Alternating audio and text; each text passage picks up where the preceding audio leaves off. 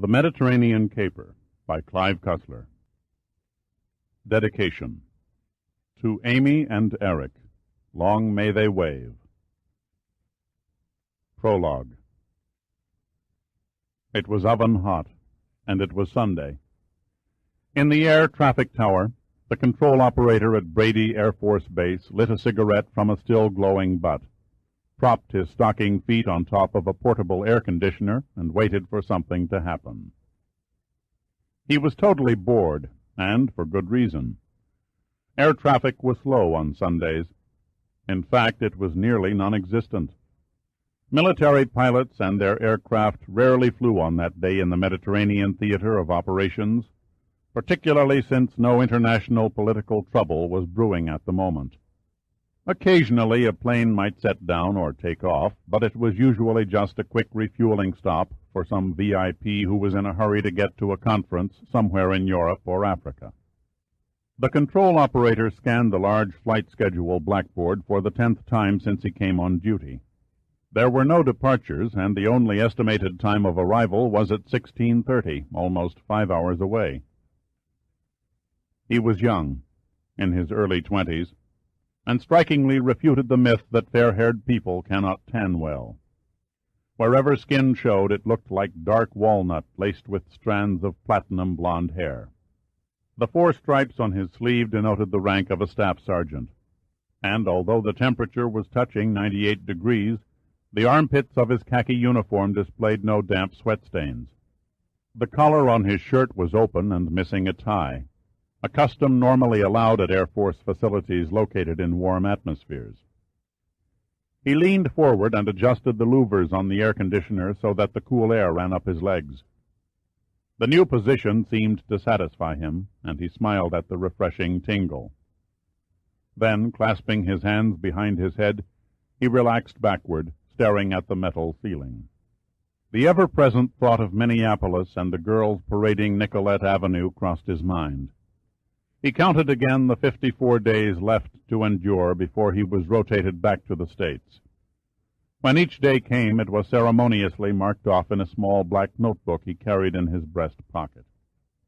Yawning for perhaps the 20th time, he picked up a pair of binoculars that were sitting on the window ledge, and surveyed the parked aircraft that rested on the dark asphalt runway stretching beneath the elevated control tower. The runway lay on the island of Thasos in the northern part of the Aegean Sea. The island was separated from the Greek Macedonia mainland by 16 miles of water, appropriately called the Thasos Strait. The Thasos landmass consisted of 170 square miles of rock, timber, and remnants from classical history dating back to 1000 B.C.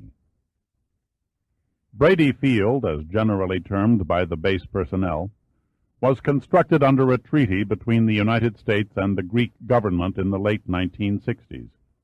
Except for 10 F-105 Starfire jets, the only other permanently based aircraft were 2 monstrous C-133 Cargomaster transports that sat like a pair of fat silver whales, glistening in the blazing Aegean sun. The sergeant pointed the binoculars at the dormant aircraft and searched for signs of life. The field was empty. Most of the men were either in the nearby town of Panagia drinking beer, sunbathing on the beach, or napping in the air-cooled barracks. Only a solitary MP guarding the main gate, and the constant rotation of the radar antennae atop its cement bunker, offered any form of human presence. He slowly raised the lenses and peered over the azure sea. It was a bright, cloudless day, and he could easily recognize details on the distant Greek mainland. The glasses swung east and gathered in the horizon line where deep blue water met light blue sky. Through the shimmering haze of heat waves, the white speck of a ship resting at anchor came into view. He squinted and adjusted the focus knob to clarify the ship's name on the bow. He could just barely make out the tiny black words, "First Attempt." That's a dumb name, he thought. The significance escaped him. Other markings also darkened the ship's hull. In long, heavy black lines across the center of the hull were the vertical letters NUMA, which he knew stood for the National Underwater Marine Agency. A huge crooked crane stood on the stern of the ship and hung over the water, lifting a round, ball-like object from the depths. The sergeant could see men laboring about the crane, and he felt inwardly glad that civilians had to work on a Sunday, too. Suddenly his visual exploration was cut short by a robot-like voice over the intercom. "Hello, control tower. This is radar. Over." The sergeant laid down the binoculars and flicked a microphone switch. "This is the control tower, radar. What's up?" "I've got a contact about 10 miles to the west." "10 miles west?" boomed the sergeant. "That's inland over the island. Your contact is practically on top of us." He turned and looked again at the big lettered blackboard, reassuring himself that no scheduled flights were due. "Next time, let me know sooner." "Beats me where it came from," droned the voice from the radar bunker. "Nothing has shown on the scope in any direction under 100 miles in the last 6 hours." "Well, either stay awake down there or get your damn equipment checked," snapped the sergeant. He released the mic button and grabbed the binoculars. Then he stood up and peered to the west. It was there, a tiny dark dot, flying low over the hills at treetop level. It came slow, no more than 90 miles an hour. For a few moments it seemed to hang suspended over the ground, and then, almost all at once, it began to take on shape. The outlines of the wings and fuselage drew into sharp focus through the binoculars. It was so clear as to be unmistakable. The sergeant gaped in astonishment as the rattly-bang engine sound of an old single-seat bi-wing airplane, complete with rigid spoked wheel landing gear, tore the arid island air. Except for the protruding inline cylinder head, the fuselage followed a streamlined shape that tapered to straight sides at the open cockpit. The great wooden propeller beat the air like an old windmill, pulling the ancient craft over the landscape at a tortoise-like airspeed. The fabric-covered wings wavered in the wind and showed the early characteristic scalloped trailing edge. From the spinner enclosing the propeller hub to the rear tips of the elevators, the entire machine was painted a bright and flamboyant yellow. The sergeant lowered the glasses just as the plane, displaying the familiar black Maltese cross markings of World War I Germany, flashed by the control tower. In another circumstance, the sergeant would have probably dropped to the floor if an airplane buzzed the control tower at no more than 5 feet. But his amazement at seeing a very real ghost from the dim skies of the Western Front was too much for his senses to grasp, and he stood stock still. As the plane passed, the pilot brazenly waved from his cockpit. He was so close that the sergeant could see the features of his face under the faded leather helmet and goggles. The specter from the past was grinning and patting the butts of the twin machine guns mounted on the cowling. Was this some sort of colossal joke? Is the pilot a nutty Greek with a circus? Where did he come from? The sergeant's brain spun with questions, but no answers. Suddenly he became aware of twin blinking spots of light, emitting behind the propeller of the plane. Then the glass of the control tower windows shattered and disappeared around him. A moment in time stopped, and war came to Brady Field. The pilot of the World War I fighter dipped around the control tower and strafed the sleek modern jets parked lazily on the runway. One by one, the F-105 Starfires were raked and slashed by ancient 8mm bullets that tore into their thin aluminum skin. 3 of them burst into flames as their full tanks of jet fuel ignited. They burned fiercely, melting the soft asphalt into smoking puddles of tar. Again and again the bright yellow flying antique soared over the field, spitting a leaden stream of destruction. One of the C-133 cargo masters went next. It erupted in a gigantic roar of flames that rose hundreds of feet into the air. In the tower, the sergeant lay on the floor, looking dazedly at a red trail of blood that oozed from his chest. He gently pulled the black notebook from his breast pocket and stared in fascinated surprise at a small, neat hole in the middle of the cover. A dark veil began to circle his eyes, and he shook it off. Then he struggled to his knees and looked around the room. Glittering fragments of broken glass blanketed the floor, the radio equipment, the furniture. In the center of the room, the air conditioner lay upside down like a dead mechanical animal, its legs thrown stiffly in the air and its coolant trickling onto the floor from several round punctures. The sergeant dully peered up at the radio. Miraculously, it was untouched. Painfully, he crawled across the floor, slicing his knees and hands on the crystal slivers. He reached the microphone and grasped it tightly, bloodying the black plastic handle. Darkness crowded the sergeant's thoughts. What is the proper procedure, he wondered. What does one say at a time like this? Say something, his mind shouted. Say anything. To all who can hear my voice, Mayday! Mayday! This is Brady Field. We are under attack by an unidentified aircraft. This is not a drill. I repeat, Brady Field is under attack.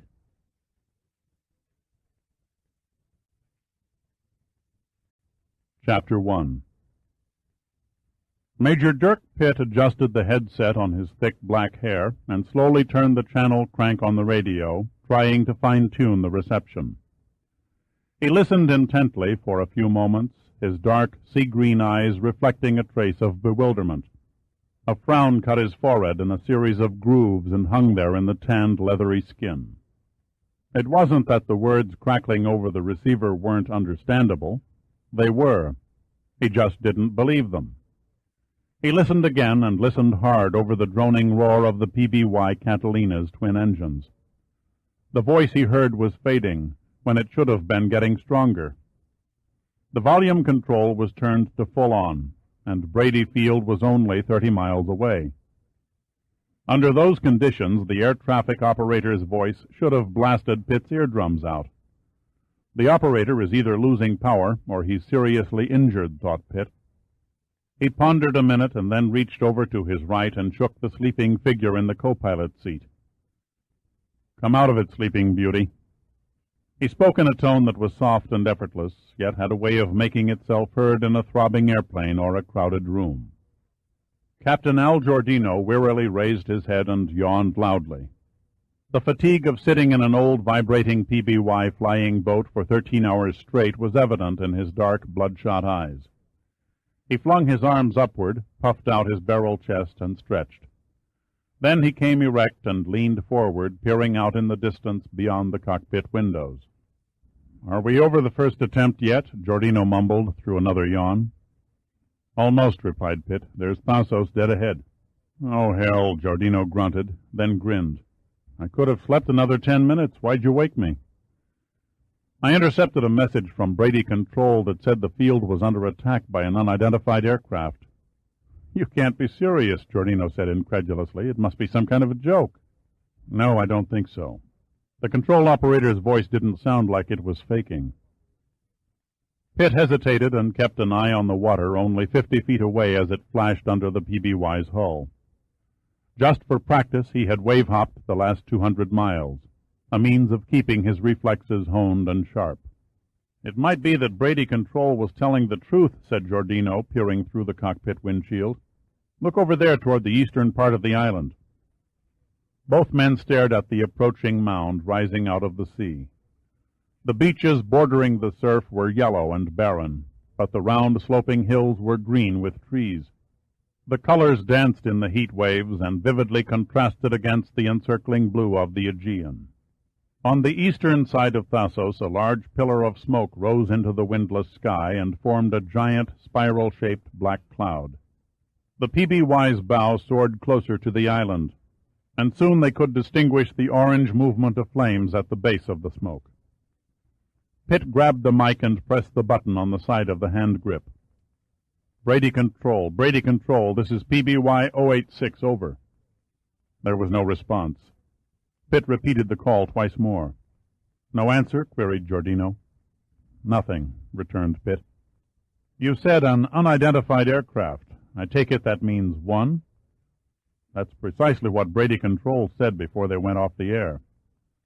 It doesn't make sense. Why would one plane attack a United States Air Force base? Who knows, Pitt said, easing the control column back slightly. Maybe it's an irate Greek farmer who's tired of our jets scaring his goats. Anyway, it can't be a full-scale attack, or Washington would have notified us by now. We'll have to wait and see. He rubbed his eyes and blinked away the drowsiness. Get ready, I'm going to take her up. Circle in over those hills and come down out of the sun for a closer look. Take it nice and easy. Giordino's eyebrows came together and he grinned a serious grin. This old bus is way overmatched if that's a rocket-firing jet down there. Don't worry, Pitt laughed. My main goal in life is to stay healthy as long as possible. He pushed the throttles forward, and the two Pratt & Whitney Wasp engines increased their beat. His large brown hands moved efficiently, pulling back on the control column, and the plane aimed its flat snout at the sun. The big Catalina rose steadily, gaining altitude by the second, and circled above the Thasos Mountains in the direction of the growing smoke cloud. Suddenly, a voice broke in over Pitt's headset. The unexpected sound nearly deafened his ears before he could lower the volume. The same voice he heard before, but stronger this time. "This is Brady Control calling. We are under attack. I repeat, we are under attack. Come in. Anybody, please reply." The voice was near hysteria. Pitt replied, "Brady Control, this is PBY 086, over." "Thank God someone answered," the voice gasped. "I tried to raise you before, Brady Control, but you faded and went off the air. I was hit in the first attack. I must have passed out. I'm all right now." The words sounded broken but coherent. "We're approximately 10 miles west of you at 6,000 feet. Pitt spoke slowly and did not repeat his position. "What is your situation?" "We have no defense. All our aircraft were destroyed on the ground. The nearest interceptor squadron is 700 miles away. They'll never get here in time. Can you assist?" Pitt shook his head from side to side from habit. "Negative, Brady Control. My top speed is under 190 knots, and I only have a couple of rifles on board. We'd be wasting our time engaging a jet." "Please assist," the voice pleaded. "Our attacker is not a jet bomber, but a World War I biplane. I repeat, our attacker is a World War I biplane. Please assist." Pitt and Giordino merely looked at each other, dumbfounded. It was a full 10 seconds before Pitt could pull his senses back into rein. "Okay, Brady Control, we're coming in. But you'd better know your aircraft identification, or you're going to make a pair of little old silver-haired mothers damn sad if my co-pilot and I buy the farm. Over and out." Pitt turned to Giordino and spoke quickly, without facial expression, his tone confident and calculating. "Go aft and throw open the side hatches. Use one of the carbines and make like a sharpshooter." "I can't believe what I'm hearing," Giordino said, stunned. Pitt shook his head. "I can't quite accept it either, but we've got to give those guys down there on the ground a helping hand. Now hurry it up." "I'll do it," Giordino muttered, "but I still don't believe it." "Yours is not to reason why, my friend." Pitt lightly punched Giordino on the arm and smiled briefly. "Good luck." "Save it for yourself. You bleed just as easily as I do," Giordino said soberly. Then, muttering quietly under his breath, he rose from the co-pilot's seat and made his way to the ship's waist. Once there, he pulled the .30 caliber carbine from an upright cabinet and shoved the 15-shot clip into the receiver. A blast of warm air struck his face, filling the compartment when he opened the waist hatches. He checked the gun once more and sat down to wait, his thoughts drifting to the big man who was piloting the plane. Giordino had known Pitt for a long time. They'd played together as boys, ran on the same high school track team, and dated the same girls. He knew Pitt better than any man alive, any woman, too, for that matter. Pitt was, in a sense, two men, neither of them directly related to the other. There was the coldly efficient Dirk Pitt, who rarely made a mistake, and yet was humorous, unpretentious, and easily made friends with everyone who came in contact with him. A rare combination. Then there was the other Pitt, the moody one, the one who often withdrew to himself for hours at a time and became remote and aloof, as though his mind were constantly churning over some distant dream. There had to be a key that unlocked and opened the door between the two Pitts, but Giordino had never found it. He did know, however, that the transition from one Dirk Pitt to the other took place more frequently in the past year, since Pitt lost a woman in the sea near Hawaii, a woman he had loved deeply. Giordino remembered noticing Pitt's eyes before coming back to the main cabin, how the deep green had transformed to a glinting brightness at the call of danger. Giordino had never seen eyes quite like them, except once, and he shuddered slightly at the recollection as he glanced at the missing finger on his right hand.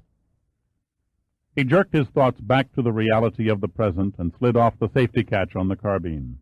Then, strangely, he felt secure. Back in the cockpit, Pitt's tanned face was a study in masculinity. He was not handsome in the movie star sense, far from it. Women rarely, if ever, threw themselves at him. They were usually a little awed and uncomfortable in his presence. They somehow sensed that he was not a man who catered to feminine wiles or silly coquettish games. He loved women's company and the feel of their soft bodies, but he disliked the subterfuge, the lies, and all the other ridiculous little ploys it took to seduce the average female. Not that he lacked cleverness at getting a woman between the sheets. He was an expert, but he had to force himself to play the game.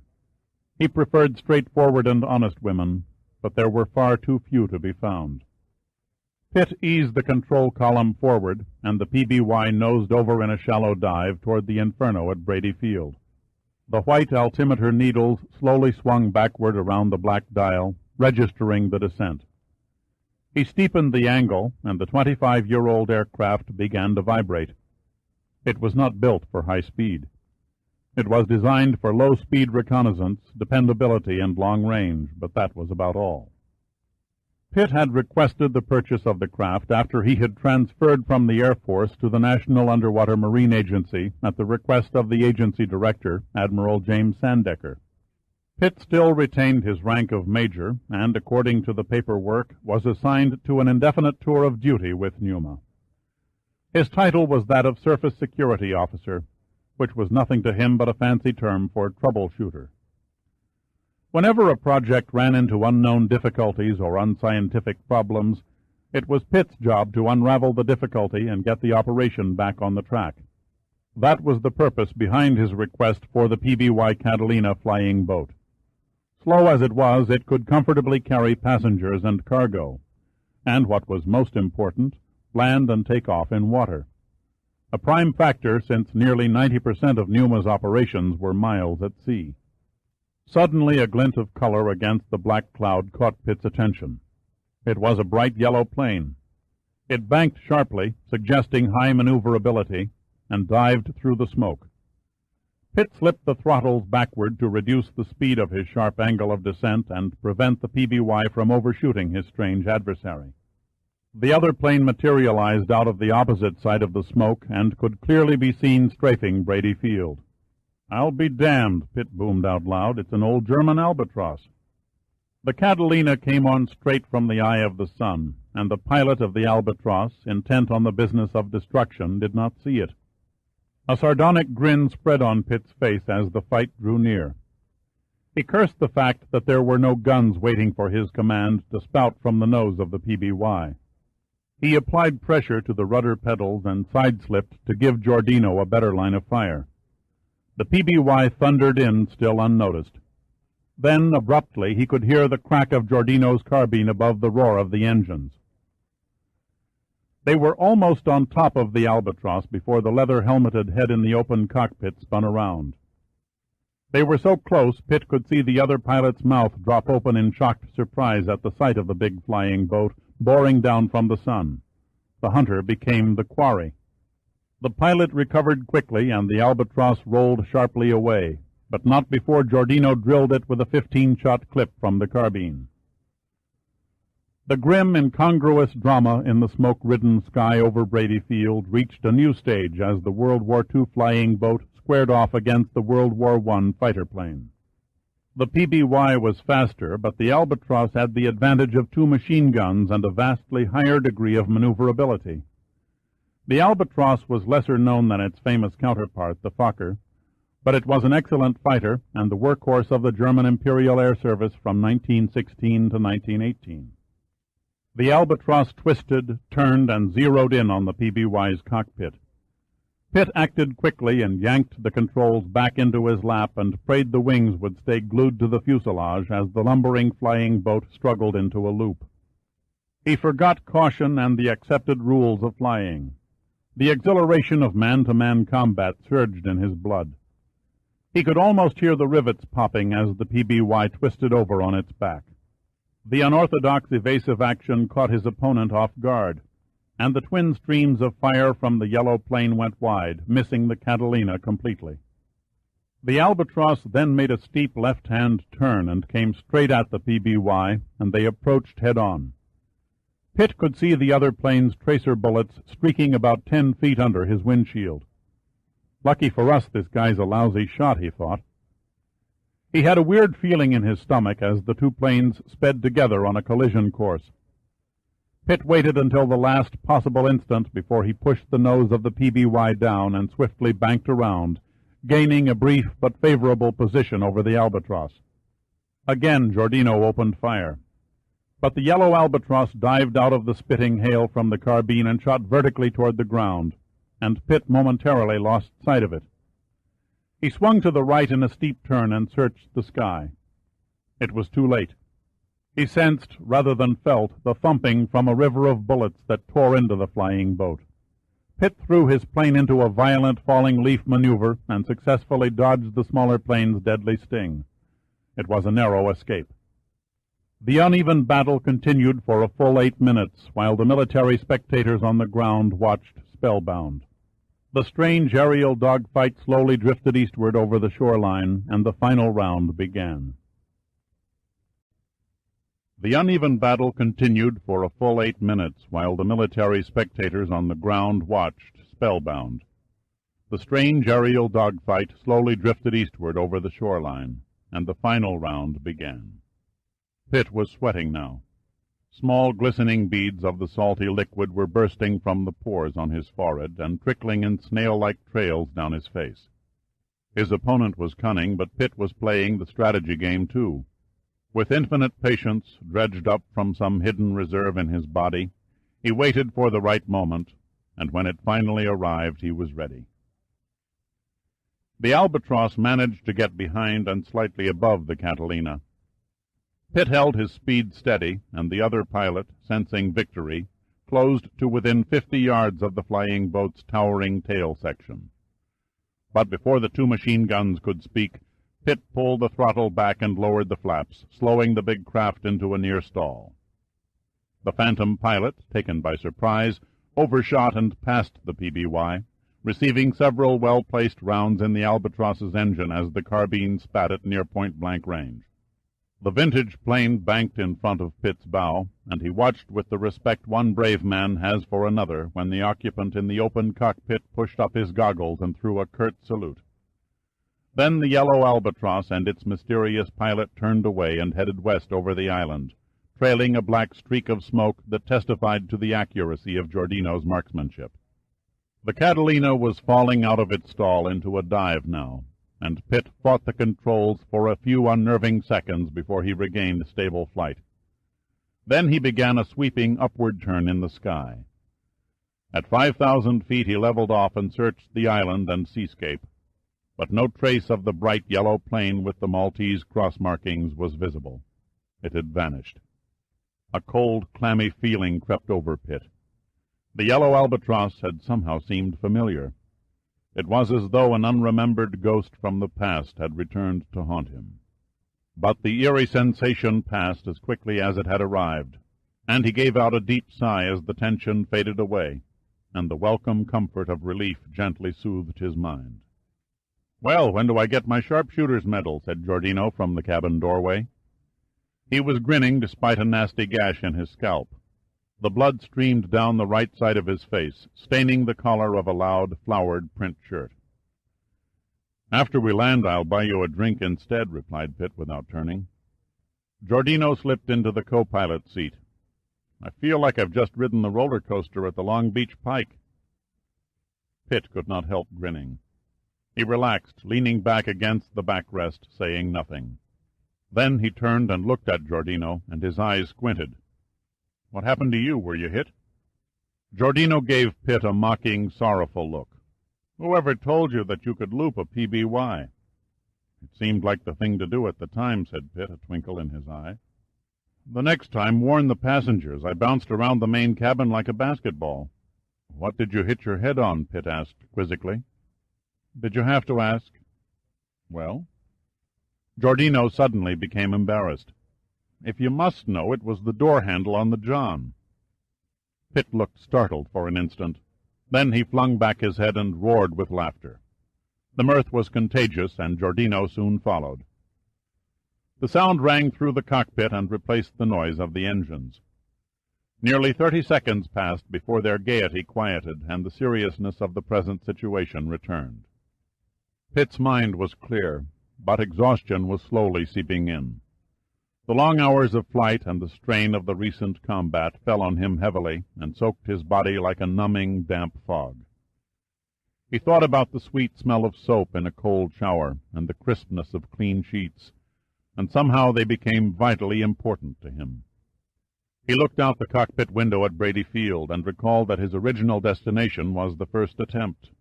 But a dim hunch, or call it a hindsight, made him change his mind. Instead of landing in the water and rendezvousing alongside of the first attempt, I think we'd better set down at Brady Field. I have a foreboding feeling we may have taken a few bullets in our hull. Good idea, Giordino replied. I'm not in the mood for bailing. The big flying boat made its final approach and lined up on the wreckage-strewn runway.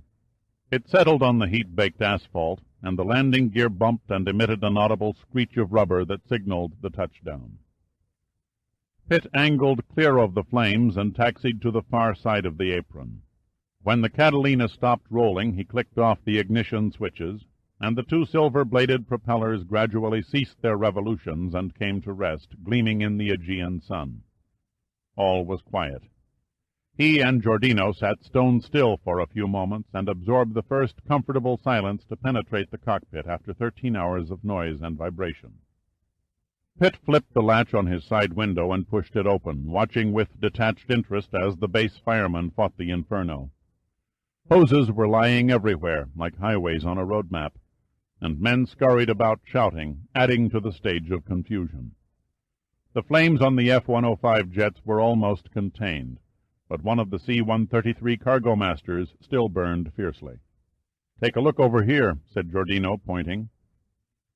Pitt leaned over the instrument panel and stared out of Giordino's window at a blue Air Force station wagon that careened across the runway in the direction of the PBY.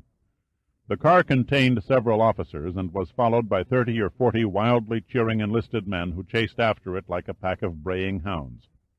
"Now that's what I call one hell of a reception committee," Pitt said, amused and broadly smiling. Giordino mopped his bleeding cut with a handkerchief. When the cloth was soaked through with red ooze, he wadded it up and threw it out of the window to the ground.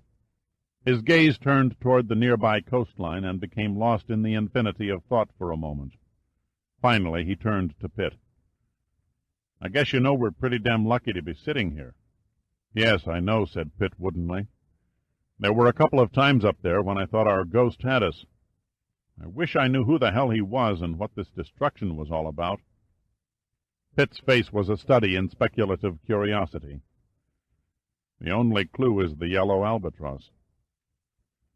Giordino eyed his friend questioningly. What possible meaning could the color of that old flying derelict have?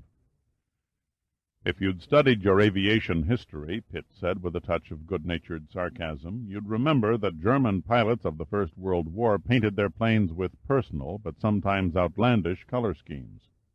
"Save the history lesson for later," Giordino growled. "Right now all I want to do is get out of this sweat-box and collect that drink you owe me." He rose from his seat and started for the exit hatch. The blue station wagon skidded to a halt beside the big silver flying boat, and all 4 doors burst open. The occupants leaped out shouting and began pounding on the plane's aluminum hatch.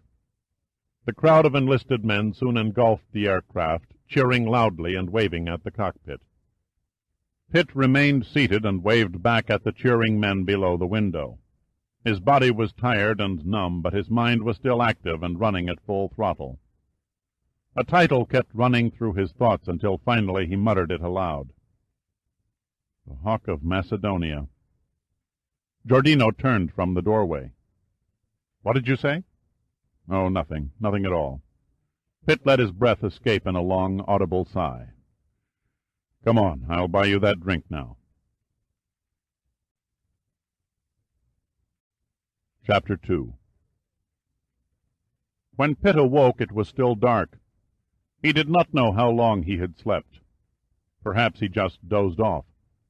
Perhaps he had been lost under the black cloak of sleep for hours. He did not know, nor did he care. The metal springs of the Air Force cot squeaked as he rolled over, seeking a more comfortable position. But the comfort of deep sleep eluded him. His conscious mind dimly tried to analyze why. Was it the steady humming noise of the air conditioner, he asked himself? He was used to drifting off under the loud din of aircraft engines, so that couldn't be it. Maybe it was the scurrying cockroaches. God knows Thasos was covered with them. No, it was something else. Then he knew. The answer pierced the fog of his drowsy brain. It was his other mind, the unconscious one, that was keeping him awake. Like a movie projector, it flashed pictures of the strange events from the previous day over and over again. One picture stood out above all the rest. It was the photograph in a gallery of the Imperial War Museum. Pitt could recall it vividly.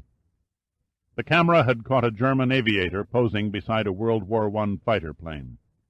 He was garbed in the flying togs of the day, and his right hand rested upon the head of an immense white German shepherd. The dog, obviously a mascot, was panting and looking up at his master with a patronizing doe-like expression. The flyer stared back at the camera with a boyish face that somehow looked naked without the usual Prussian dueling scar and monocle. However, the proud Teutonic military bearing could be easily seen in the hint of an insolent grin and the ramrod-straight posture. Pitt even remembered the caption under the photo. "The Hawk of Macedonia. Lieutenant Kurt Heibert, of Jagdstaffel 91, attained 32 victories over the Allies on the Macedonian front, one of the outstanding aces of the Great War. Presumed shot down and lost in the Aegean Sea on July 15, 1918. For some time Pitt lay staring in the darkness. There would be no more sleep tonight, he thought. Sitting up and leaning on one elbow, he reached over a bedside table, groped for his Omega watch, and held it in front of his eyes. The luminous dial read 4:09. Then he sat up and propped the bare soles of his feet on the vinyl tile floor. A package of cigarettes sat next to the watch, and he pulled out one and lit it with a silver Zippo lighter. Inhaling deeply, he stood up and stretched. His face grimaced. The muscles of his back stung from the backslapping he had received from the cheering men of Brady Field right after he and Giordino had climbed from the cockpit of the PBY. Pitt smiled to himself in the dark as he thought about the warm handshakes and congratulations pressed upon them. The moonlight, beaming in through the window of the officers' quarters, and the warm, clear air of early morning made Pitt restless. He stripped off his shorts and rummaged through his luggage in the dim light. When his touch recognized the cloth shape of a pair of swim trunks, he slipped them on, snatched a towel from the bathroom, and stepped out into the stillness of the night. Once outside, the brilliant Mediterranean moon enveloped his body and laid bare the landscape with an eerie, ghost-like emptiness. The sky was all studded with stars and revealed the Milky Way in a great white design across a black velvet backdrop. Pitt strolled down the path from the officers' quarters toward the main gate. He paused for a minute, looking at the vacant runway, and he noticed a black area every so often in the rows of multicolored lights that stitched the edges. Several of the lights in the signal system must have been damaged in the attack, he thought. However, the general pattern was still readable to a pilot making a night landing. Behind the intermediate lights he could make out a dark outline of the PBY, sitting forlornly on the opposite side of the apron like a nesting duck. The bullet damage to the Catalina's hull turned out to be slight, and the flight line maintenance crew promised that they would begin repairs first thing in the morning, the restoration taking 3 days. Colonel James Lewis, the base commanding officer, had expressed his apologies at the delay. but he needed the bulk of the maintenance crew to work on the damaged jets and the remaining C-133 cargo master.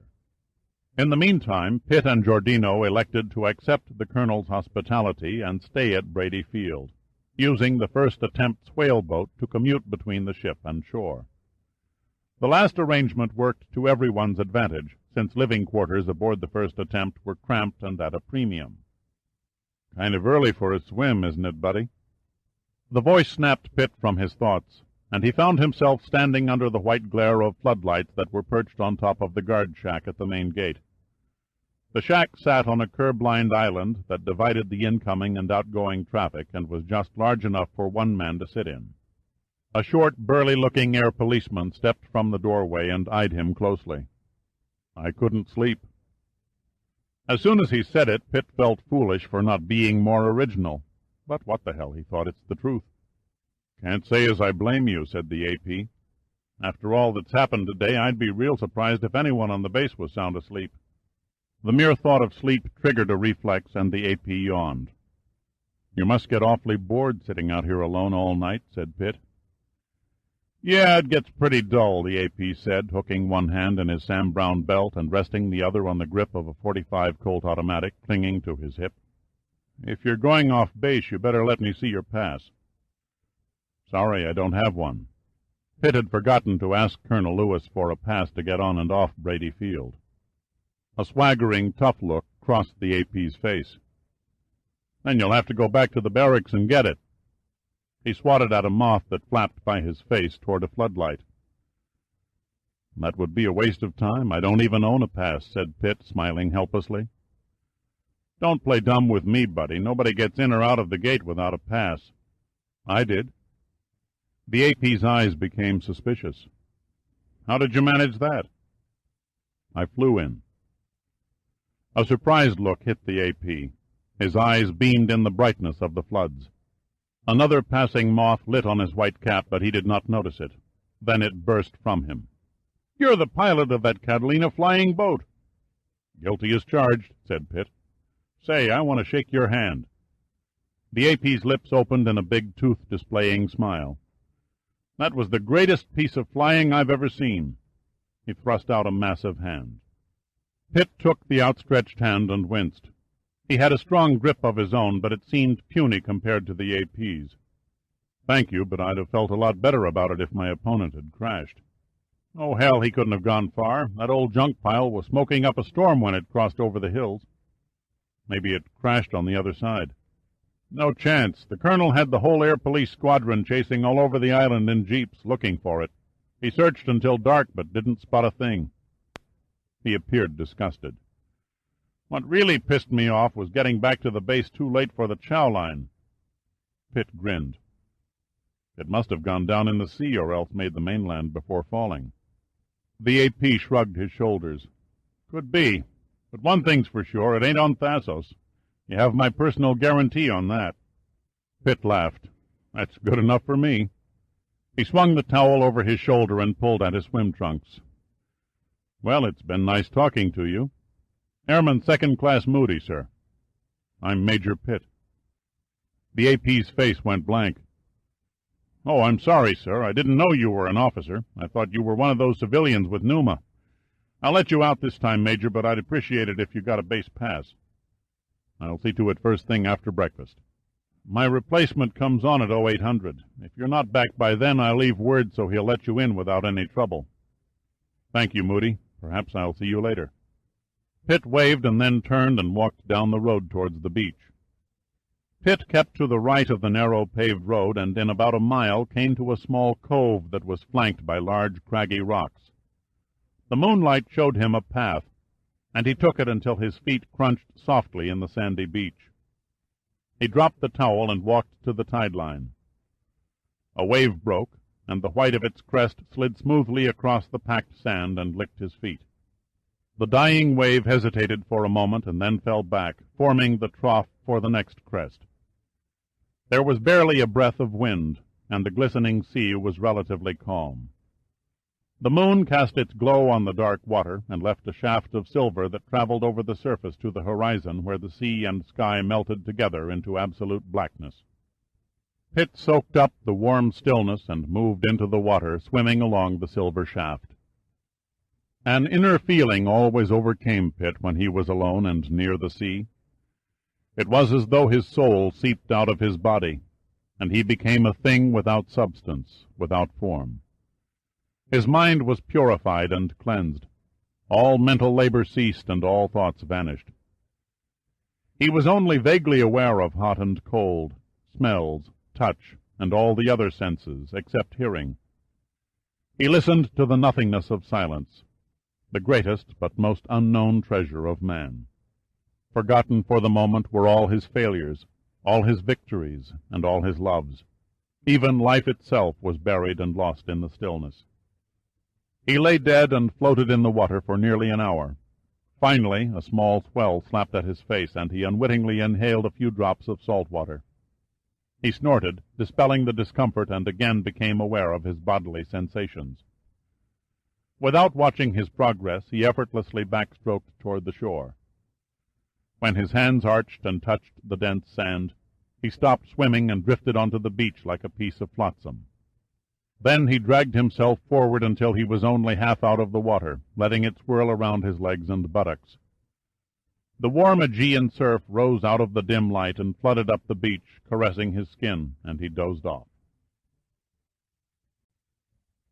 The stars were beginning to blink out one by one with the pale light of the approaching dawn, when an inner alarm sounded in Pitt's brain, and he suddenly became alert to a presence. Instantly he was awake, but he made no movement other than peering through half-open eyes. He barely could make out a shadowy form standing over him.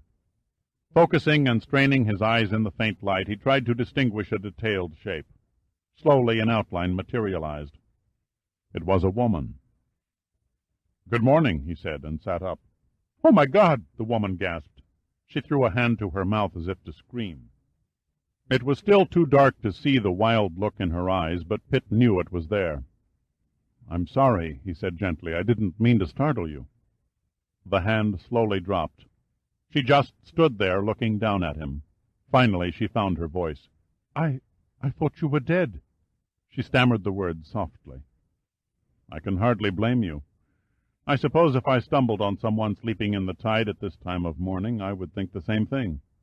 "You gave me quite a frightful shock, you know, sitting up and talking like that." "Again, my sincere apologies." It suddenly occurred to Pitt that the woman was speaking English. Her accent was decidedly British, but it had a trace of German. He rose to his feet. "Please allow me to introduce myself. My name is Dirk Pitt." "I'm Terry," she said, "and I can't tell you how happy I am to see you alive and healthy, Mr. Pitt." She didn't offer her last name, and Pitt didn't press for it. "Believe me, Terry, the pleasure is all mine." He pointed to the sand. "Won't you join me and help raise the sun?" She laughed. "Thank you, I'd like that. But then again, I can hardly see you. For all I know, you might be a monster or something." There was a note of whimsy in her tone. "Can I trust you?" "To be perfectly honest, no. I think it only fair to warn you that I've assaulted over 200 innocent virgins right here on this very spot."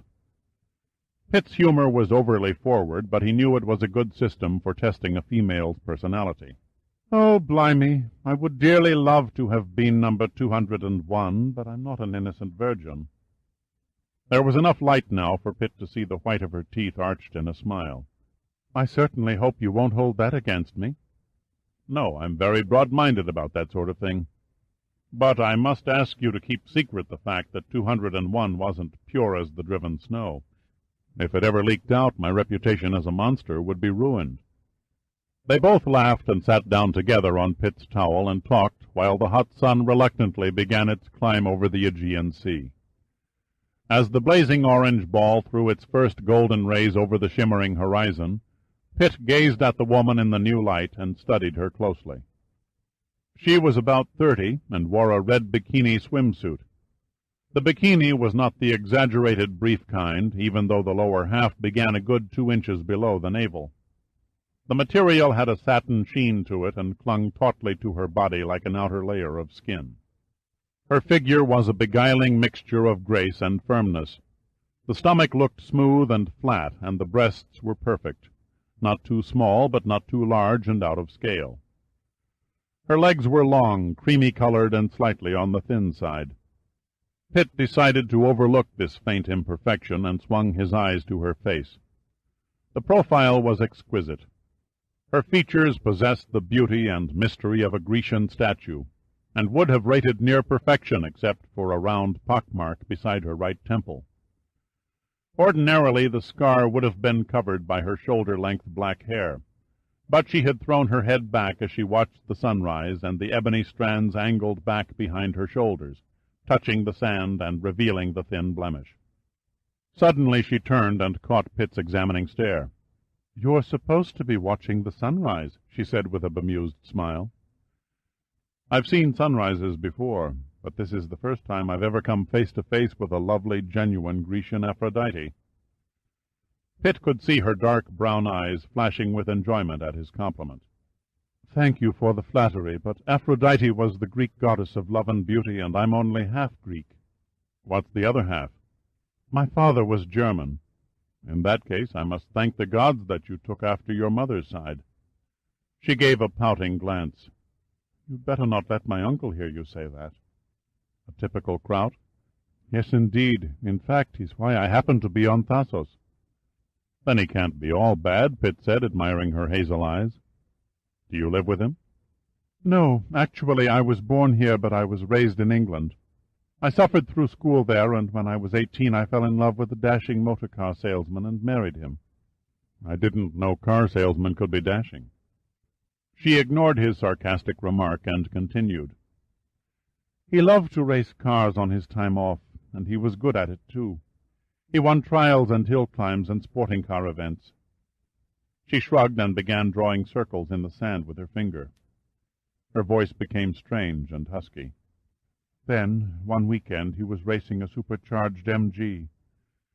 It was raining, and he skidded off the course and hit a tree.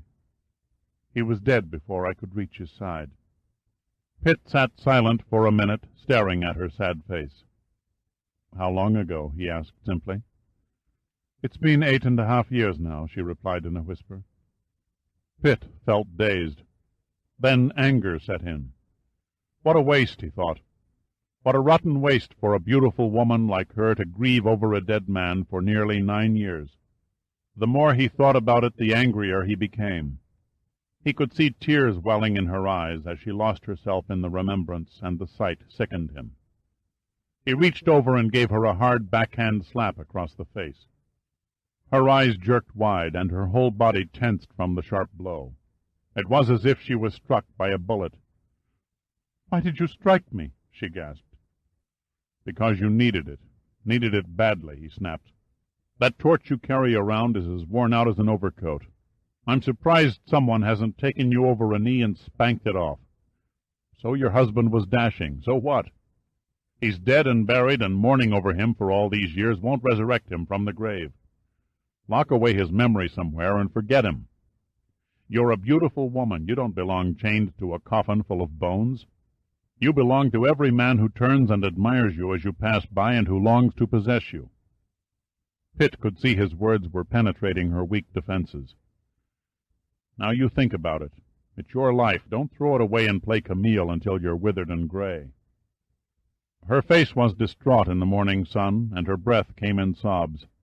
Pitt let her cry for a long time. When she finally raised her head and turned it towards him, he could see that her cheeks were streaked with tears, mixed with tiny grains of sand clinging to the wetness. She looked up at him, and he caught the gleam in her eyes. They were soft and scared-looking, like a little girl's. He lifted her in his arms and kissed her. Her lips were warm and moist. "When was the last time you had a man?" he whispered. "Not since—" Her voice trailed away. Pitt took her as the long shadows of the rocks crept upward over the beach, shielding their bodies from the sun. A flight of sandpipers circled overhead and descended upon the damp sand at the water's edge. They scurried back and forth, playing tag with the surf. Every so often one of the birds would cast a beady eye at the two lovers in the shade, staring for a fleeting instant before returning to the chore of stabbing its long curved beak in the sand for food. The shadows shortened as the sun rose higher in the sky. A fishing boat chugged by 100 yards from the end of the rocks. The fishermen, dropping their nets in the water, were too busy to notice anything unusual on the shore. At last Pitt drew back and gazed down at Terry's serene and smiling face. "I don't know whether to ask for your thanks or your forgiveness," he said softly. "Please accept them both, along with my blessing," she murmured. He kissed her lightly on the eyes. "See what you've been missing all these years?" he said, grinning. "I agree. You've certainly shown me a wonderful antidote for my depression. I always prescribe seduction. It's guaranteed to cure any and all rare maladies and common ailments." "And what is your fee, doctor?" she said, accompanied with a feminine giggle. "Consider it paid in full." "You're not going to get off that easily. I must insist you come to my uncle's house for dinner tonight." "I shall consider it an honor," he said. "What time and how do I get there?" "I'll have my uncle's driver pick you up at the entrance to Brady Field at 6 o'clock. Pitt's eyebrows raised. "What makes you think I'm stationed at Brady Field?" "You're obviously an American, and that's where all the Americans on the island are." Terry grasped his hand and pressed it to her face. "Tell me about yourself.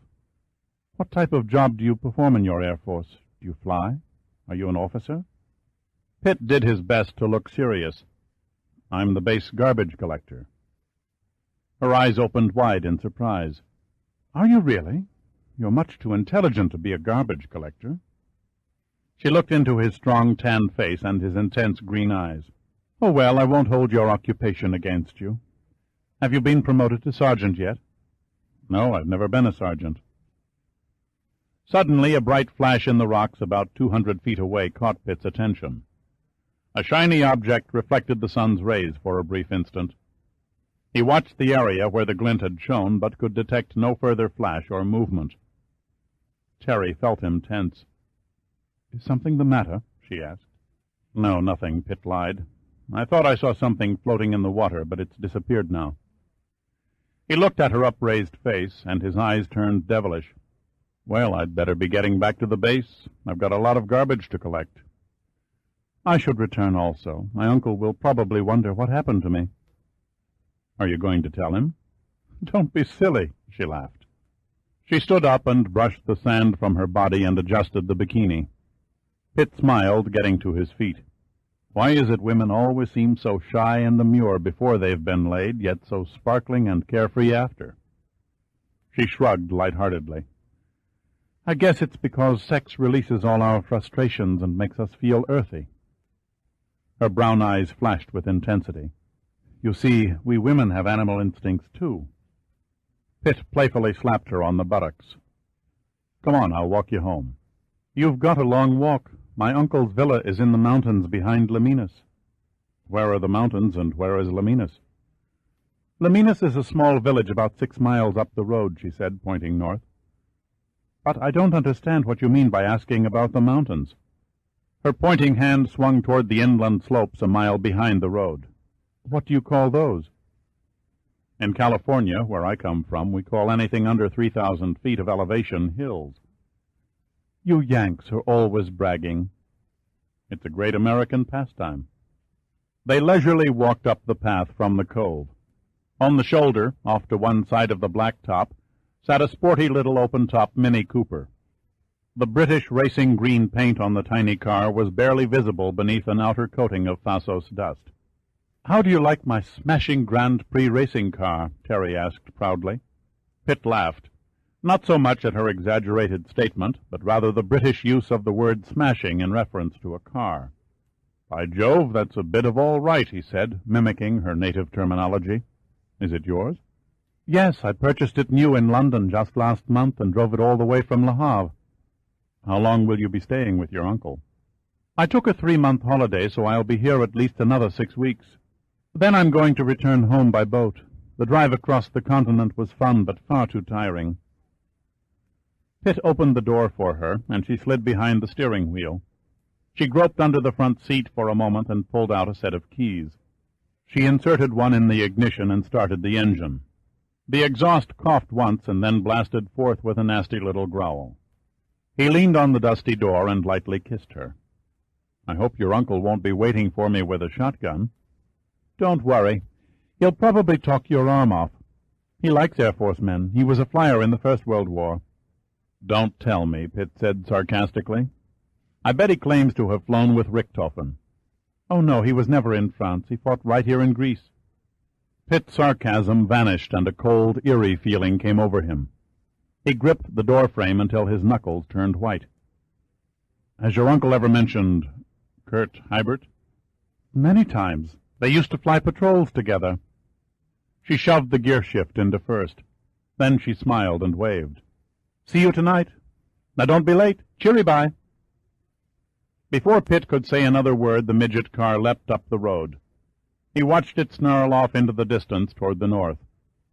The dusty green blur passed over a crest of pavement, and the last thing he saw was Terry's black hair whipping in the wind. Already it was beginning to get uncomfortably hot. Idly he turned and began walking back to the airfield. He stepped on a sharp object with his bare foot and cursed under his breath while he hopped about on one leg trying to remove a small burr. Jerking it from his heel angrily, he flipped it in a roadside bush. He was carefully watching the ground to avoid another sting when he noticed a set of footprints. Whoever made them had been wearing hobnailed soles. Pitt knelt and studied the indentations. He could easily distinguish his and Terry's prints, since they had both been barefoot. His mouth twisted grimly. In several places the shoe prints covered the bare ones. Someone had followed Terry toward the beach, he reasoned. He raised one hand and shielded his eyes, looking at the sun. It was still quite early, so he decided to pursue the trail. The tracks led halfway down the path and then veered off in the direction of the rocks. Here the trail ended, so he scrambled over the hard, craggy surface and picked up the scent again on the other side. The tracks angled back to the road, only further away from the path this time. A branch scraped a thorny limb across Pitt's arm, drawing thin lines of blood, but he was not aware of it. He was beginning to sweat when he stepped back on the road. At last the hobnailed prints ended and heavy tire tracks began. The tire's tread left a peculiar set of diamond-shaped patterns in the dirt beside the pavement. There was no traffic visible in either direction, so Pitt calmly laid the towel down in the center of the road, sat on it, and began to reenact the scene in his mind. Whoever shadowed Terry had parked here, walked back to her car, and then followed her down the path. But before reaching the beach, the stalker must have heard voices, so he turned and made his way in the darkness to the rocks where he hid, spying on the girl and Pitt. After it became light from the dawn, the intruder returned to the road, using the rocks to conceal his movements. It was an elementary puzzle, and it fit neatly together, except for the fact that 3 pieces were missing. Why had Terry been followed, and by whom? A thought occurred to Pitt, and he smiled to himself. The simple answer was very likely a local peeping Tom. If that were the case, the observer got more than he bargained for. A knot formed in Pitt's stomach. It was the 3rd missing piece that bothered him the most. Something in his logical mind would not gel. He looked over at the tire tracks again. They were too large for an ordinary car. They could only come from a more massive vehicle, say a truck. His eyes narrowed, and his brain began to churn. He wouldn't have heard Terry drive up because he was asleep, and the truck had probably coasted to a stop noiselessly. Pitt's intent gaze turned from the diamond tread tire tracks to the beach. The tide was creeping over the sand and erasing all signs of recent human activity. He gauged the distance from the road to the beach and began to term the problem in the manner of a 5th-grade schoolteacher. If a truck is at point A, and 2 people are on the beach 250 feet away at point B, why wouldn't the 2 people on the beach hear the truck start its engine in the silence of early morning? The answer eluded him, so Pitt shrugged and gave up. He shook out the towel and, wrapping it around his neck, walked back along the deserted road toward the main gate, whistling, "It's a Long Road to Tipperary." Chapter 3. The young blond crewman cast off the lines, and the little 26-foot double-ended whaleboat surged sluggishly away from the makeshift dock near Brady Field, setting a course over the blue carpet of water toward the first attempt. The throbbing four-cylinder Buddha engine pushed the sturdy boat along at 8 knots and cast the familiar nautical stink of diesel fumes over the deck. It was a few minutes to 9 now, and the sun was hotter, and even a slight breeze from the sea offered no relief. Pitt stood and watched the shore recede until the dock became a dirty speck on the surf line. Then he hoisted his 190 pounds onto the high tubular railing that circled the stern, and sat with his buttocks hanging precariously over the boat's frothing white wake. From his unusual position he could feel the pulsations from the shaft, and by looking straight down he could see the propeller drill its way through the water. The whaleboat was only a quarter of a mile from the first attempt when Pitt noticed the young crewman at the helm eyeing him with a mild look of respect. "Excuse me, sir, but you look like you've spent some time in a double-ender." The blond crewman nodded at Pitt's seat on the railing. The young man had an academic air about him that implied scientific intelligence. Well tanned from the Aegean sun, he wore Bermuda shorts and nothing else except a long, sparse yellow beard. Pitt wrapped a hand around the stern light staff for support and groped in a breast pocket with his other hand for a cigarette. "I used to have one when I was in high school," he said casually. "You must have lived near the water," said the young crewman. "Newport Beach, California." "That's a great place. I used to drive up there all the time when I was taking postgraduate courses at Scripps in La Jolla." The young crewman cracked a crooked smile. "Man, oh man, was that ever a great place for girls. You must have had a ball growing up there." "I could think of worse places to go through puberty." As long as the young man was talking freely, Pitt switched the subject. "Tell me, what sort of trouble have you been having on the project?" "Everything went fine for the first couple of weeks, but as soon as we found a promising location to investigate, things turned sour, and we've had nothing but rotten luck since." "For instance?" "Mostly equipment failure, broken cables, missing and damaged parts, generator breakdowns, you know, things like that." They were nearing the first attempt now, and the young crewman turned back to the helm and maneuvered the small boat alongside of the boarding ladder. Pitt stood and looked up at the larger vessel, surveying its outward appearance. By maritime standards, she was a small ship. 820 tons, 152 feet in length overall. Her keel was originally laid on an ocean-going tug in the Dutch shipyards of Rotterdam before World War II. Immediately after the Germans invaded the lowlands, her crew slipped her away to England, where she performed outstanding and meritorious service throughout the war, towing torpedoed and crippled ships into the British port of Liverpool under the noses of Nazi U-boats. After the end of European hostilities, her tired and battered hull was traded by the Dutch government to the U.S. Navy, who promptly enlisted her in the mothball fleet at Olympia, Washington. There she sat for 25 long years, sleeping under a gray plastic cocoon.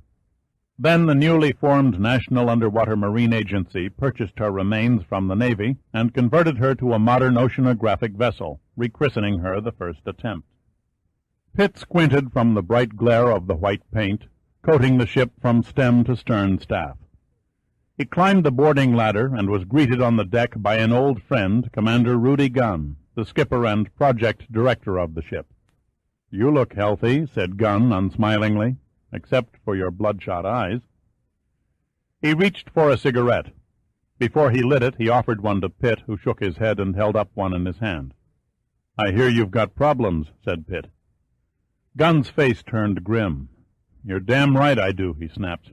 "I didn't ask Admiral Sandecker to send you all the way from Washington just for fun and games." Pitt's eyebrows went up in surprise. This sudden harshness did not fit Gunn. Under normal circumstances, the little commander was a warm and humorous person. "Take it easy, Rudy," said Pitt softly. "Let's get out of the sun and you can brief me on what this mess is all about." Gunn removed his horn-rimmed glasses and rubbed a wrinkled handkerchief across his forehead. I'm sorry, Dirk. It's just that I've never seen so many things go wrong at one time. It's highly frustrating after all the planning that went into this project. I guess it's beginning to make me irritable as hell. Even the crew has noticeably avoided me the last 3 days. Pitt placed an arm on the shorter man's shoulders and grinned. I promise not to avoid you, even if you are a nasty little bastard. Gunn looked blank for a moment, and then a sense of relief seemed to flood his eyes, and he flung back his head and laughed. Thank God you're here. He gripped Pitt's arm tightly. You may not solve any mysteries, but at least I'll feel a hell of a lot better just having you around. He turned and pointed toward the bow. Come along, my cabin is up forward. Pitt followed Gunn up a steep ladder to the next deck and into a small cabin that must have been designed by a closet-maker. The only comfort, and it was a large one, was a cool blast of air that emitted from an overhead ventilator. He stood in front of the opening for a moment and soaked in the cool breeze. Then he straddled a chair and leaned his arms across the top of the backrest, waiting for Gunn to give the briefing. Gunn closed the porthole and remained standing. Before I begin, let me ask you what you know about our Aegean expedition. I only heard that the first attempt was researching the Mediterranean for zoological purposes. Gunn stared at him, shocked. Didn't the Admiral supply you with any detailed data concerning this project before you left Washington? Pitt lit another cigarette. What makes you think that I came straight from the capital? Well, I don't know, Gunn said hesitantly. I only assumed that you... Pitt stopped him with a grin. I haven't been anywhere near the States in over 4 months. He exhaled a puff of smoke toward the ventilator and watched the blue haze swirl into nothingness. Sandecker's message to you simply stated that he was sending me directly to Thasos. He obviously neglected to mention where I was coming from and when I would arrive. Therefore, you expected me to come soaring out of the blue sky 4 days ago. Again, I'm sorry, Gunn said, shrugging. You're right, of course. I figured 2 days at the most for that old tin duck of yours to fly from the capital. When you finally flew into that fiasco at Brady Field yesterday, you were already 4 days late by my schedule. It couldn't be helped. Giordino and I were ordered to airlift supplies into an ice probe station camped on an ice floe north of Spitzbergen. Right after we landed, a blizzard hit and grounded us for over 72 hours. Gunn laughed. You certainly flew from one extreme in temperature to another. Pitt didn't answer, but merely smiled. Gunn pulled open the top drawer of a small compact desk and handed Pitt a large manila envelope that contained several drawings of a strange-looking fish. You ever see anything like this before? Pitt looked down at the drawings. Most of them were different artists' conceptions of the same fish, and yet each varied in details. The first was an ancient Greek illustration on the side of a vase. Another had obviously been part of a Roman fresco. He noted that 2 of them were more modern stylized drawings depicting the fish in a series of movements. The last was a photograph of a fossil embedded in sandstone. Pitt looked up at Gunn questioningly. Gunn handed him a magnifying glass. Here, take a closer look through this. Pitt adjusted the height of the thick glass and scrutinized each picture. At first glance, the fish looked similar in size and shape to the bluefin tuna. But on closer inspection, the bottom pelvic fins took on the appearance of small jointed webbed feet. There were 2 more identical limbs located just in front of the dorsal fin. He whistled softly. This is a weird specimen, Rudy. What do you call it? I can't pronounce the Latin name, but the scientists aboard the first attempt have affectionately nicknamed it the teaser. Why is that? Because, by every law of nature, that fish should have become extinct over 200 million years ago. But as you can see by the drawings, men still claim they have seen it. Every 50 or 60 years there's a rash of sightings, but unfortunately for science, a teaser has yet to be caught. Gunn glanced at Pitt and looked away again. If there is such a fish, it must bear a charmed life. There are literally hundreds of accounts of fishermen and scientists who look you in the eye with a straight face and say they had a teaser on a hook or in a net, but before the fish could be hauled on board it escaped. Every zoologist in the world would give his left testicle to obtain a live or even dead teaser. Pitt mashed out his cigarette in an ashtray. What makes this particular fish so important? Gunn held up the drawings. Notice that the artists couldn't agree on the outer layer of skin. They illustrate tiny scales, smooth porpoise-like skin, and one even brushed in a kind of furry hide like a sea lion. Now, if you take the possibility of hairy skin together with the limb extensions, it may be we have the dim beginnings of the first mammal. True, but if the skin were smooth, you'd have nothing more than an early reptile. The earth was covered with them back in those days. Gunn's eyes mirrored a confident look. The next point to consider is that the teasers live in warm, shallow water, and every recorded sighting took place no more than 3 miles from shore. And they all occurred right here in the eastern Mediterranean, where the average surface temperature seldom drops below 62 degrees Fahrenheit. So what does that prove? Asked Pitt. Nothing solid, but since primitive mammal life survives better in milder climates, it lends a little support to the possibility that they might have survived to the present. Pitt stared at Gunn thoughtfully. I'm sorry, Rudy, you still haven't sold me. I knew you were a hardhead, said Gunn. That's why I left the most interesting part till last. He paused and removed his glasses and rubbed the lenses with a piece of Kleenex. Then he replaced the black rims over his hawkish nose. He continued speaking as if lost in a dream. During the Triassic period in geological time, and before the Himalayas and the Alps rose, a great sea swept over what is now Tibet and India. It also extended over Central Europe and ended in the North Sea. Geologists call this once great body of water the Sea of Tethys. All that remains of it today is the Black, the Caspian, and the Mediterranean seas. You'll have to pardon my ignorance of geological time eras, Pitt interrupted, but when did the Triassic period take place? Between 180 and 230 million years ago, replied Gunn. During this time, an important evolutionary advance occurred in the vertebrate animals as the reptiles demonstrated a great leap over their more primitive ancestors. Some of the marine reptiles attained a length of 23 feet and were very tough customers. The most noteworthy event was the introduction of the first true dinosaurs, who even learned to walk on their hind legs and use their tails for a kind of cane. Pitt leaned back and stretched his legs. I thought that the era of the dinosaurs occurred much later. Gunn laughed. You've seen too many old movies. You're undoubtedly thinking of the behemoths that were always portrayed in the early science fiction films menacing a tribe of hairy cavemen. They never failed to have a 40-ton brontosaurus or a ferocious tyrannosaurus or a flying pteranodon chasing a half-nude, big-titted heroine through a primeval jungle. Actually, these more commonly known dinosaurs roamed the earth and became extinct 60 million years before man appeared. Where does your freak fish fit into the picture? Imagine, if you will, a 3-foot teaser fish who lived, cavorted, made love, and finally died somewhere in the Sea of Tethys. Nothing and no one took notice as this obscure creature's body slowly sank to the red mud of the seabed. The unmarked grave was covered over with sediments which hardened into sandstone and left a thin film of carbon. It was this trace of carbon that etched and outlined the teaser's tissue and bone structure into the surrounding strata. The years passed and turned into millenniums, and the millenniums became eons, until one warm spring day, 200 million years later, a farmer in the Austrian town of Neunkirchen struck his plow against a hard surface, and presto, our teaser fish, though now a near-perfect fossilized version, once again returned to the light. Gunn hesitated and ran his hand through a head of thinning hair. His face looked drawn and tired, but his eyes burned with excitement as he spoke of the teaser. One vital element you must remember. When the teaser died, there were no birds and bees, no hair-bearing mammals, no delicate butterflies. Even flowers had not yet appeared on the earth. Pitt studied the photograph of the fossil again. It doesn't seem possible that any living thing could survive this long without going through drastic evolutionary changes.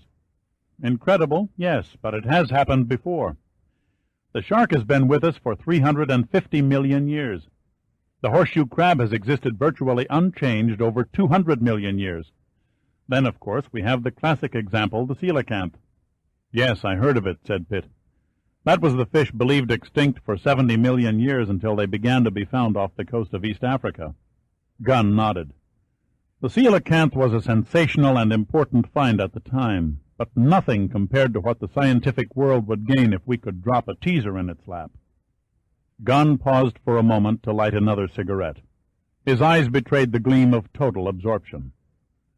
The whole thing boils down to this. The teaser could be an early link in the evolution of mammals, and that includes man. What I didn't tell you was that the fossil found in Austria shows definite mammal characteristics in its anatomy. The protruding limbs and other features of its internal organs place it in a perfect evolutionary line to advance in a general pattern toward the development of humans and animals. Pitt idly glanced at the pictures again. If this so-called living fossil is still floating around in its original form, how could it evolve into an advanced stage? Any plant or animal species is like a related family, Gunn replied. One branch may produce offspring who are uniform in size and shape, while the cousins over on the other side of the mountain produce a race of giants with 2 heads and 4 arms. Pitt was getting restless. He opened the door and walked out onto the deck. The hot air struck him like a cloud of steam, and he winced. All this expense and all these men sweating their asses off to catch a stinking fish, he thought. Who the hell cares if our ancestors were apes or fish? What difference did it make? At the rate mankind was racing toward self-destruction, it would probably be extinct in another 1,000 years or less anyway. He turned back to the darkened doorway and faced Gunn. Okay, Pitt said slowly. I know what you and your boatload of academic brains are searching for. Now, the only question in my mind is, where do I come in? If you're having trouble with broken cables, faulty generators, or missing tools, you don't need me. You need a good mechanic who knows how to take care of his equipment. Gunn's face looked puzzled for a moment, then he grinned. I see that you've been pumping information out of Dr. Knight. Dr. Knight? Yes, Ken Knight, the young fellow who picked you up in the whale boat this morning. He's quite a brilliant marine geophysicist. That's an impressive description, said Pitt. He seemed friendly enough during the boat ride, but he hardly struck me as brilliant. The heat outside was becoming unbearable, and the metal railing gleamed ominously. Pitt, not thinking, put his hand on the metal and instantly cursed as a burning sting etched his palm. Suddenly the pain set off an immense feeling of irritation within him, and he returned to the cabin, slamming the door. Let's skip all this crap, Pitt snapped sharply. Just tell me what miracle I'm supposed to perform that puts a teaser over your fireplace, and I'll get to work. He stretched out in Gunn's bunk and took a deep breath and relaxed as the coolness of the stateroom calmed him once more. He glanced across the room at Gunn. Gunn's face was expressionless, but Pitt knew him well enough to perceive his discomfort. Pitt smiled and reached over and gripped Gunn on the shoulder. I don't wish to appear mercenary, but if you want me to join your little crew of scientific pirates, it's going to cost you a drink. All this talk makes a man pretty damn thirsty. Gunn laughed with relief and called over his intercom for some ice from the ship's galley. Then he produced a bottle of Chivas Regal and 2 glasses from his bottom desk drawer. While we're waiting for the ice, you might scan this report I wrote concerning our equipment malfunctions. He passed a yellow folder to Pitt. I've covered every incident in detail and chronological order. In the beginning, I thought it was merely accidents or bad luck, but now it's gone far beyond the realm of mere coincidence. Have you any proof of tampering or sabotage? Asked Pitt. None whatsoever. The broken cable that Knight mentioned, was it cut? Gunn shrugged. No, the ends were frayed, but that's another mystery. I'll explain it to you. Gunn paused and flicked an ash from his cigarette. We work with a safety margin of 5 to 1. For example, if the specifications of a cable state there is a danger of breakage with a stress of 25,000 pounds or above, we will never place a stress on it higher than 5,000 pounds. Because of this large safety factor, Numa has yet to have a single fatality on a project. Lives are more important to us than scientific discovery. Underwater exploration is a risky business, and the list is long with the names of men before us who have died trying to pry new secrets from the seas. What was the safety margin when your cable parted? I was getting to that. It was nearly 6 to 1. We only had a 4,000-pound stress on it at the time. It was extremely fortunate that no one was injured from the whiplash of the cable when it snapped. May I see the cable? Yes, I've had the parted ends cut from the main sections and saved for your arrival.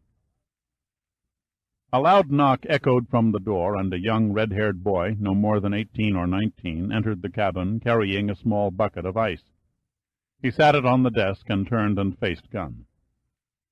"Can I get you anything else, sir?" "Yes, as a matter of fact, you can," said Gunn. "Run down to the maintenance deck and find the cable sections that broke recently and bring them back here to me." "Yes, sir." The boy did an abrupt about-face and hurried from the cabin. "One of the crew members?" asked Pitt. Gunn dropped the ice in the glasses and poured in the scotch. He passed a glass to Pitt. "Yes, we have 8 crew members and 14 scientists on board." Pitt swirled the yellow liquid around the ice cubes. "Could any one of those 22 men be responsible for your problems?" Gunn shook his head. "I've thought about that. I've even dreamed about it. And I've analyzed each man's personnel record at least 50 times.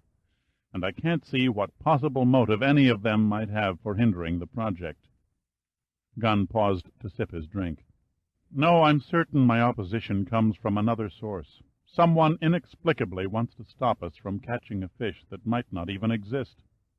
The boy soon returned with the 2 halves of the broken cable. He handed the braided steel to Gunn and left the cabin, closing the door after him. Pitt took another drink from his scotch and climbed from the bunk. He set the glass on Gunn's desk and lifted the cable in his hands, examining the ends closely. It looked like any other greasy steel cable. Each piece was about 2 feet in length and contained 2,400 strands that were braided into a standard 5/8-inch diameter. The cable was not broken in a compact area. The breaks were spread over a 15-inch distance that gave both frayed wires the appearance of a pair of uneven, unwound horsetails. Something caught Pitt's eye, and he took the magnifying glass and peered through the heavy lens. His eyes glinted with intensity, and his lips slowly spread into a grin of smug satisfaction. The old feelings of excitement and intrigue began to course through his veins. This might turn out to be an interesting operation after all, he thought. "See anything?" asked Gunn. "Yes, a great deal," replied Pitt. "Somewhere along the line you've found yourself an enemy who doesn't want you fishing around in his territory." Gunn became flushed, and his eyes opened wide. "What did you find?" "This cable was purposely cut," said Pitt. His voice was very cold. "What do you mean, cut?" cried Gunn. "Where do you see evidence of human tampering?" Pitt held up the magnifying glass for Gunn. "Notice how the breaks spiral down and bend inward toward the core? And see how the strands have a smashed appearance? If a cable of this diameter is pulled at each end until it snaps, the strands are clean and the ends have a tendency to point out and away from the core. That didn't happen here." Gunn stared at the shattered cable. "I don't understand. What could have caused this?" Pitt looked thoughtful for a moment. "My guess is primacord." Gunn was stunned. His eyes flew wide behind the big glasses. "You can't be serious. Isn't that an explosive?" "Yes, it is," Pitt said calmly. "Primacord looks like string or rope and can be made in any thickness. Mainly it's used for blasting down trees and setting off different groups of distantly spaced explosives at the same time. It reacts like a burning fuse, except that it moves and bursts rapidly, almost with the speed of light." "But how could anyone plant explosives under the ship without being seen? The water is crystal clear in this area. Visibility is over 100 feet. One of the scientists or crew members would have seen any intruder, not to mention hearing the sound of an explosion." "Before I attempt to answer that, let me ask you 2 questions. What equipment was attached to the cable when it parted? And at what time did you discover the break?" "The cable was connected to the underwater decompression chamber. The divers have been working at 180 feet, and it has become necessary to begin decompression underwater for long periods of time to prevent the bends. We discovered the broken cable at about 0700 in the morning, right after breakfast." "I take it that you left the chamber in the water overnight?" "No," replied Gunn. "It's our habit to lower the chamber before dawn so it'll be in place and ready to receive the divers in case of an early morning emergency." "There's your answer," Pitt exclaimed. "Someone swam under cover of the pre-dawn darkness to the cable and set off the primacord. Visibility may be 100 feet after the sun comes up, but at night it's less than 1 foot." And the noise from the blast? Elementary, my dear Gunn, Pitt grinned. I should guess that a small amount of primacord detonating at approximately 80 feet of depth would sound very similar to a sonic boom from one of Brady Field's F-105 Starfires. Gunn looked at Pitt with respect. It was basically a sound theory, and obviously there was little he could think of to debate about. His forehead creased. Where do we go from here? Pitt downed the scotch and banged the glass onto Gunn's desk. You just stay in the briny and fish for your teaser. I'm going back to the island and try my hand at a little hunting. There may be a tie-in with your disruptions and the attack on Brady yesterday, and the next step will be to find out who's behind this mess and what their motives are. Suddenly the door burst open and a man leaped into the cabin. He wore only a pair of abbreviated swim trunks and a wide belt containing a knife and a nylon net bag. His wet, sun-bleached hair was streaked with whitish yellow, and freckles dotted his nose and chest. As he stood there, the water dripped to the carpet around his feet in spreading dark stains. "Commander Gunn," he shouted excitedly, "I've seen one! I've actually seen a teaser not more than 10 feet in front of my mask." Gunn jumped to his feet. "Are you sure? Did you get a close look at him?" "Better than that, sir. I took a picture of him." The freckle-nosed man stood there, grinning with every available tooth. "If only I had a spear gun, I might have got him, but I was shooting coral formations with my camera instead." "Quick," snapped Gunn. "Get that film to the lab and have it developed." "Yes, sir." The fellow turned and dashed out of the door, spraying Pitt with a few drops of salt water as he passed. Gunn's face had a happy but determined look. My God, to think I was about to give up, throw my tail between my legs and set a course for home. Now, damn it, I'm going to stay anchored here until I die of old age or catch a teaser. His eyes twinkled as he glanced at Pitt. "Well, Major, what do you think of that?" Pitt merely shrugged. "Personally, I prefer angling for girls." With very little effort, his mind dropped the business at hand and formed a tantalizing picture of Terry standing on the beach in her red bikini. Chapter 4. It was a few minutes past 5 when Pitt arrived back at his quarters on Brady Field. Within seconds of discarding his sticky clothing, he was firmly entrenched on his back in a narrow shower stall. It was a tight fit. His head was crooked into one corner, his back pressed flat on the wet tile floor, and his hairy legs and feet thrust upward on a 90-degree angle in the opposite corner. To anyone who might have peeked, it looked like a contorted and bone-torturing position. But Pitt found it thoroughly comfortable and immensely satisfying. When time allowed, he always relaxed in the shower in this manner. Sometimes he dozed off, but mostly he used the simulated rainy atmosphere and the solitude to think. At this moment his mind simmered with a multitude of perplexing questions. He mentally juggled the facts and unknowns together, seeking a pattern and trying to concentrate on the most important problems. It was no use. His mind eluded his grasp and stubbornly chewed on the minor and inconsequential riddle of the noiseless truck by the beach. For some inexplicable reason the riddle irritated him, and he endeavored vainly to shake it. But it remained. Finally he gave in to it and closed his eyes and recreated the scene, hoping to visualize a sign or solution. Suddenly a blurred form appeared on the other side of the shower door. "Hello in the shower," Giordino's voice rumbled over the running water. "You've been in there nearly half an hour. You must be thoroughly waterlogged by now." Pitt resigned himself to the interruption and reached up and turned the faucet to off. "You better hurry," Giordino shouted. Then it occurred to him that the water was no longer running. He lowered his voice. "Colonel Lewis is on his way over. He'll be here any second." Pitt sighed. Pushing his body to a sitting position, he awkwardly struggled to his feet, nearly slipping on the slick tile floor. A towel sailed over the shower door, falling in folds around his head. The mere thought of being prodded and pushed in order to impress a higher-ranking officer made the hairs on his neck bristle. He glared through the fuzzy glass panel.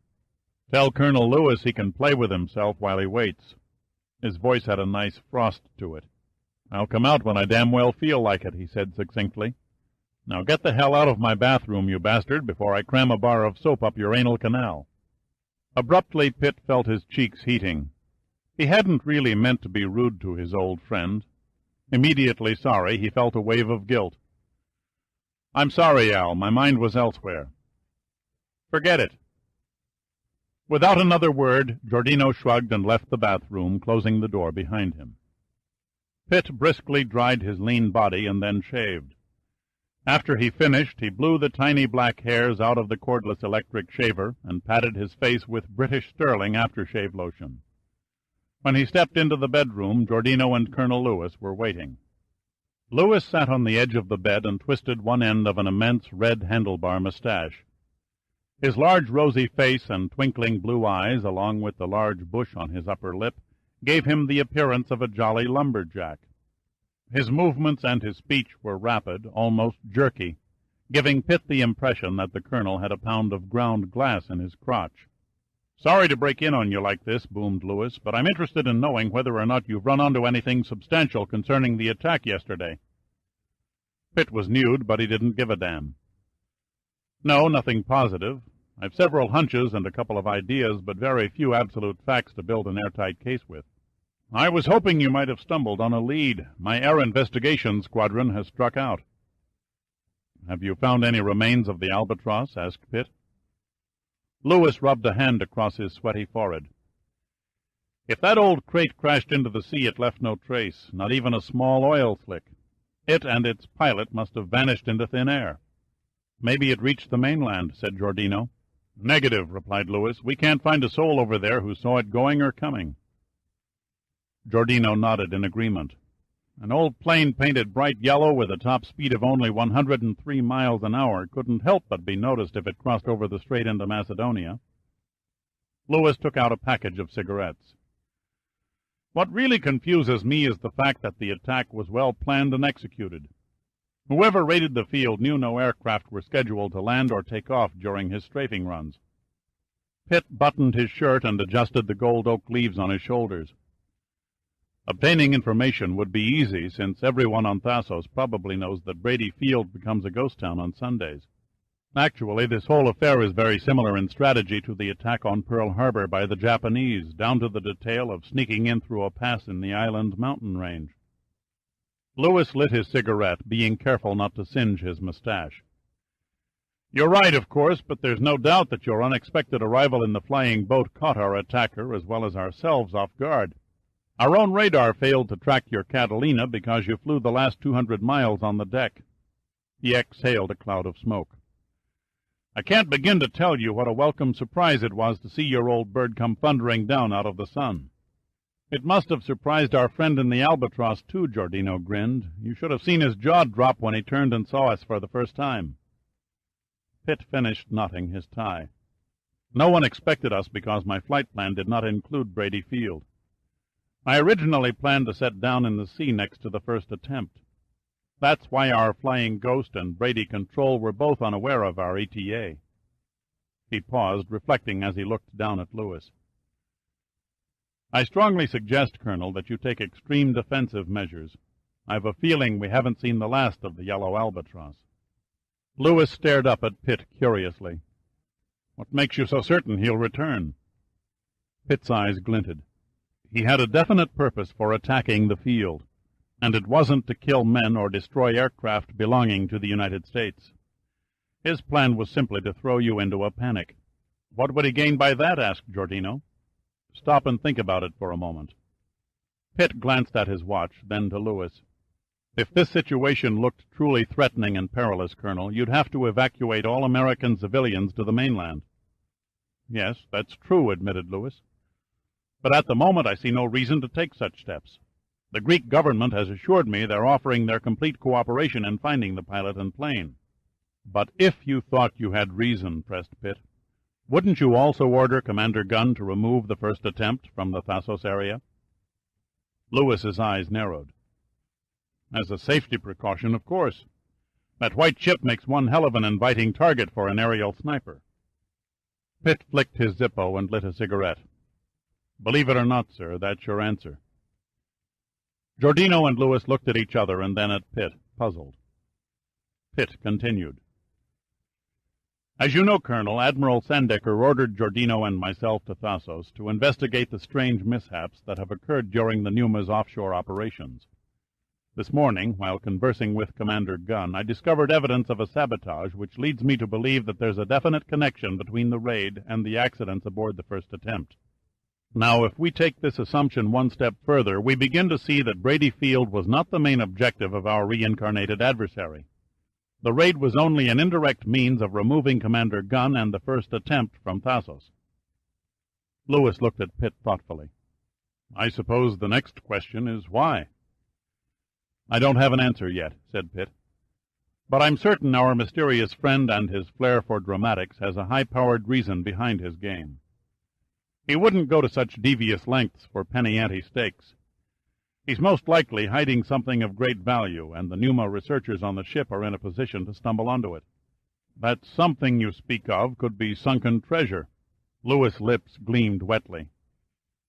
Pitt pulled an overseas cap out of his suitcase and set it jauntily on his head. That's one obvious conclusion. A faraway look came into Lewis's eyes, and he said softly, I wonder what it could be and how much it's worth. Pitt turned and faced Giordino. Al, contact Admiral Sandecker and ask him to research all possible lost or sunken treasure troves in the Aegean Sea within spitting distance of Thasos, and send us the data as soon as possible. Tell him it's urgent. Consider it done, Giordino said. It's 11 o'clock in the morning in Washington, so we should have an answer by breakfast. Now we're getting somewhere, Lewis boomed. The sooner I get answers, the sooner I can get the Pentagon off my back. Is there any way I can help? Pitt glanced at his watch again. As the Boy Scouts say, be prepared. That's all we can do for the present. You can bet Brady Field and the first attempt are being closely observed. When it becomes apparent no one is being evacuated and the oceanography ship still floats out there on the Aegean, we can expect another visit from the Yellow Albatross. You've had your fun, Colonel. It's my guess Commander Gunn's turn is next. Please tell the commander, said Lewis, I'll give him whatever assistance I have at my disposal. Thank you, sir, said Pitt, but I don't think it would be wise to warn Commander Gunn just yet. For God's sake, why not? Gasped Giordino. Pitt grinned coldly. So far, all of this is pure conjecture. Besides, any preparation on board the first attempt would be a dead giveaway of our intentions. No, we've got to bait our unknown World War I ghost and bring him out into the open. Giordino looked at Pitt evenly. You can't risk the lives of the scientists and ship's crew without giving them a chance to defend themselves. Gunn is in no immediate danger. Our ghost pilot will undoubtedly wait at least one more day to see if the first attempt departs before he attacks again. Pitt smiled until the mirth lines etched into the sides of his eyes. In the meantime, I'll put my creative talents to work on a plan for a trap. Lewis got to his feet and faced Pitt. For the sake of those men on the ship, I hope you come up with a good one. No plan is considered foolproof, Colonel, replied Pitt, until after it's been applied. Giordino walked toward the door. I'll run over to base operations and send that message to the Admiral. When you've finished, said Lewis, drop by my quarters for supper. Twisting his mustache, he turned to Pitt. You're invited, too. I'll give you men a real treat and whip up my renowned specialty, scallops with mushrooms in white wine sauce. It sounds very appetizing, said Pitt, but I'm afraid I must decline. I have a previous dinner engagement with a very attractive lady. Giordino and Lewis could only gawk at him in dazed amazement. Pitt tried to look nonchalant. She's sending a car to pick me up at the main gate at 6. I have just 2 minutes and 30 seconds to get there, so I'd best be leaving. Good evening, Colonel, and thank you for your invitation. I hope you'll give me a rain check. He faced Giordino. Al, let me know the minute the Admiral's reply comes in. Pitt turned and opened the door and left the room. Lewis slowly shook his head. Is he bullshitting, or does he really have a date with a girl? I've never known Dirk to bullshit about women, sir, said Giordino. He was beginning to enjoy Lewis's state of shock. But where did he meet her? To my knowledge, he hasn't been anywhere except the field and the ship. Giordino shrugged. Beats me. But knowing Pitt as I do, it wouldn't surprise me if he picked up a girl on the 100 yards between the main gate and the first attempt's loading dock. Lewis's booming laugh cracked across the room. Well, come along, Captain. I'm not a sexy girl, but at least I can cook. How about some of my scallops? "Why not?" said Giordino. "That's the best offer I've had all afternoon." Chapter 5. The furnace-like atmosphere cooled slightly as the fading sun fell to the west beyond the Thasos Mountains. Long crooked shadows from the mountain's tree-lined summits had moved down the slopes and were touching the seaward edge of Brady Field when Pitt passed through the main gate. He stopped on the outer road and inhaled the pure Mediterranean air, enjoying the inner sensation of having his lungs tingle. The habitual call for a cigarette tugged at his mind, but he pushed the urge aside and took another deep breath, looking out to sea. Beyond the rolling surf, the setting sun painted the first attempt a colorful golden orange. The visibility was crystal clear, and at a distance of 2 miles his eyes could pick out an amazing amount of detail on board the ship. He stood quiet and still for almost a full 2 minutes, lost in the beauty of the scene. Then he glanced about, looking for the car that Terry promised to send for him. It was there, sitting off to one side of the road like a palatial and sumptuous yacht resting at anchor. "Well, I'll be damned," Pitt muttered, spotting the car. He moved closer, and his face betrayed an admiration for fine automobiles. It was a Maybach Zeppelin town car, complete with a sliding glass partition separating the enclosed passenger compartment from the driver, who sat in the open exposed to the sun. Behind the large double M ornament on the radiator, the hood stretched back 6 feet and ended at a low split windshield, giving the car an image of great brutish power. The long flowing fenders and running boards gleamed black, but the coachwork was painted a deep, multi-coated silver. It was a classic among classics, superb Teutonic craftsmanship evident in every fitting, every nut and every bolt. If the 1936 Rolls-Royce Phantom III typified the British ideal of silence and distinguished mechanical efficiency, then its German counterpart was found in the 1936 Maybach Zeppelin. Pitt stepped up beside the car and ran his right hand over a gargantuan spare tire that sat solidly mounted in the front fender well. He grinned a grin of satisfaction and relief as he noted the tire's tread was deeply grooved in a diamond-shaped pattern. He patted the big donut-like tire a couple of times and then turned and looked into the front seat. The driver sat slouched behind the wheel, idly drumming his fingers on the doorframe. He not only looked bored, but he yawned to prove it. He was dressed in a gray-green tunic that strangely resembled the uniform of a World War II Nazi officer, but the sleeves and shoulders bore no insignia. A high-brimmed cap covered his head, and the blonde color of his hair was betrayed by the brief hint of his sideburns. Old-fashioned, silver-rimmed spectacles covered his eyes and glinted in the setting sun.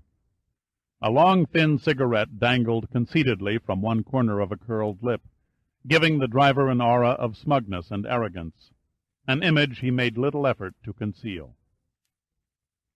Pitt instantly disliked the driver. Putting a foot on the running board, he stared penetratingly at the uniformed figure behind the steering wheel. "I think you're waiting for me. My name is Pitt." The yellow-haired driver did not bother to return Pitt's stare. He merely flipped his cigarette over Pitt's shoulder onto the road, sat up straight, and turned the ignition switch. "If you are the American garbage receiver," he said in a heavy German accent, "you may get in." Pitt grinned, and his eyes hardened. "Up front with the foul-smelling rabble, or in back with the gentry?" "Wherever you choose," the driver said. His face turned crimson, but he still did not turn or look up. "Thank you," said Pitt smoothly. "I'll take the back." He pushed down on a huge chrome handle, swung the vault-like door open, and climbed into the town car. An old roll-style curtain perched over the partition window, and Pitt pulled it down, closing off all sight of the driver in front. Then he settled back comfortably into the soft and luxurious Morocco leather upholstery, lit a cigarette, and prepared to enjoy the early evening ride across Thasos. The Maybach's engine quietly came to life, and the driver shifted through the whisper-silent gears, moving the immense car over the road in the direction of Liminas. Pitt rolled down a door window and studied the fir and chestnut trees dotting the mountain slopes, and the age-old olive trees lining the narrow beaches. Every so often, small fields of tobacco and wheat broke the uneven landscape, and reminded him of the small farms he had often seen when flying over the southern United States. Soon the car cruised through the picturesque village of Panagia, splashing an occasional puddle that marred the elderly cobbled streets. Most of the houses were painted white to reflect the summer heat. The roofs rose into the fading sky and nearly touched as their eaves leaned toward each other over the narrow streets.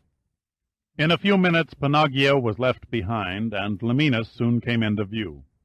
Then the car abruptly turned, skirting the main section of the little city, and pointed its dinosaurian hood up a dusty cliff road. The incline was gradual at first, but quickly wormed into a series of steep hairpin curves. Pitt could sense the driver struggling at the wheel of the Maybach. The lumbering town car was designed more for casual rides on the Unter den Linden than spring-breaking tours up mule trails. He looked over sheer precipices at the sea and wondered what would happen if another car came from the opposite direction.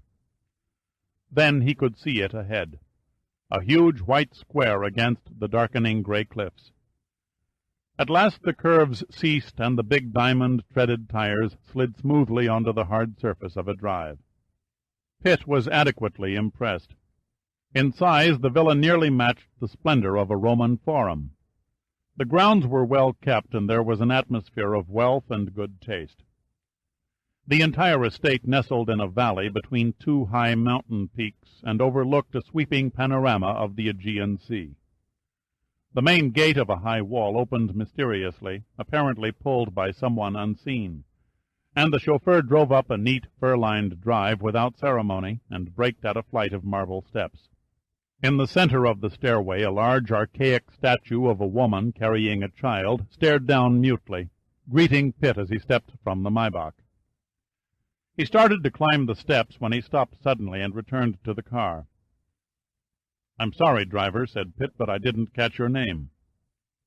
The driver looked up, puzzled. "My name is Willie. Why do you ask?" "Willie, my friend," Pitt said seriously, "I must tell you something. Will you step out of the car for a moment?" Willie's brows wrinkled, but he shrugged and stepped from the car, facing Pitt. "Now, Herr Pitt, what do you wish to tell me?" "I see you wear jackboots, Willie." "Yeah, I wear jackboots." Pitt flashed his best used car salesman's smile. "And jackboots have hobnails, don't they?" "Yeah, jackboots have hobnails," said Willie irritably. "Why do you waste my time with such nonsense? I have duties to perform. What is it you wish to say?" Pitt's eyes grew hard.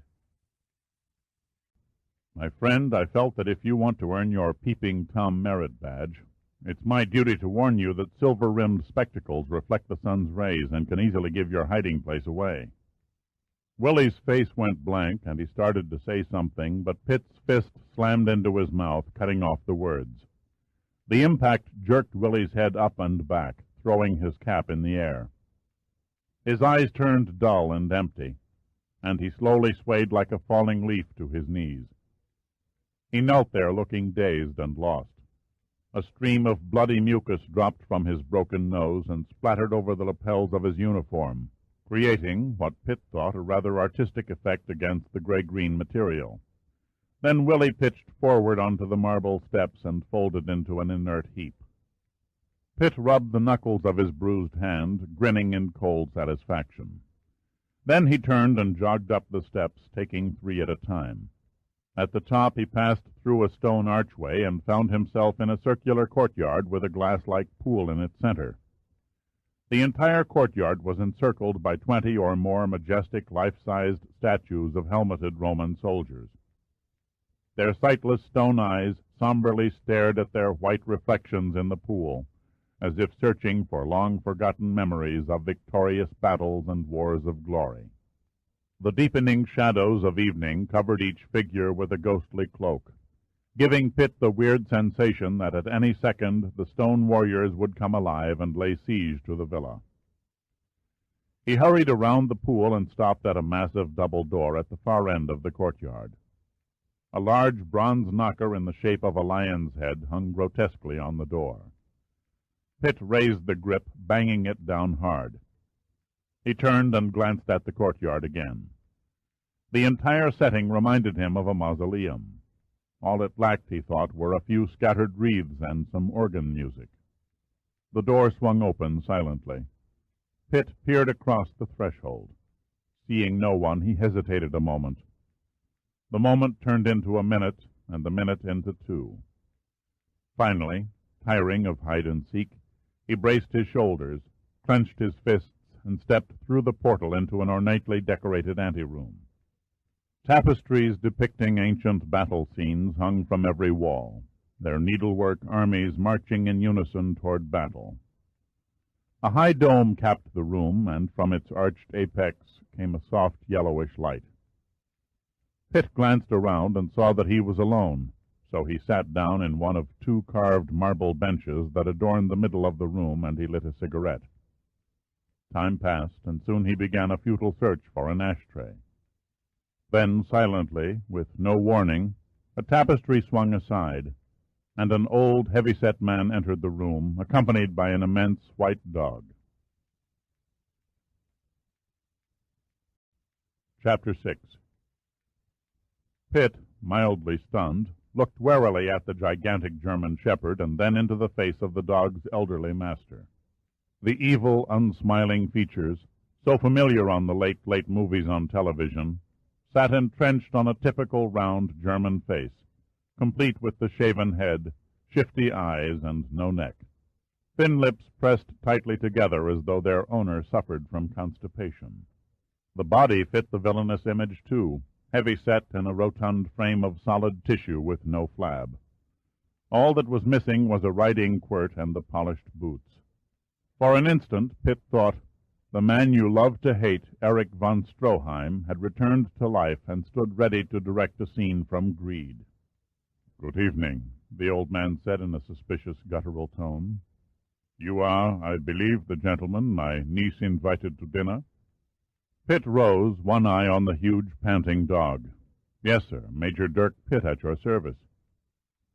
An expression of surprise furrowed the brow below the tight-skinned head. "My niece led me to believe you were under the rank of sergeant, and your military occupation was garbage collecting."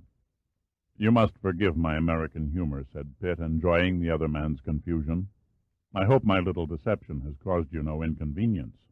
"No, a little concern, perhaps, but no inconvenience." The old German extended his hand and studied Pitt closely. "It is an honor to meet you, Major. I am Bruno von Till." Pitt clasped the outstretched hand and returned the stare. "The honor is mine, sir." Von Till lifted a tapestry, revealing a doorway. "Please come this way, Major. You must join me for a drink while we wait for Terry to finish dressing." Pitt followed the flat form and the white hound down a dark hallway that led into a large cavernous study. The ceiling arched at least 30 feet high and was supported by several fluted ionic column shafts. The furniture, classic in its simplicity, sparsely dotted the floor and lent an air of grace to the imposing chamber. A cart was already laid with unusual Greek hors d'oeuvres, and a recessed alcove in one wall housed a completely equipped bar. The only item of decor, Pitt noted, that seemed out of place was a model of a German submarine resting on a shelf above the bar. Von Till motioned Pitt to sit down. "What will be your pleasure, Major?" "Scotch rocks would be fine," replied Pitt, leaning back in an armless couch. "Your villa is most impressive. It must have an interesting history." "Yes, it was originally built by the Romans in 138 B.C. as a temple to Minerva, their goddess of wisdom. I purchased the ruins shortly after the First World War and rebuilt it into what you see today." He handed Pitt a glass. "Shall we drink a toast?" "To whom or what shall we drink?" Von Till smiled. "You may have the honor, Major. Beautiful women, riches, a long life. Perhaps to the President of your country. The choice is yours." Pitt took a deep breath. "In that case, I propose a toast to the courage and flying skill of Kurt Hybert, the Hawk of Macedonia." Von Till's face went blank. He slowly eased into a chair and toyed with his drink. "You are a very unusual man, Major. You pass yourself off as a garbage collector. You come to my villa and assault my chauffeur. And then you astound me further by proposing a toast to my old flying comrade, Kurt." He threw a sly grin over his drink at Pitt. "However, your most outstanding performance was in seducing my niece on the beach this morning. For that feat I congratulate and thank you. Today, for the first time in 9 years, I saw Terry happily singing and laughing with an intense joy in living. I am afraid you force me to condone your lecherous conduct." It was Pitt's turn to act surprised, but instead he tossed his head back and laughed. "My apologies on every count, except slugging your perverted chauffeur. Willie had it coming." "You should not blame poor Willie. He was only acting on my orders to follow and guard Terry. She is my only living relative, and I wish no harm to come to her." "What harm could possibly come to her?" Von Till rose and walked to an open terrace window and looked out over the darkening sea. "Over half a century I have worked hard and paid a great personal price to build a substantial organization. Along the road I also accumulated a few enemies. I never know what one of them might do for revenge." Pitt's eyes searched Von Till. "Is that why you carry a Luger in a shoulder holster?" Von Till turned from the window and self-consciously adjusted his white dinner jacket over the bulge beneath his left armpit. "May I ask how you know it is a Luger?" "Just a guess," Pitt said. "You look like the Luger type." Von Till shrugged. "Ordinarily I do not act quite so mundane, but from the way Terry described you, I had every reason to suspect doubtful character." "I must admit I've performed a few sinful deeds in my day," Pitt said, grinning, "but murder and extortion weren't included." A scowl formed on Von Till's face. "I do not think you would be so flippant if you, how do you Americans say, were in my shoes." "Your shoes are beginning to sound very mysterious, Herr Von Till," said Pitt. "Just what kind of business are you in?" Suspicion marked Von Till's eyes, then his lips faded to a phony smile. "If I told you, it might upset your appetite. That, my dear Major, would make Terry exceedingly angry, since she has spent half the afternoon in the kitchen overseeing tonight's dinner." He shrugged in a typical European gesture. "Some other time, perhaps, when I know you better." Pitt spun the last swallow of scotch around in the glass and wondered what he had gotten himself into. Von Till, he decided, was either some kind of nut or a very shrewd operator. "May I get you another drink?" asked Von Till.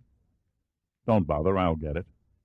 Pitt finished the drink and walked over to the bar and poured another. He stared at Von Till. "From what I've read about World War I aviation, the circumstances behind the death of Kurt Heibert are nebulous. According to official German records, he was shot down by the British and crashed somewhere in the Aegean Sea. However, the records fail to mention the name of Heibert's victorious opponent. They also fail to state if the body was found." Von Till idly petted the dog.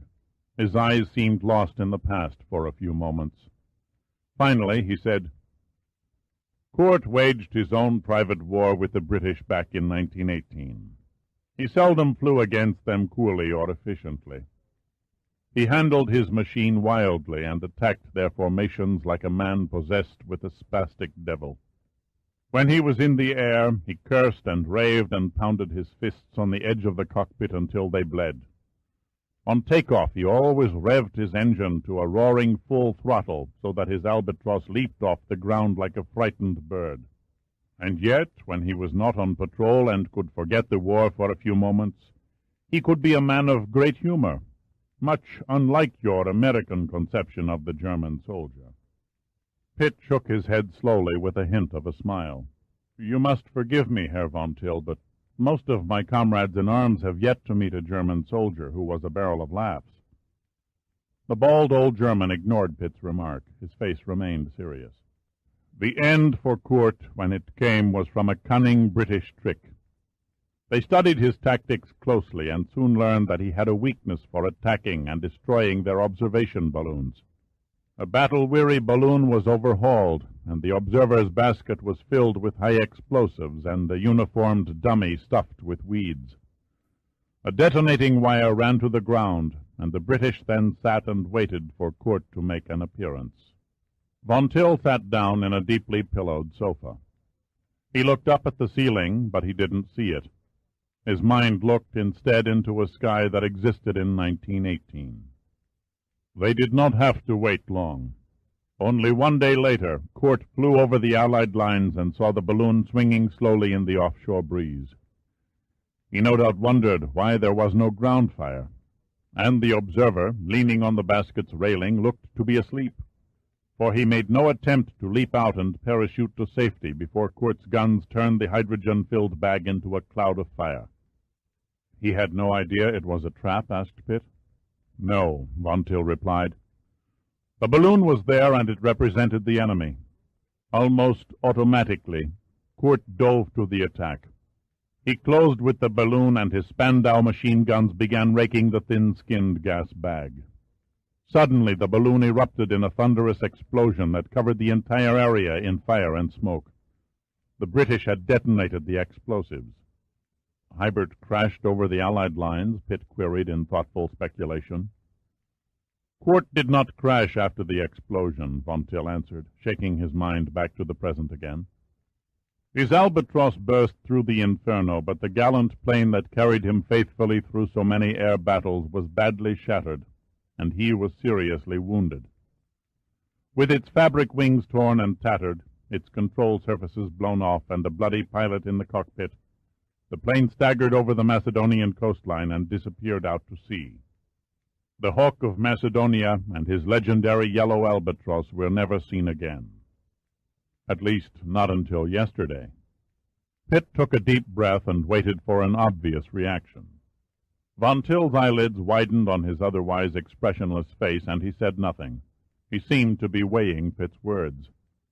Pitt immediately came back to the original subject. Did you and Hybert often fly together? Yes, we flew patrol together many times.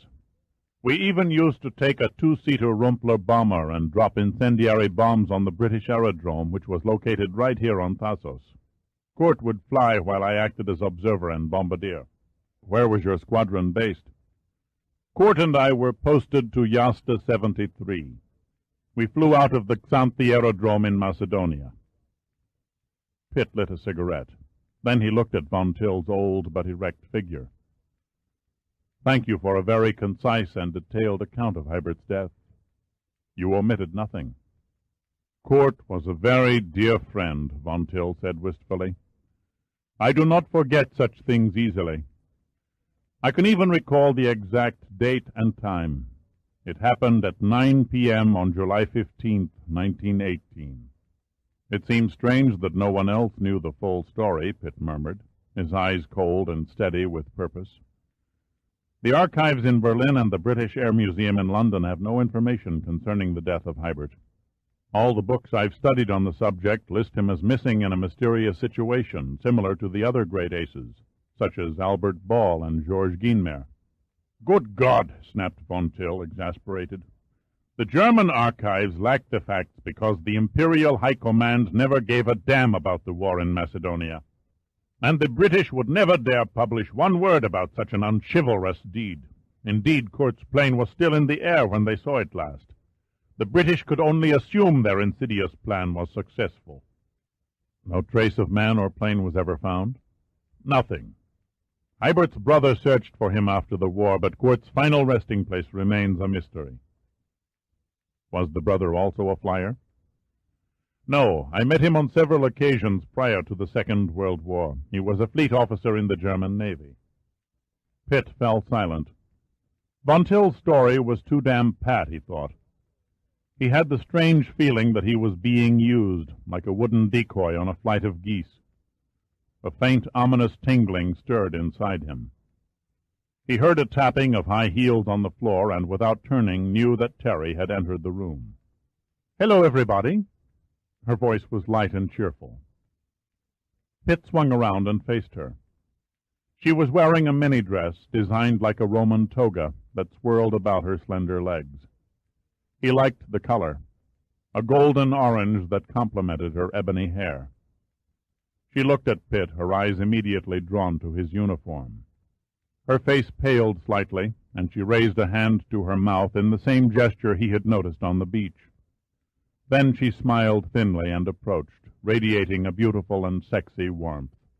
"Good evening, gorgeous creature," Pitt said lightly, taking her outstretched hand and kissing it. Terry flushed, then looked up at his grinning face. "I was going to thank you for coming," she said, "but now that I've seen through the naughty little trick you've played on me, I've a good notion to toss you out on your bloody—" "Don't say it," Pitt interrupted. His lips curved devilishly. "I know you won't believe me, but just this afternoon the base commander took me off the garbage truck, made me a pilot, and promoted me to major." She laughed. "Shame on you. You told me your rank was under that of a sergeant." "No, I only said that I've never been a sergeant, and that's the truth." She slipped her hand through Pitt's arm. "Has Uncle Bruno been boring you with his flying tales of the Great War?" "Fascinating me, maybe, but not boring," Pitt answered. Her eyes looked scared behind her smile. He wondered what she was thinking. Terry shook her head from side to side.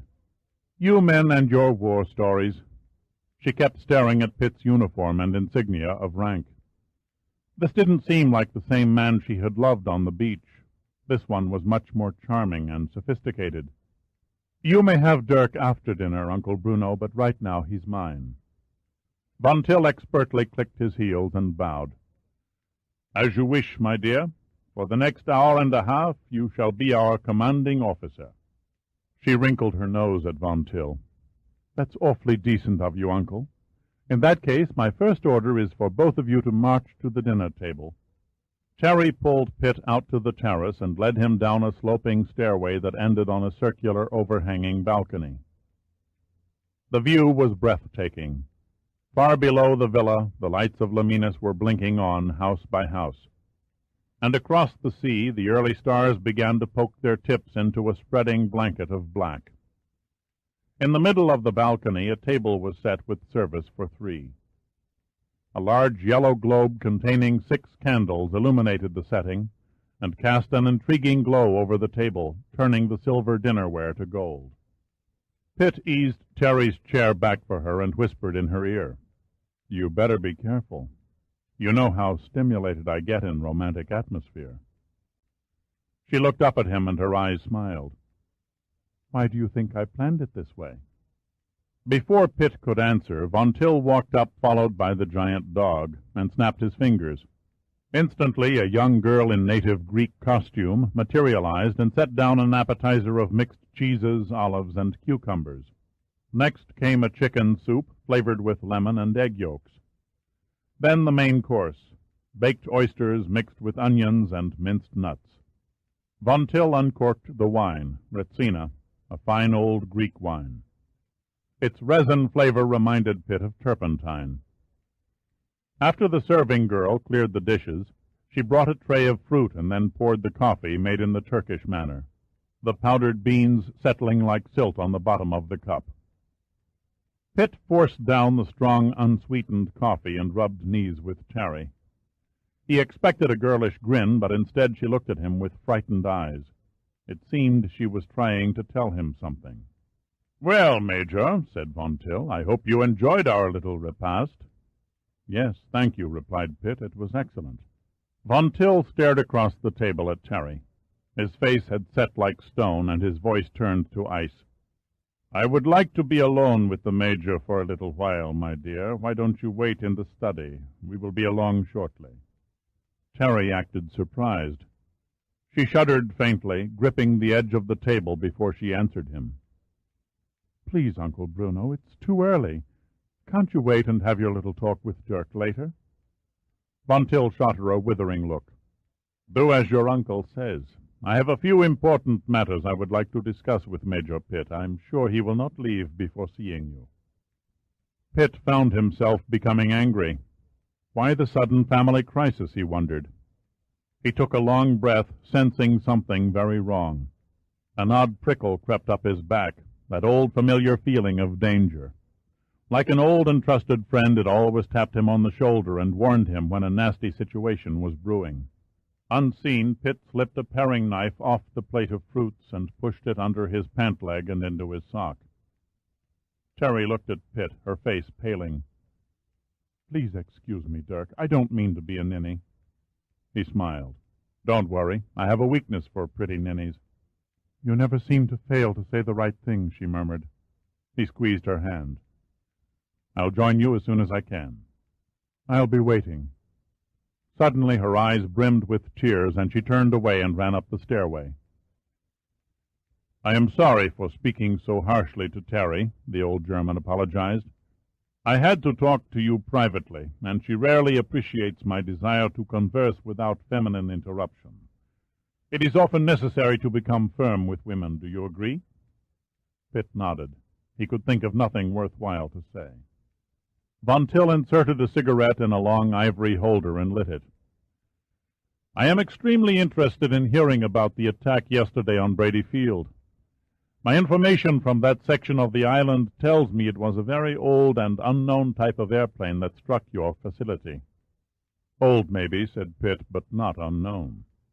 "Are you saying you have determined the make of the airplane?" Pitt studied Von Till's face. Silently he dawdled with a fork, then slowly laid it back on the tablecloth. The aircraft was positively identified as an Albatross D-3. "And the pilot?" The words came slowly from Von Till's tight mouth. "Do you know the identity of the pilot?" "Not yet, but we will shortly." "You seem confident of an early capture." Pitt took his time about answering. He slowly and methodically lit a cigarette. "Why not? It shouldn't be difficult to trace a 60-year-old yellow antique aircraft to its owner." A smug grin crossed Von Till's face.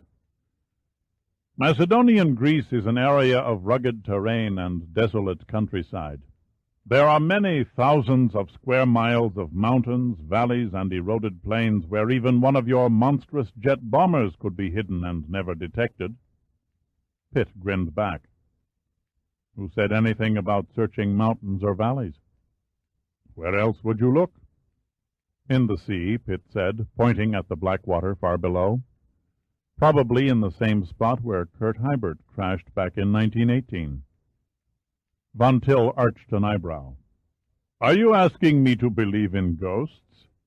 Pitt grinned. "When we were little boys, we believed in Santa Claus. And when we became big boys, we believed in virgins. Why not add ghosts to the list also?" "No, thank you, Major. I find cold facts and figures superior to superstition." Pitt's voice was even and distinct. "That leaves us with another avenue to explore." Von Till sat erect, his eyes squinting at Pitt. "What if Kurt Hybert is still alive?" Von Till's mouth dropped open. Then he caught himself and exhaled a cloud of cigarette smoke. "That's ridiculous. If Kurt were still alive, he would be over 70 years old. Look at me, Major. I was born in 1899. Do you think a man of my age could fly an open cockpit plane, not to mention attacking an airfield? No, I don't think so." "The facts are on your side, of course," said Pitt. He paused a moment, running his long fingers through his hair. "Still, I can't help wondering if Hybert isn't connected in some way." His eyes shifted from the old German to the great white dog, and he felt a vague tension grip his body. Intrigue hung heavily around them. He came to the villa at Terry's invitation, expecting only to enjoy a quiet dinner. Instead, he found himself engaged in a battle of wits with her uncle, a shrewd old Teuton, who, Pitt was certain, knew more about the raid on Brady Field than he was telling. It was time to cast a spear, and the hell with the consequences. He locked his eyes on Von Till. If the Hawk of Macedonia really did vanish 60 years ago and reappeared yesterday, the interesting question is, where did he spend his time between? In heaven? In hell? Or on Thassos? A confused look replaced Von Till's arrogant mask. "I don't quite understand what you mean." "Mean hell," snarled Pitt. "Either you're taking me for a complete fool, or else you're acting like one. I don't think I should be telling you about the attack on Brady Field, but rather you should be telling me." He lingered over the words, enjoying the situation. Von Till was on his feet in an instant, his oval face contorted with anger. "You have probed too far and too deep, Major Pitt, into areas that don't concern you. I shall take no more of your absurd implications. I must ask you to leave my villa." A look of contempt crossed Pitt's face. "Whatever's fair," he said, turning to the stairway. Von Till glared at him bitterly. "No need to return through the study, Major," he said, pointing to a small doorway that clung to the far wall of the balcony. "This corridor will lead you to the front entrance. I'd like to see Terry before I leave. I see no reason to prolong your presence." Von Till blew a contemptuous cloud of smoke toward Pitt's face, driving home the angered words. "I also demand that you never see or talk to my niece again." Pitt's hands clenched into fists. "And if I do?" Von Till smiled menacingly. "I will not threaten you, Major. If you persist in exercising aggressive stupidity, I shall merely punish Terry." "You rotten, shit-eating kraut," Pitt snarled, fighting down a surging urge to kick Von Till in the crotch. "I don't know what the hell your little conspiracy amounts to, but I can definitely go on record as stating that I'll take great personal pleasure in screwing it up. And I can begin by telling you that the attack on Brady Field failed to achieve its intention. The National Underwater Marine Agency's ship is staying right where it's anchored until its scientific research activities are completed." Von Till's hands trembled, but his face remained impassive. "Thank you, Major. That is a bit of information I did not expect quite so soon." At last the old kraut is dropping his guard, Pitt thought. There could be no doubt about it now. It was Von Till who had plotted to get rid of the first attempt. But why? The question still remained unanswered. Pitt tried a shot in the dark. "You're wasting your time, Von Till. The divers on the first attempt have already discovered the sunken treasure. They're in the act of raising it now." Von Till broke out in a broad smile, and Pitt knew immediately the lie was a mistake. "A very poor attempt, Major. You could not be more wrong." He drew the Luger from under his armpit and pointed the dark blue barrel at Pitt's neck. Then he opened the corridor door. "If you please," he said, beckoning with the gun toward the threshold. Pitt took a quick glance through the darkened doorway. The corridor beyond was dimly lighted with candles and seemed completely deserted. He hesitated. "Please express my thanks to Terry for the excellent dinner. I shall pass on your compliment." "And thank you, Herr Von Till," Pitt said sarcastically, "for your hospitality." Von Till smirked, clicked his heels, and bowed. "It was my pleasure." He placed a hand on the head of the dog, whose lip curled, showing a prodigious white fang. The door's archway was low, and Pitt had to stoop to enter the tunnel-like entrance. He took a few cautious steps. "Major Pitt." "Yes," Pitt replied, turning and facing the fat shadow at the entryway. There was a sadistic anticipation in Von Till's voice. "It is a pity you will not be able to witness the next flight of the Yellow Albatross." Before Pitt could answer, the door slammed shut, and a heavy bolt dropped into its catch like a thunderclap and echoed ominously toward the unseen reaches of the dim corridor. Chapter 7. A spasm of anger swept over Pitt. He was half tempted to slam his fist against the door, but one look at the heavy planking changed his mind. Turning again to the corridor, he found it still empty. He shivered unconsciously. He had no illusions as to what lay ahead. It was certain now that Von Till never meant for him to leave the villa alive. He remembered the knife and felt a tinge of assurance as he slipped it out of his sock. The flickering yellow light from the candles, mounted in rusted metal holders high on the walls, glinted dully on the blade and made the tiny pointed knife look woefully inadequate for the job of self-defense. Only one comforting thought ran through Pitt's mind. However small, the knife was better than nothing. Suddenly a blast of heavy, chilling air blew through the corridor like an invisible hand and snuffed out the candles, leaving Pitt standing in a sea of suffocating blackness. His senses strained to penetrate the gloom, but could detect no sound, no glimmer of light. "Now the fun begins," he murmured, bracing his body for the unknown. Pitt's spirits touched zero, and he could feel the first terror-striking symptoms of panic edging rapidly into his mind.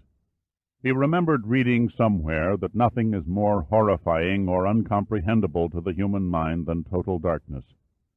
To not know or be able to perceive what lies beyond one's sight or touch acts on the brain like a short circuit in a computer. It runs amok. What the brain cannot see, it creates, usually some nightmarish event that is grossly exaggerated or embellished like a delusion of being bitten by a shark or run over by a locomotive while locked in a closet. Recalling the semi-amusing phraseology, he grinned in the darkness, and the first probes of panic slowly reversed into a sensation of logic calm. His next thought was to use the Zippo to relight the candles. But if someone or something were waiting in ambush further down the corridor, he reasoned, it would be best to remain in pitch darkness and keep them at the same disadvantage. Stooping, he quickly unlaced his shoes, discarding them, and began inching along the cool wall. The corridor led him past several wooden doors, each barred by large bands of iron. He was in the midst of testing one of the doors when he paused, listening intently. There was a sound somewhere ahead in the blackness. It was indefinable and inexplicable, but quite audible. It could have been a moan or a growl, Pitt didn't know which. Then the sound faded and died into nothingness. Determined now that a real menace was waiting, some creature of the dark that was physical, could make noises and probably reason, spurred Pitt's sense of caution. He lay down on the corridor floor and crept ahead without sound, his ears listening and his sensitive fingertips feeling out the way. The floor was smooth and unyielding, and in spots it was damp. He crawled on through an oily slime that soiled his uniform, soaking into the material and causing it to stick to his skin. He mentally cursed his uncomfortable predicament as he crept onward. After what seemed like hours, Pitt imagined he had dragged his stomach over at least 2 miles of cement, but his rational mind knew it was close to 80 feet. The musty smell of antiquity lay on the floor and reminded him of the interior of an old steamer trunk that once belonged to his grandfather. He remembered hiding in its dark cubicle and pretending he was a stowaway on a ship bound for the mysterious Orient. It's strange, he thought incongruously, how smells can bring back dormant and forgotten memories. Abruptly, the feel of the floor and walls changed from smooth concrete to rough, jointed masonry. The passageway left the more modern construction behind and became old and hand-hewn. Pitt's hand felt the wall stop and branch to the right. A gentle touch of air on his cheeks told him he had come to a cross passage. He froze and listened. There it was again. The sound was halting and furtive. This time it was a clicking noise, like the kind long-nailed animals make on a hard-surfaced floor. Pitt shivered uncontrollably and broke out in a cold sweat. He pressed his body flat into the damp, cobbled ground, knife pointed in the direction of the approaching sound. The clicking became louder. Then it stopped and a torturous silence set in. Pitt tried to contain his breathing to hear better. All his ears could detect was his own heartbeat. Something was out there, not 10 feet away. He compared himself with a blind man who was being stalked down a back street alley. The eerie, spine-chilling atmosphere of the surroundings numbed his thinking with a sense of hopelessness. He shook it off, forcing his mind to concentrate on methods of combating the unseen terror. The musty stench of the tunnel suddenly became overpowering, nearly making him sick. He also detected a faint animal odor. But from what kind of animal? Quickly a plan formed in Pitt's mind, and he decided to take a gamble on the unknown quantity. The Zippo came out of his pocket. He flipped the little wheel against the flint and held it a brief instant until the wick burned brightly.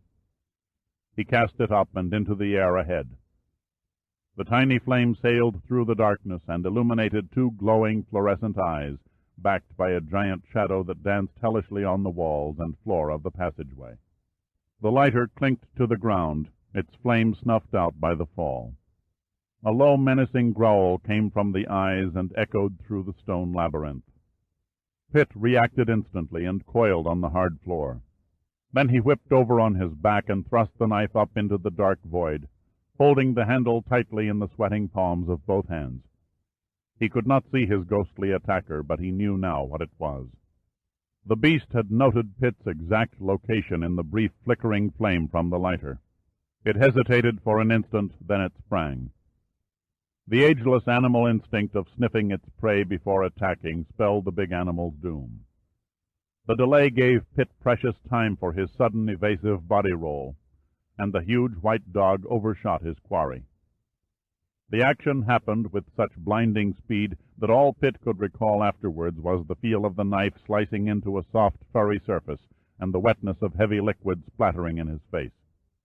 The growl of the killer turned to the howl of the mortally wounded as the knife laid open the great shepherd's flank just behind the ribs.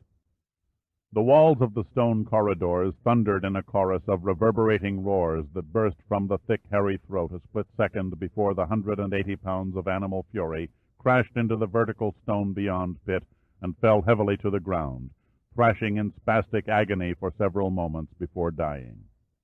At first, Pitt thought the dog had missed.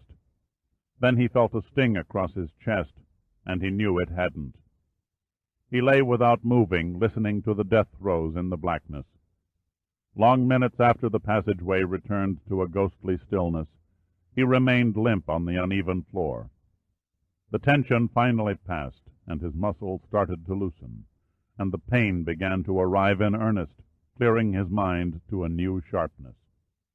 Pitt slowly rose to his feet and leaned wearily against the unseen blood-splattered wall. Another shudder shook his body, and he waited until his nerves calmed before stumbling into the darkness ahead, where he shuffled his feet back and forth until they came in contact with his lighter. He lighted the little metallic box and surveyed his wounds. Blood seeped from 4 evenly spaced furrows that began just above the left nipple and extended up and diagonally over his chest to the right shoulder. The claw marks were deep in the skin, but their depth barely penetrated the muscle tissue.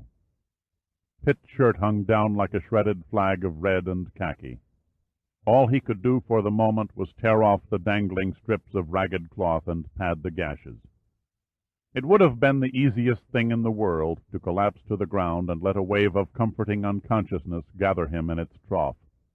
The temptation was strong, but he resisted it. Instead, he stood on steady legs with a quartz-clear mind, planning his next move. After another minute, Pitt walked over to the dog. Holding the lighter aloft, he stared down at the dead animal. It was laying on its side, the entrails in a gruesome heap outside the body cavity. Trails of blood streaked the floor, running in separate little streams toward an unseen low point somewhere in the direction from which he had crawled. The weariness and the pain dropped from Pitt like a falling coat at the gruesome sight. Rage and anger engulfed his body and soared from the state of fearful, life-saving caution to a state of uncaring indifference toward danger and death. One thought held and gripped his mind: murder Von Till. His next step sounded simple, absurdly simple. He must find a way out of the labyrinth. The odds seemed long and the chances hopeless. Yet the thought of failure never entered his mind. Von Till's words about the next flight of the yellow albatross settled any doubts for him. The gears in Pitt's head meshed in analytical thought, spitting out facts and possibilities. Now that the scheming old German knew the first attempt was remaining anchored off Thasos, he would have it attacked by the albatross. It would be too risky for the old plane to try another afternoon attack, Pitt reasoned. Von Till, no doubt, would send it aloft as soon as possible, probably at dawn. Gunn and his crew must be warned in time. He glanced at the luminous dial on his wristwatch. The needle-like hands registered 9:55. Dawn would break at approximately 4:40, he figured, give or take 5 minutes. That left 6 hours and 45 minutes for him to find an exit from this crypt and alert the ship. Pitt shoved the knife in his belt, snapped the lighter shut to conserve fuel, and started up the left passageway toward the source of a very slight air current. The going was easier now. Pitt was damned if he'd crawl any more. He hurried without hesitation. The passage narrowed to 3 feet in width, but the roof stayed out of reach above his head. Suddenly his outstretched hand struck solid wall. The passage ceased. It was a dead end. He flicked the lighter and saw his mistake. The air current came from a small crack between the rocks. An audible humming noise also issued from the crack. It was the sound of an electric motor, hidden somewhere beyond the wall in the bowels of the mountain. Pitt listened for a moment, but then the sound ceased. If at first you don't succeed, he mused aloud, try another passage. He retraced his steps and quickly reached the intersection, this time taking the tunnel directly opposite the one he had cautiously crawled through. He lengthened his stride and pounded on into the impenetrable darkness, the cool, damp paving numbing his stocking feet. He idly wondered how many other men, or women for that matter, had Von Till literally thrown to the dog. In spite of the near-chilly air, the sweat ran off his body in streams. The pain across his chest seemed remote, too remote to belong to him. He could feel the blood mingling with the sweat and running down into his pants. He kept going and was determined to keep going until he dropped. A thought tugged at his mind to slow down and rest, but he rejected it and quickened his pace. Again and again his groping hands and the periodic but welcome flicker of the lighter discovered new passages that branched off into endless nothingness. In some the rocks had caved in, sealing them off, probably forever. The lighter was on its last breath, the fluid almost gone. Pitt used it as little as possible, relying more and more on his bruised and scraped fingers. An hour passed, and then another. He continued on, pushing his tired and torn body through the ancient passages. His foot struck something solid, and he pitched forward onto the bottom steps of a stone stairway. The edge of the 4th step caught him across the nose, gashing the bridge to the bone. Blood spurted down his cheeks and coated his lips. All at once the exhaustion, the emotional drain, and the despair flooded over his battered body, and he folded limply on the stairs. Everything began to slow down. He lay and listened to the blood drip on the step beneath his head. A soft white cloud materialized out of the black gloom and gently covered him.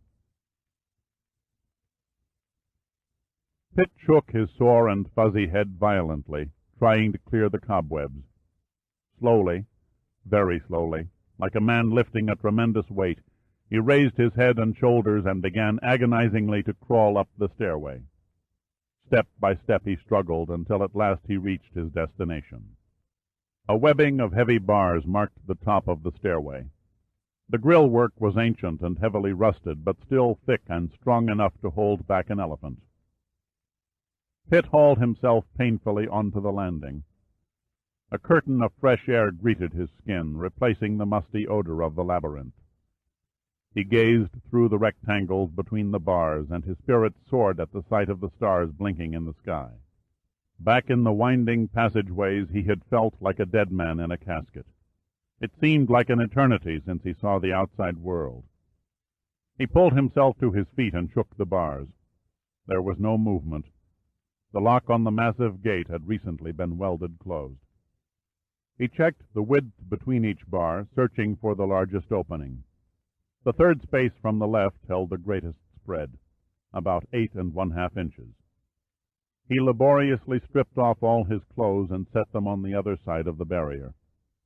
Next he smeared his blood into the sweat and exhaled until his lungs arched in protest. Then, slipping his head between the bars, he strained to push 190 pounds into the outside landscape. The rust from the bars flaked off against his slippery skin and stuck to the glue-like blood. A racking moan of pain escaped his mouth as his genitals scraped over the ragged edge of one bar. He desperately clawed at the ground and gave a final heave. His body came free. Pitt grasped his scraped crotch and sat up, ignoring the stabbing pain and unable to believe his success. He was out, but was he in the clear? His eyes, now acutely used to the dark, darted around the immediate area. The vaulted bars of the labyrinth faced onto the stage entrance of a great amphitheater. The ponderous structure reflected a vaguely unearthly glow from the white light of the stars and the moon, whose imperfect circle peeped over a shadowed mountain summit. The architecture was Grecian, but the massiveness of the construction signified Roman hands. The edge of the round stage was separated from the theater's upper rim by almost 40 rows of steeply banked seats. Except for the invisible flight of nocturnal insects, the entire amphitheater was deserted. Pitt slipped into the remains of his uniform. Knotting the damp, sticky cloth of his shirt, he stiffly wrapped his chest with a crude bandage. Just to be able to walk and breathe in the warm evening air gave him a new surge of strength. He had gambled back there in the labyrinth, and without Theseus' string to guide him, had beat the immense odds and won. Laughter rang from his lips and traveled in loud echoes to the last row of the amphitheater and back.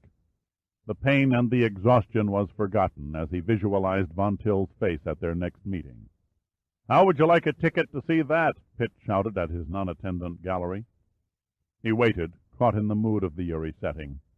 There was no reply, no applause, only the silence of the warm Thasos night. For a moment he thought he saw a ghostly Roman audience cheering him on, but the toga-clad figures faded mutely away into the white marble, leaving Pitt with no answer to his lonely invitation. He looked up at the maze of stars in the diamond clear air to get his bearings. Polaris blinked its friendly light in return and advertised approximate north. Pitt's eyes scanned a full 360-degree circle of sky. Something was wrong. Taurus and the Pleiades should have been overhead. Instead, they were far to the east. "God damn!" Pitt cursed aloud, looking at his watch. It was 3:22. Only an hour and 18 minutes before dawn. Somehow he had lost nearly 5 hours. What happened, he asked himself. Where was the time lost? Then he realized that he must have passed out after colliding with the stairway. There was no time to lose. He hurriedly walked across the stone-paved stage and presently discovered, in the little available light, a small path leading down the mountainside. He took it and set out on a race to beat the sun. Chapter 8. A quarter of a mile down the steep slope, the pathway turned into a road. No road, really, but 2 parallel tire-worn indentations in the ground cover. The tracks meandered downward in a tortuous series of hairpin curves. Pitt stumbled along at half-trot, his heart pounding viciously under the taxing strain. He was hurt, not badly, but he had lost much blood. Any doctor who might have encountered him would have immediately confined his torn body to a hospital bed. Over and over, since his escape from the labyrinth, pictures of the defenseless scientists and crew of the first attempt being strafed by the albatross flashed through Pitt's mind. He could see in perfect detail the bullets tearing into flesh and bone, leaving heavy red blotches on the white paint of the oceanographic research ship. The carnage would all be over before the new interceptor jets at Brady Field could scramble, providing, of course, the replacement aircraft had arrived from the North Africa depot before dawn. These visions and others drove Pitt on to efforts beyond his normal capacity. He halted abruptly. Something moved in the shadows ahead. He left the vague trail and circled warily around a thick growth of chestnut trees, creeping closer to the unexpected obstacle. Then he raised up and peered over a fallen, decaying tree trunk. Even in the dim light, there was no mistaking the shape of a well-fed donkey that was tethered to a solitary boulder. The unattended little animal cocked one ear at Pitt's approach and brayed softly, almost pathetically. "You're hardly the answer to a jockey's prayer," said Pitt, grinning. but beggars can't be choosy. He untied the lead rope from the rock and quickly made a crude halter. With no little amount of patience, he managed to push it over the donkey's nose. Then he mounted. "Okay, mule, giddy up." The little beast did not move. Pitt pounded on the stout flanks. Still no movement. He kicked, bounced, and prodded. Nothing, not even a bray. The long ears laid flat, and their obstinate owner refused to budge. Pitt did not know any Greek words, only a few names. That must be it, he thought. This dumb jackass was probably named after a Greek god or hero. Forward, Zeus! Apollo? Poseidon? Hercules? How about Atlas? It seemed as though the donkey had turned to stone. Suddenly an idea occurred to Pitt. He leaned over and inspected his mount's underbelly. It was void of exterior plumbing. "My deepest apologies, you gorgeous, ravishing creature," Pitt purred in the pointed ears. "Come, my lovely Aphrodite, let us be off." The donkey twitched, and Pitt knew he was getting warm. Atlanta? Nothing more happened. Athena? The ears shot up, and the donkey turned, looking up at Pitt out of big, confused eyes. "Come on, Athena. Mush!" Athena, much to Pitt's joy and relief, pawed at the ground a couple of times, and then obediently began to amble down the road. The early morning turned cool, and dew was beginning to dampen the forest-trimmed meadows, when at last Pitt reached the outskirts of Lemnos. Lemnos was an average Greek coastal village, a unique blend of modern construction built on the site of an ancient city, whose ruins rise here and there among the more recent tile-roofed houses. On the shoreline, jutting into the town with a jagged half-moon curve, a harbor full of flat-beamed fishing boats offered a picturesque travel-folder scene with the smells of salt air, fish, and diesel oil thrown in. The wooden-hulled boats lay dead along the beach like a pack of beached whales, their masts carefully stowed along the gunwales, and their anchor ropes stretched loosely to seaward. In rows, behind the white sand beach, high vertical poles stood, supporting long fences of stinking brown fish nets. And behind those again was the main street of the village, whose shuttered little doors and windows offered no sign of life to the bedraggled Pitt and his plodding four-legged transportation. The white-plastered houses with their tiny balconies made a restful real-life painting in the moonlight, a painting that had little bearing on the events which had brought Pitt to the village. At a narrow intersection, Pitt slid off the donkey and tied it to a mailbox. Then he took an American $10 bill from his wallet and wrapped it into the halter. "Thanks for the lift, Athena, and keep the change." He patted the animal affectionately on the soft, rounded nose, and hitching up his disreputable-looking pants, walked unsteadily down the street toward the beach. Pitt looked for the telltale lines of a telephone, but could see none. There were no cars or other vehicles parked along the streets either, only a bicycle, but he was too physically drained to consider pedaling the 7 miles back to Brady Field. A lot of good it would do, he thought, even if he could find a phone or someone who owned a car. He couldn't speak Greek. The glowing arms and numbers on the Omega said 3:59. Another hot dawn would hit the island in 41 minutes. 41 minutes to Warren Gunn and the men on the first attempt. Pitt looked across the sea, following the inward curve of the island. If it was 7 miles to Brady Field by land, then it was only 4 miles in a direct line across the water to the ship. There was no time left to loiter. He would simply have to steal a boat. Why not, he reasoned. If he could kidnap a donkey, he could pirate a boat. Within a few minutes he found a well-used dory with a high-flaring Carvel hull and a rust-coated one-cylinder gasoline engine.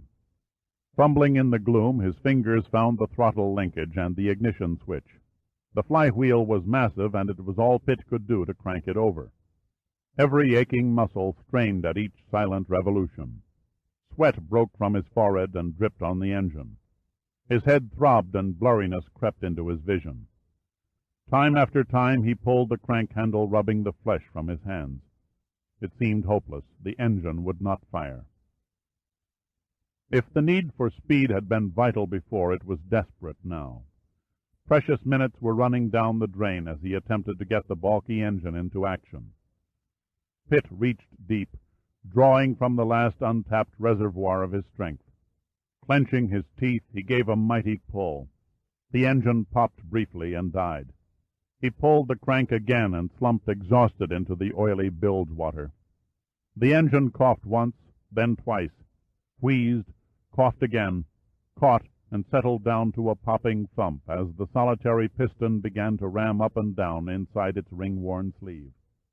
Too tired to rise, Pitt leaned over and cut the line with the faithful paring knife and kicked the gear lever in reverse. The shabby little boat, its paint peeling down the hull in scaly sheets, chugged backward into the harbor, circled in a 180-degree arc past the old Roman breakwater, and headed out to sea.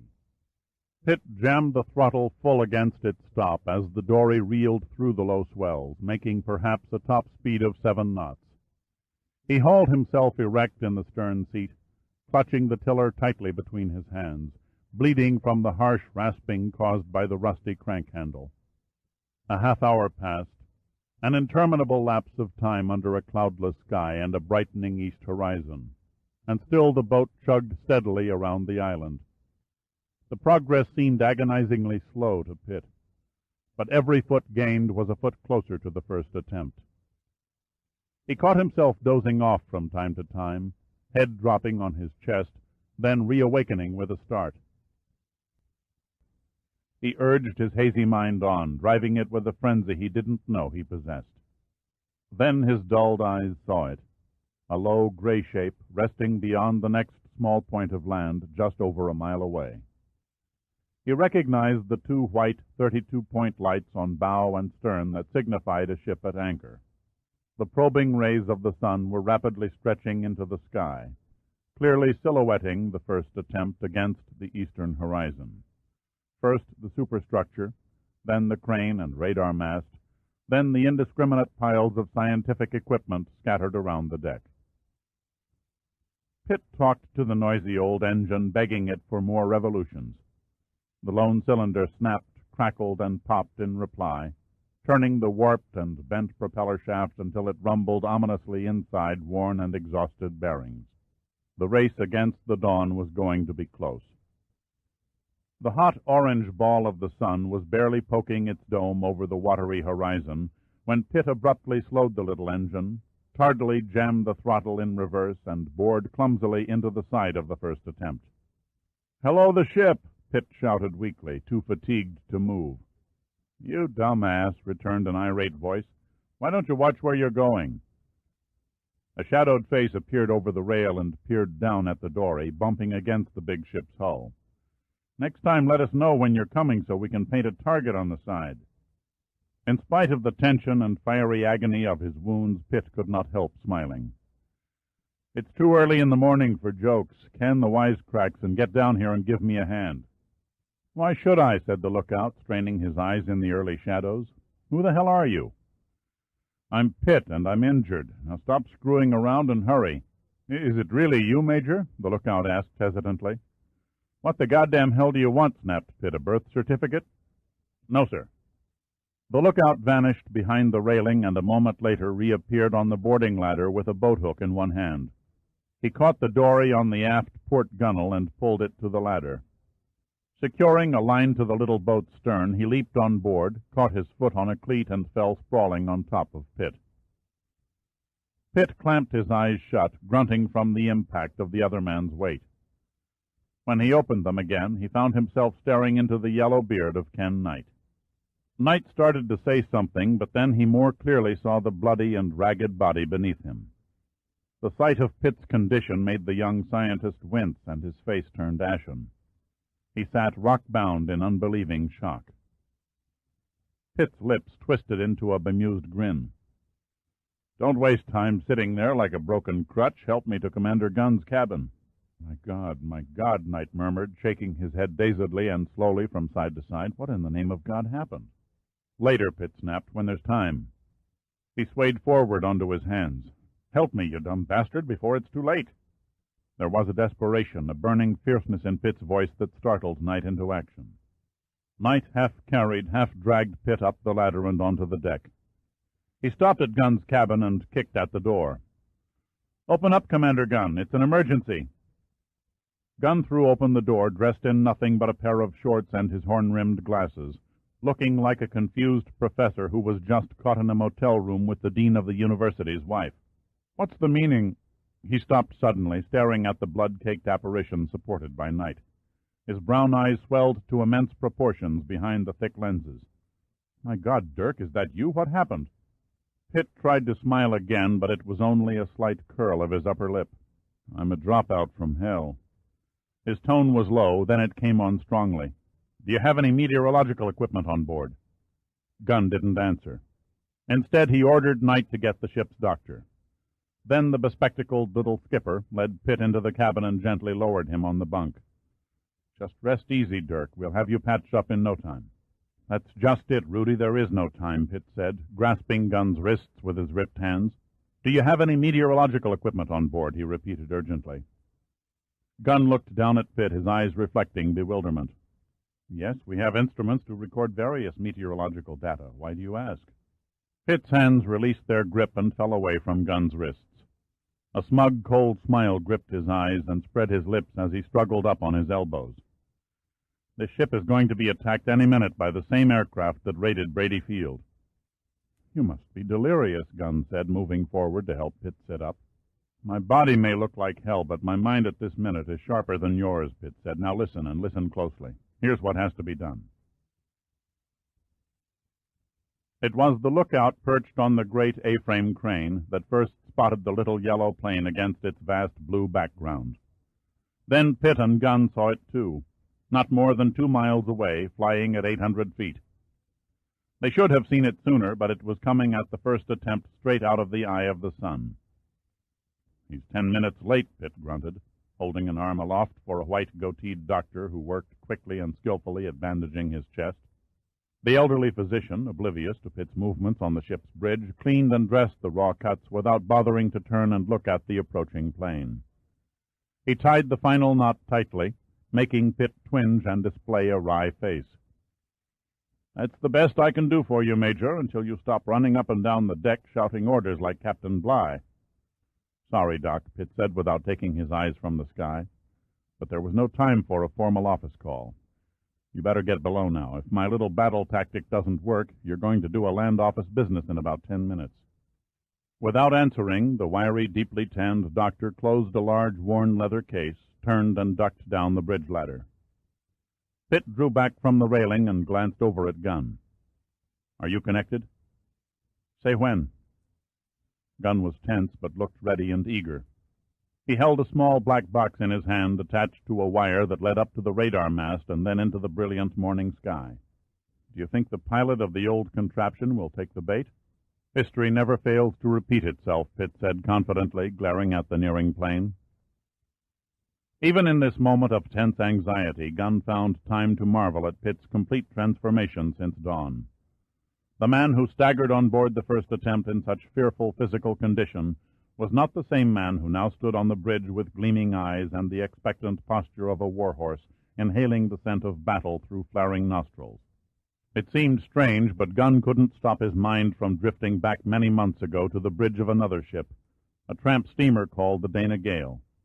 He remembered as though it was only an hour ago, seeing the same expression on Pitt's face just before the old rusty hulk cast off to find and destroy a mysterious seamount in the Pacific north of Hawaii.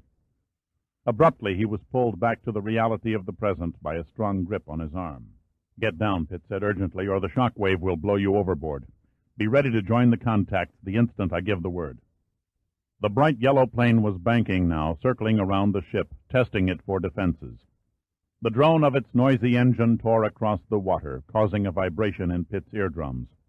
He watched it through a pair of borrowed binoculars, smiling with satisfaction as he noted small round patches in the fabric of the wings and fuselage, a record of Giordino's hits with the carbine.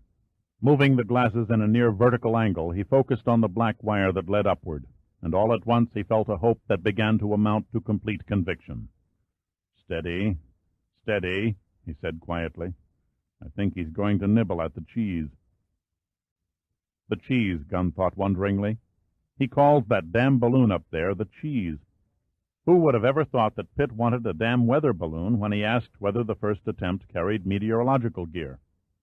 Now the damn balloon floated up there in the damn sky with a 100-pound charge of explosives from the damn seismic lab tied to it. Gunn peered above the railing at the big silvery airborne ball and the lethal package dangling beneath it. The cable holding the captive balloon and the electrical wire attached to the explosives both stretched 800 feet high and 400 feet astern, a total distance of 4 football fields away. He shook his head. It was ironic that the explosive charge, normally utilized for producing underwater shock waves to analyze the bottom of the sea, would now be used to blow an airplane out of the sky. The roar of the plane's engine grew louder, and for one brief moment Pitt thought it was going to dive straight on at the ship. But then he realized that its angle of descent was too low. The pilot was lining the Albatross up for a pass at the balloon. He stood up for a better view, knowing he was a tempting and exposed target. The engine turned into a high-pitched snarl, and the gun sights aimed for the lazy gas bag waiting above the sparkling water. There was no delay, no adjusting for range. The yellow wings glistened in the sun, obscuring the flashes from the 2 guns mounted on the cowling. The sound of the staccato bursts and the whine of the bullets signaled the beginning of the attack. The rubberized nylon skin of the helium-filled bag shuddered under the onslaught of the rapid gunfire. It sagged at first, then wrinkled like a prune and collapsed, flapping in loose folds toward the sea. The yellow Albatross swept over the dropping balloon, making a beeline for the first attempt. "Now!" Pitt yelled, hitting the deck. Gunn threw the switch. The next instant seemed to march on to infinity. Then there was a gigantic blast which shook the ship from keel to mast. The early morning silence was shattered with a violent sound like the breaking of 1,000 windows by a tornado. And in the sky, a tower of dense smoke and flame swirled in a huge bursting mass of orange and black. The concussion from the explosion knocked the wind from Pitt and Gunn, squeezing internal organs against spines with the sudden punch of a battering ram. Slowly, moving with painful stiffness from the tight bandages and struggling for breath, Pitt rose to his feet and peered into the expanding cloud for signs of the Albatross. Shaken for a moment, his eyes darted too high, and he could see nothing but curling smoke. The plane and its pilot were gone. Then he realized what had happened. The brief lag between his shouted signal and the actual explosion saved the plane from instant disintegration. Swinging his gaze down to the horizon, he spotted it. The craft was gliding clumsily through the air, its engine dead. Pitt snatched at the binoculars and quickly sighted them on the Albatross. It was trailing smoke and fiery fragments in a meteoric trail.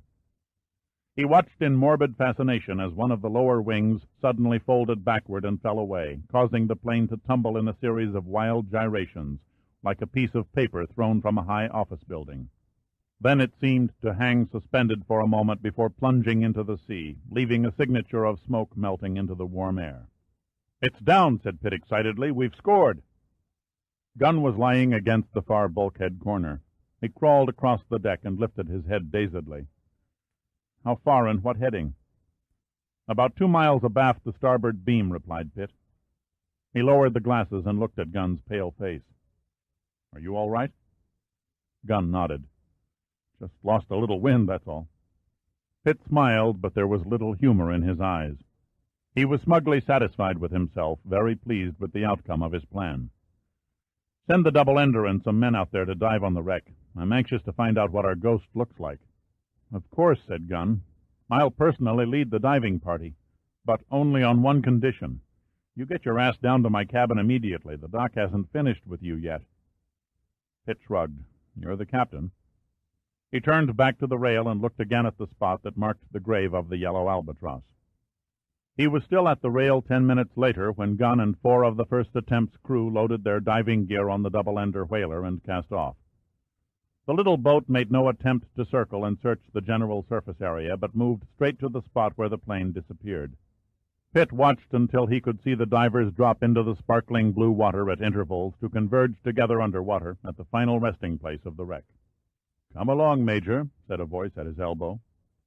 He slowly turned and looked into the face of the bearded doctor.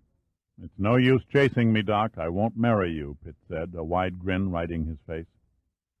The blue-eyed old ship's surgeon did not grin back. He merely pointed down the ladder at Gunn's cabin. Pitt had no choice but to wearily resign himself and turn his battered body over to the doctor's care. In the cabin he fought a half-hearted battle against unconsciousness, but the administered sedatives won a beachhead, and soon he was sheathed in a deep sleep. Chapter 9. Pitt stared at the gaunt and repulsive face that echoed his image from a small mirror, hanging in the cabin's head. The black hair dangled down his face and ears, adding an unkempt crown above the deep green eyes that were circled and etched with jagged red blood vessels. He had not slept long. His watch showed a time-lapse of only 4 hours. It was the heat that woke him, the morning blanket of hot air, drifting across the sea from Africa and digging its burning fingers into his skin. He discovered the ventilator that was closed, and he opened it, but the damage was already done. The hot, dry air had a head start, and the air conditioning would never catch up and cool the cabin, at least not until early evening. He pushed the tap and splashed water over his face, letting the coolness soak into his pores as it dribbled down his back and shoulders. He briskly dried his damp skin and tried to recall in sequence what had happened the night before. Willie and the Maybach Zeppelin, the villa, drinking with Von Till, Terry's beauty, her paled features. Then the labyrinth, the dog, and the escape. Athena. Did her owner ever find her? The dory this morning, the yellow albatross, and the explosion. Now the waiting for Gunn and his crew to salvage the plane and find the body of its mystery pilot. What was the connection with Von Till? What were the old Kraut's motives? And Terry? Did she know about the trap? Was she trying to warn him? Or did she bait him into being used and pumped for information by her uncle? He shook all thoughts and questions from his mind. The bandages itched, and he fought the agonizing urge to scratch. God, it was hot. If only he had a nice cold drink. The only item of clothing the doctor hadn't cut off his body was his shorts. He rinsed them out in the basin and put them on wet. Within minutes they were completely dry. A light knock came from the door. It slowly swung open, and the red-haired cabin boy poked his head around the bulkhead. "Are you awake, Major Pitt?" he queried softly. "Yes, but just barely," Pitt replied. I didn't mean to bother you," the boy said hesitantly. "The doc asked me to check on you every 15 minutes to make sure you were resting comfortably." Pitt threw a withering stare at the cabin boy. "Who the hell can rest comfortably in this furnace with the air conditioning turned off?" A lost, bewildered look crossed the young, sunburned face. "Oh, my gosh, I'm sorry, sir. I thought Commander Gunn left it on." "What's done is done," Pitt said, shrugging. "How about something cold to drink?" "Would you like a bottle of Fix?" Pitt's eyes narrowed sharply. "A bottle of what?" "Fix. It's a Greek beer." "All right, if you say so." Pitt couldn't help but grin. "I've heard of taking a fix before, but never drinking one. I'll be right back, sir." The boy ducked around the bulkhead and closed the door. Suddenly it jerked open again, and the young boy's flaming hair reappeared. "I'm sorry, Major. I almost forgot. Colonel Lewis and Captain Giordino are waiting to see you. The colonel wanted to bust right in and wake you, but the doc wouldn't hear of it. He even threatened to throw the colonel off the ship if he tried it." "All right, send them in," said Pitt with impatience. "Just hurry with the beer before I evaporate." Pitt lay back on the bunk and let the sweat roll down his body onto the rumpled sheets, sopping the areas that came in contact with his skin. His mind continued to turn, ransacking every detail of the past, assembling for the present, pushing ahead and plotting future directions. Lewis and Giordino. They hadn't wasted any time in coming. If Giordino received an answer from Pneuma headquarters, it might help to supply one of the many missing pieces to the puzzle. The four borders were forming, but the middle was a scattered conglomeration of uncertain and unknown quantities. Von Till's evil face leered from the maze, his tight-lipped grin curling in smug disdain. Pitt's mind raced on. The great white dog. He tried to force it into another piece of the puzzle, but it wouldn't fit. That's strange, he thought. The dog doesn't correspond to the piece it's supposed to. For some unfathomable reason, he couldn't force the animal between Von Till and Kurt Hybert. Suddenly, Louis burst into the cabin with all the finesse of a sonic boom. His face was red and he was sweating.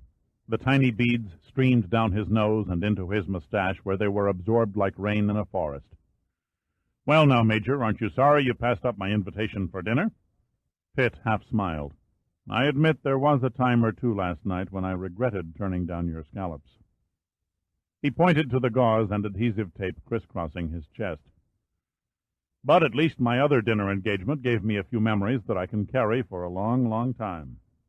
Giordino stepped from behind Louis' hulking form and waved a greeting to Pitt. "See what happens every time I let you go out and carouse on your own?" Pitt could see the wide grin on Giordino's face, but he also noticed a fraternal look of concern in his friend's eyes. "Next time, Al, I'll send you in my place." Giordino laughed. "Don't do me any favors if you're a living example of the morning after." Louis parked his bulk heavily in a chair facing the bunk. "God, it's hot in here. Don't these damn floating museums carry air conditioning?" Pitt enjoyed a tinge of sadistic pleasure at Louis' steaming discomfort. "Sorry, Colonel, the unit must be overtaxed. I have a beer coming that should help make the heat a bit more endurable." "Right now," Louis snorted, "I'd even settle for a glass of Ganges River water." Giordino leaned over the bunk. "For Christ's sakes, Dirk, what mischief did you get yourself into after you left us last night? Gunn's radio message said something about a mad dog." "I'll tell you," said Pitt, "but first I need a couple of questions answered myself." He looked at Louis. "Colonel, do you know Bruno Von Till?" "Do I know Von Till?" Louis repeated. "Only slightly. I was introduced to him once and have seen him occasionally at parties given by the local dignitaries, but that's about all. From what I gather, he's something of a mystery." "Do you, by chance, know what his business is?" Pitt asked hopefully. "He owns a small fleet of ships." Louis paused for a moment, closing his eyes in thought. Then they shot open, transmitting a look of sudden recollection. "Minerva. Yes, that's it. Minerva Lines, the name of the fleet." "I've never heard of it," Pitt murmured. "Small wonder," snorted Louis. "Judging from the decrepit rust buckets I've seen smoking by Thasos, I doubt whether anyone else knows of its existence either." Pitt's eyes narrowed. "Von Till's ships cruise along the Thasos coastline?" Louis nodded. "Yes, one passes every week or so. They're easy to spot. They all have a big yellow M painted on the smoke funnels." "Do they anchor offshore or dock at Laminas?" Louis shook his head. "Neither. Every ship I've bothered to notice came from the south, circled the island, and reversed course south again." "Without stopping?" "They lie to for perhaps half an hour, no more, right off the point by the old ruins." Pitt raised up out of the bunk. He looked questioningly at Giordino, then Louis. "That's odd." "Why?" asked Louis, lighting a cigar.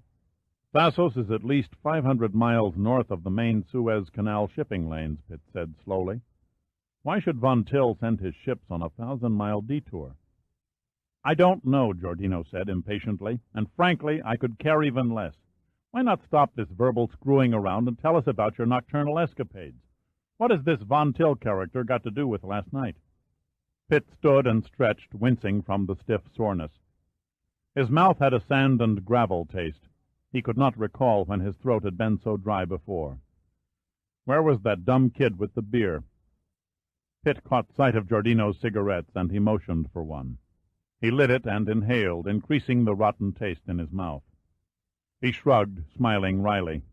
"Okay, I'll give it to you from beginning to end, but please feel free to stare at me like I'm crazy. I'll understand."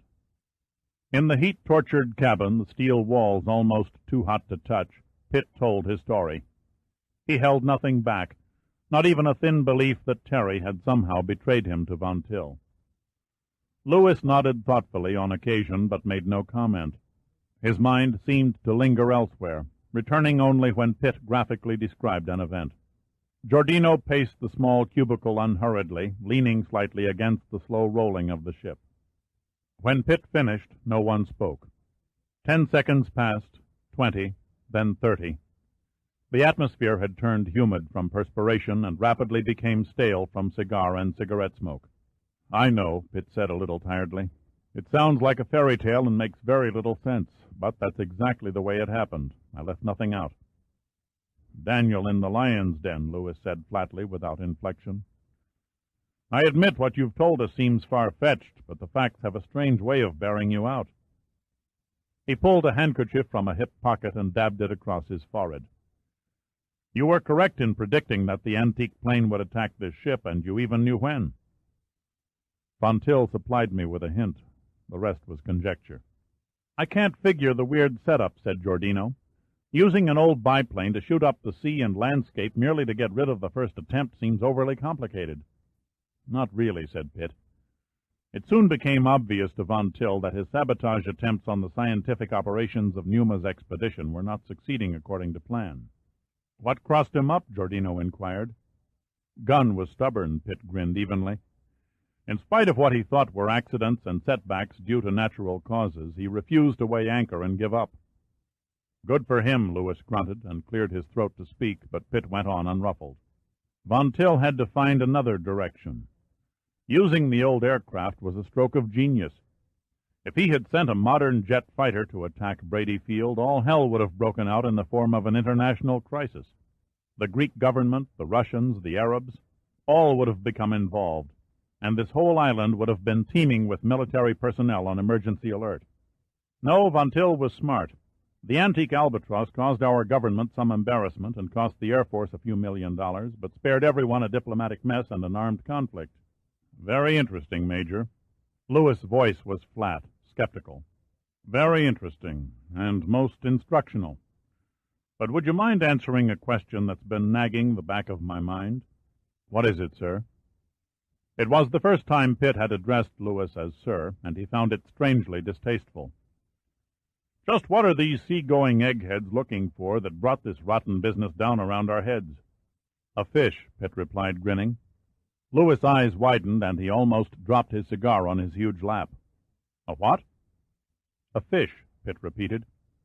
It's nicknamed Teaser, a rare species reported to be a living fossil.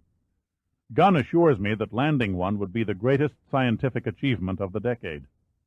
Pitt supposed wryly that he was overdoing it a bit, but he was irritated by Lewis' blundering pompousness. Lewis' face was not pleasant as he rose trembling from his chair. You mean to say that I have $15 million worth of wrecked aircraft scattered over a base under my personal command, my military career all but ruined, and all because of a goddamned fish? Pitt tried his best to look serious. Yes, Colonel, I guess you might say that. A saddened look of absolute defeat gripped Lewis' features as he shook his head from side to side. My God, it's not fair, it's just not... He was interrupted by a knock on the metal door. The cabin boy entered, carrying a tray containing 3 brown bottles. Keep them coming, Pitt ordered, and keep them cold. Yes, sir, the boy mumbled. He set the tray down on the desk and hurried from the cabin. Giordino passed Lewis a beer. Here, Colonel, drink up and forget the damage to Brady. The taxpayers will absorb the cost anyway.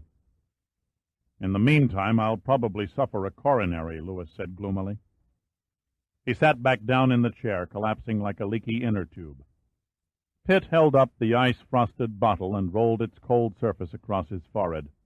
The red and silver label was stuck on crooked. He stared idly at the reversed printing that proudly proclaimed, "By appointment to the Royal Greek Court." Where do we go from here? Giordino said between gulps. Pitt shrugged. I'm not sure yet. A lot depends on what Gunn finds in the wreckage of the Albatross. Any idea? None at the moment. Giordino mashed his cigarette into an ashtray. If nothing else, I'd say we're well ahead of the game, especially compared to this time yesterday. Thanks to you, our ghost from World War I is kaput, and we have a pretty good lead on the instigator behind the attacks. All we have to do now is have the Greek authorities pick up Von Till. Not good enough, Pitt said thoughtfully. That would be the same as a district attorney demanding the indictment of a suspect for murder who had no motive. No, there has to be a reason, not a valid one in our eyes necessarily, but still a reason for all this intrigue and destruction. Whatever the cause, it isn't treasure. Pitt stared at Giordino. I'd forgotten to ask, did Admiral Sandecker send a reply to your message? Giordino dropped an emptied bottle in a wastebasket. It came through this morning, just before the Colonel and I left Brady Field for the first attempt. He paused, gazing up at a fly walking across the ceiling. Then he belched. "Well?" Pitt grunted impatiently. The Admiral had a crew of 10 men pour through the National Archives on a crash research program. When they were finished, they all agreed on the same conclusion. There is no recorded document anywhere that indicates shipwrecked treasure near the Thasos coastline. Cargoes? Could any of the recorded wrecked vessels have carried valuable cargo? Nothing worth mentioning. Giordino pulled a slip of paper from his breast pocket. The Admiral's secretary dictated over the radio the names of all the ships that were lost on or around Thasos in the last 200 years. The list isn't impressive. Pitt wiped the salty sting of sweat from his eyes. Let's have a sample. Giordino set the list on his knees and began reading aloud in a rapid monotone. Mistral, French frigate, sunk 1753. Clara G., British coal collier, sunk 1856. Admiral de Fosse, French ironclad, sunk 1872. Scylla, Italian brig, sunk 1876. Daphne, British gunboat. Skip to 1915, Pitt interrupted. HMS Forcher, British cruiser, sunk by German shore batteries on the mainland, 1915. Von Schroeder, German destroyer, sunk by British warship, 1916. U-19, German submarine, sunk by British aircraft, 1918. No need to continue, Pitt said, yawning. Most of the lost wrecks on your list were warships. The chances are slim that one of them might have carried a king's ransom in gold. Giordino nodded. As the boys in Washington said, no recorded documents of sunken treasure. The talk over treasure brought an alert gleam in Lewis' eyes. What about ancient Greek or Roman vessels? Most records wouldn't go back that far. That's true, said Giordino, but as Dirk previously pointed out, Thasos is a long way off the beaten shipping paths. The same holds true for the trade routes of antiquity. But if there is a fortune under our feet, Lewis persisted, and Von Till found it, he'd most certainly keep it a secret. There's no law against finding sunken treasure. Giordino exhaled 2 streams of smoke through his nose. Why bother to hide it? Greed, said Pitt. Insane greed. Wanting 100%, refusing to share with others, or having to pay the government under which the riches were found any taxes or assessments. Considering the huge cut most governments demand, Lewis said angrily, I can't say as I'd blame Von Till for keeping the discovery a secret. The cabin boy came and went, leaving 3 more bottles of beer. Giordino downed his with one tilt of the head and then dropped the empty bottle beside its mate in the wastebasket. This whole game is like a bad deal, he complained. I don't like it. I don't like it either, Pitt said quietly. Every logical avenue winds up in a cul-de-sac. Even this talk about treasure is meaningless. I tried to bait Von Till into admitting he was after treasure, but the wily old bastard offered no indication of interest. He's trying to hide something, but it's not sunken gold bullion or lost diamonds. He broke off and pointed out a porthole across the sea where Thasos slept under the rising heat waves. The solution lies elsewhere, either near the island or on it, or maybe both. We'll soon know more when Gunn raises the Albatross and its occupant. Giordino, both hands clasped behind his head, leaned his chair back on 2 legs. By all rights, we could leave now and be back in Washington this time tomorrow. Since the mysterious renegade plane is destroyed, and we know who instigated the accidents on board the first attempt, things should settle back to normal. I see no reason why we can't pack up and head for home. He threw Lewis an indifferent look. I'm certain the Colonel can handle any further emergencies that might crop up on Brady Field. You can't leave now. Lewis was sweating heavily, his breath in gasps, barely controlling his temper. I'll contact Admiral Sandecker and have— Don't worry, Colonel, Gunn interrupted from the doorway. He had pushed the cabin door open silently and now stood leaning against the bulkhead. Major Pitt and Captain Giordino won't be leaving Thasos just yet. Pitt looked up quickly, expectantly. There was no elated expression on Gunn's face. It merely reflected a mixture of blank nothingness and dejection. It was the face of a man who ceased to care. The small bone structure showed through the shoulders, drooped from exhaustion, and the skin glistened with drops of salt water that clung to the body hair in tiny droplets. He wore nothing but the ever-present horn-rimmed glasses and a European-style black bikini that did little to enhance the slender frame it covered. 4 straight hours of diving had left Gunn exhausted, every bone, every muscle begging for relief. "Sorry, sir," Gunn mumbled softly. "Bad news, I'm afraid." "For God's sake, Rudy," Pitt asked, "what is it? Weren't you able to raise the plane and recover the pilot's body?" Gunn shrugged his thin shoulders. "Neither." "As bad as that?" Pitt queried, voice and face deadly serious. "Worse," Gunn replied grimly. "Let's have it." For almost 30 seconds, Gunn remained silent. The others in the cabin could hear the faint creaking noises of the ship, rolling in the gentle swells of the Mediterranean, and see the tightening of Gunn's mouth. "Believe me, we tried," Gunn said wearily. "We used every underwater search trick in the book, but we couldn't locate the wreck." He gestured helplessly with his hands. "It was gone, vanished, God knows where." Chapter 10. The Thasians were great lovers of the theater, considering it a vital part of their education, and everyone, including the town beggar, was encouraged to come. In the ancient city of Thasos, during the premieres of new dramas from the mainland, all shops were closed, all business ceased, and prisoners were released from jail. Even the city's whores, barred from most public events, were allowed to practice their trade in the shrubbery by the theater gateways without fear of legal harassment. The swarthy Greek National Tourist Organization guide paused in his spiel, curling his lip in a pleased grin at the horrified expressions on the faces of the female tourists. It was always the same, he thought. The women whispering in put-on embarrassment, while the men, draped in Bermuda shorts and festooned with light meters and cameras, guffawed and poked each other's ribs in unison with know-it-all winks. The guide twisted the end of his magnificent mustache and studied his group more closely. There was the usual sprinkling of fat, retired businessmen and their fat wives, viewing the ruins, not for historical interest, but rather to impress their friends and neighbors at home. His eyes wandered over 4 young school-teachers from Alhambra, California. 3 were plain-looking, wore glasses, and giggled constantly. It was the 4th girl who attracted his attention. Excellent possibilities. Large protruding breasts, red hair, long legs, like most Americans, and quite shapely. The kind of eyes that flirt and suggest better things to come.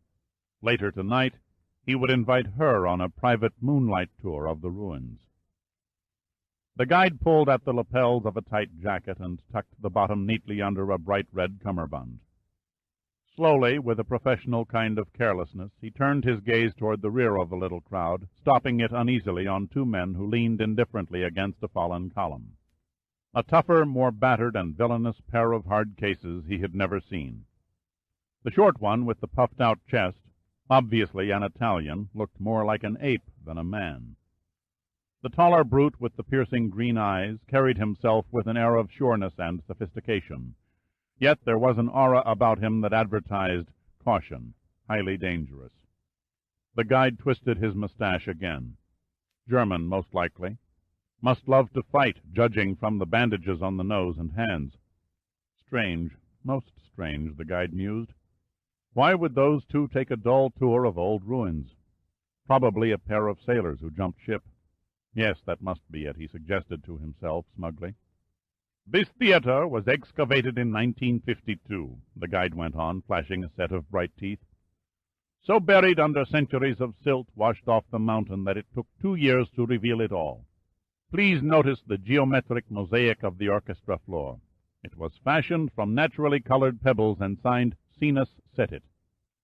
He hesitated a moment, letting his flock of excursionists study the floral design of the worn and faded tiles. Now, if you will follow me up the stairway to your left, we will take a short walk over the next mound to the shrine of Poseidon. Pitt, playing the part of a tired and worn-out sightseer, feigned exhaustion and sat down on the steps, watching the rest of the tour climb the granite stairway until their heads disappeared beyond the top. 4:30, his watch read. 4:30. Exactly 3 hours since he and Giordino left the first attempt and casually strolled into Laminas, joining the guided tour of the ancient ruins. Now he and Giordino, the little captain was impatiently pacing the stone floor beside him, clutching a small flight bag, waited a few more minutes, making absolutely sure the tour was continuing without them. Satisfied that they weren't missed, he silently motioned to Giordino and pointed toward the stage entrance of the amphitheater. For the 100th time, Pitt tugged at the irritating chest bandage, thought about the ship's doctor, and grinned in self-amusement. Permission to leave the ship and return to Von Till's villa had been firmly denied by the bearded doctor, and by Gunn, too. But when Pitt insisted that, if necessary, he was ready to fight the entire ship's crew and swim back to Laminas, the old physician had thrown up his hands in defeat and stormed from the cabin. So far, paying for the wine while killing time in a small taverna, waiting for the sightseeing trip to begin, was his only contribution to the back-door reconnaissance of the villa. It was Giordino who had cursed and sweated over the huge lump of rust attached to the dory's propeller shaft, trying to crank it to life. And it was Giordino who nursed the weather-beaten derelict back to the harbor at Laminas. Fortunately, the old boat had not been missed. No irate owner or local police officer waited on the beach to punish the Yankee pirates for boat theft. To tie the dory up to its original mooring and walk across the beach to the main part of town took only a few minutes. Pitt, certain it was a waste of time, led Giordino a block out of their way to see if Athena was still attached to the corner mailbox. The donkey was gone, but immediately across the narrow street, over a neat little white plastered office building, a sign, lettered in English, advertised the Greek National Tourist Organization. The rest was simple. Joining a tour, whose itinerary included the amphitheater, and mingling with a group of sightseers, offered the perfect cover for reaching the labyrinth and gaining entrance to Von Till's retreat without detection. Giordino rubbed a sleeve across his damp brow. Breaking and entering in the middle of the afternoon. Why can't we wait until dark like any other honorable burglars? The sooner we nail Von Till, the better, Pitt said sharply. If he's off balance from the destruction of the Albatross this morning, the last thing he would expect is a resurrected Dirk Pitt in broad daylight. Giordino could easily feel and see the revenge in Pitt's eyes. He remembered watching Pitt move slowly, painfully, as best he could, over the steep trail through the ruins without complaint. He had also watched the bitterness, the hopelessness that took and held Pitt's face after Gunn announced the disappearance of the mystery plane. There was something ominous about Pitt's grim features and unmoving concentration. Giordino wondered dimly whether Pitt was driving himself with a sense of duty or with an insane compulsion for retaliation. "You're sure this is the right way? It might be simpler to—" "This is the only way," Pitt interrupted. The Albatross wasn't eaten by a whale, yet it vanished without leaving a stray nut or bolt. Knowing the identity of the pilot could have settled a number of loose ends. We have no choice. The only course that lies open is to search the villa. "I still think we should take a squad of air police," Giordino said morosely, "and crash in through the front door." Pitt looked at him, then looked once more over his shoulder up the stairway. He knew exactly how Al Giordino felt, for he felt the same way himself. Frustrated, unsure, grasping at every string that offered a small touch of hope for obtaining an answer, no matter how small, to the strange events of the past few days. Much depended on the next hour. Whether they could enter the villa unseen, whether they found evidence against Von Till, whether Terry was a willful member of her uncle's as yet unknown scheme. Pitt glanced at Giordino again, saw the set brown eyes, the grim mouth, the knotted hands, saw all the signs of an intense mental concentration on the possible dangers that lay ahead. There was no better man to have on your side when the odds were long. "I can't seem to pound it through your thick head," he said quietly. "This is Greek soil. We have no legal right to invade a private residence. I couldn't begin to think of the problems it would cause our government if we broke in Von Till's door. As it is now, if we're caught by the Greek authorities, we'll play the roles of a couple of crewmen from the first attempt who wandered into the underground passage during a guided tour to sleep off a shore leave drunk. They should buy that. They have no reason not to. That's why we're not packing any weapons. You guessed it. We'll have to risk a disadvantage to save a possible predicament. Pitt halted at the crumbling archway. The iron grillwork looked different in the daylight, not nearly so massive and indomitable as he remembered it. "This is the place," he said, his fingers idly flaking a spot of dried blood from one of the rusting bars. "You squeezed through that?" Giordino asked incredulously. "It was nothing," Pitt replied, broadly grinning. "Just another one of my many accomplishments." The grin quickly faded. "Hurry, we don't have much time. The next tour will be through here in another 45 minutes. Giordino stepped up to the heavy bars, and within seconds was a man absorbed with a difficult and hazardous job to do. He opened the flight bag and carefully removed the contents, laying them out in order on an old towel. Quickly he fitted 2 small charges of TNT around a single bar, spacing them 20 inches apart, inserted the primer, and heavily wrapped each charge under several layers of metal plumber's tape. Next he spun strands of heavy wire around the bulbous bands, and then covered the wire with more layers of thick adhesive tape. A final look at the charges, embedded in the thick wrappings like cocoons, and he connected the wires to the detonator. Obviously pleased with his handiwork, the entire operation had taken less than 6 minutes from start to finish, he motioned Pitt toward the safety of a wide block retaining wall. Slowly Giordino followed, walking backward, playing out wires leading from the detonator to the charges. At the wall, Pitt grasped him on the arm to draw his attention. "How far will the explosion be heard?" "If I did it right," Giordino replied, "it shouldn't sound any louder than a pop gun to someone standing 100 feet away." Pitt stood on the lower base of the wall and hurriedly scanned a 360-degree circle of landscape. Seeing no sign of human activity, he nodded, grinning at Giordino. "I hope dropping in uninvited through the service entrance isn't beneath your dignity." "We Giordinos are pretty broad-minded," he said, returning Pitt's grin. "Shall we?" "If you insist." They both ducked below the top of the old wall, holding the sun-warmed stones with their hands to absorb any shock. Then Giordino turned the little plastic switch on the detonator. Even at the short distance of 10 or 15 feet, the sound of the explosion was nothing more than a mere thump. No shock wave trembled the ground, no black cloud of smoke or shooting flame belched from the archway, no deafening blast rattled their eardrums, only a small, undefinable thump. Swiftly, in a silence bred of expectancy, they leapt to their feet and rushed back to the iron gate. The 2 balls of tape were torn and smoldering, smelling like the burned-out pungent odor of frizzled firecrackers. A tiny curl of smoke wound in a snake-like trail between the grill and disappeared into the damp darkness of the interior passage. The bar was still in place. Pitt looked questioningly at Giordino. "Not enough punch?" "It was ample," Giordino said confidently. "The charges were the right size to do the job. Please observe." He gave the bar a vigorous kick with his heel. It remained solid, unyielding. He kicked it again, this time harder, his mouth tight from a jolting pain in his heel and sole.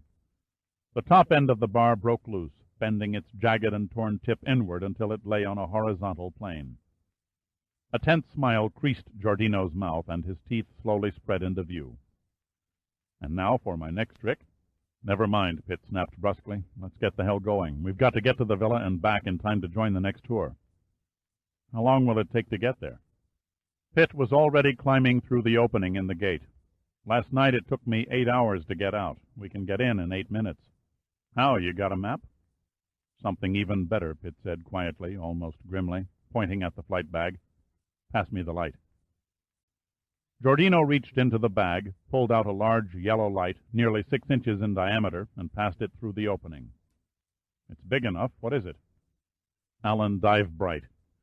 Aluminum casing is waterproof to a 900-foot depth. We're not going diving, but it's rugged and throws out a long, narrow beam backed by 108,000 candle power. That's why I borrowed it from the ship." Giordino said no more, merely shrugged and slipped between the bars, following Pitt into the passage. "Hold on a second till I remove the evidence." Giordino's stubby hands nimbly unwound the shredded wrappings. A pile of old fallen stones covered the smoldering remains before he turned to face Pitt, squinting his eyes until they became accustomed to the dim light. Pitt played his light into the darkness. "Look there on the ground. See why I don't need the services of a detailed map?" The powerful beam spotlighted a broken trail of dried and caked blood leading down the steep, uneven stairway. In a few places the red stains lay in scattered clusters, separated by occasional tiny round specks.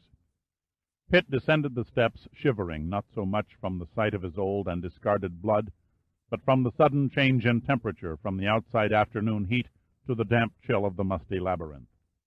At the bottom he took off at a half-trot, the swaying light in his hand casting a series of bouncing shadows that leaped from the crack-lined ceiling to the rough-hewn rock floor. The loneliness and the fear that gripped him the night before was not present. Giordino, that indestructible sawed-off package of muscle, a trusted friend for many years, was beside him now. Damned if anyone or any barrier would stop him this time, he thought doggedly. Passage after passage, like gaping mouths in the shadows, slipped by. Pitt kept his eyes trained on the ground, analyzing the dark red spots. At the honeycombed intersections he paused briefly, studying the trail. If the blood led up a tunnel and then returned, it meant a dead end. Wherever the course indicated a single line, he pursued it. His body was aching and his vision was hazy at the outer edges, a bad sign. He was bone-tired and felt it to the deadening tips of every nerve ending. Pitt stumbled and would have gone down, but Giordino grabbed his arm in a wrench-like grip, holding him erect. "Take it easy, Dirk," Giordino said firmly, his voice followed by a faint echo. "No sense in overdoing it. You're not in condition to play all-American hero." "It's not far," Pitt said heavily. "The dog should lie around the next couple of bends." But the dog was gone. Only the hardened blood pools remained where the great white animal had thrashed out the final moments of life. Pitt stared mutely at the huge stains. The dank odor of blood permeated the passageway, adding to but not quite overcoming the musty atmosphere. He vividly recreated the attack in his mind. The dog's gleaming eyes, the leap in the dark, the knife sinking into warm flesh, and the agonized animal howl. "Keep going," Pitt said grimly, all weariness forgotten. "The entrance is only another 80 feet. They plunged on amid the black depths of the mountain. Pitt didn't bother to watch the blood trail. He knew where he was to the inch. He so thoroughly recalled the feel of the walls and floor that he would have been completely confident of finding the door at a dead run without the flashlight and in absolute darkness. The light in his hand swayed in wild arcs as they pounded along into the modern corridor construction. Suddenly the dive-bright's beam probed the massive door, holding it in a dazzling circle of light. "This is it," Pitt said softly between labored gasps for breath. Giordino pushed his way past and knelt to the ground, examining the inside bolts. He wasted no time. Already his fingers were probing the slight crack that separated the door from the frame molding. "God damn," he grunted. "What is it?" "Big sliding latch on the outside. I don't have the equipment to jimmy it from this side." "Try the hinges," Pitt murmured. He aimed the light toward the opposite side of the door. Almost before he said it, Giordino had snatched a short pointed bar from the flight bag and was prying the long pins from their rusty shafts. Giordino laid the hinge pins lightly on the ground and let Pitt ease the door open. It swung noiselessly, only an inch, at his touch. Pitt peeked through the widening crack, taking a swift look around, but there was no one in sight, no sound except their own breathing. Pitt pulled the door aside and dashed across the balcony, blinking in the harsh sunlight, and hurried up the stairway. Giordino, he knew, was right on his heels. The doorway to the study was open, the drapes blowing inward in billowing folds from an offshore westerly breeze. He flattened against the wall, listening for voices. Then seconds passed, ticking off to half a minute. The study was quiet. Nobody home, he thought. Or if they are, they're an awfully dead group. Pitt took a deep breath, turned quickly, and stepped inside the room. The study seemed quite empty. It was exactly as Pitt remembered it. The columns, classic furniture, the bar. His eyes sped around the room, stopping at the shelf containing the model submarine. He walked over and closely examined the workmanship on the miniature craft. The carved black mahogany that made up the hull and conning tower gleamed with a satin-like sheen. Every detail from the rivets to a tiny embroidered Imperial German battle flag looked fantastically real, so much so that at any second Pitt half expected to see a diminutive crew leap out of a hatch and man the deck gun. The neatly painted numbers on the side of the conning tower identified it as the U-19, a close sister of the U-boat that torpedoed the Lusitania. Pitt whirled sharply from the model as Giordino's fingers dug deeply in his arm, as Giordino's head leaned closely to his own. "I thought I heard something." The voice was a mere breath. "Where?" Pitt asked in a whisper. "I'm not sure. I couldn't get a good fix on it." Giordino cocked his head, listening. Then he shrugged. "Just imagining things, I guess." Pitt turned back to the model submarine. "Do you recall the number of the World War I sub that was sunk near here?" Giordino hesitated. "Yeah, it was the U-19. Why ask now?" "I'll explain later. Come on, Al, let's get the hell out of here." "We just got here," Giordino complained, raising his voice to a murmur. Pitt tapped the model. "We've found what we came for." He froze into sudden immobility, listening, his hand motioning a silence signal to Giordino. "We've got company," he said under his breath. "Split up and circle around the far end of the room to that second column. I'll go along the windows." Giordino nodded. He hadn't even raised an eyebrow. A minute later their stealthy paths met, joining behind a long, high-backed sofa. Both men approached it cautiously and peered over the backrest. Without moving, without uttering a word, Pitt stood rooted to the carpet. He stood there, it seemed to Giordino, for an eternity, his mind absorbing the shock of seeing Terry peacefully asleep on the sofa. But it was no eternity. It was probably only 5 seconds before Pitt acted. Terry lay curled in a ball, her head resting on a huge humped armrest, her black hair falling in piles, nearly touching the floor.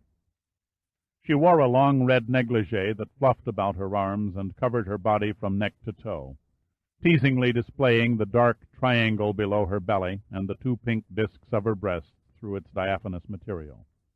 Pitt whipped out his handkerchief and had it firmly stuffed in her mouth before she fully awoke. Then, snatching the hem of her negligee, he yanked it above her head and knotted it around the arms, making her completely helpless. Terry began to struggle back to full consciousness. It was too late. Before she could fully grasp what was happening, she was roughly thrown over Giordino's shoulder and carted off into the sunlight. "You've got to be crazy," Giordino mumbled irritably when they reached the stairway. "All this hassle to gawk at a toy and steal abroad." "Shut up and run," Pitt said without turning. He kicked the passage door aside and let Giordino enter first with his kicking burden. Then Pitt pushed the door back into place, aligning the hinge shafts before inserting the pins. "Why bother replacing the door?" Giordino asked impatiently. "We got this far without detection," Pitt replied, grabbing the flight bag. "I want to keep Von Till in the dark as long as possible. I'm betting he saw the obvious evidence of my wounds after the dog's attack and thinks I wandered off into this honeycombed maze and bled to death." Quickly, Pitt turned and ran through the corridor, holding the light low so Giordino, grunting under his struggling burden, could see where he was stepping. The thick coat of blackness, pierced by the small island of incandescence, opened briefly at their approach and then closed, returning the labyrinth back to its eternal night. 1 foot before the other, the endless routine repeated over and over. Their feet pounded across the hard floor, echoing through the darkness with a peculiar hollow sound. The dive bright and flight bag clutched tightly in his hands, only dimly aware of the curious tingling in the pit of his stomach, Pitt rushed forward. Rapidly, with no attempt at stealthy caution, no expectancy of trouble, but with that strange inner sensation, half-belief of a man who has accomplished something he had thought was impossible. "I'm on the path of Von Till's secret, and I've got his niece," Pitt said to himself again and again. But somehow a lingering fear prodded his mind. 5 minutes later they reached the stairway. Pitt stepped aside, holding the light on the steps, letting Giordino climb first. Then he turned, beaming the light back in the passage, taking a last look, and his face became grim. He wondered how few men, and women too, had suffered but escaped from that honeycombed hell. One thing, he thought, no one will ever know fully the history of the labyrinth. Only the ghosts lingered, the bodies had long since turned to dust. Then his mouth twisted and he looked away. Without another backward glance he mounted the steps for the last time, vastly relieved at seeing sunlight again at the top landing. He was halfway through the rusting bars, vaguely aware that Giordino was standing oddly quiet with Terry still slung over a shoulder, when he heard a loud, contemptuous laugh roar beside the archway. "My compliments, gentlemen, on your exquisite taste in souvenirs. However, I feel it is my patriotic duty to inform you that the theft of valuable objects from historical sites is strictly forbidden under Greek law." Chapter 11. Pitt froze while his mind raced to absorb the shock. He stood there, one leg outside, the other bent awkwardly inside the passage for what seemed to him a lifetime. He threw the dive bright and the flight bag behind him down the stairway and then squinted, waiting for his eyes to adjust to the bright sunlight. He could barely discern a vague, formless shape that detached itself from the low stone wall and moved in front of him. I don't understand," Pitt mumbled dumbly, feigning a peasant kind of stupidity. "We're not thieves." Again the resounding laugh, and the blurred form transformed into the Greek National Tourist Organization guide, who wore a broad, white-toothed smile beneath his great mustache. A swarthy hand gripped a 9mm Clancy automatic pistol, the barrel aimed directly at Pitt's heart. "Not thieves," the guide said sarcastically in faultless English. "Then kidnappers, perhaps." "No, no," pleaded Pitt, a forced tremor in his voice. "We're only two lonely seamen on shore leave in a strange land having a bit of fun." He winked and grinned a knowing grin. "You understand?" "Yes, I understand perfectly." The gun remained level and steady as a rock. "That is why you are under arrest." Pitt could feel a knot deep down under in his stomach, the dry, sandy taste of defeat in his mouth. God, this was a worse setback than he had feared. It could be the end of everything, a trial and then expulsion from the country. He kept the stupid, insipid expression on his face. Then he stepped forward from the gate, making an imploring gesture with his hands. "You must believe me. We haven't kidnapped anybody. Look," he said, pointing to Terry's upended and naked bottom. "This woman is nothing but a village whore we found wallowing in a pigsty of a taverna. She told us to take the tour of the ruins, promising to meet us at the amphitheater." The guide looked amused. He reached out with his free hand and fingered the material of Terry's negligee, then ran his fingertips lightly over her smooth, rounded mounds, triggering a spasm of thrashing legs and feet. "Tell me," he said slowly, "how much did she charge?" "At first she asked 2 drachmas, said Pitt sullenly. "But after the fun and games she tried to hold us up for 20 drachmas. We, of course, refused to pay." "Of course," the guide replied dully.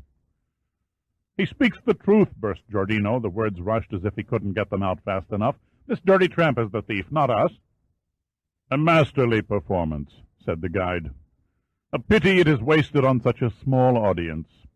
We Greeks may lead simple, mundane lives compared to you of more sophisticated countries, but we do not possess simple minds." He gestured the gun toward Terry. "This girl is no cheap prostitute. Expensive, maybe, but not cheap. Her skin also makes you out a liar. It's far too white. Our island girls are famous for their rich, dark texture and full hips. Hers are much too narrow." Pitt said nothing. He watched the guide carefully, waiting for an opening. Any movement on his part, he knew, would trigger Giordino into instantaneous action. The Greek looked a dangerous man, cunning and alert, but there was no hint of sadistic antagonism that Pitt could see in the dark, sun-wrinkled features. The guide beckoned to Giordino. "Release the girl. Let us have a look at her other end." Giordino, without taking his eyes off Pitt, slowly dropped Terry, letting her slide down his shoulder to the ground. She stood drunkenly for a moment, unsure of her balance, arms upraised in their trapped position, and swaying like a giant tulip in the wind until Giordino untied the knotted negligee above her head. As soon as she was free, Terry tore the gag from her mouth and stared at Giordino with white-hot hatred in her eyes. "You bloody rotten bastard!" she screamed. "What's the meaning of this?" "It wasn't my idea, sweetheart," said Giordino, his eyebrows arching slyly. "Talk to your friend over there." He jerked his thumb towards Pitt. Her head spun in Pitt's direction, and she opened her mouth to say something, but choked off the words with a gasp. The big hazel eyes reflected astonishment for an instant, Then they changed with blinking speed to icy coldness, then to a glowing twinkle of warmth. She threw her arms about Pitt and kissed him fervently, too fervently, he thought, under the circumstances. "Dirk, it really is you," she sobbed. "Back there in the darkness, your voice, I couldn't be sure. I thought I'd never see you again." "It seems," he said, grinning, "our meetings are a never-ending, constant source of surprise."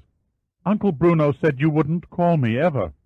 "Don't believe all you hear from an uncle." Terry discovered the bandage on his nose and gently touched it. "You've been hurt." Her voice held a blend of concern and distress. "Did Uncle Bruno do that? Did he threaten you?" "No, I was climbing some stairs and tripped and fell," he said, slightly distorting the truth. "That's all there was to it." "What is this all about?" the guide asked in exasperation. His gun hand was beginning to droop. "Will the young lady please be so kind as to tell her name?" "I am the niece of Bruno von Till," she said testily, "and I don't see how that concerns you."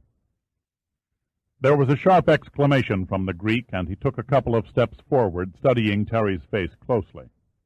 For almost half a minute he stared at her, then slowly, with deliberate ease, raised the gun level again, still pointing at Pitt. Once, twice he tugged at his mustache, nodding in thoughtful perplexity. "You may speak the truth," he said quietly. "Then again you may be lying to protect these two unpleasant-looking scum." "Your ridiculous insinuations are of no importance to me." Terry thrust out her chin, matching its protruding uplift with her breasts. "I demand you put down that hideous gun and leave us alone. My uncle has great influence with the island authorities. One word from him and you'll find yourself rotting your miserable life away in a mainland prison." "I am well aware of Bruno von Till's influence," the guide said indifferently. "Unfortunately, it makes little impression on me. The final decision concerning your arrest or release rests entirely with my superior in Panagia, Inspector Zakynthos. He will wish to see you. Any lies to him and your immediate futures shall be very lamentable indeed. If you will all please step behind the wall, you will find a pathway leading approximately 200 yards to a waiting car." He swung the gun from Pitt to Terry. "A warning, gentlemen. Do not entertain any thoughts of a foolish move. If I detect even a slight facial tic on either of you, I shall place a bullet in the brain of this delicate and lovely creature. Now, shall we proceed?" 5 minutes later they all reached the car, a black Mercedes parked inconspicuously under a copse of fir trees. The driver's door was open, and a man dressed in a spotless ice cream suit sat casually behind the wheel with one foot solidly planted on the ground outside. At their approach he rose and opened the rear door. Pitt looked at the man for a long moment. The contrast between the neatly pressed white suit and the dark, ugly face presented an impressive picture. About 2 inches above Pitt's own height, the man looked like a chiseled stone colossus, and just as solid. He had the largest set of shoulders Pitt had ever seen, and must have weighed at least 260 pounds. The face was misproportioned and strikingly repulsive, and yet there was a strange sort of beauty about it, the kind that artists sought to capture on canvas. Pitt wasn't fooled. He could read a man who had an indifferent attitude toward killing. His paths had crossed many times with lovable-looking brutes who murdered as if it were a run-of-the-mill, everyday routine. The guide stepped back and walked around to the front of the car. He nodded at the other man. "We have guests, Darius. 3 little goats who have lost their way. We will take them to Inspector Zakynthos. They can stage their little act for him." He turned to Pitt. "You will enjoy the inspector's company. He is an excellent listener." Darius soberly gestured at the back seat. "You two in here. The girl rides in front." His voice was what one would have expected, deep and rasping. Pitt relaxed against the seat and ran through a dozen different plans for escape, each with less chance of success than the previous one. The guide had them by the testicles as long as Terry was present. Without her, he thought, he and Giordino stood toss-up odds of overpowering the guide and grabbing the gun. There was also the possibility that if they made an attempt, the guide wouldn't have the courage to shoot a woman, but Pitt wasn't about to risk Terry's life to find out. The guide bowed with obviously forced courtesy.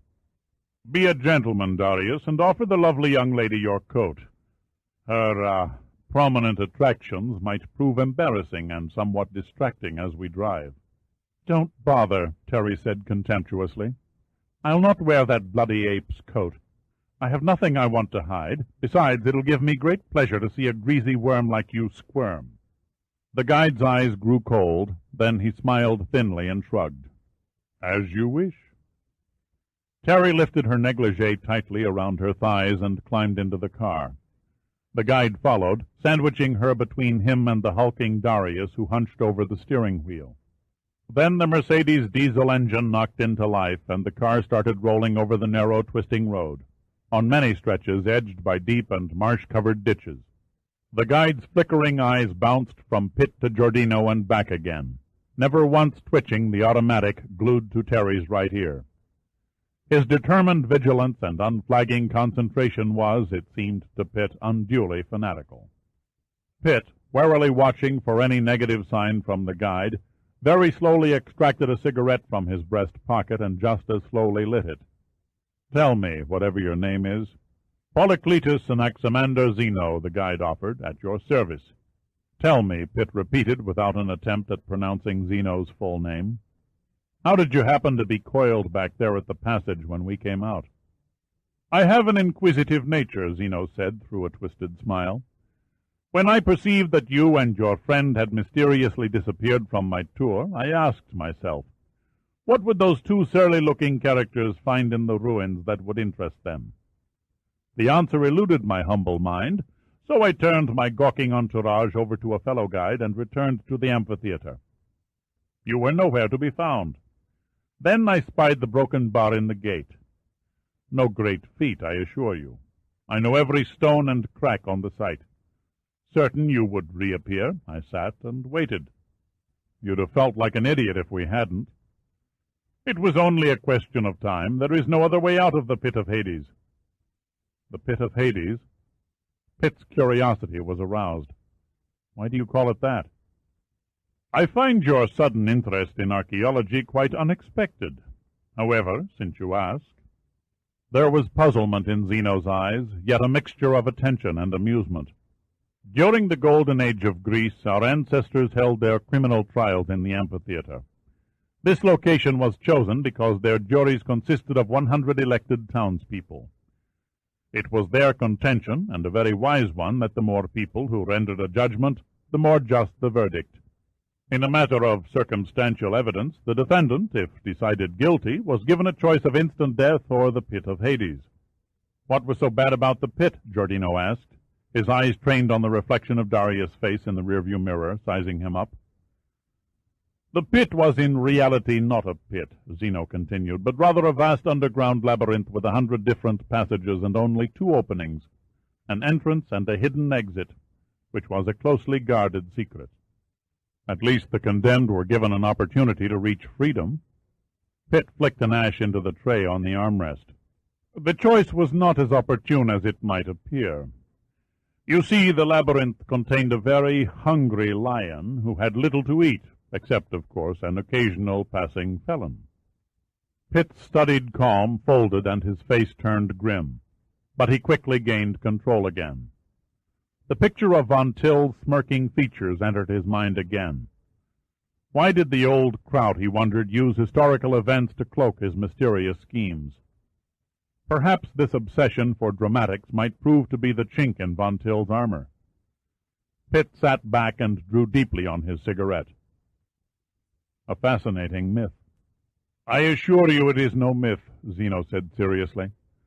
"The number of condemned Greeks who died in the pit of Hades, their screams echoing through the dark tunnels, is endless. Even in recent years, before the entrance was barred, several people wandered into the pit and vanished, swallowed up by the unknown. There is no record of a successful escape." Pitt flipped his cigarette through an open window into the passing countryside. He looked at Giordino, then more slowly at Zeno. A smug grin spread across his face and widened into a broad smile. Zeno stared at Pitt speculatively. Then he gave an uncomprehending shrug and motioned to Darius. Darius nodded, and a few seconds later the Mercedes turned onto the main road. The wheels sped over the worn two-lane pavement. The trees, lining the shoulders like forgotten sentinels, flashed past in a blur of dust and green leaves. The air was cooler now, and twisting around in the seat, Pitt could see the setting sun's rays strike the bald, tree-bare peak of Hypsarion, the highest point on the island. He remembered reading somewhere that a Greek poet had described Thasos as a wild ass's back, covered with wild wood. Though the description was 2,700 years old, he thought, it was still true today. And then Darius backshifted and the Mercedes was slowing down. It turned again, this time leaving the highway, its tires crunching on a rough, gravel-strewn country lane that led upward into a wooded ravine. Why Darius had left the main road before reaching Panagia, Pitt could not guess, any more than he could guess why Zeno acted the part of an armed undercover agent instead of a friendly tourist guide. That old feeling of danger tapped Pitt on the shoulder again, and he felt a tinge of uncontrolled anxiety. The Mercedes bumped heavily over a dip, rose steeply up a long ramp, and entered a large barn-like building through a doorway that had been designed to accommodate heavy trucks requiring high roof clearances. The weather-beaten walls of the wooden structure were covered with the remnants of gray-green paint, long since peeled and blistered from the fierce Aegean sun. An instant before the inside gloom enveloped the car, Pitt caught a glimpse of an overhead sign whose faded black letters were printed in German. Then, as Darius turned off the ignition, he heard the sound of rusty rollers creaking the door shut behind them. The Greek National Tourist Organization must work under a damn paltry budget if this is the best they can scrape up for an office, Pitt said caustically, his eyes darting about the vast, deserted floor. Zeno merely smiled. It was a smile that left Pitt's heart pounding against an enormous pressure, as if something was holding it, constricting its action. An inner coldness crept over him, bringing with it the acknowledgment of failure, the acknowledgment that he had somehow played into Von Till's hands. Pitt had been aware all along that GNTO guides do not carry guns or have the authority to make an armed arrest. He also knew that the guides drove around the island in boldly advertised and gaily colored Volkswagen buses, not black, unmarked Mercedes-Benz sedans. Time was getting expensive. He and Giordino must make a move, and make it soon. Zeno opened the rear door and stepped back. He made a slight bow and gestured with the gun. "Please remember," he said, his tone rock-hard, "no foolishness." Pitt climbed from the car and turned, offering his hand to Terry through the open front door. She looked up at him seductively for a moment, and, squeezing his hand gently, slowly uncoiled from her sitting position. Then, quickly, before Pitt could react, she threw her arms around his neck and pulled his head down to her level. Both pairs of eyes were open, Pitt's mostly from surprise, as she brazenly covered his sweating face with kisses. It never fails, Pitt thought in detached fascination. No matter how cool or sophisticated they act toward the world, show a woman danger and adventure and they'll always turn on. It's really a pity she's ready, but it's the wrong time and the wrong place. He forced her back. "Later," he murmured, "when our audience has gone home." "A most stimulating little scene," said Zeno impatiently. "Come along. Inspector Zakynthos rapidly loses all compassion when he is kept waiting." Zeno dropped about 5 paces behind the group, holding the automatic at hip level. Darius then escorted them across the football field length of the building, up a rickety flight of wooden stairs that led to a hallway, lined on both sides by several doors. Darius paused at the second door on the left and pushed it open, motioning Pitt and Giordino inside. Terry started to follow, but was suddenly halted by a huge barrel of an arm. "Not you," Darius grunted. Pitt whirled around, anger clouding his face. "She stays with us," he said coldly. "No need to play rescuing hero," Zeno said lightly, reinforced with an expression of seriousness. "I promise you no harm will come to her." Pitt studied Zeno's face carefully, finding no sign of treachery. For some strange reason, Pitt experienced a marked degree of trust in his captor. "I'll take you at your word," he growled. "Don't worry, Dirk." Terry threw an icy look at Zeno. "As soon as this stupid inspector, whoever he is, finds out who I am, we'll all be free of these wretched people." Zeno ignored her and nodded at Darius. "Guard our friends here. Guard them closely. I suspect they're very cunning." "I'll be alert," Darius promised confidently. He waited until Zeno and Terry, padding the dusty floor in her bare feet, were gone. Then he closed the door and leaned lazily against it, arms folded across his massive chest. "Personally speaking," Giordino muttered, for the first time since the ride from the ruins, "I prefer the accommodations at the Hotel San Quentin." His gaze focused on Darius. At least the roaches weren't king-size. Pitt grinned at Giordino's insulting comment to Darius and scanned the room, taking in every detail of its construction. It was small, no larger than 9 by 10 feet. The walls consisted of warped boards nailed crudely to warped support posts that stood facing inward at irregular intervals, in rotted and barren starkness. The room was void of any furniture and windowless. The only available light came through large horizontal cracks in the walls and a jagged hole in the roof. "If I was to guess," said Pitt, "I'd say this place was a deserted warehouse." "You're close," Darius volunteered. "The Germans used this building for an ordnance depot when they occupied the island in 42. Pitt pulled out a cigarette and casually lit it. To offer Darius a cigarette would have immediately put the brute on his guard. Instead, Pitt took a step backward and began tossing the lighter in the air, each time tossing it a little higher till he noticed Darius following it out of the corner of one eye. Once, twice, 4 times the lighter sailed into the air. On the 5th toss it fell through Pitt's fingers and clattered on the floor.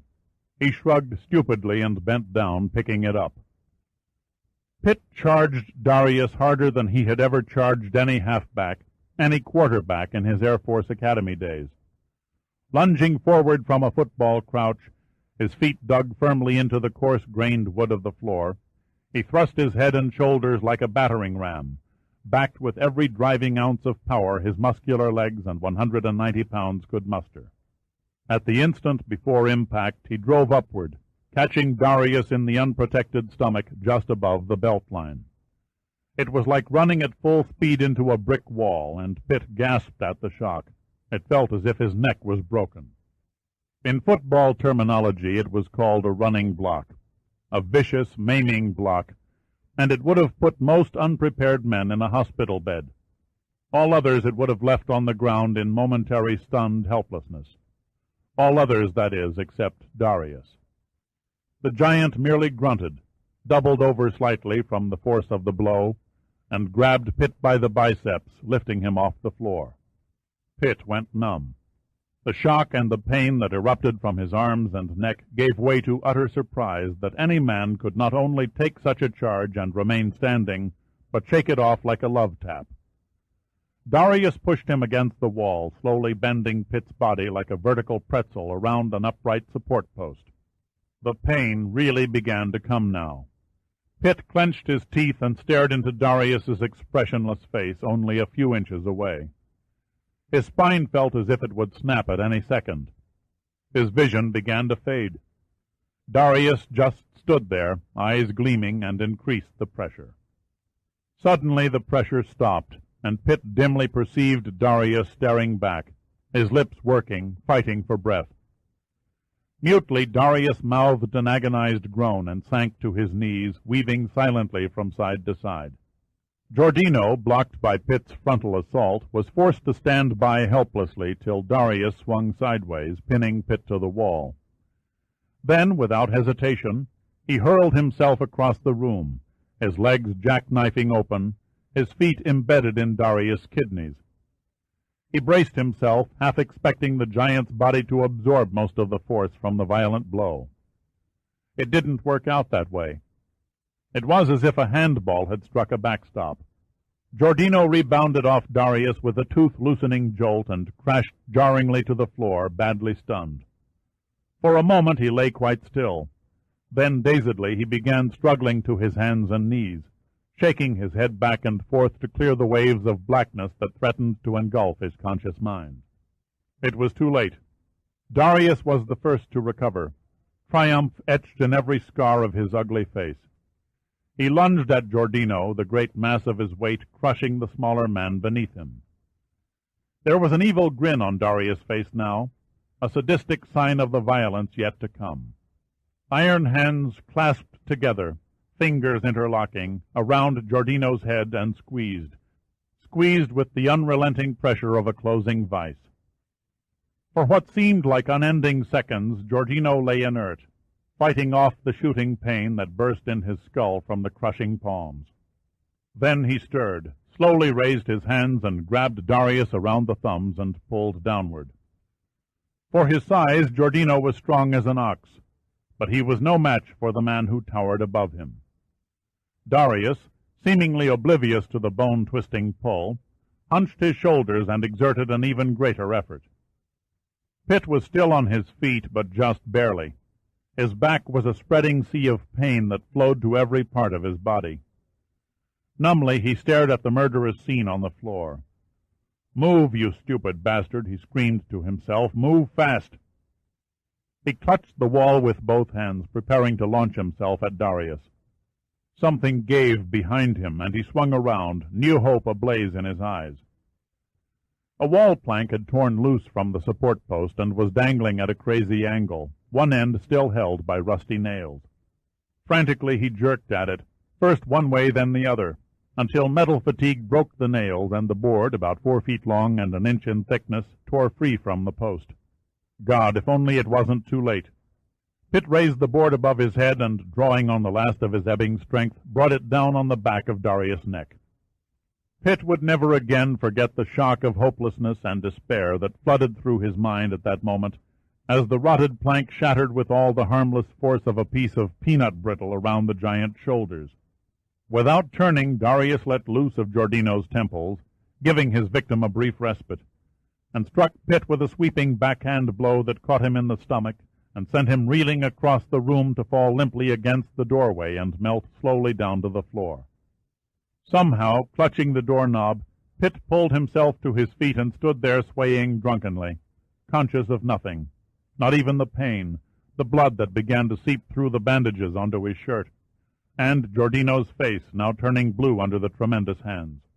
One more try, he told himself, knowing it would be his last. Pitt's mind slowed down. The forgotten words of a Marine drill sergeant he once met in a Honolulu bar returned and pounded into his brain. "The biggest, toughest, meanest son of a bitch in the world will always go down, and go down fast, from a good swift kick in the balls." Weakly he staggered behind the crouching Darius, who was too intent on killing Giordino to notice him.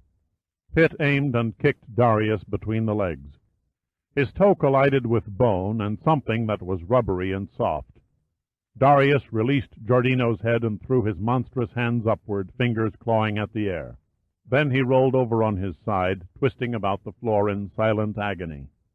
"Welcome to the land of the walking dead," Pitt said, lifting Giordino to a sitting position. "Did we win?" Giordino asked in a whisper. "Just barely. How's your head?" "I won't know till I look for it." "Don't worry," Pitt grinned. "It's still attached to your neck." Giordino gently probed his hairline between his fingers. "Christ, my skull feels like it has more cracks than a broken windshield." Pitt cast a wary look at Darius. The giant, ashen-faced and breathing heavily, was stretched out full length on the dusty floor, both hands clutched over his crotch. "The party's over," Pitt said, helping Giordino to his feet. "Let's disappear before Frankenstein recovers." Suddenly, the ominous click, the hollow thud of the door flung open against its stop, froze Pitt and Giordino in their tracks. They had no warning, not even a moment to brace themselves, nothing except the knowledge that time had run out and they could fight no more.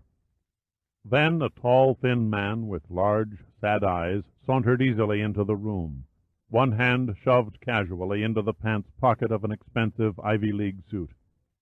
He stared at Pitt pensively for a long moment over the bowl of a long-stemmed pipe, gripped tenaciously between uncommonly even teeth. Like an account executive who just stepped out of an advertising agency, he looked suave, neat, and citified. His free hand, in a practiced gesture, reached up and removed the pipe. "Sorry to invade your privacy, gentlemen. I'm Inspector Zakynthos." Chapter 12. Zakynthos was hardly what Pitt had expected. There could be no doubt about it, the slurred accent, the neatly styled hair, the casual introduction. Zakynthos was an American. 10 seconds, each spent scrutinizing every detail of Pitt and Giordino, elapsed before Zakynthos slowly turned and looked down at the moaning Darius.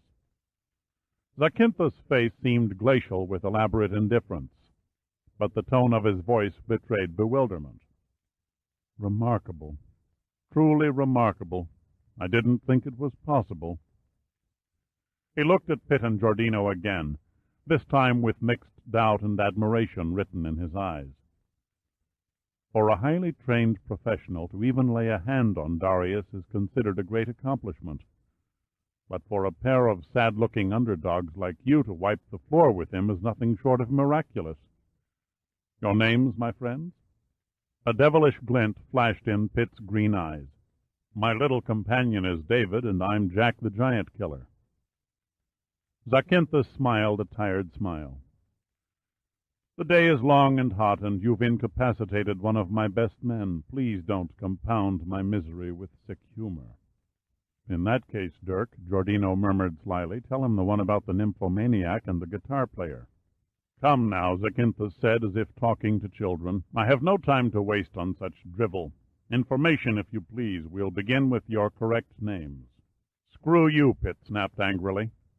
"We didn't beg to be dragged here by that ape who calls himself Zeno, and we didn't ask to be pushed around by Earthquake Magoon there on the floor. We've done nothing illegal. Immoral, perhaps, but not illegal. If you hope to get any answers from us, I suggest you supply a few yourself." Zakynthos stared at Pitt, his lips pressed tightly together. "Your arrogance arouses my professional curiosity," he said tartly. "During the years since I chose investigation as my life's work, I've confronted scores of shrewd and dangerous felons. A few have spit in my face and threatened revenge. Some stood immovable and silent. Still others begged on their knees for mercy. But you, my bedraggled friend, have to be different." He waved his pipe accusingly at Pitt. "By God, it's classic, truly classic. I look forward to matching my wits against yours at the interrogation." He broke off as Zeno stepped into the room. The Greek started to say something, but his mouth hung open, and his great mustache appeared to droop in astonishment when he spied Darius, now sitting up in a tight ball. "Great thunderbolts of Zeus, my inspector, what has happened?" "You should have warned Darius to be more careful." "But I did warn him," Zeno explained apologetically. "Even then, for Darius to be overpowered, I did not think it possible." "My words exactly." Zakynthos knocked the ashes from his pipe. "See what you can do for our poor friend.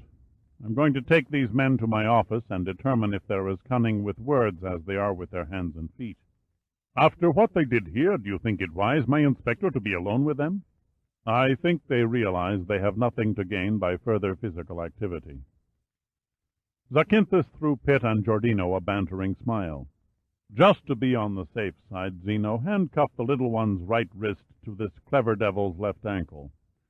Not a foolproof restraint method by any means, but at least it will make resistance somewhat inconvenient."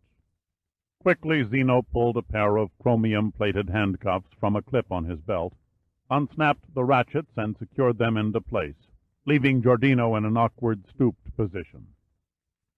Pitt glanced up through the hole in the roof at the evening sky. It was darkening by the moment as the sunlight began to retreat.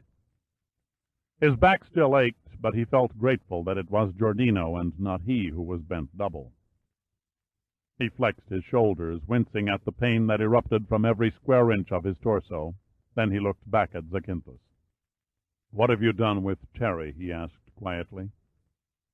"She's quite safe," Zakynthos replied. "As soon as I can verify her claim of being Von Till's niece, I shall release her." "What about us?" Giordino's voice reached up.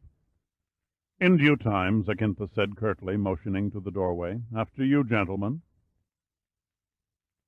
2 minutes later, with Giordino clumsily shuffling beside Pitt, they entered Zacynthus' office. It was a small room, but efficiently furnished, complete with detailed aerial photographs of Thasos tacked to the walls, 3 telephones, and a shortwave radio conveniently placed on a table directly behind an old, scratched and battered desk. Pitt looked around, surprised. The whole setup was too neat, too professional. Quickly he decided that his best hope still lay in a crude show of hostility. "This looks more like the command headquarters of a general than the office of a 2-bit police inspector." "You and your friend are brave men," Zacynthus said wearily. "Your acts have proved it. But it's stupid of you to continue the role of an oaf, though I admit you do it very well." He walked around the desk and sat down in an obviously unoiled swivel chair. "This time the truth. Your names, please." Pitt paused before replying. He was puzzled and angry at the same time. The strange off-beat operation of his captors puzzled him. There was a curious feeling, almost a cold certainty in his subconscious mind that he had nothing to fear. These people did not fit his conception of run-of-the-mill Greek policemen. And if they were on Von Till's payroll, why were they so dead set on merely obtaining his and Giordino's names? Unless, perhaps, the cats were toying with the mice. "Well?" Zacynthus' voice hardened to a sharp edge. Pitt pulled himself erect and took a gamble. "Pitt. Dirk Pitt. Director of Special Projects, United States National Underwater Marine Agency. And the gentleman on my left is Albert Giordino, my assistant director." "Most certainly. And I'm the Prime Minister of—" Zacynthus broke off in mid-sentence. His eyebrows rose sharply, and he leaned across the desk, gazing directly into Pitt's eyes. "Let's have that again. What did you say your name was?" His voice this time was soft and patronizing. "Dirk Pitt." Zacynthus did not move or speak for a full 10 seconds. Then he slowly settled back, visibly off balance. "You're lying. You must be lying." "Am I?" "Your father's name?" Zacynthus still stared unblinkingly at Pitt. "Senator George Pitt of California." "Describe him. Appearance, history, family, everything." Pitt sat down on the edge of the desk and pulled out a cigarette. He fumbled for his lighter, then remembered it was still lying on the floor of the room where it had fallen when he charged Darius. Zacynthus struck a wooden match against a drawer and held it for him. Pitt nodded a grateful thank you.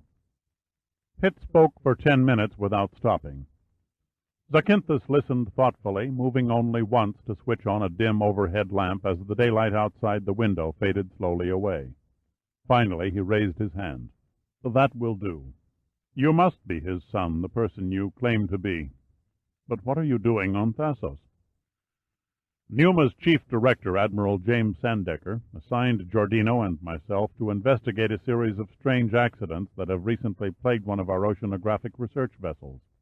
"Ah, yes, the white ship anchored beyond Brady Field. Now I'm beginning to understand." "That's nice," Giordino said sarcastically from his uncomfortable stance. "I'm sorry to interrupt, but if my bladder isn't relieved soon, you're going to have an accident right here on the office floor." Pitt grinned at Zacynthus. He'd do it, too. A speculative look crossed Zacynthus' eyes, then he shrugged and pressed a hidden button under the desktop. Instantly the door flew open, revealing Zeno with the glissenti firmly gripped in one hand. "Trouble, my inspector?" Zacynthus ignored the question. "Put away your gun, remove the handcuffs, and show, Mr. Giordino to our sanitation facilities." Zeno's eyebrows lifted. "Are you certain?" "It's all right, old friend. These men are no longer our prisoners, they are our guests." Without another word or any outward sign of surprise, Zeno holstered the automatic and released Giordino, escorting him down the hall. "Now it's my turn for answers," Pitt said, exhaling a transparent cloud of bluish smoke. "What's your connection with my father?" "Senator Pitt is well known and respected in Washington. He serves honorably and efficiently on several Senate committees, one of which is the Narcotic Drugs Committee. That still doesn't explain where you come in. Zakynthos pulled a well-worn tobacco pouch from a coat pocket and idly filled his pipe, carefully tamping it with a small coin. Because of my lengthy experience and my investigations in the field of narcotics, I have often served as liaison between your father's committee and my employer. Pitt looked up, puzzled. Employer? Yes, Uncle Sam pays my salary just as he does yours, my dear Pitt. Zakynthos grinned. My apologies for the late formal introduction. I'm Inspector Hercules Zakynthos, Federal Bureau of Narcotics. My friends just call me Zack. I'd be honored if you'd do the same. All doubts flew from Pitt's mind, and the relief of certainty covered him like a comforting cool wave from the sea. His muscles relaxed, and he became aware of how tense he had been, how keyed up his thoughts and nerves were against the unknown dangers of the situation. Carefully, holding back an urge to tremble, he crushed his cigarette in an ashtray. Aren't you a little out of your territory? Geographically, yes. Professionally, no. Zack paused to puff his pipe into life. About a month ago, the Bureau received a report through Interpol that a massive shipment of heroin was loaded aboard a freighter in Shanghai. One of Bruno von Till's ships? How did you know? Zack's voice was quizzical. A wry smile crossed Pitt's lips. Just a guess. I'm sorry for interrupting. Please continue. The ship, a Minerva Lines freighter called the Queen Artemisia, left the Shanghai harbor 3 weeks ago with a seemingly innocent cargo manifest of soybeans, frozen pork, tea, paper, and carpets. Zack could not help grinning. Quite a variety, I admit. And the destination? Her first port of call was Colombo in Ceylon. Here the ship unloaded the communist Chinese trade goods and took on a new cargo of graphite and cocoa. After a fuel stop at Marseille, the Queen Artemisia's next and final port is Chicago via the St. Lawrence Seaway. Pitt thought a moment. Why Chicago? Surely New York, Boston, or the other eastern seaboard ports are better equipped by the underworld to handle foreign drug shipments. Why not Chicago? Zack retorted.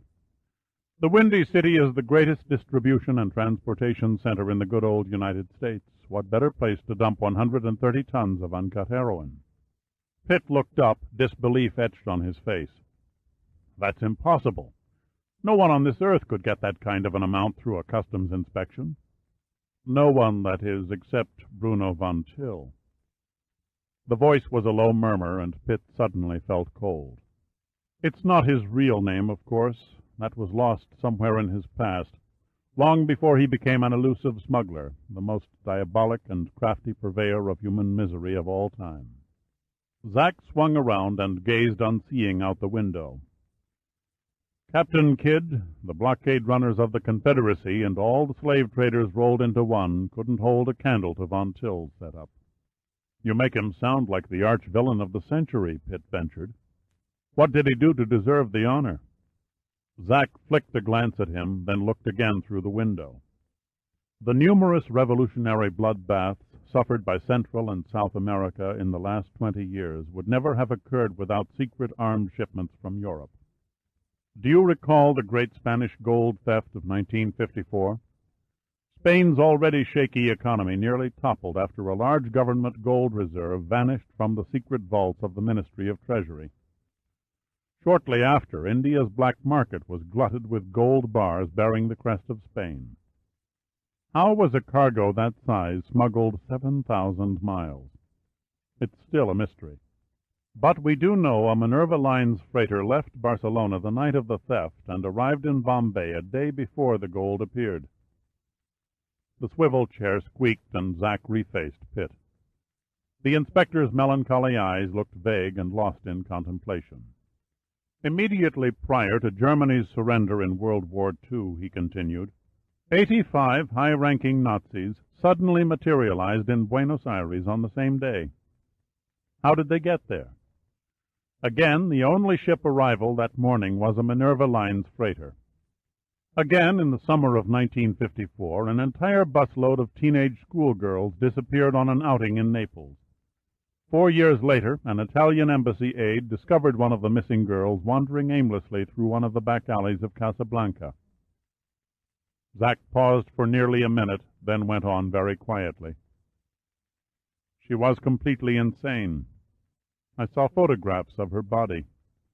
It was enough to make a grown man cry. And her story, Pitt prompted gently. She remembered being carried aboard a ship with a large M painted on the funnel. That was the only thing she said that made any sense. The rest was insane babble. Pitt waited for more, but Zack had fallen silent, relighting his pipe and filling the room with a sweet aromatic odor. White slavery is a rotten business, Pitt said tersely. Zack nodded. Those are only 4 cases of hundreds that are indirectly connected to Von Till. If I could quote word for word from the Interpol files, we would be sitting here for a month, and then some. Do you think Von Till masterminds the crimes? No, the old devil is much too smart to become involved in the actual deed. He merely supplies the transportation. Smuggling is his game, and on a grand scale at that. Why in hell hasn't the filthy bastard been stopped? Pitt asked, half angry, half confused. I wish I could answer that without a feeling of shame. Zack shook his head sadly. But I can't. Nearly every law enforcement agency in the world has tried to catch Von Till with the goods, so to speak. But he has eluded every trap, murdered every agent sent to infiltrate Minerva lines. His ships have been searched and researched 1,000 times, yet nothing illegal is ever found. Pitt idly watched the smoke curl from Zack's pipe. No one is that clever. If he's human, he can be caught. God knows we've tried. Our combined law enforcement agencies have studied every inch of the Minerva ships, shadowed them day and night at sea, guarded them like hawks at the docks, and searched every bulkhead with electronic detection gear. I can rattle off the names of at least 20 investigators, damn good ones, too, who have made Von Till's arrest their life's work. Pitt lit a second cigarette and stared at Zack steadily. Why are you telling me all this? Because I think you might help us. Pitt sat silent, scratching the irritating chest bandage. Might as well nibble at the bait, he thought. How? For the first time a flicker of devilishness showed in Zack's eyes, then disappeared as quickly as it had come.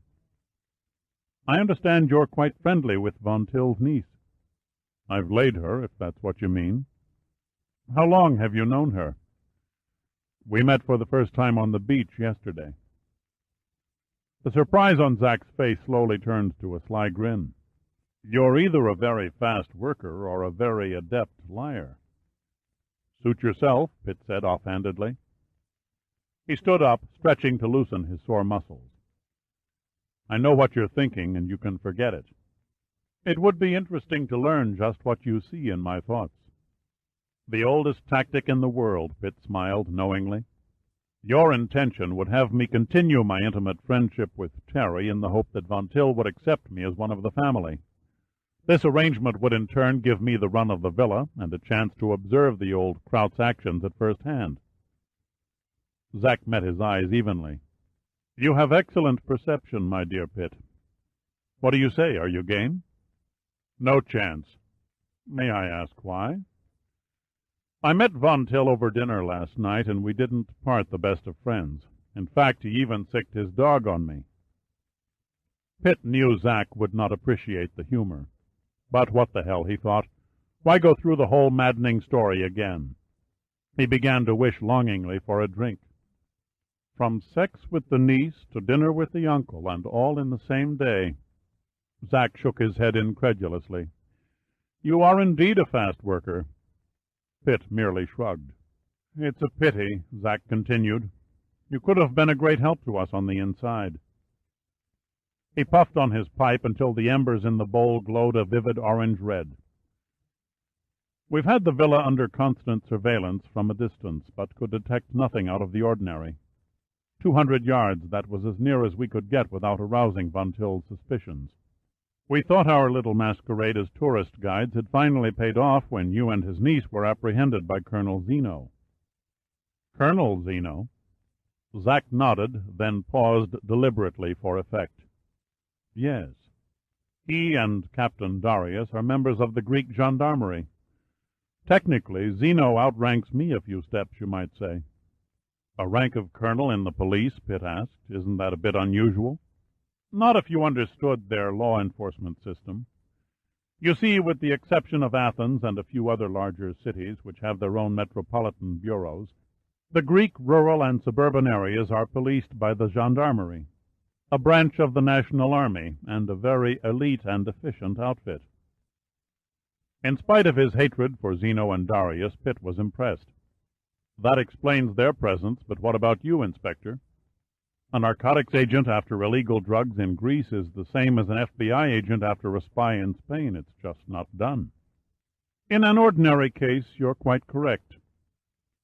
Zack's face turned grim and his voice hard. "But Von Till is not an ordinary case. When we get him behind bars and put an end to his filthy smuggling operation, we will automatically cut international crime by 20%. And that, I assure you, is no small margin." An inner anger had taken control of Zack, and he stopped for a moment, taking several deep breaths until it subsided. In the past, each country worked separately, using Interpol channels to relay vital information across national borders. For instance, if I learned through the Narcotics Bureau's undercover sources that an illegal shipment of drugs was bound for England, I would simply send my information to Interpol London, who in turn would alert Scotland Yard. Time willing, they'd set a trap and apprehend the smugglers. Sounds like a neat and workable arrangement. "Unfortunately, it has yet to work with Von Till," Zack said quietly. "No matter how many warnings, how many traps, he always manages to evade the nets and come up like the proverbial sweet-smelling rose, fresh out of the excretion barrel. But this time it's going to be different." He pounded the desk for effect. "Our governments have allowed us to form an international investigation team that can cross any border, use any police facilities, and have at their command men and equipment of the military." Zack sighed heavily, then went on apologetically. "I'm sorry, Pitt. I didn't mean to be long-winded. But I hope I've answered your question as to why I'm on Thasos." Pitt studied Zack carefully. The inspector looked like a man who was not used to failure. Every movement, every gesture was thoughtfully planned in advance. Even his words carried an air of confident forethought. Yet Pitt could not help detecting a glimmer of fear behind Zack's eyes, a fear of losing the game to Von Till.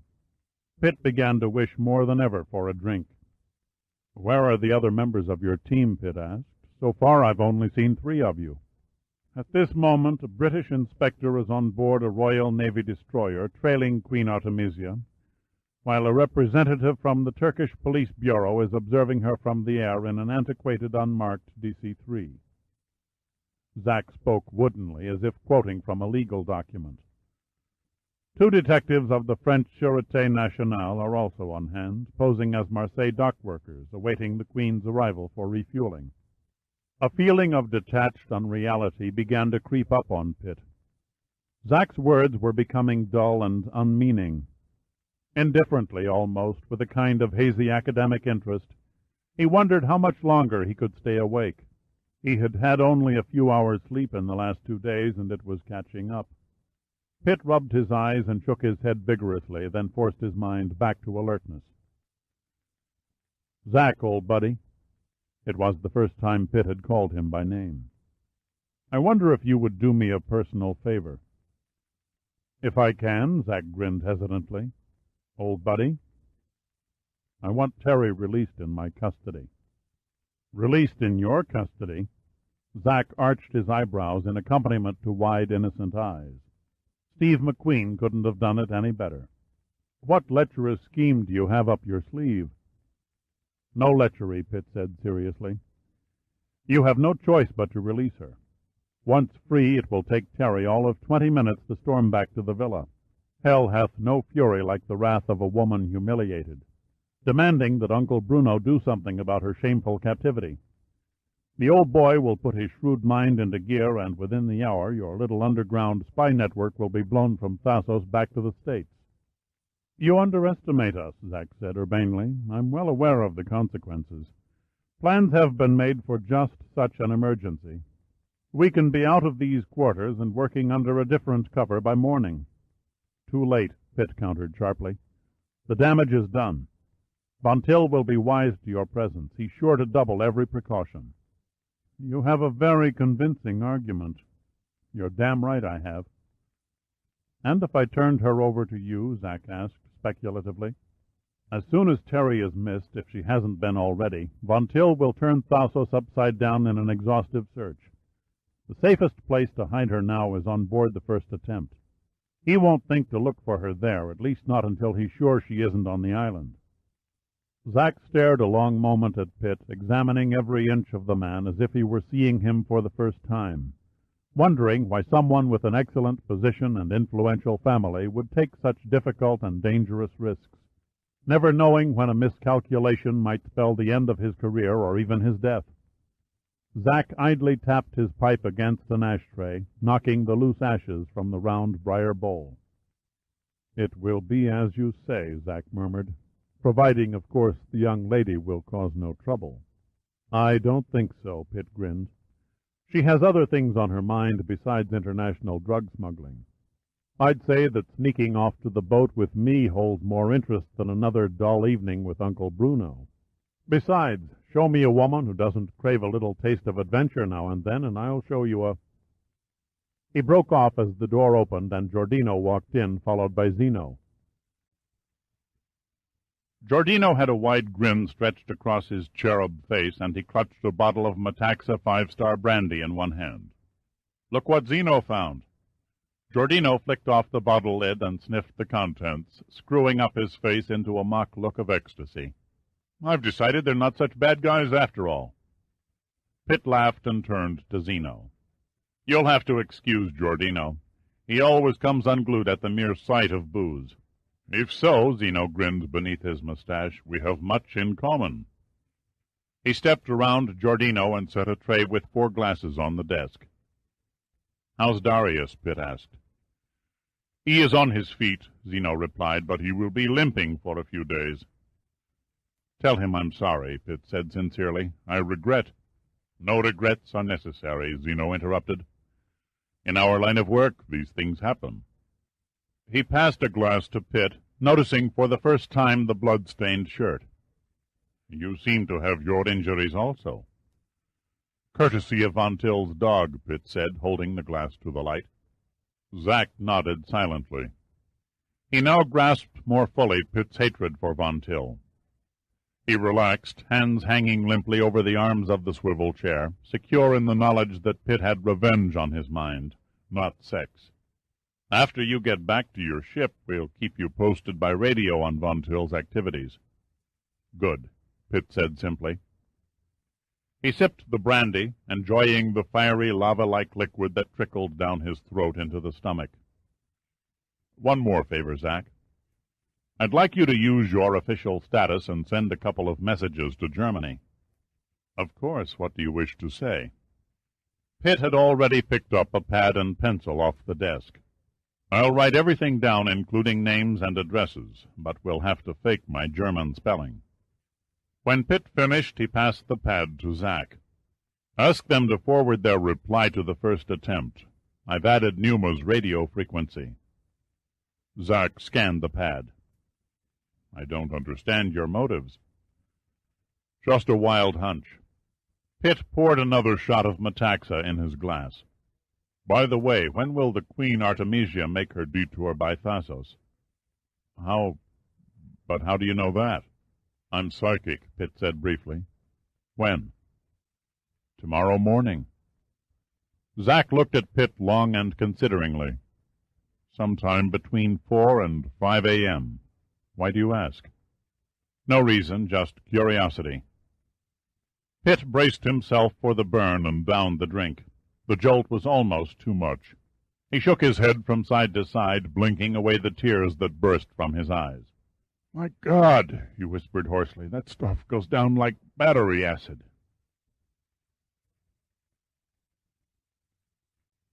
Chapter 13. The eerie phosphorescent froth gradually diminished and fell away from the old straight-up-and-down bow of the Queen Artemisia as the aging ship slowly lost way and came to a stop. Then the anchor clattered down into 10 fathoms of water, and the navigation lights blinked out, leaving a black silhouette resting on an even blacker sea. It was as though the Queen Artemisia had never been. 200 feet away, a small wooden packing crate bobbed lazily on the swells. It was a common type of crate, one of empty thousands that float in cast-off neglect on every sea and waterway of the world. To the casual eye, at least, it looked like ordinary flotsam.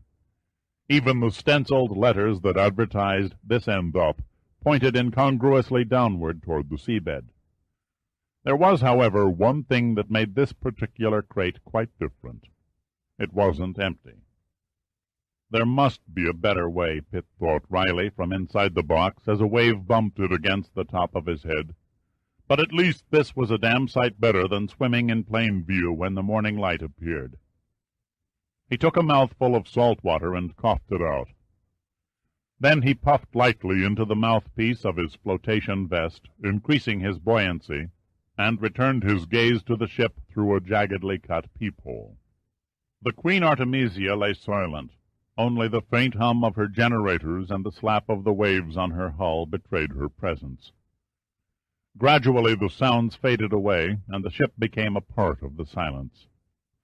For a long time Pitt listened, but no other sounds traveled across the water to his bobbing outpost. No footsteps on a steel deck, no masculine voices shouting commands, no clank of human-operated machinery, nothing. The silence was total and very puzzling. It was like a phantom ship with a phantom crew. The starboard anchor was down, and Pitt made his way toward it, slowly pushing the box from within. The light breeze and the incoming tide worked in his favor, and soon the box gently nudged the anchor chain.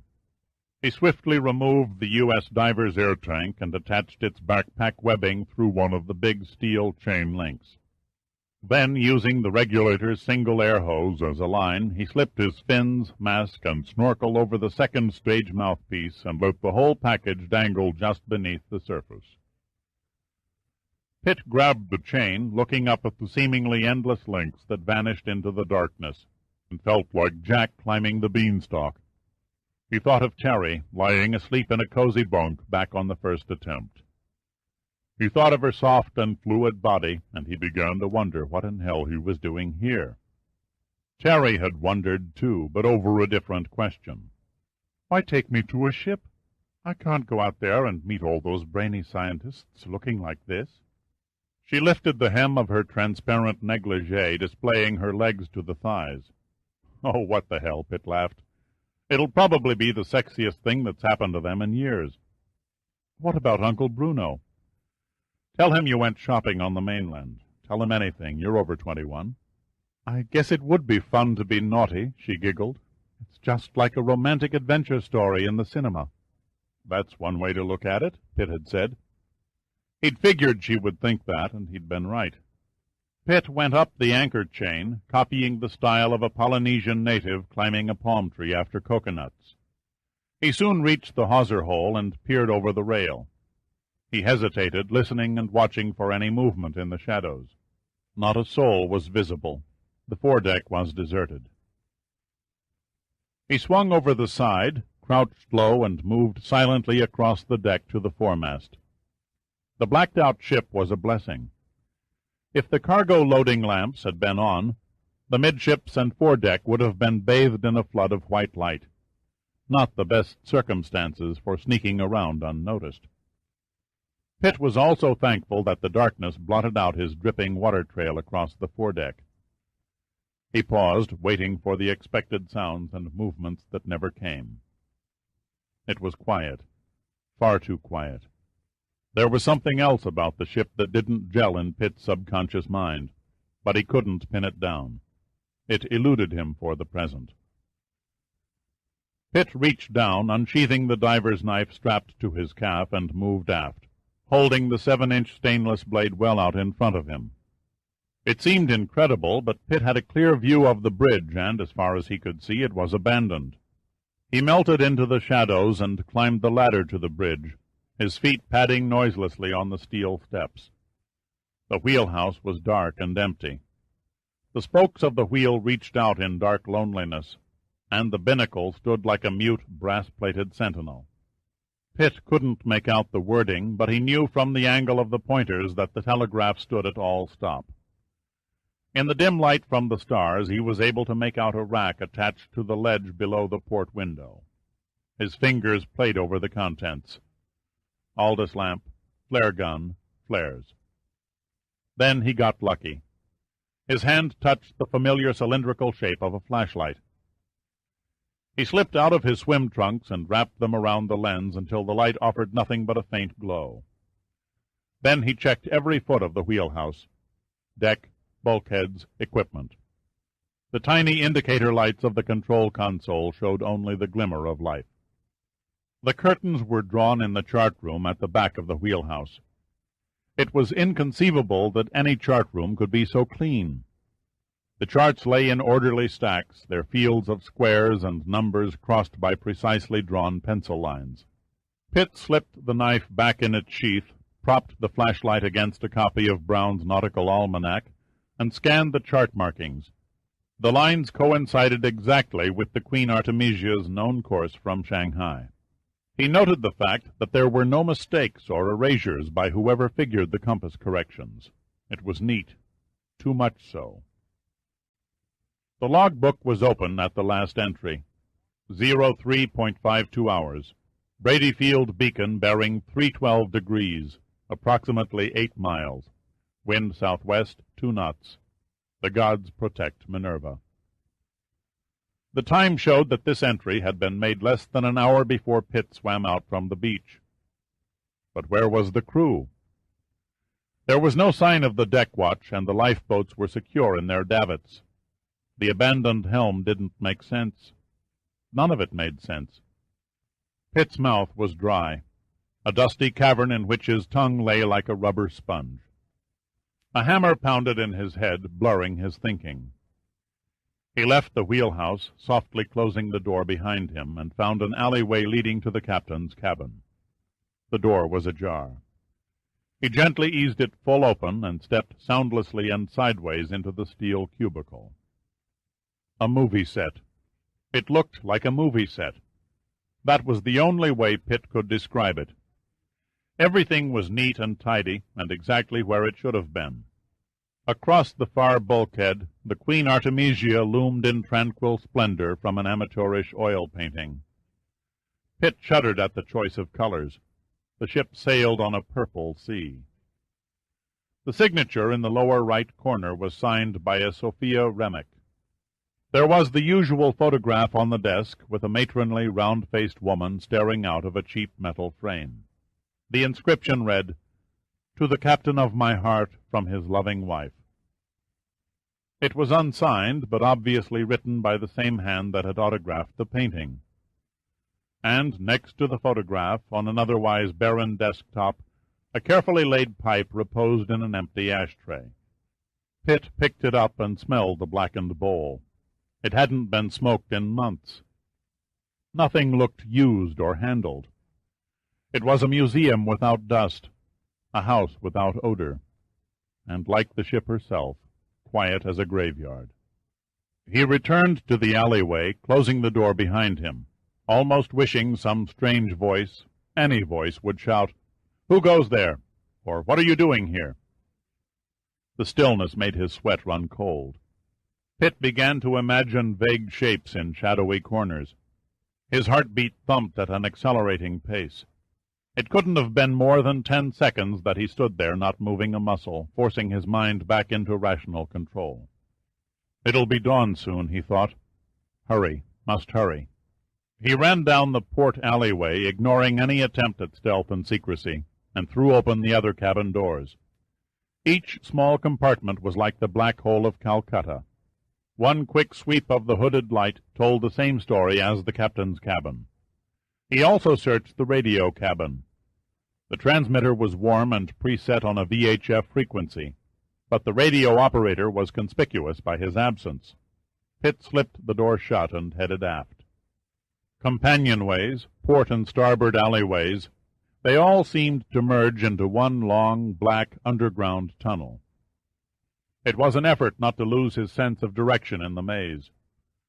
A naked man, except for the flotation vest, in a dark nightmare of gray paint and steel walls. He tripped over a bulkhead step and fell, banging a shin and dropping the flashlight, all in harmony with an uttered, "God damn!" The flashlight had fallen on the hard deck, shattering the lens and blinking out. He knelt on his hands and knees, muttering additional curses and searching frantically. After agonizing seconds, his hands grasped the aluminum-plated case. The glass of the lens tinkled with grim foreboding inside the cloth cover. He picked it up and pushed the switch forward. The bulb blinked on as dull as ever. Pitt uttered a gasp of relief and shined the subdued beam down the passage. It dimly illuminated a door that was titled Fire Passage, Number 3 Hold. The great chambers of Carlsbad Caverns couldn't have looked much more formidable than Number 3 Hold. All that Pitt's light showed was a vast steel cave, crammed with countless sacks and stacked from deck to hatch cover on wooden tiers. The air was permeated with a sweet incense kind of odor. The cocoa from Ceylon, Pitt surmised. He took the diver's knife and cut a small half-inch hole in the coarse cloth of one of the sacks. A flow of stony hard beans fell to the deck, bouncing and rattling like hail on a Quonset hut. A quick examination under the flashlight proved the parchment-skinned beans to be the genuine article. Suddenly he heard a noise. It was faint and indistinct, but it was there. He froze, listening. Then it stopped as abruptly as it had come, and silence once more gripped the haunted ship. A deserted ship with all its dark and hidden secrets.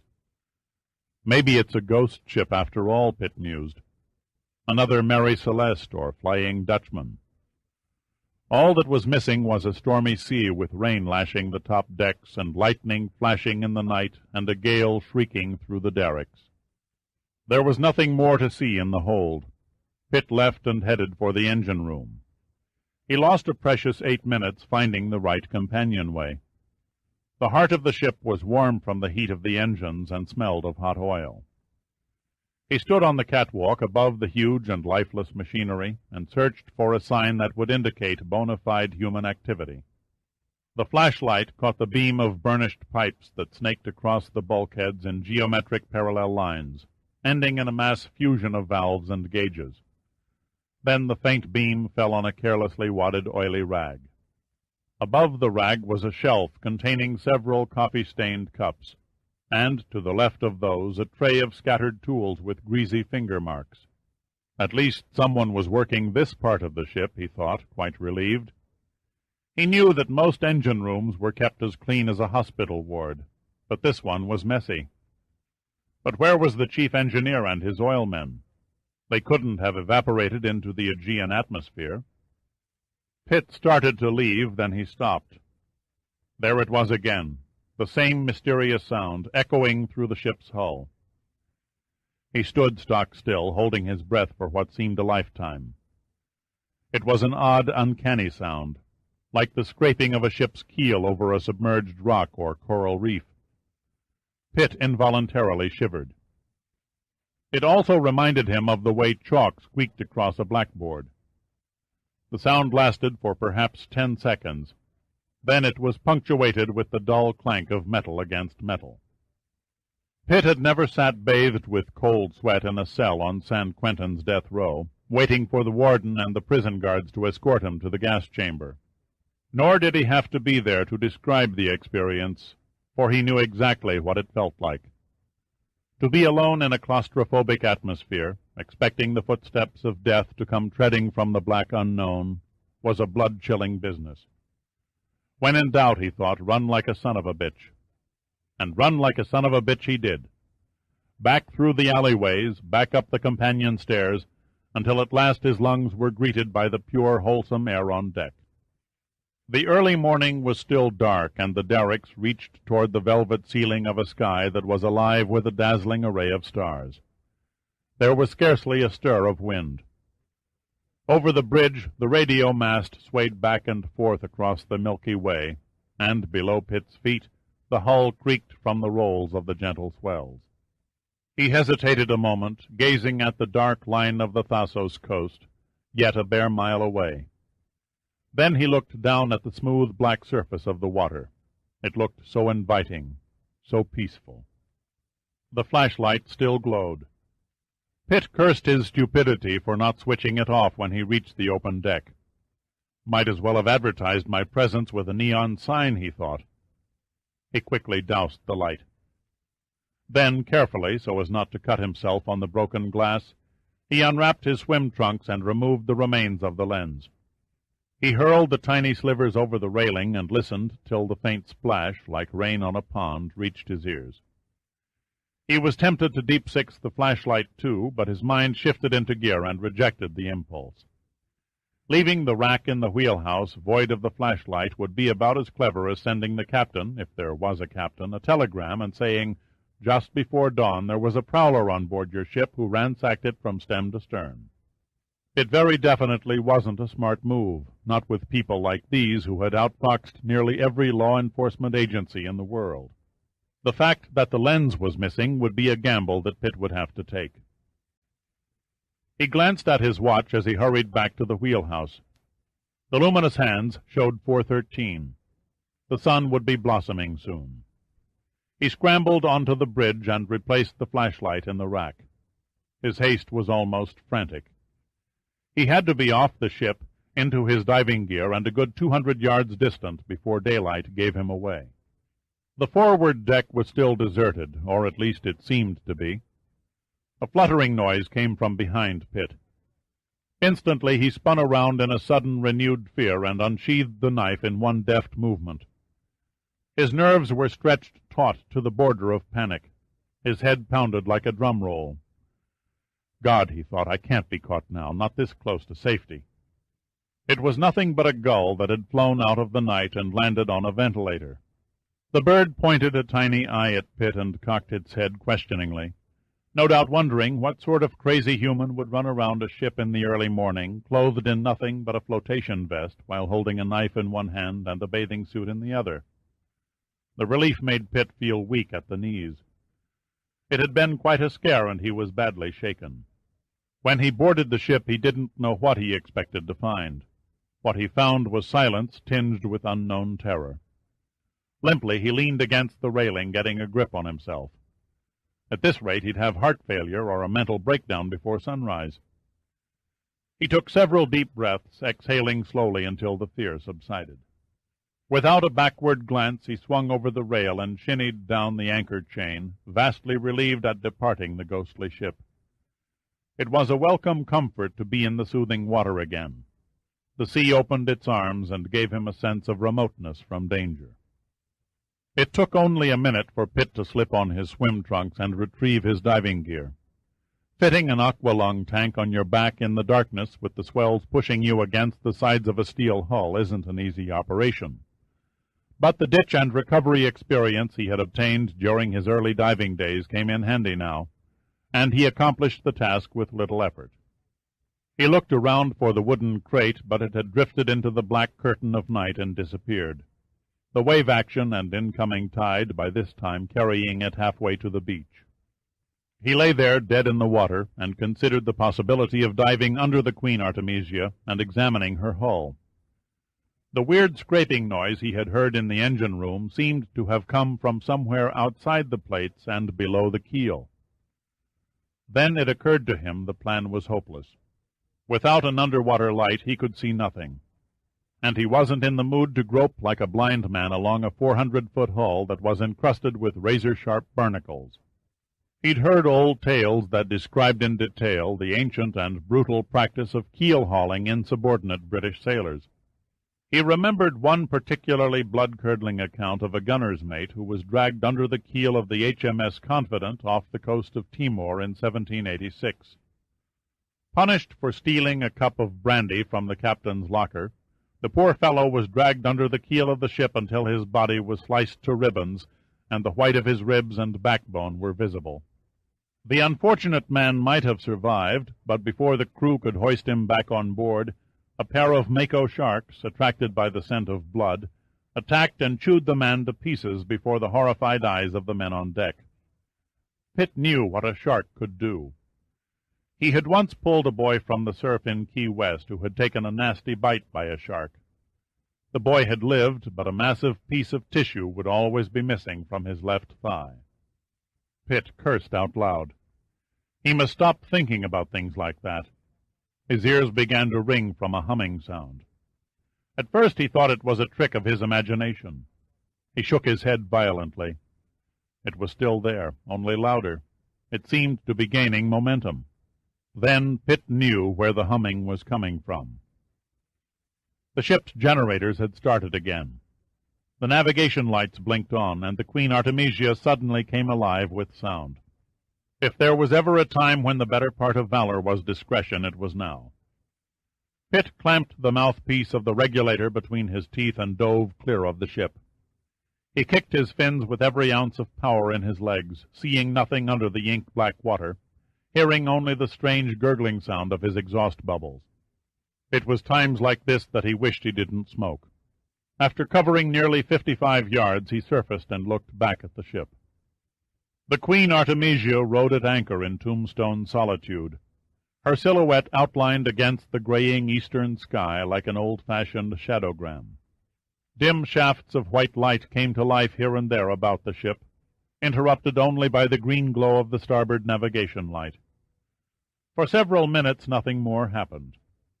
Then, without any signal or shouted command, the anchor clattered up from the seafloor and clanged into the hull. The wheelhouse was lit, and Pitt could see it clearly.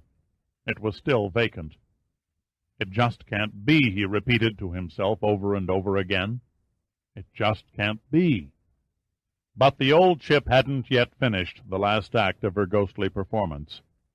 As if on cue, the Queen Artemisia's telegraph jangled faintly across the calm pre-dawn sea. The engines responded with their gentle throb, and the ship continued on her voyage, the secret of her evil cargo still locked somewhere within her steel plates. Pitt didn't have to see the ship move to know it was under way. He could feel the beat of her propellers through the water. 55 yards was more than enough. At that distance he was invisible to any lookout and had little to fear from being sucked through the huge propellers and mangled into fishbait. A seething flood of frustration swept over Pitt as the great hull slowly slid past his bobbing head. It was as though he was watching a ballistic missile lift from a launching pad and hurtle on its preset path toward devastation and death. He was helpless. He could do nothing to stop it. Hidden somewhere on the Queen Artemisia was enough heroin to drown half the population of the northern hemisphere in delirium. God alone knew what chaos would erupt in every city and town if it was distributed to all the peddling scum who preyed on its malignant addiction. How many people would become listless dregs and eventually die from the drug's deadly narcosis? 130 tons of heroin on the ship.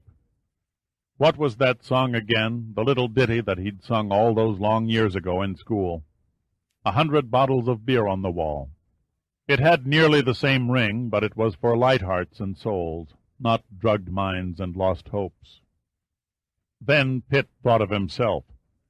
Not with self-pride for destroying the yellow albatross or searching the Queen Artemisia and getting away with it undetected. He thought of himself only as an idiot for risking his life on a job he had no business performing, a job he wasn't paid to do. His orders were to expedite oceanographic expeditions. No one said anything about chasing after drug smugglers. What could he accomplish? He wasn't a guardian angel of humanity. Let Zakynthus, Zeno, Interpol, and every other damn cop in the world play cat-and-mouse with Von Till. It was their game, they were trained for it, and they were paid for it, too. Again Pitt swore loudly to himself. He had already spent too much time daydreaming. It was time to head for shore.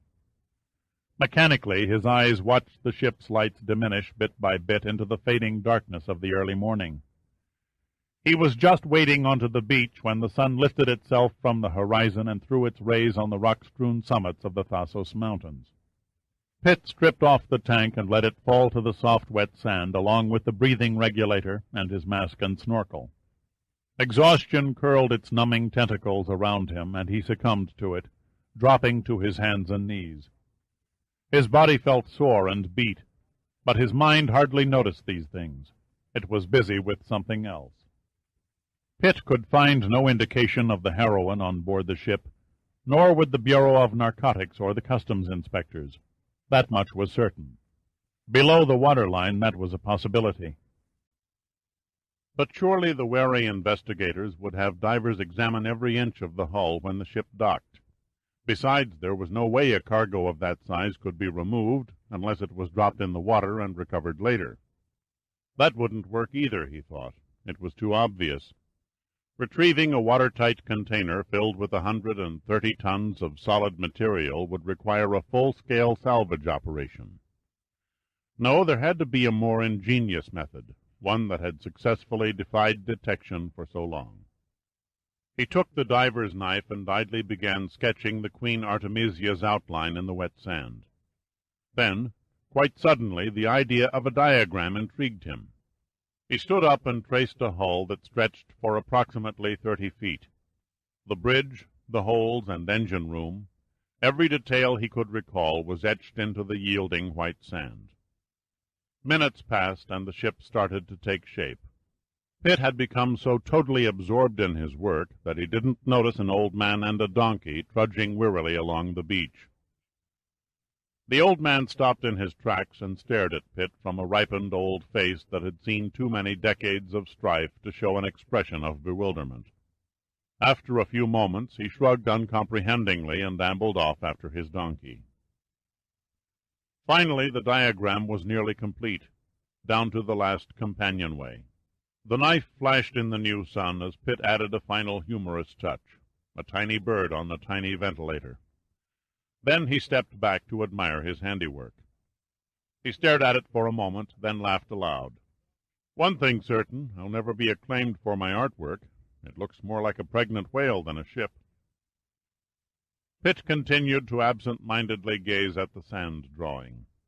Suddenly his eyes took on a trance-like glaze, and his rugged face lost all expression. The spark of a novel and fanciful idea lit dimly in his conscious mind.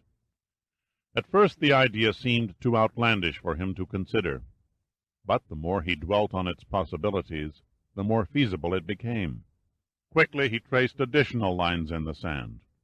Completely absorbed again, he raced to match up the diagram with the picture in his mind. When the last change was finished, his mouth slowly twisted into a grim smile of satisfaction. Damned clever of Von Till, he thought. Damned clever. He wasn't tired any more. His mind was no longer burdened with unsolvable questions. It was a new approach, a new kind of answer. It should have been discovered long before. Quickly, he gathered up the diving equipment and started to hike over the incline that separated the beach from the coastal road. There was no thought of quitting the game now. The next inning would prove to be the most interesting. At the top he turned and looked back at the sketch of the Queen Artemisia in the sand. The rising tide was just washing over and erasing the ship's funnel, the funnel marked with the big Minerva M. Chapter 14. Giordino lay stretched out beside a blue Air Force pickup truck, dead asleep, his head resting on a binocular case and both feet propped carelessly on a large rock. A trail of ants tramped across his outflung forearm, and, ignoring the obstacle in their path, continued their uninterrupted journey toward a small mound of loose dirt. Pitt looked down, smiling. If there was one thing Giordino could do, and do well, he thought, it was sleeping anywhere at any time and under any condition. Pitt shook his fins, letting the salty dampness dribble on Giordino's composed face. No drowsy babble, no sudden reaction greeted the rude sprinkling. The only response came from one big brown eye that popped open, gazing straight at Pitt in obvious annoyance. "Aha! Behold, our intrepid guardian with the watchful eye!" There was no mistaking Pitt's sarcastic tone. "I shudder to think of the death toll if you should ever decide to become a lifeguard." The opposite lid slowly raised like a window shade, revealing the matching eye. "Just to set the record straight," Giordino said wearily. "These tired old eyes were glued to the night glasses from the time you got into your packing crate to the time you came ashore and started playing in the sand." "My apologies, old friend," Pitt laughed. "I suppose that doubting your unflagging vigilance will cost me another drink?" "2 drinks," Giordino murmured slyly. "Consider it done." Giordino sat up, blinking in the sun. He noticed the ants and casually brushed them off his arm. "How'd your swim go?" Robert Southey must have had the Queen Artemisia in mind when he wrote, "No stir in the air, no stir in the sea, the ship was still as she could be." You might say that I found something by finding nothing. "I don't get it." "I'll explain later." Pitt lifted the diving gear and loaded it in the truck bed. "Any word from Zack?" "Not yet." Giordino trained the binoculars on Von Till's villa. He and Zeno took a platoon of the local gendarmerie and staked out Von Till's baronial estate. Daria stayed on the radio at the warehouse, traversing wavelengths in case there was any transmission between the shore and ship.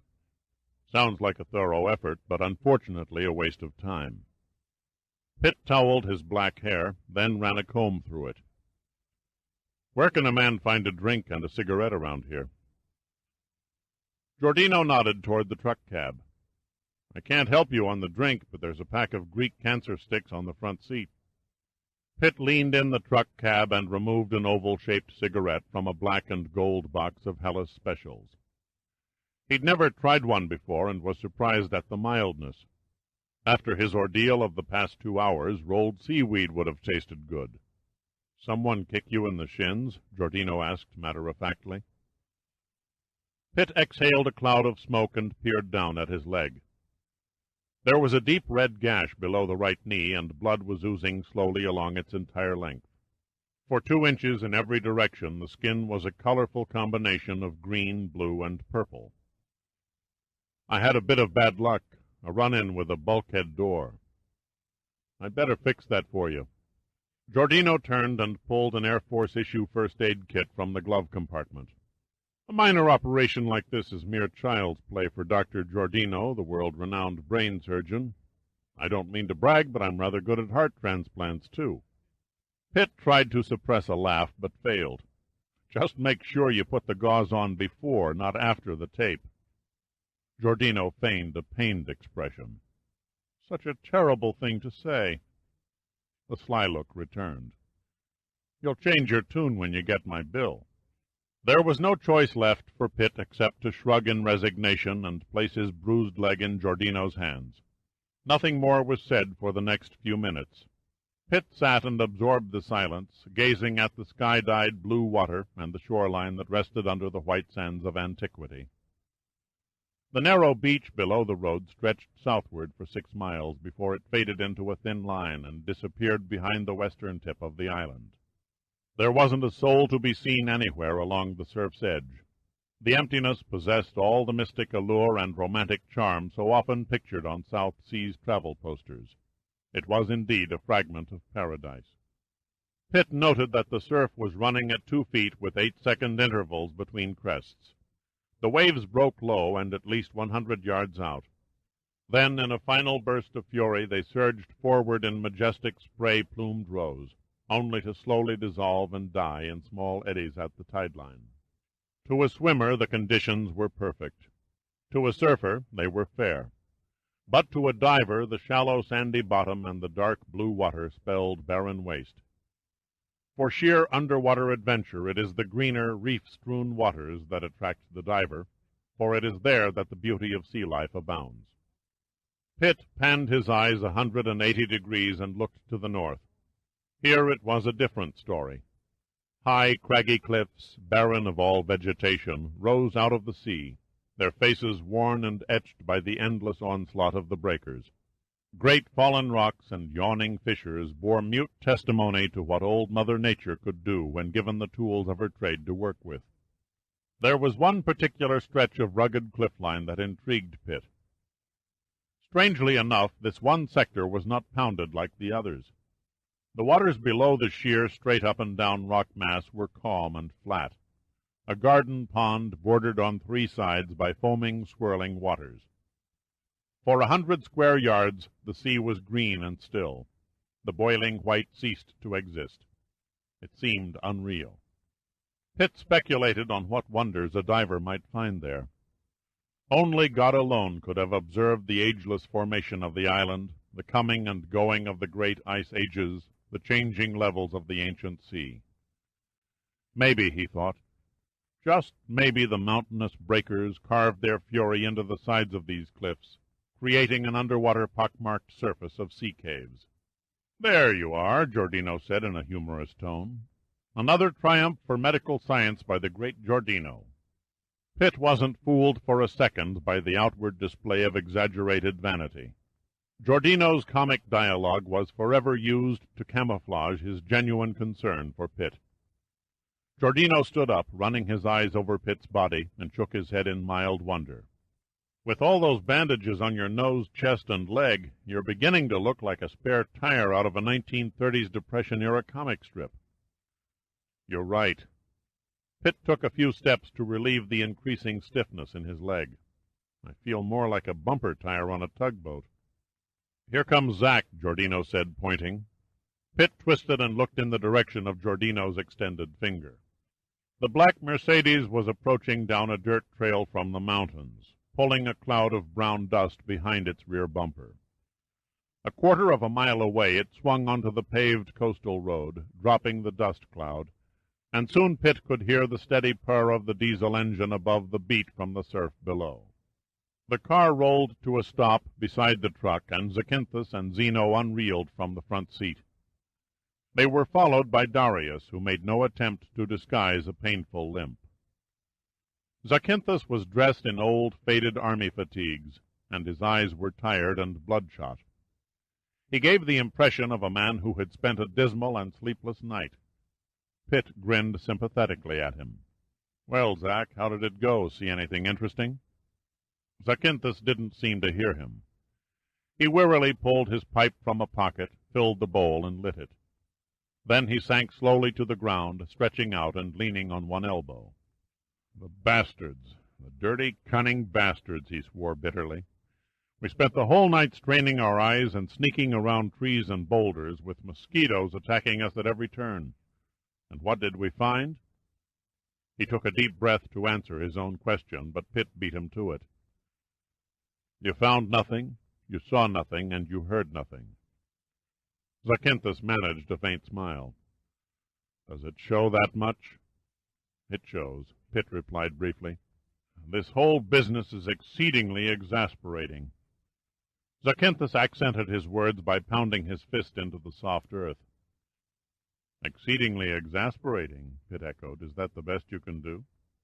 Zacynthus sat up and shrugged his shoulders helplessly. "I've just about reached the end of my rope. I feel as though I've just clawed my way up a steep mountain, only to find the peak enshrouded in fog.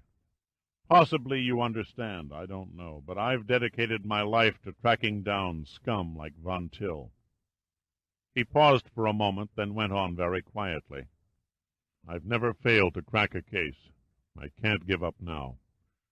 That ship must be stopped, and yet, thanks to our lily-white code of justice, it can't be stopped.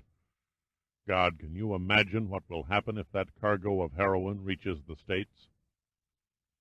"I've given it some thought." "Screw your code of justice." Giordino seemed vexed. "Let me stick a limpet mine on that old tub's hull, and bang!" He formed a blast cloud with his hands. "The fish inherit the drugs." Zacynthus nodded slowly. "You have a direct approach, but a simple mind," Pitt interrupted again. He grinned at Giordino's scornful glance. "Believe me, I would much prefer to see 100 schools of doped-up fish than one drug-crazed schoolboy." Zacynthus' voice was grim. "Destroying that ship would only solve the immediate problem. It's like cutting off one tentacle of an octopus. We'd still be left with Von Till and his able gang of sea-going smugglers, not to mention the unanswered riddle of his, I am forced to admit, ingenious operation. No, we must be patient. The Queen Artemisia hasn't docked at Chicago yet. We'll get another chance at her in Marseille. I don't think you'll have any better luck in Marseille, Pitt said doubtfully. Even if one of your phony French dock workers slips on board, you have the gilt-edged Pitt guarantee that he won't find anything worth writing home about. How would you know that for certain? Zacynthus suddenly looked up, surprised. Unless you somehow searched the ship yourself. With him, anything's possible, Giordino murmured. He was seaward of the ship when it anchored. I lost him through the night glasses for almost half an hour. Now all four men looked at Pitt questioningly. Pitt laughed and flipped his cigarette over the embankment. The time has come, the walrus said, to speak of many things. Gather round, gentlemen, and listen to the cloak-and-dagger adventures of Dirk Pitt, the naked cat-burglar. Pitt finally leaned back against the truck and became silent. For a long moment he stared at the thoughtful faces in front of him. There you have it. As neat a little set-up as you can find. He smiled wryly. The Queen Artemisia is in reality nothing but a false front. Oh, sure, it sails the briny blue, picking up and delivering cargo. That's where any similarity between a bona fide cargo freighter and the Queen ends. She's an old ship, true, but beneath her steel skin beats a complete, up-to-date, centralized control system. I saw the same equipment on an old ship in the Pacific just last year. No large crew is required. 6 or 7 men can handle her easily. No fuss, no muss, Giordino said admiringly. Precisely, Pitt nodded. Each compartment, each cabin is set up as a stage prop. When the ship reaches port, the crew materializes from the wings and turns into a cast of actors. Pardon this humble man's blind perception, Major. The peasant choice of words failed to mask the Oxford accent of Zeno's voice. I do not understand how the Queen Artemisia can engage in commercial shipping without the necessary maintenance during long voyages. It's like a historical landmark, Pitt explained. Let's say a famous castle where the fires in the fireplaces still burn, the plumbing still works, and the grounds are always trimmed and neat. 5 days out of the week the castle is closed, but on the weekends it opens for the tourists, or, in this case, the customs inspectors. And the caretakers? Zeno asked quizzically. The caretakers, Pitt murmured, live in the cellar. Only rats live in cellars, Darius ventured dryly. A very appropriate observation, Darius, Pitt said approvingly, particularly when you consider the two-legged variety we're dealing with. Cellars, stage props, castles. A crew buried somewhere in the hull. What are you driving at? Zacynthus demanded. Please get to the point. I'm coming to it. To begin with, the crew isn't quartered in the hull. They're quartered under it. Zacynthus' eyes narrowed. That's not possible. On the contrary, Pitt grinned. It would be entirely possible if the good Queen Artemisia was pregnant. There was a brief, incredulous silence. All four stared at Pitt in blank skepticism. Giordino broke the silence first. You're trying to tell us something, but I'll be damned if you're getting through.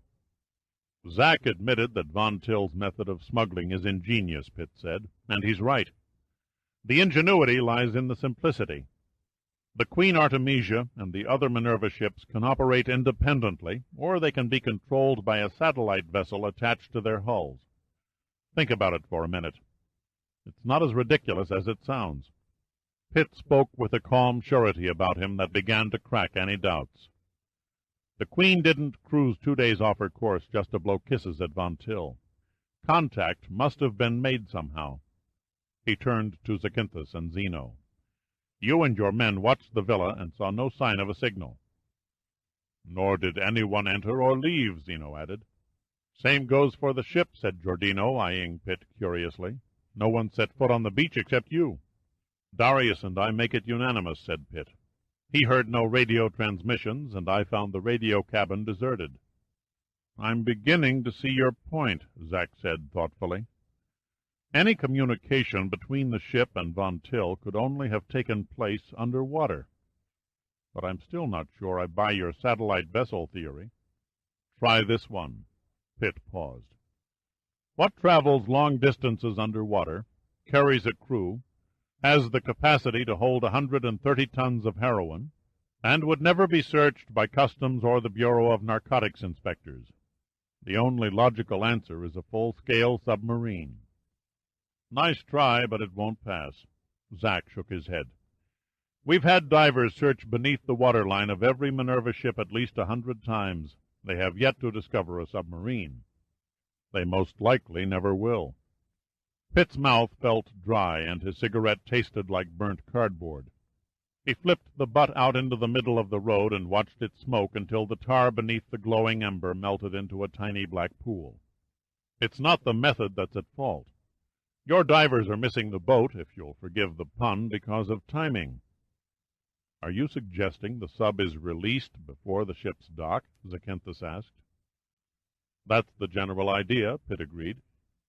What then? Where does it go? For the answers, let's begin with the Queen Artemisia in Shanghai. Pitt paused a moment, collecting his thoughts. If you had been standing on the wharves of the Huangpu River, watching the ship take on cargo, you'd have seen an ordinary loading operation. Cranes lifting sacks. They would be easiest to handle the heroin into the ship's holds. The heroin came first, but it didn't remain in the holds. It was transferred to the sub, probably through a hidden hatch that wouldn't show up on any customs detection gear. The legitimate cargo was then loaded on board, and the Queen shoved off for Ceylon.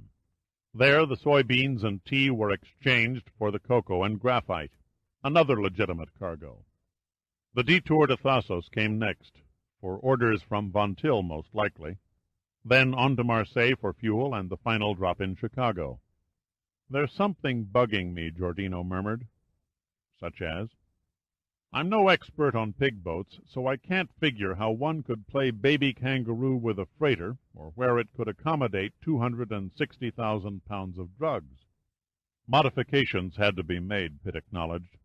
But it wouldn't take any great engineering feat to remove the conning tower and other projections until the top deck fitted flush against the mothership's keel.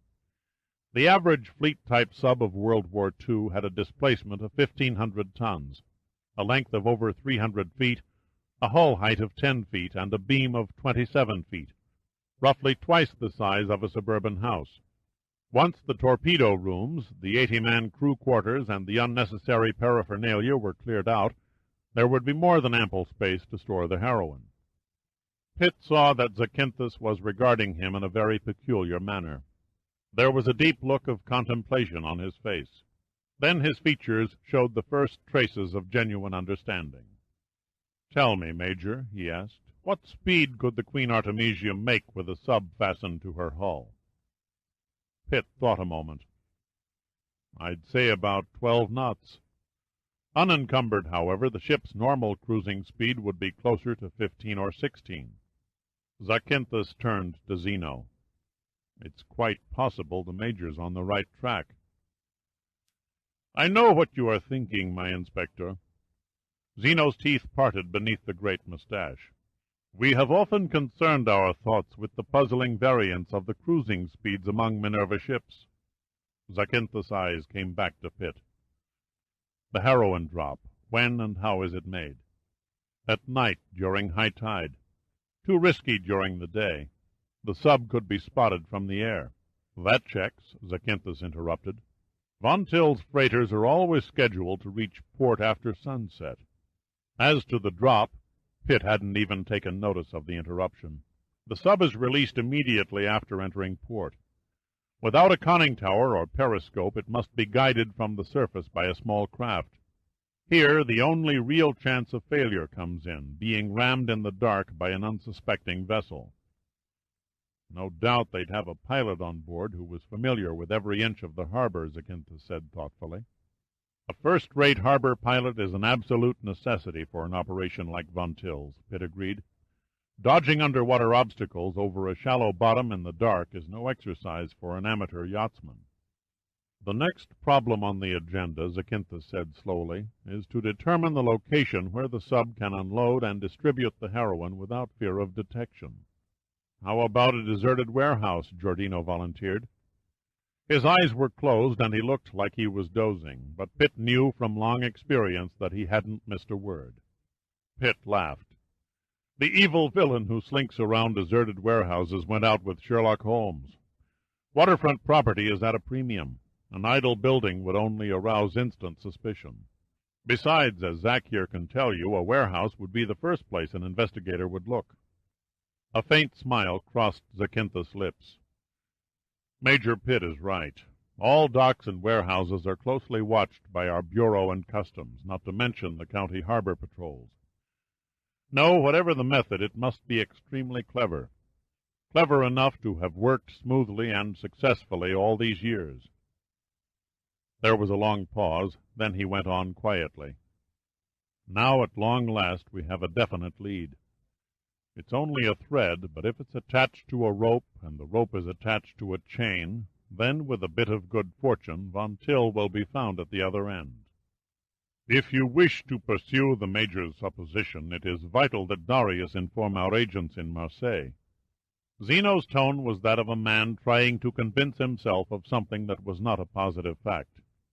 No, the less they know, the better, Zakynthos shook his head. I want no action taken that might put the bug in Von Till's ear. The Queen Artemisia and the heroine must reach Chicago without interference. Very sly, Pitt grinned, using Von Till's cargo to attract the sharks. It's not difficult to guess, Zakynthos nodded. Every big-time hood and every underworld organization engaged in illegal drug traffic will be on hand to greet that sub. He paused to take a puff on his pipe.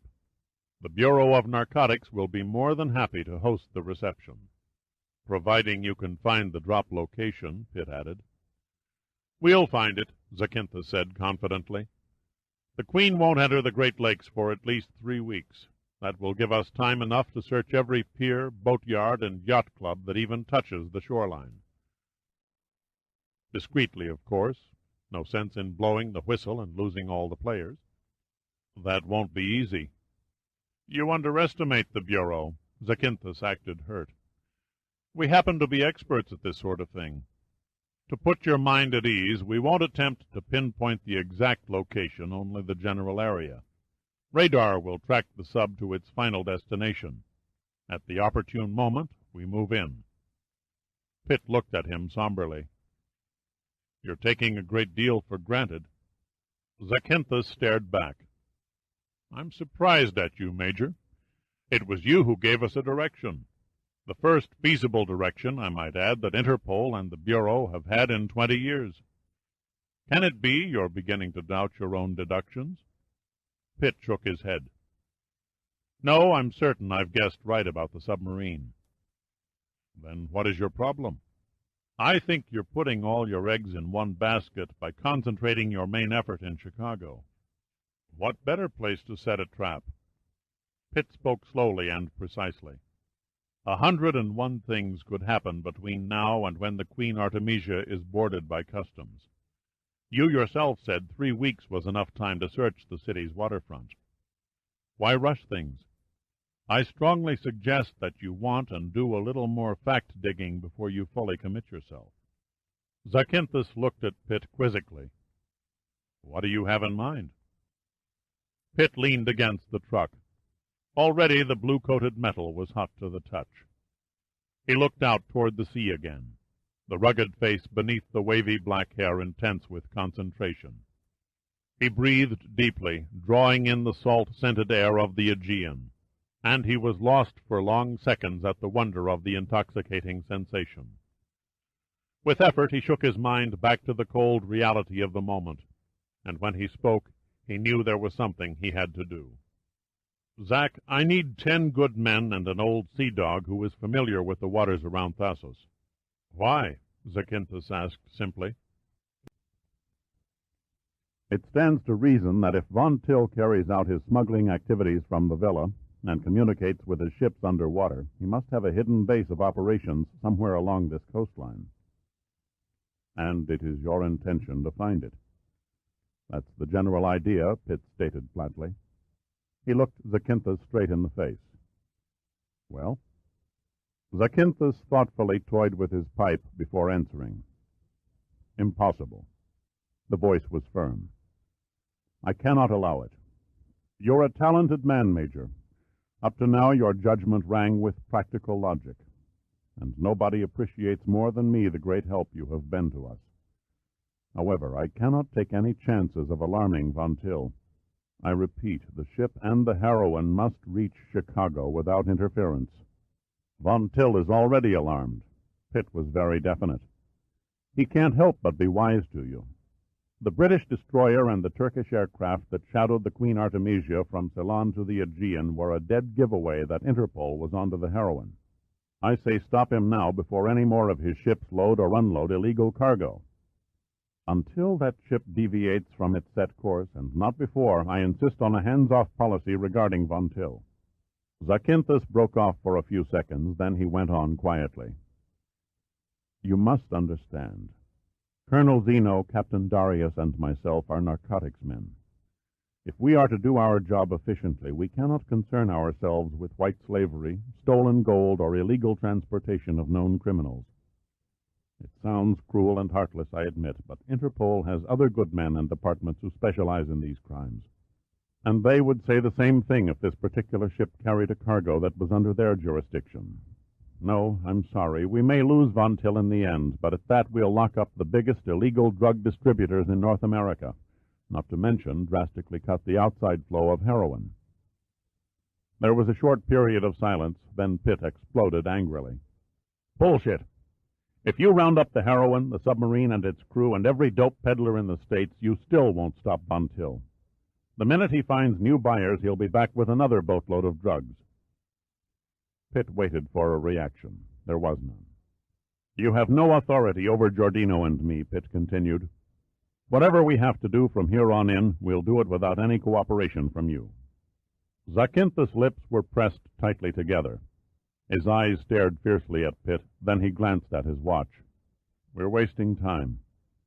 I have only 1 hour to get to the Kavala airport and catch the morning flight for Athens. He pointed his pipe at Pitt like a gun. I dislike losing arguments, but you leave me no alternative. My regrets, Major. Though I am deeply in your debt, I must once again place you and Captain Giordino in custody. The hell you will, Pitt said coldly. We're not going to oblige. You will suffer the indignity of forcible arrest if you don't. Zakynthos patted a holstered .45 automatic that clung to his hip. Giordino lazily rose from the ground and grabbed Pitt by the arm. He was grinning. Don't you think this would be a pretty good time for Giordino the Kid to practice his quick draw? Giordino was wearing a T-shirt and khaki pants. There was no sign of a telltale bulge. Pitt was mystified, but his confidence in his old friend was firm. He looked at Giordino with a mixture of hope and suspicion in his eyes. I doubt if you'd ever find a more opportune moment. Zakynthos unsnapped the holster flap over the .45. What the devil have you got up your sleeve this time? I must warn you.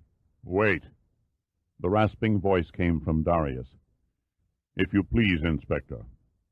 The murderous intent. I have an account to settle with these two. Giordino was not to be hurried. He ignored the threat from Darius and spoke as calmly as if he were asking Pitt to pass the potatoes.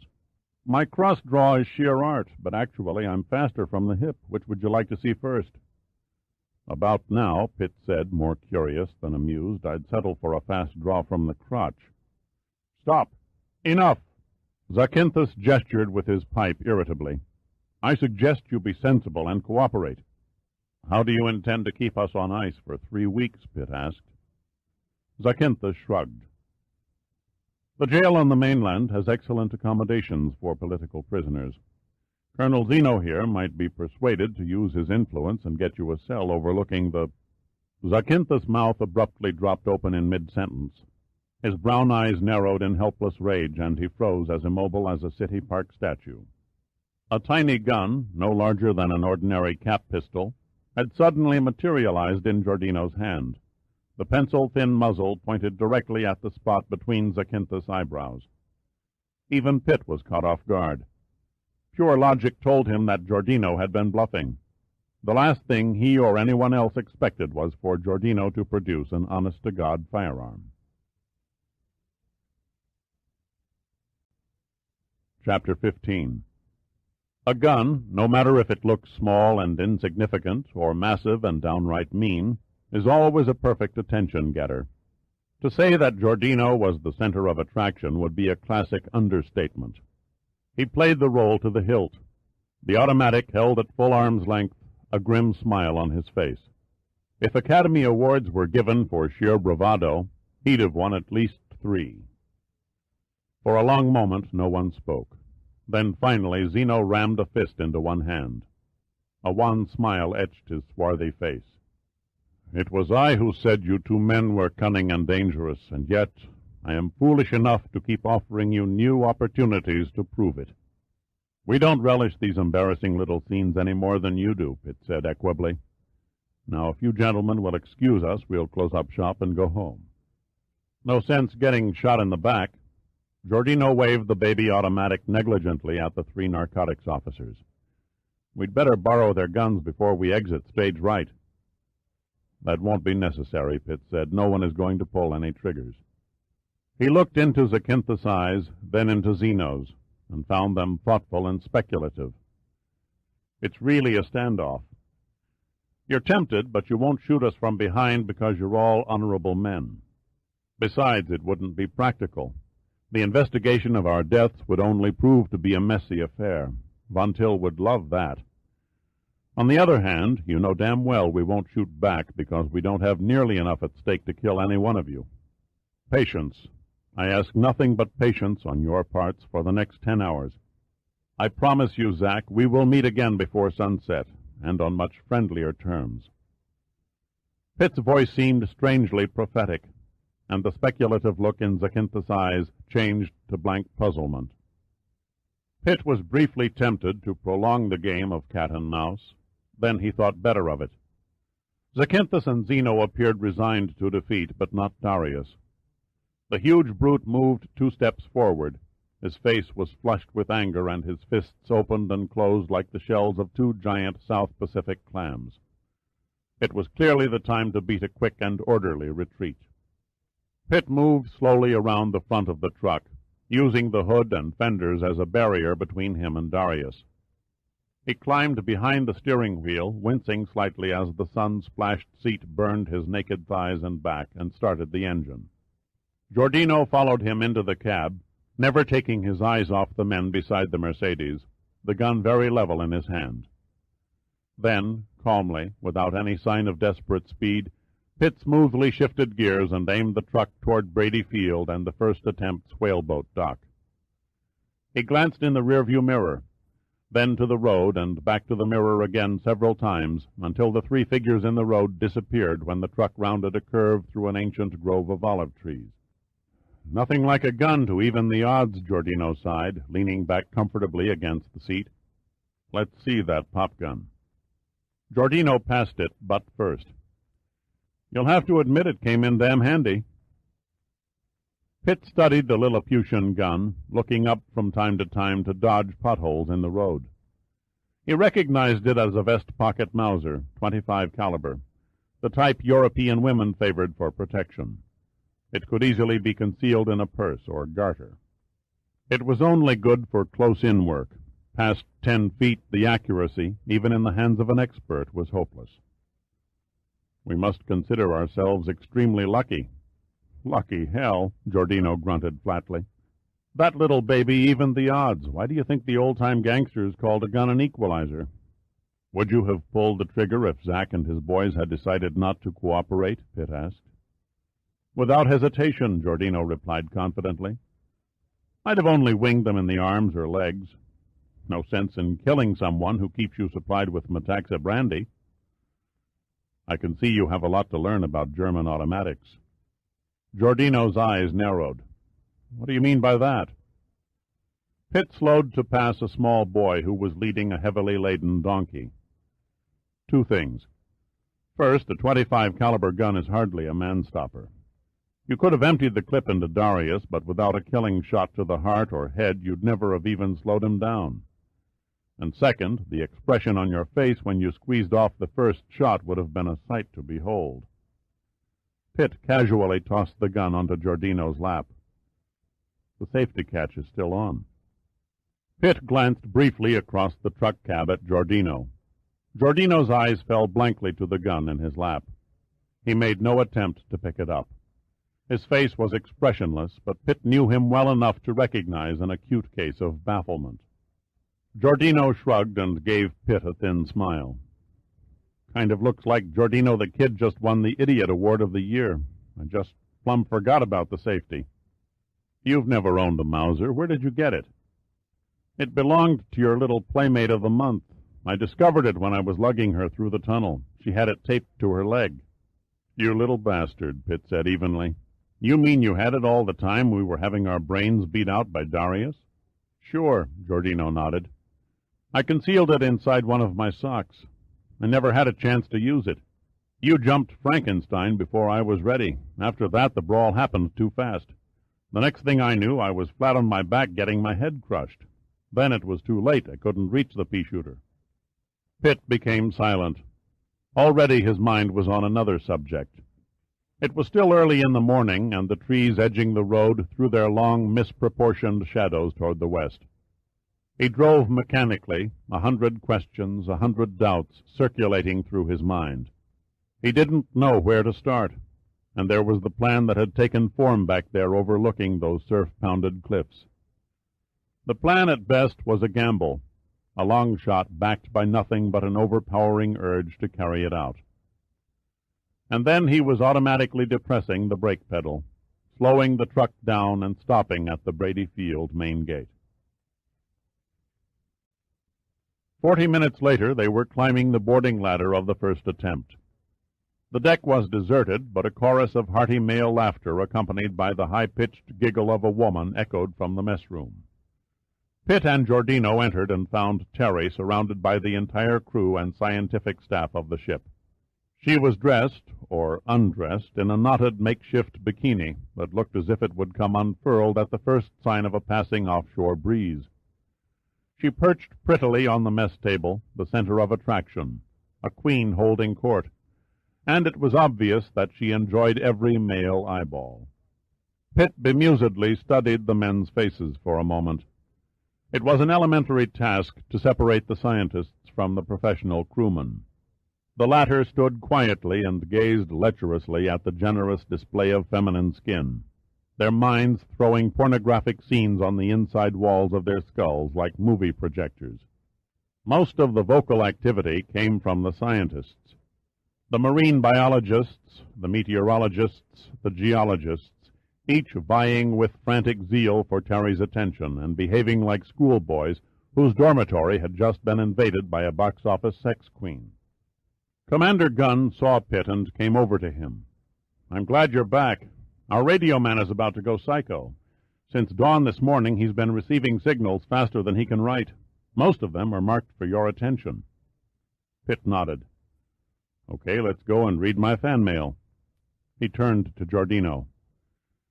"See if you can tear our Queen Bee away from her ardent admirers for a few minutes and escort her to Gunn's cabin. I want to ask her one or two very personal questions." Giordino grinned. "From the looks of that crowd, I'll probably get lynched if I try." "If things get too tough, just flash your gun," Pitt said sarcastically. "But don't forget to remove the safety." Giordino's mouth dropped open like a landed fish. Before he could recover, Pitt and Gunn had left. The radio man, a young black in his early 20s, looked up when they entered. "This one just came in for you, sir." He handed the message to Gunn. Gunn studied it for a moment, then his lips slowly arched into a wide smile. "Listen to this. To Commander Gunn, officer commanding Numa ship first attempt.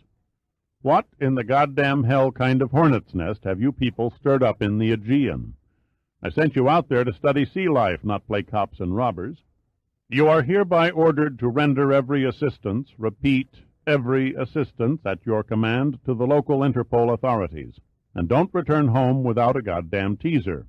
Admiral James Sandecker, Numa, Washington." "I'd say the Admiral is a bit off his usual form," murmured Pitt. "He used goddamn only twice." "Please lead me out of the dark," Gunn asked mildly. "What possible assistance could we be to Interpol?" Pitt pondered a moment. Gunn would have to be led up to a crucial decision. It was decidedly too early to bear all the facts. Pitt dodged the question. We may be the only hope left to destroy Von Till and his empire. It may mean taking a few risks, but the stakes are high. Gunn removed his glasses and stared sharply at Pitt. How high? Enough heroin to hop up the entire population of the United States and Canada, Pitt said slowly. 130 tons worth, to be exact. Gunn betrayed no sign of surprise. He calmly held up his glasses to the light, examining the lenses for smudges. Satisfied there were none, he replaced the horned rims over his low-set ears. Offhand, I'd say that's a pretty fair amount. Why didn't you tell me about this last night when you brought the girl on board? I needed more time and more answers, and right now I'm still short on both. But I think I've run onto something that will put this whole insane puzzle into a transparent pattern. I still don't know what you expect from me. We've got to hit Von Till below the belt, way below the belt. This is an underwater show. I need every able-bodied man you can spare with scuba gear and weapons that can be carried in water. Diving knives, spear guns, anything. What guarantee can you give me that no one will get hurt? Absolutely none, Pitt said quietly. Gunn stared at Pitt for a full 10 seconds, his face expressionless. You realize the seriousness of what you're asking me? Most of the men aboard this ship are scientists, not commandos. They're tigers with a salinometer, a Nansen bottle, or a microscope, but their skill at knifing another man in the guts or shooting a barbed spear into a naval leaves much to be desired. What about the crew? All good men to have on your side in a barroom brawl, but like most professional seamen, they have an unhealthy dislike for any activity below the surface. They can't, or rather won't, put on a face mask and dive. Gunn shook his head. I'm sorry, Dirk, you're asking too much. Come off it, Pitt snapped rudely. This isn't the Little Bighorn, and I'm not asking you to send the 7th Cavalry against Sitting Bull and the Sioux Nation. Look, not 50 miles from here, a Minerva Lines freighter is churning across the Aegean with a cargo that is as lethal as any nuclear bomb. If that amount of heroin were dumped on the market in the States, our grandchildren would still be suffering from the cultural shockwaves. It's a nightmarish thought. Pitt paused, letting his words sink in. He lit a cigarette and then continued. The Bureau of Narcotics and the Customs Department will be waiting. They've set a trap. If, and that's a big if, all goes well, the heroin and the smugglers, plus half the illegal drug sellers in the States, will be neatly scooped up and salted away behind bars. Then what's the problem, Gunn pressed? Where do the divers fit into the picture? Let's just say I have a nagging doubt. Von Till hasn't come within a nautical mile of being caught with the goods, so to speak, for decades. Legally, our government agents can't board the cargo ship until it touches the United States continental shelf 3 weeks away. By then, Von Till might sense that Interpol is behaving overly cagey. Rather than cooperate with the good guys and sail into the trap, he'd have to reroute the ship at the last minute or else dump the heroin in the Atlantic. That leaves the narcotics agents and the customs inspectors standing around with nothing to do but play with themselves. The only sure way, the safe way, is to stop the ship now, before it leaves the Mediterranean. You're the man who said it. Legally, it can't be done. There is one way. Pitt drew on the cigarette, then slowly let the smoke trickle through his nose. Prove a solid case against Von Till and Minerva Lines before morning. Gunn shook his head again. Even then, boarding a ship in international waters, particularly a ship that is registered to a friendly nation, can lead to political repercussions. I doubt if any country would want to touch it. There is one opportunity, Pitt said. The ship stops at Marseille for fuel. Interpol would have to work fast. If they received the necessary evidence and rushed through the legal paperwork, they could seize the ship in port. Gunn leaned against the doorway and gave Pitt a penetrating stare. The catch is that you want to risk the lives of the people under my command.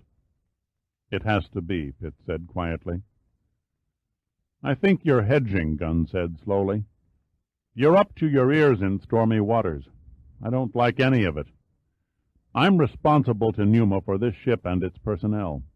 All that interests me is the safe completion of this expedition. Why us? I don't see why Interpol or the local police can't conduct their own search operation. Finding divers on the mainland is no problem. This was getting too damn awkward, Pitt thought. At this stage of the game, he couldn't let on that Zakynthos was very much against even the slightest harassment of Von Till. Pitt had known Gunn for a little over a year, and in that time they had become good friends. The commander was a smart customer. The next scene would have to be played cool, very cool indeed. Pitt gazed suspiciously at the busy radio operator for a moment, then turned back to Gunn. Call it fate, coincidence, or any other term you wish to choose, that put the first attempt at Thasos at the exact moment to expose a beautifully planned criminal conspiracy. Von Till's entire smuggling operation depends upon the use of a submarine. Maybe more than one, we don't know yet. The heroine is the biggest job he's ever undertaken. It's damn hard for the mind to conceive, but he could easily net over $200 million on this one shipment. He planned well. Nothing could stand in his way. Then, one day, he looks out of his window, and there sits an oceanographic research ship not over 2 miles away. Learning that you were scouting the water for a legendary fish, he began to run scared. There was a good chance that one of your divers might discover his base of operation and, what's most important, his method of smuggling. He was desperate. He couldn't blow you out of the water. The last thing he wanted was a full-scale investigation into the loss of this ship. There was no hope of instigating anti-American riots or violence. The people who live on the island are fun-loving farmers and fishermen. They couldn't care less about staging a demonstration against a scientific expedition. If anything, they welcomed you. The local merchants aren't about to turn down free-spending researchers. Von Till gambled on a long shot. He staged that attack on Brady Field, hoping Colonel Lewis would order you out of the area as a safety precaution. When this failed, he threw caution to the winds and came directly at the first attempt. I don't know, Gunn said hesitantly. You make it sound logical. Except for the submarines. No civilian can go to his nearest yacht broker and buy a submarine. The only way Von Till could lay his hands on a sub without attracting attention would be to raise one that was sunk in shallow water during time of war. You're beginning to sound interesting, Gunn said quietly. He was tuned in on Pitt's channel now. He had the shrewd look of an old prospector who just discovered a map to a hidden gold mine. Pitt went on. This is a job for professional underwater divers. By the time Interpol could put together a team of their own, it would be too late. The last was only a half-truth, but it served Pitt admirably to drive home the next point. The time is now. And other than Cousteau, you've got the finest divers and equipment in the Mediterranean. I'm not going to give you any crap about being the last hope of mankind, or that it's better to sacrifice a few to save millions.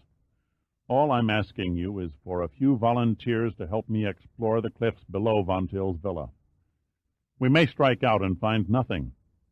On the other hand, we may uncover enough evidence to impound the ship and the heroine and put Von Till away for good. Hit or miss, we've got to try. Gunn said nothing. His expression indicated deep thought and concentration. Pitt looked at him, considering, and then threw in the hook.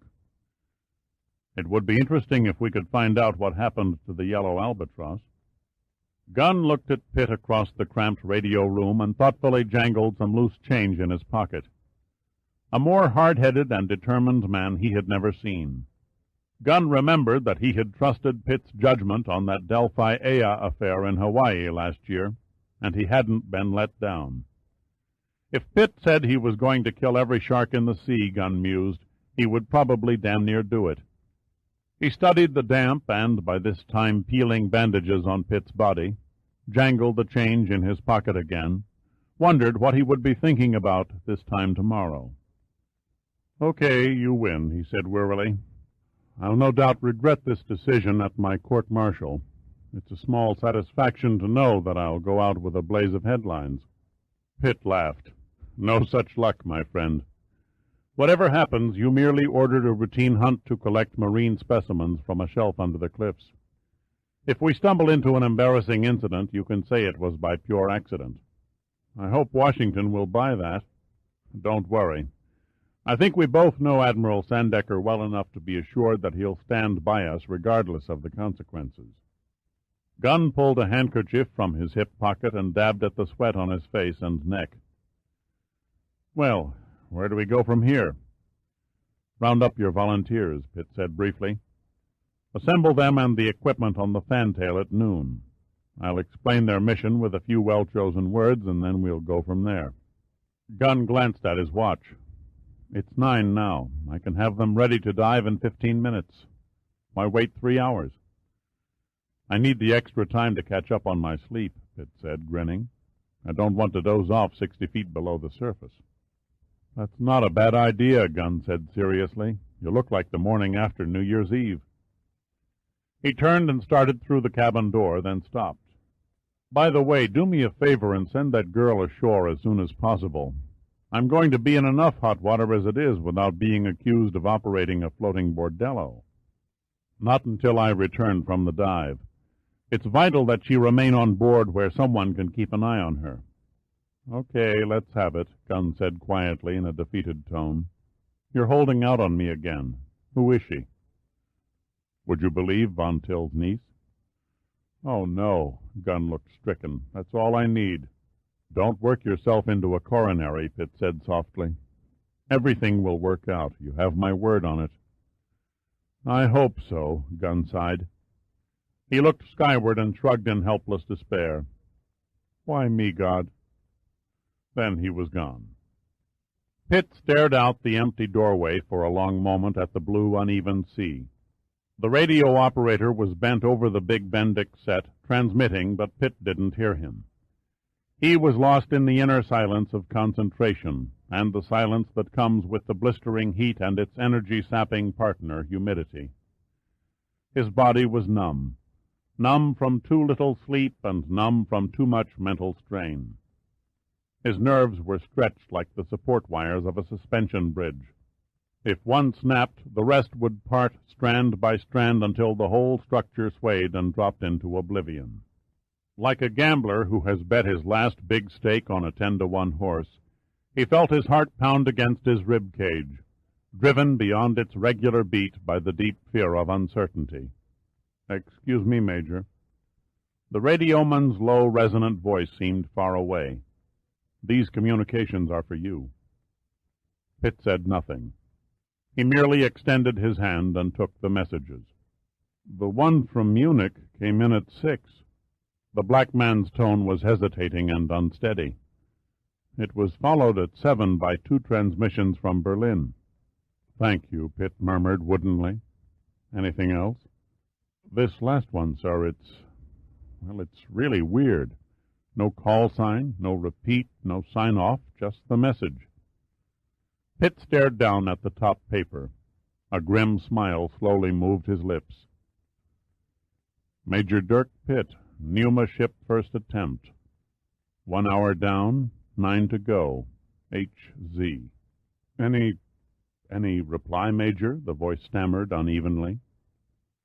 Suddenly, Pitt became aware of the sickly expression on the radio operator's face.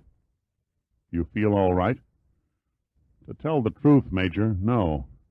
Ever since breakfast, I've had the worst case of bowel drizzlies in my life, and I've barfed twice. Pitt could not help grinning. Compliments of the ship's cook, is that it? The radioman shook his head and rubbed his eyes in one easy movement. Can't be. Cookie's the greatest. Strictly Gourmetsville. No, it's probably the local version of the flu. Could even be a skunky bottle of beer or something. Stay with it, Pitt said. We need a good man on the radio for the next 24 hours. You can count on me. The radioman forced a faint smile. Besides, that chick you brought on board has been clucking over me like a mother hen. With that kind of attention, how much could I suffer? Pitt raised an eyebrow. You must see something in her I don't.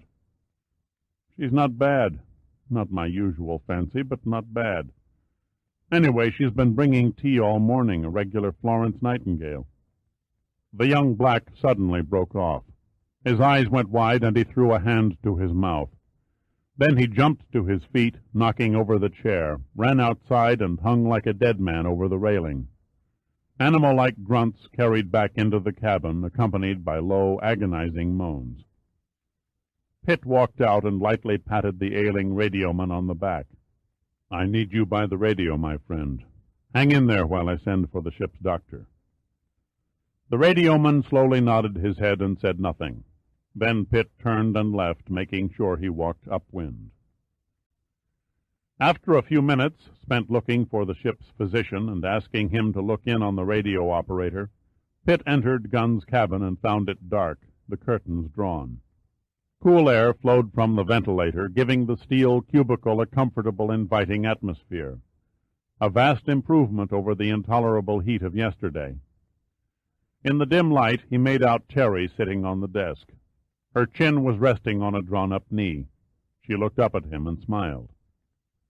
"What kept you?" "Business," he replied. "Monkey business, I'll bet." Her face bore a distinct feminine pout. "Where is the big adventure you promised me? Every time I turn around, you've disappeared." "When duty calls, dear heart, I must answer." Pitt straddled a chair and leaned over the backrest. "A very intriguing bit of apparel you're wearing. Where did you get it?" "Nothing to it, really." "I can see that." She smiled at his remark and went on. "I simply snipped out a pattern from some pillow ticking. The halter is tied in the back with a bow, and the pants are knotted on each side. See?" She stood and undid the knot over her left hip, letting the diminutive cloth dangle teasingly. "Very, very clever. What do you do for an encore?" "How much is it worth to you?" she asked seductively. "How about an old Milwaukee streetcar token?" "You're impossible," she pouted. "I'm beginning to think you're daft." He had to force his eyes to ignore her body. "Right now I've got some details that need clearing up." She stared at him blankly for a few seconds, started to say something, then thought better of it. His face was unsmiling and serious. She shrugged, slowly retied the bikini, and settled into a vacant chair. "You're acting terribly mysterious." "I'll revert to my old, sweet, lovable self after you've answered a few simple questions." She scratched at an imaginary itch above her left breast. "Ask away, then." Question number 1. What do you know about your uncle's smuggling operations? Her eyes went wide. "I don't know what you're talking about." "I think you do." "You're insane," she said, glaring at him. "Uncle Bruno owns a steamship line. Why should a man of his wealth and social standing stoop to petty smuggling?"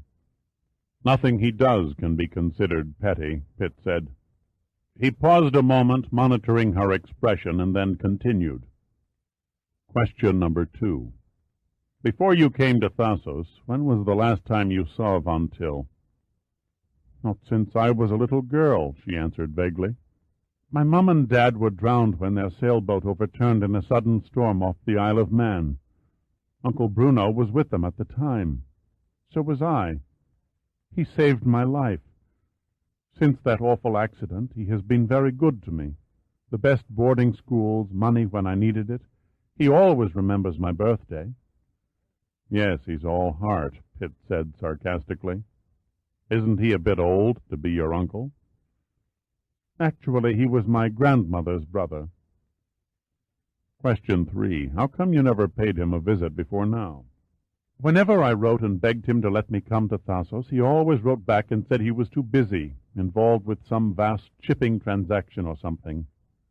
She giggled softly. "I fooled him this time, though. I simply popped in and surprised him." "What do you know about his past?" "Nothing, really. He talks very little about himself. But I do know he's not a smuggler." "Your beloved uncle is the worst scum that a mother ever dropped." Pitt's voice was tired. He didn't want to hurt her, but he was certain she was lying. God only knows how many rotting corpses owe their present condition to him. Hundreds, Thousands more, likely.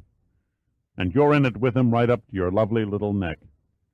Every rotten dollar you've spent in the last 20 years was soaked in blood. In some cases with the blood of, and yes, tears, especially tears of innocent children. Young girls who were stolen from their parents' arms and who finished their adolescence on a filthy, lice-ridden pile of straw in a North African whorehouse. She jumped to her feet. Things like that don't happen anymore. You're lying, you're making this up. She was scared now, but playing a magnificent scene, Pitt thought.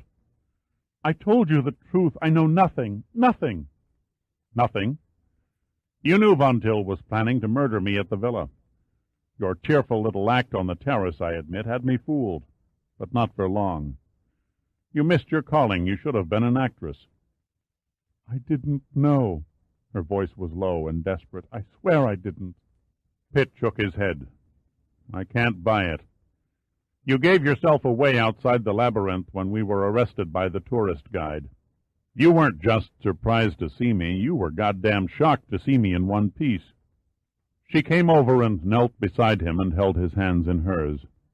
Please, please. Oh, God, what must I do to make you believe me? You might begin by offering me facts. He raised up from the chair and stood directly over her. Then he tore the soggy bandages from his chest and dropped them in her lap. Look at me. This is what I got for accepting your invitation to dinner. I was set up as the main course for your uncle's man-eating dog. Look at me. She looked. I think I'm going to be sick. Pitt ached to take her in his arms and kiss away the tears that welled in her eyes, and to softly, gently tell her how sorry he was. Instead, he fought to keep his voice firm and even. She turned and gazed blankly at the metal sink in the head, wondering if she were going to be sick or not. Then she forced her tear-brimmed eyes back on Pitt and spoke in a whisper.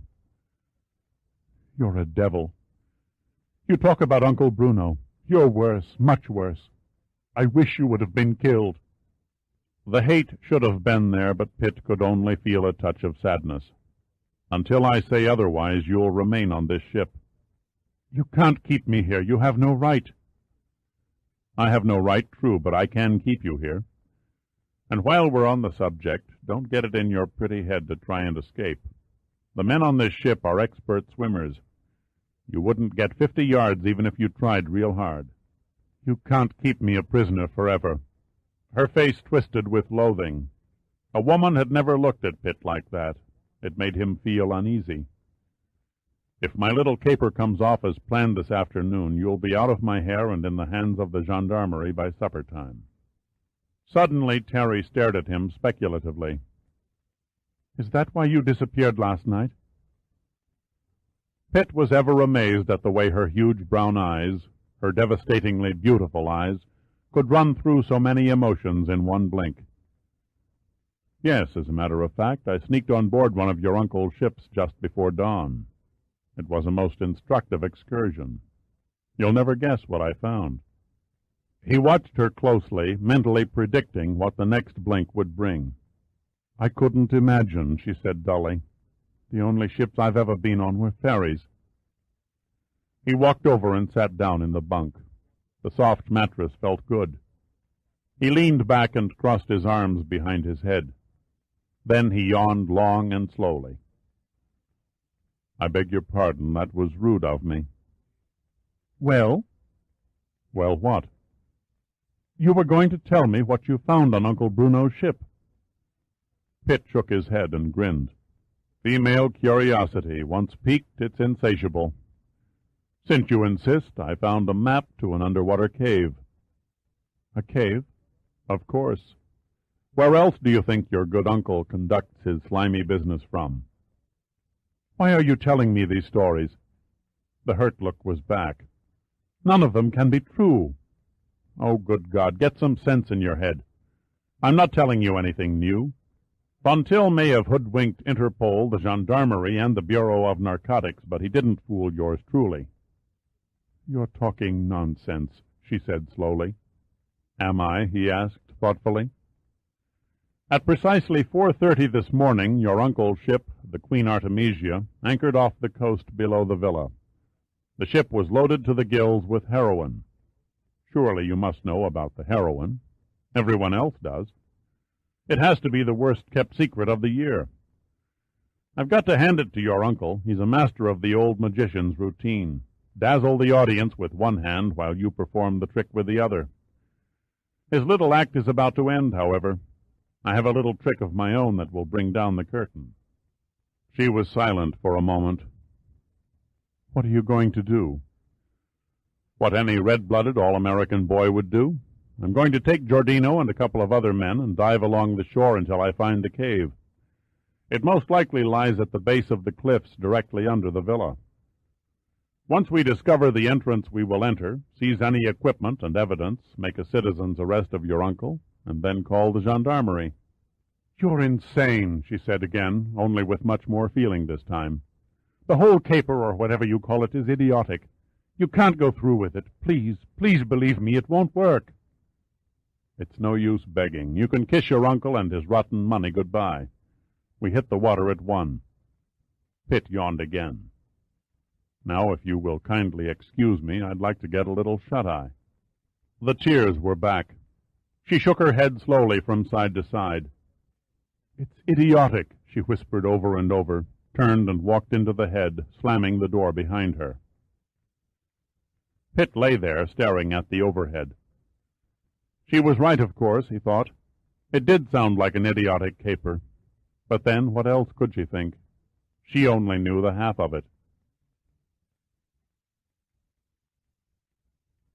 Chapter 16.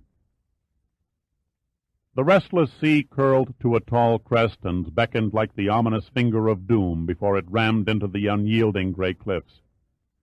The air was warm and clear and stirred by a faint breath from the southwest. A ghost, or so the first attempt seemed, a white steel ghost, glided at slow speed closer and closer to the boiling cauldron, until it looked like disaster was inevitable. At the last instant, no sooner, Gunn spun the helm to starboard, sending the first attempt on a parallel course to the rocky cliff base. He kept glancing warily from the needle, traveling across the fathometer's graph paper to the surf line, a scant 50 yards away, and back again. "How's that for curb service?" he asked, without turning. The voice was soft and controlled. He was as calm as a fisherman in a rowboat on a placid Minnesota lake. "Your old seamanship instructor at Annapolis would be proud of you," Pitt replied. Unlike Gunn, he was staring straight ahead. "It's not half as grim as it looks," Gunn said, gesturing at the fathometer. "The bottom is a good 10 fathoms below our keel. 60 feet in less than 100 yards, that's quite a drop-off." Gunn lifted one hand from the helm and took off his gold-braided navy cap, swiping a few beads of sweat that hung from his hairline. "It's not an uncommon occurrence in an area that's free of outer reefs." "It's a good sign," Pitt said thoughtfully. "How so?" "Plenty of room for a sub to maneuver without surface detection." "At night, maybe," Gunn said. "Too obvious during the day. The water visibility is almost 100 feet. Anyone standing on the bluffs within a mile in either direction could easily look down and spot a 300-foot hull that was crawling over the bottom. It shouldn't be too difficult to spot a diver, either." Pitt turned and gazed up at the villa, nestled like a fortress on the craggy side of the mountain. "You're made to take a chance like this," Gunn said slowly. "Von Till can see any movement you make. I'll bet a dime to a donut that he's had a pair of binoculars trained on us every second since we upped anchor." "I'm betting on it, too," Pitt murmured. He lost himself for a moment in the beauty of the scene. The azure arms of the Aegean encircled the ancient island seascape in a dazzling reflection of sun and water. Only the voice of the crashing surf answered the steady hum of the ship's engines, punctuated occasionally by the shriek of a solitary gull. Above the rocky cliffs, a herd of cattle grazed on a sloping green pasture, like tiny immovable shapes in a Rembrandt landscape. And below, in sheltered coves among the lesser cliffs, piles of sun-bleached driftwood lay dead and still on tiny shell-carpeted beaches. Pitt nearly lingered too long. He tugged his mind back to the job at hand. That mysterious area of calm water was coming up now, only 3/4 of a mile away off the port bow. He laid a hand on Gunn's shoulder and pointed. The flat pond. Gunn nodded. "Okay, got it. At our present speed, we should be alongside in 10 minutes. Is your team ready?" Gunn nodded. "Okay, got it. At our present speed, we should be alongside in 10 minutes. Is your team ready?" "All set and primed," Pitt answered briefly. "They know what to expect. I've got them stationed along the starboard cabin deck, out of sight to any prying eyes from the villa." Gunn replaced his cap. "Be sure you order them to leap plenty clear of the hull. Getting sucked into a prop can be a very messy business." "I doubt that they have to be ordered," Pitt said quietly. "They're all good men. You told me so yourself." "Damn right," Gunn snorted. He turned to Pitt. "I'm going to keep the ship close in to the shoreline for another 3 miles. We might fool Von Till into thinking we're on a routine sounding course to chart the shallows. It might work, I don't know. For your sake, I hope he's taken in." "We'll soon find out." Pitt checked his watch against the ship's chronometer. "What time do you make your rendezvous?" "I'll run a series of doglegs on the return course and arrive back here at 14:10. That gives you exactly 50 minutes to find the sub and get out." Gunn dug a cigar out of a breast pocket and lit it. "You and my men be waiting for the ship, you hear me?" Pitt didn't answer immediately. A broad smile broke across his lips, and his vivid green eyes seemed to be laughing. Gunn looked puzzled. "What did I say that's so funny?" "For a moment you reminded me of my mother. She always used to say that when my ship came in I'd probably be waiting at the bus depot." Gunn ruefully shook his head. "If you don't come back, at least I'll know where to look. Well, let's get on with it. You had better climb into your diving gear." Pitt simply waved in acknowledgment, left the hot confine of the wheelhouse, and dropped down the ladder to the first attempt's starboard cabin deck. He found 5 deeply tanned men waiting for him. Probably, Pitt reflected, the 5 most eager and intelligent men he'd ever known. Like himself, they wore only black bikini swim trunks. All were busily engaged in adjusting breathing regulators and strapping on air tanks. Each man rechecked the other's equipment, making certain the tank valves and harness webbing were in their proper position. The nearest diver, Ken Knight, looked up at Pitt's arrival. "I have your gear all ready for you, Major. I hope a single hose regulator will be okay. Numa didn't issue us any doubles this trip." "A single hose will do fine," Pitt replied. He pulled on a pair of fins and strapped a knife to his right calf. Then he slipped a mask over his head and adjusted the snorkel. The mask was the wide-angle type that gave the wearer a 180-degree range of vision. Next came the air tank and the regulator. He was about to struggle with the tank harness when suddenly the 40-pound outfit was swept from the deck and held at his back by 2 massive, hairy arms. "How you could ever get through a day without my services," said the voice of Giordino pompously, "is a mystery to me." "The real mystery is why I put up with your jackhammer mouth and overabundant ego," Pitt said sourly. "There you go, picking on me again." Giordino tried to sound wounded, but couldn't quite pull it off. He turned and looked down at the passing water, and after a long pause, muttered very slowly, "Christ, look at the clarity of that water. It's sharper than a goldfish bowl." "So I've noticed." Pitt unsheathed the barbed tip of a 6-foot pole spear and checked the elasticity of the rubber sling attached to the butt end. "Have you studied your lesson?" "The old gray matter," Giordino said, pointing to his head, "has all the answers filed and indexed." "As usual, it's comforting to know you're so sure of yourself." "Sherlock Giordino knows all, sees all. No secret can escape my probing mind." "Your probing mind better be well-oiled," Pitt said earnestly. "You've got a tight schedule to keep." "Just leave it to me," Giordino said, straight-faced. "Well, it's about that time. I wish I was coming along. Enjoy your swim and have fun." "I intend to," Pitt murmured. "I intend to." 2 chimes from the ship's bell sounded Gunn's 1-minute warning signal. Pitt, walking awkwardly in his fins, moved onto a small platform that extended over the side of the hull. "At the sound of the next tone, gentlemen, we go." He said no more, partly because each man knew what he had to do, partly because there was nothing else to say that had any meaning. The divers gripped their spear guns a little tighter and silently exchanged glances.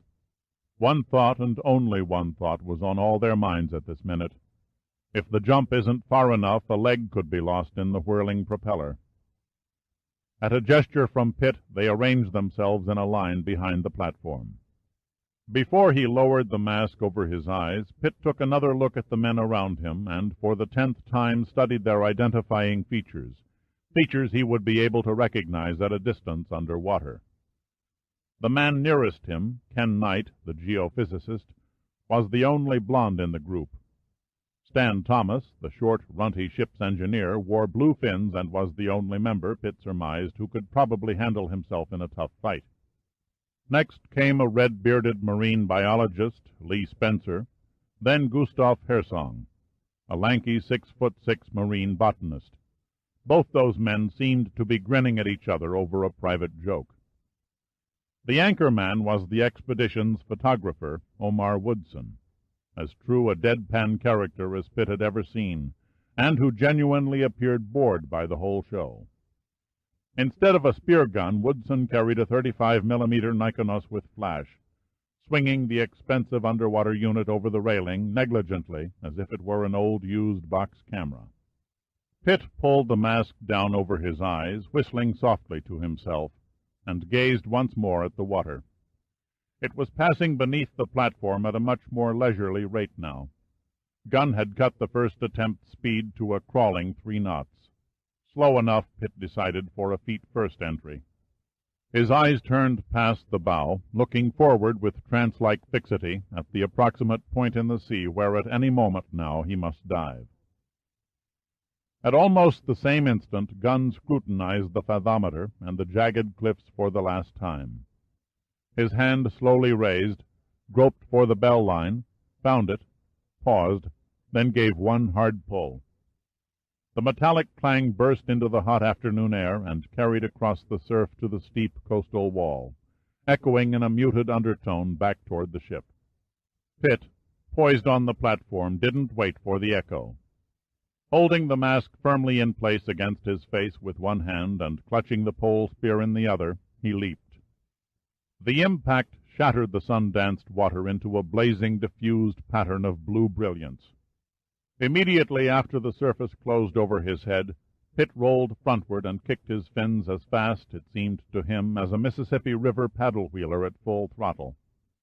5 seconds and 15 feet later, he glanced over his shoulder and watched the dark shape of the ship's hull slide slowly overhead. The whirling twin propellers seemed frighteningly closer than they really were. Their thrashing sound traveled at 4,900 feet per second underwater, as compared to less than 1,100 feet through air, and the light refraction magnified their flashing blades by nearly 25%. Teeth clenched on the regulator's mouthpiece, Pitt swung around and stared in the direction of the shrinking ship to see how the others had fared. His sigh of relief was answered by the hiss of his exhaust bubbles from the regulator. Thank God they were all there, and in one piece. Knight, Thomas, Spencer, and Hersong, all in a group within touching distance. Only Woodson had dragged his feet. He hung in the water about 20 feet beyond the rest. The visibility was startling. The long purplish tentacles of a jelly-like Portuguese man-of-war were clearly discernible nearly 80 feet away. A pair of ugly-looking dragonet fish swam idly across the bottom, their vivid blue and yellow scaleless bodies topped by high, slender gill spines. It was a hidden world, a soundless world, owned by weirdly shaped creatures and decorated by graceful fantasies of form and vibrant hues that defied any attempt at human description. It was also a world of mystery and danger, guarded by a sinister array of weapons, varying from the slaughterous teeth of the shark to the deadly venom of the innocent-looking zebrafish, an intriguing combination of eternal beauty and constant peril. Without waiting for signs of discomfort, Pitt began snorting into the mask to equalize the air pressure of his inner ears to that of the water pressure. When his ears popped, he slowly dove toward the majestic seascape under him and became a part of it. At 30 feet, the reds were left behind, and the depths became a soft blending of blues and greens. Pitt leveled off at 50 and studied the bottom. No sea growth or rocks here, just a patch of submerged desert where miniature sand dunes meandered in unbroken snake-like ripples. Except for an occasional bottom-dwelling stargazer fish, buried with only a pair of stony eyes and a portion of its grotesque fringed lips protruding above the sand, the seafloor was deserted. Exactly 8 minutes after they had left the first attempt, the bottom began to slope upward, and the water became slightly murky from the surface wave action. A rock formation covered with swaying seaweed appeared in the gloom ahead. And then suddenly they were at the base of a vertically sheer cliff that rose at an unbroken 90-degree angle until it disappeared into the mirrored surface above. Like Captain Nemo and his companions exploring an undersea garden, Pitt began directing his team of marine scientists to spread out and search for the submarine cave. The hunt took no more than 5 minutes. Woodson, who had angled 100 feet out on the right perimeter, found it first. Signaling Pitt and the others by rapping his knife against his air tank, he motioned for them to come and went swimming off along the northern face of the cliff to a point beyond a weed-encrusted crevasse. There he paused and held up a leveled arm. And then Pitt saw it. A black and ominous opening just 12 feet below the surface. The size was perfect, big enough for a submarine, or, for that matter, a locomotive to have been driven in. They all hung suspended in the clear crystal water, their eyes fixed on the cave entrance, hesitating, exchanging glances. Pitt moved first, entering the hole. Except for a few dim flashes of light, reflected from the whites of his heels, he disappeared completely from view, swallowed by the yawning cavity. He leisurely beat the water with his fins and let an incoming swell help carry him slowly through the tunnel. The bright blue-green of the sunlit sea rapidly transformed into a kind of deep twilight blue. At first Pitt could see nothing, but soon his eyes adjusted to the dark interior, and he began to make out a few details of his surroundings. There should have been a myriad of marine life clinging to the tunnel walls. There should have been darting crabs, winking limpets and barnacles, or crawling lobsters, sneaking about in search of tasty shellfish. There were none of these. The rocky sides were barren, and they were coated with a reddish substance that clouded the water whenever Pitt touched the smooth, unnatural material. He rolled face up and inspected the arched roof, watching in fascinated interest as his exhaust bubbles rose and wandered across the ceiling like a trail of quicksilver, seeking escape from a vial. Abruptly the roof angled upward, and Pitt's head broke the surface. He looked around, but saw nothing. A gray cloud of mist obscured everything. Puzzled, he ducked his head back in the water and dove, leveling out at 10 feet. Beneath him a cylindrical shaft of cobalt light flowed in from the tunnel. The water was as clear as air. Pitt could see every nook and cranny of the cavern's submerged area. An aquarium. That was the only way Pitt could describe it. But for the fact that there were no portholes in the walls, the cavern could have easily passed for the main tank at Marineland in California. It was a far cry from the tunnel. Marine life abounded everywhere. The lobsters were here, and so were the crabs, the limpets, the barnacles, even a heavy growth of kelp. There were also roving schools of brilliantly colored fish. One fish in particular caught Pitt's eye, but before he could get closer, it saw his approach and flashed into a protective rock fissure. For several moments Pitt took in the breathtaking scene. Then, suddenly, he started as a foreign hand grabbed his leg. It was Ken Knight, and he was motioning toward the surface. Pitt nodded and swam to the top. Again he was greeted by the heavy mist. Pitt spit out his mouthpiece. "What do you make of it?" he asked. The rock walls amplified his voice to a roar. "A fairly common occurrence," Knight answered, roaring back matter-of-factly. "Every time a swell hits the entrance outside, the force runs like a piston through the tunnel, compressing the air already trapped in the cavern. When the pressure recedes, the expanded moisturized air cools and condenses in a fine mist." Knight paused to blow some mucus from his nose.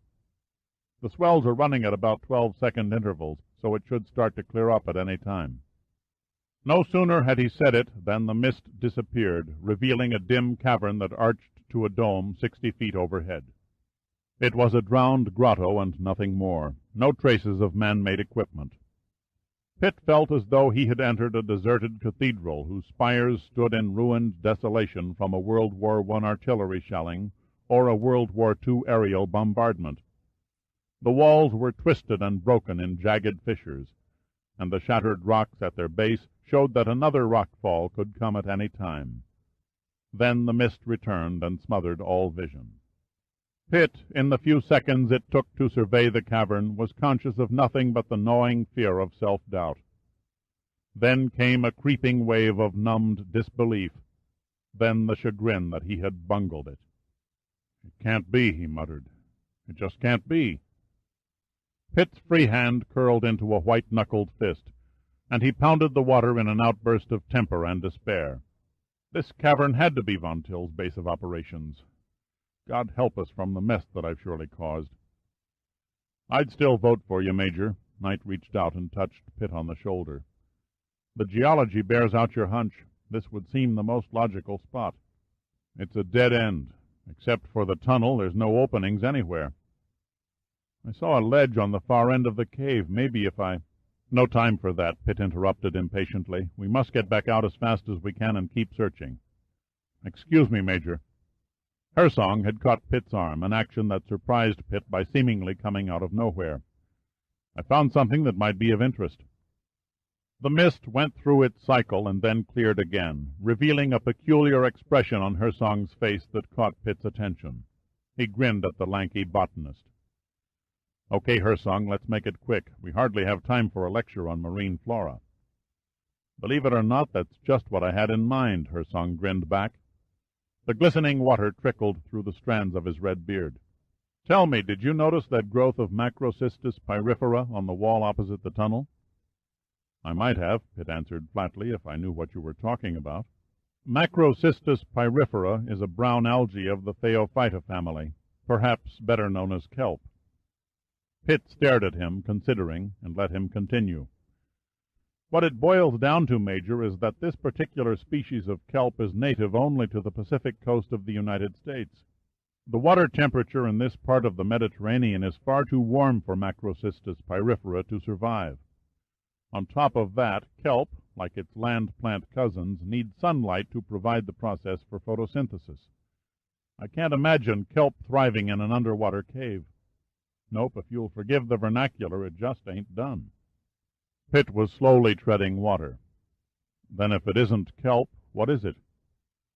The mist was back, and Pitt couldn't see Hersong's face. He could only hear the botanist's rumbling voice. "It's art, Major. Pure art. Without a doubt the finest plastic replica of Macrocystis pyrifera I've ever beheld." "Plastic?" Knight boomed, his tone echoing around the cavern. "Are you sure?" "My dear boy," Hersong said disdainfully, "do I question your analysis of core samples, or—" "That red slime on the tunnel walls," Pitt cut in. "What do you make of that?" "Couldn't say for sure," Hersong said. "Looked like some type of paint or coating." "I'll back him, Major." The face of Stan Thomas suddenly materialized out of the fading mist. "Red anti-fouling paint for ship hulls. It contains arsenic. That's why nothing grows in the tunnel." Pitt glanced at his watch. "Time is running out. This must be the place." "Another tunnel behind the kelp?" Knight asked in a careful sort of voice. "Is that it, Major?" "It's beginning to look encouraging," Pitt said quietly. "A camouflaged second tunnel that leads to a second cavern. Now I can see why Von Till's operation was never discovered by any native of Thasos." "Well," her song purged the water from his mouthpiece, "I guess we keep going." "We have no other option," Pitt said. "Are we all ready for another go?" "All present and accounted for, except for Woodson," Spencer answered. Suddenly, at that instant, a flash-bulb flooded the cavern in a bright blue light. "Nobody smiled," Woodson observed sourly. He had drifted off to the far wall of the cavern, trying for the widest possible lens angle. "Next time, yell sex," Spencer joked back. "It wouldn't matter," Woodson grunted. "None of you know what it means anyway." Pitt grinned and moved off. He rolled forward and jackknifed, diving to the bottom like an airplane on a strafing run. The others continued, spaced out at 10-foot intervals. The forest of counterfeit kelp was thick and nearly impenetrable. Thin branches rose from the bottom to the surface, flaring into a wide-spreading canopy. Her song was right. It was a work of art. Even at arm's length, Pitt couldn't have told the plastic from the real thing. He unsheathed the knife and began slicing his way through the brown swaying stems. Working his way forward, stopping only to untangle his air tank, he finally broke into another tunnel. The second had a larger diameter than the first, but was much shorter in length. After 4 stout kicks, Pitt surfaced in a new cavern, only to be enveloped in the unending white mist. Every few moments, the splash of a head breaking the water announced the arrival of another member of the team. "See anything?" The voice was Spencer's. "Not yet," Pitt replied. Mechanically, his eyes strained unblinkingly into the damp gloom. He thought he saw something now, something more imagined than real. Gradually, he became aware of a dark shape, materializing out of the fog. And then, suddenly, it was absolutely and concretely there, the smooth, black metal hull of a submarine. Pitt spat out his mouthpiece, swam over to the sub, and grabbed hold of the bow planes, pulling himself onto the deck. Pitt's mind became absorbed in the submarine. At least 10 times he'd wondered how he'd react, how he would feel when he finally touched the heroine's underwater carrier. Elation at being proved right. That and more. Anger and disgust flooded over him. If they could only talk, what tales of insidious tragedies these steel plates could relate. "Please drop your spear on the deck and keep very, very still." The voice behind Pitt was hard, and so was the gun barrel that dug into his spine. He eased the pole spear slowly to the wet deck. "Good. Now, order your men to drop their weapons on the bottom. No tricks. A concussion grenade in the water can turn a swimmer into an ugly mass of jelly." Pitt nodded at the 5 floating heads. "You heard the man. Drop the spear guns. The knives, too. There's no sense in antagonizing these nice people. I'm sorry, men, it looks like I've blown it." There was nothing else left to say. Pitt had led these 5 men into a trap from which they might never escape alive. All emotion left him. He was conscious now only of time. On cue, Pitt raised his hands over his head and slowly turned around. "Major Pitt, you are an uncommonly aggravating young man." Bruno Von Till stood on the deck of the submarine, grinning like Fu Manchu about to feed a victim to the crocodiles. His eyes were narrowed slits beneath the skin-topped head, and he seemed, at least to Pitt, to radiate a personal and long-practiced repulsiveness. But something was wrong, terribly wrong. The old German had both hands in his jacket pockets. He carried no gun. It was the man beside him who held the gun. A mountain of a man with a face of carved stone and a torso like a tree trunk. Von Till's eyes fully opened, and his voice rose in a mocking tone. "Forgive me for not offering introductions, Major." Von Till gestured toward his companion. "But I understand that you and Darius have already met."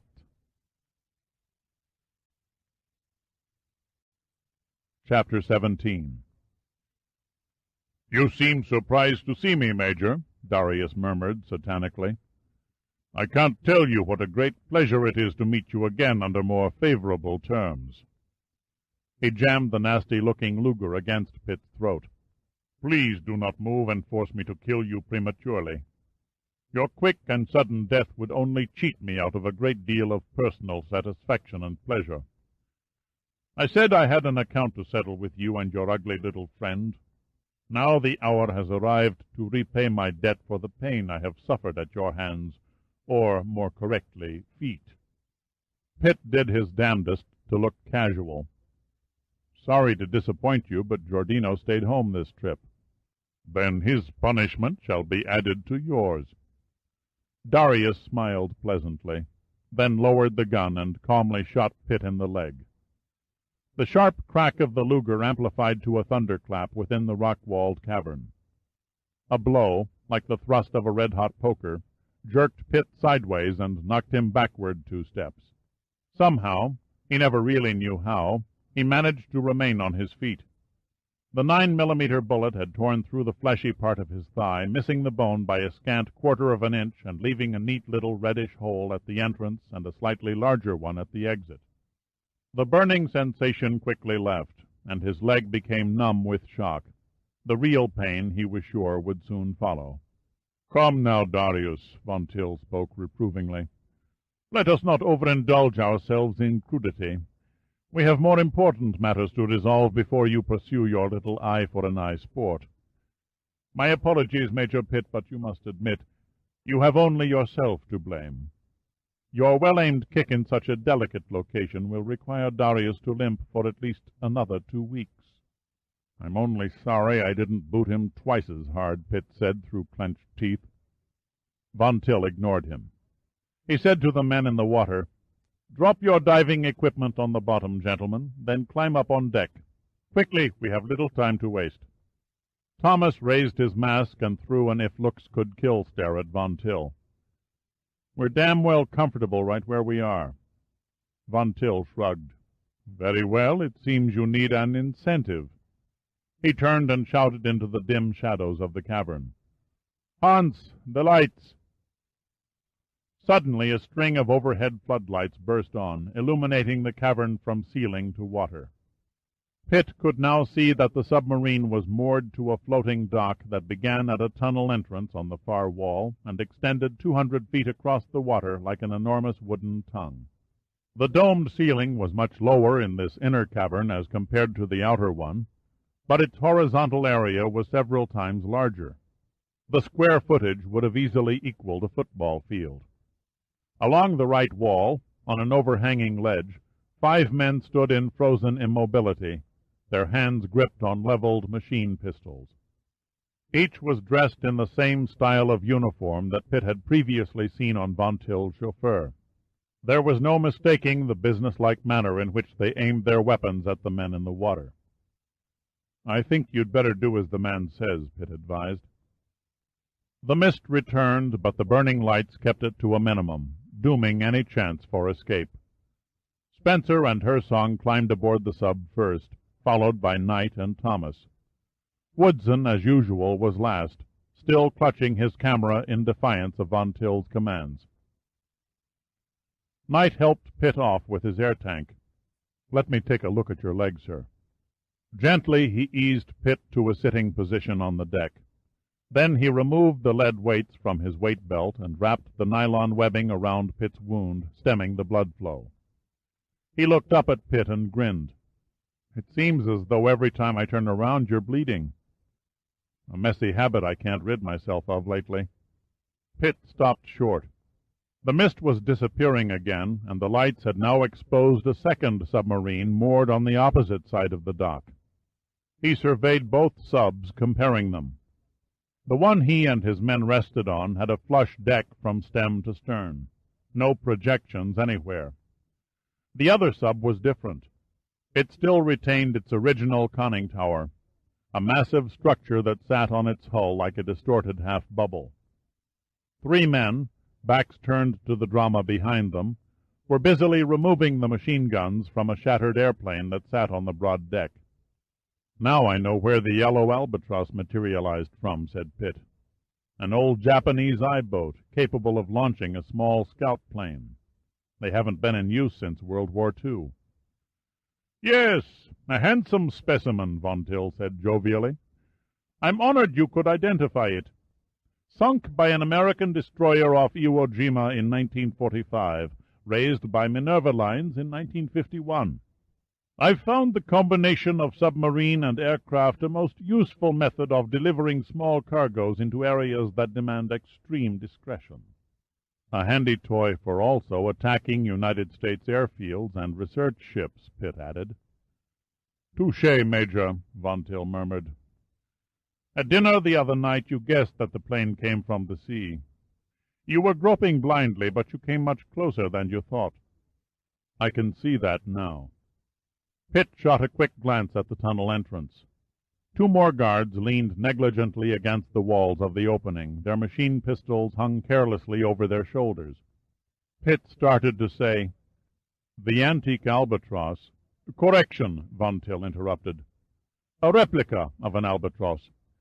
For my purposes, a slow bi-wing aircraft was the most efficient means of landing and taking off on short fields, dark beaches, or in water beside a ship. The lower wing can, or should I say, could, fold downward in the shape of hydrofoil pontoons. I used the Albatross D3 design with a more modern engine, of course, because the aerodynamics provided the perfect answer to my requirements. And an old shabby-looking airplane would never be suspected of, shall we say, slightly illegal activities. A pity it will never fly again." Von Till pulled a box of cigarettes from his breast pocket and lit one. Then he went on. "My delivery plane was never meant to be armed or flown in combat.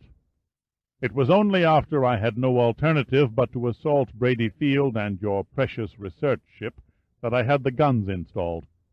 A drastic move, perhaps, but your Commander Gunn refused to be discouraged by my subtle efforts to sabotage his expedition. There was little to fear from a Sunday swimmer or a diving tourist discovering my little underwater modus operandi. However, a trained ocean scientist, that was something else again. I could not take the risk. The raid was, I am still convinced, an excellent plan. Colonel Lewis would have had no choice but to order its name escapes me. Yes, the first attempt, to evacuate the Thasos coast if the attack had continued unhindered. You couldn't have known, of course, that the Albatross intended to make a token strafing run against the ship immediately after it neutralized the airfield. Inopportunely, Major Pitt, you blundered onto the scene and ruined everything." "The fortunes of war," Pitt offered sarcastically. "It is a shame Willie cannot be here to hear you say that." "Where is good old Peeping Tom Willie?" Pitt asked. "Willie was the pilot," Von Till answered. "When the Albatross crashed into the sea, poor Willie was trapped in the wreckage. He drowned before we could reach him." Von Till's face abruptly became hard and menacing. "It seems you cost me my chauffeur and pilot, as well as my dog." "Gullibility on Willie's part," Pitt said quietly. "I succored him with the same old balloon trick that the British used on Kurt Hybert. As to the dog, before you sick another one of your hydrophobic bitches on your next unsuspecting dinner guest, I suggest you count your table utensils." Von Till looked at Pitt curiously for a moment. Then he nodded knowingly. "Remarkable. Quite remarkable. You killed my champion hound with a knife from my own dinner table. Most ungracious of you, Major, to say the least. May I ask how you were forewarned?" "Premonition," Pitt replied. "No more, no less. You should never have tried to kill me. That was your first mistake. It is a pity your escape from the labyrinth only prolonged your existence by a few hours." Pitt nonchalantly glanced past Von Till and Darius. The ominous black tunnel was now strangely empty. The two guards had disappeared. Not so the 5 guards who lined the cavern wall with the machine pistols. They looked as menacing as ever. "Your reception committee leads me to believe you are expecting us," Pitt murmured quietly. "Of course we were expecting you," Von Till acknowledged matter-of-factly. "Good friend Darius here informed me of your impending arrival. The exact time became apparent when the first attempt began acting suspiciously. No captain in his right mind would run his ship that close into the Thasos cliffs. How many pieces of silver did it take for Darius to turn traitor? The exact sum wouldn't be of interest to you, said Von Till. The fact is, Darius has been in my employ for 10 years. You might say that our association has proved to be quite mutually rewarding. Pitt stared into Darius' coal-black eyes. No matter how you slice it, it still adds up to treason. That's your second mistake, Von Till. Hiring a slimy cockroach of a bastard like Darius, it's bound to backfire.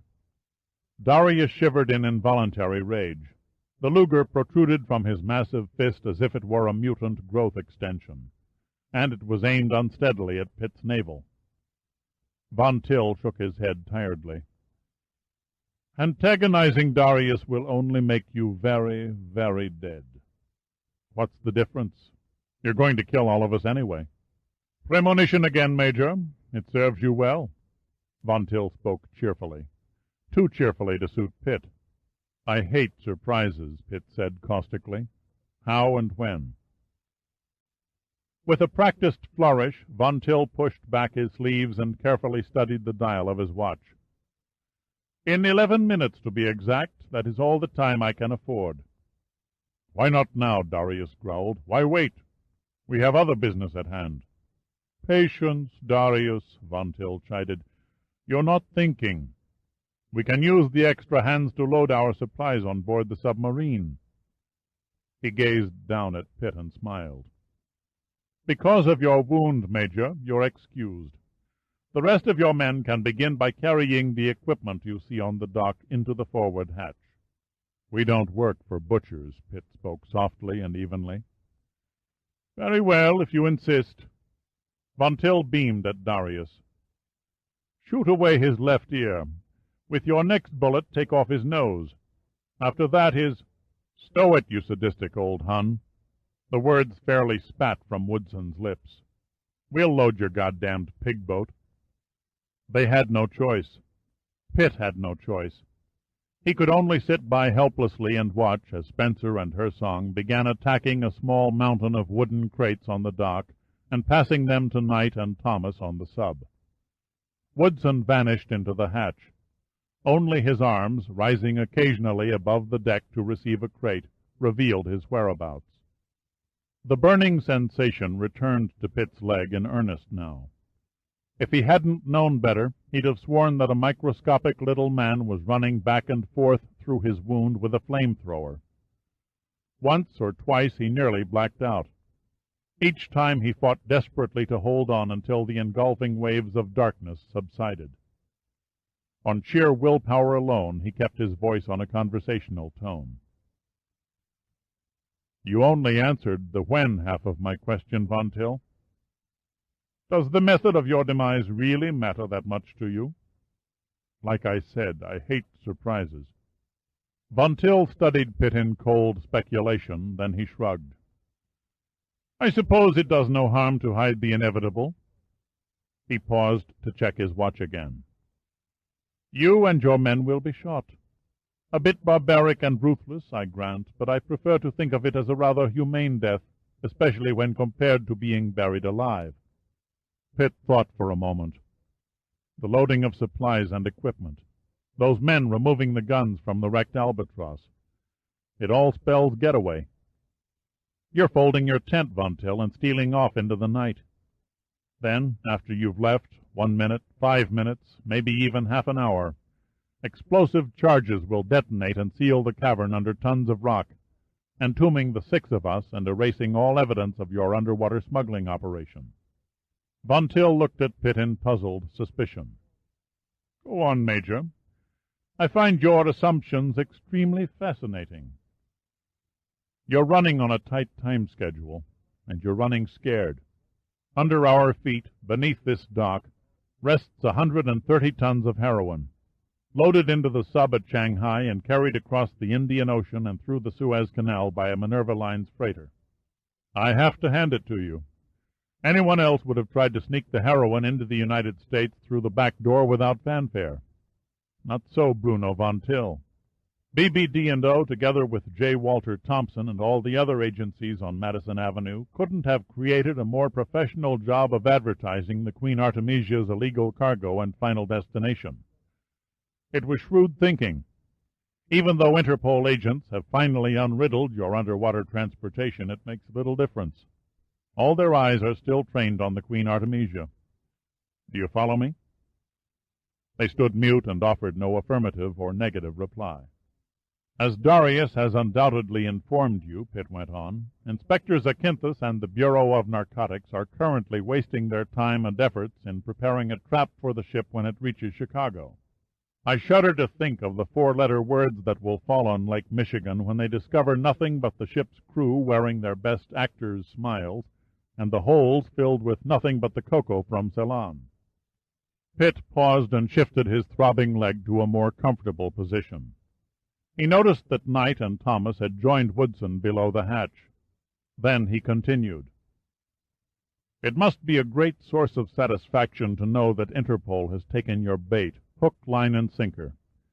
They're totally unaware that the sub and the heroine were dropped here last night in order to be transferred to the next Minerva Line ship that happens past, which, by the way, should be the Queen Jocasta, bound for New Orleans with a cargo of Turkish tobacco and due to drop anchor a mile offshore in approximately 10 minutes. That's why you're running scared, Von Till. Time has caught up with you, and you have to gamble on a rendezvous with your ship in broad daylight. You have a vivid imagination, Von Till said contemptuously. But Pitt could see the lines of concern in the old man's face.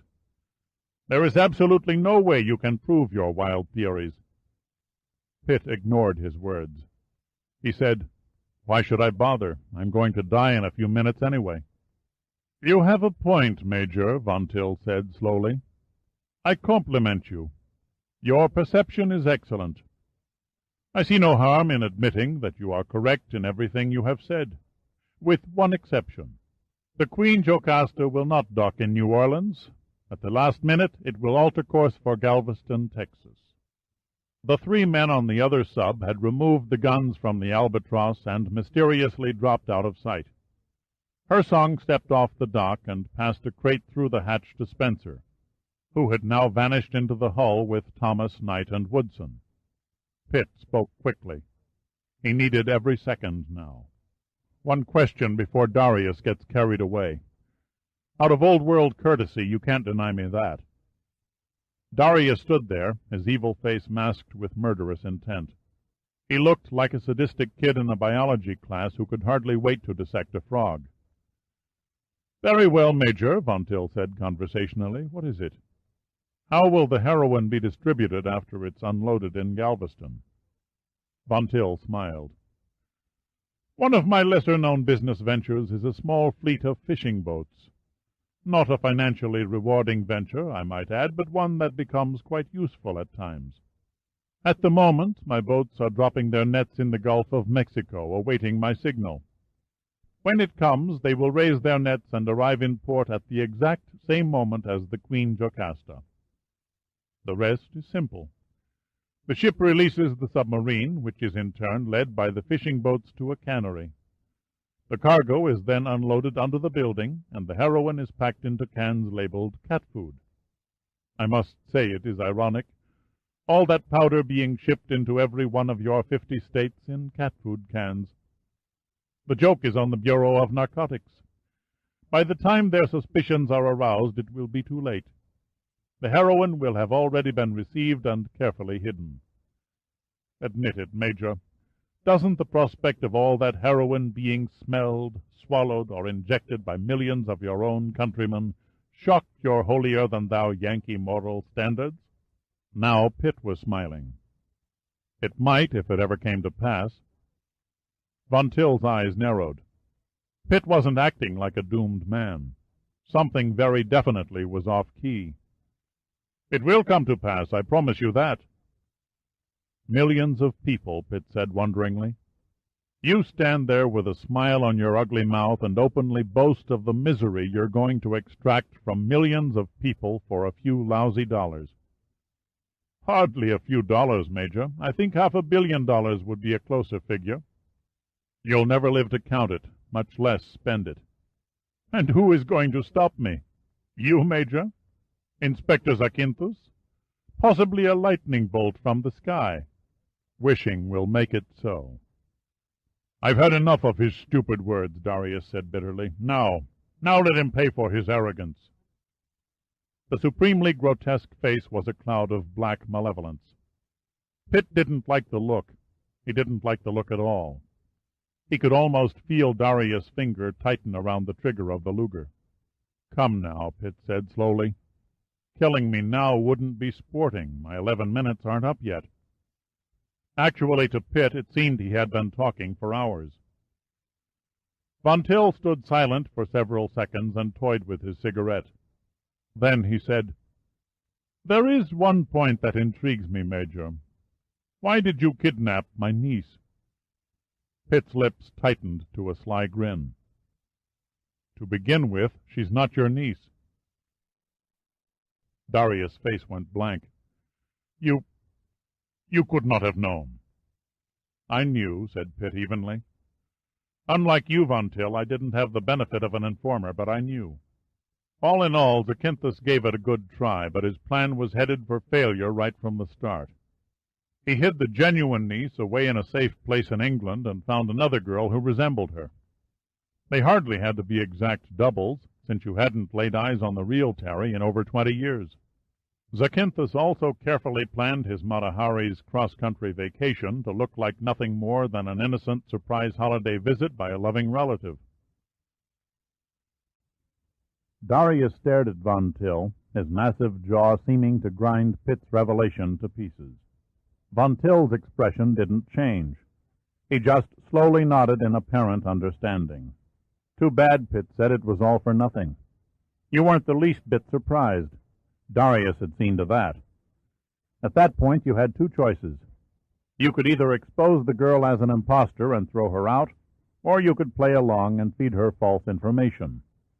Quite naturally, your devious mind chose the latter. You were in your element. You felt like a puppeteer pulling strings. You could now play the girl and Darius on the ends against Zakynthos and Zeno in the middle. An irresistible situation, said Von Till. Do you agree? You couldn't miss, Pitt went on calmly. From the time of her arrival until Giordino and I grabbed her from the villa, the girl's every move was closely watched by your chauffeur, under the guise of a sort of bodyguard. Willie stuck with her like a leech. It must have been entertaining work, especially when she sunbathed on the beach. At that, her passion for early morning swimming was nothing but a means of making contact with Zakynthos. It was the only opportunity you gave her to pass him information, all of it worthless. How you must have laughed, knowing she was swallowing every bit of crap you fed her. Then something happened, and Zakynthos began to get wise. Arriving late for their rendezvous one morning, he probably spotted Willie lurking in the bushes, both eyes unerringly focused on the girl in her bikini. Zakynthos couldn't help wondering if Willie had been there observing all the other pre-dawn meetings. Suddenly he saw his well-conceived plan going down the drain. It looked as though you had outsmarted him again. "We could have regained the advantage," Darius sputtered in pure rage, "except for you." Pitt shrugged. "Enter our hero, yours truly, who blundered onto the stage, little knowing he would get clawed, beaten, and shot before the final curtain. My life would have been far less complicated if only I'd stayed in bed that morning instead of taking an early swim. When Terry discovered me, I was taking a nap on the tide line. It was still dark, and she mistook me for Zakynthos, thinking one of your men had murdered him. She damn near went into shock when my apparently lifeless body suddenly sat upright and started a light conversation. The pain wave hit him again, and he gripped his leg as if trying to squeeze the agony away. He forced himself to go on, his words strained through gritted teeth. Something had gone very, very wrong. Zakynthos failed to show, and here was a total stranger who seemingly knew nothing about what was going on. Add to that the staggering odds against an outsider accidentally swimming on that particular deserted beach at 4 in the morning, and you have one confused girl. I'll give her credit, she's a fast thinker. Considering the circumstances, she grabbed at the only conclusion open to her. I had to be on your payroll, Von Till. So she went through her carefully rehearsed biography routine and invited me to the villa for dinner, expecting to throw you a curve by innocently introducing you to your own hired man. Von Till smiled. I am afraid you cooked your own goose, my dear Pitt, with your ridiculous tale about being in charge of garbage collecting. She didn't really believe it, but oddly enough, I did. Not as odd as it seems, Pitt said. No trained agent in his right mind would ever use a cover as hokey as that one. You knew that. Besides, you had no cause for alarm. There was no warning from Darius. It was really only a joke on my part, one that backfired with rather painful results. Pitt hesitated, adjusting the belt covering his wound. When I appeared at your door wearing the oak leaves of a major, you immediately figured I was one of Zakynthos' agents, whom he slipped into the act without Darius' knowledge. Unwittingly, I added fuel to your suspicions by damn near coming out and accusing you of engineering the raid on Brady Field. I was getting warm, too warm to suit you, Von Till. Your solution was to play Houdini and make me disappear. The risk of exposure was small. The chances were that my body, or what was left of it, would never be found in the labyrinth. By this time, the girl caught on to the fact that she had made a terrible mistake. I really was an innocent bystander who really happened to be swimming on that particular beach at 4 in the morning. It was too late. The damage was done.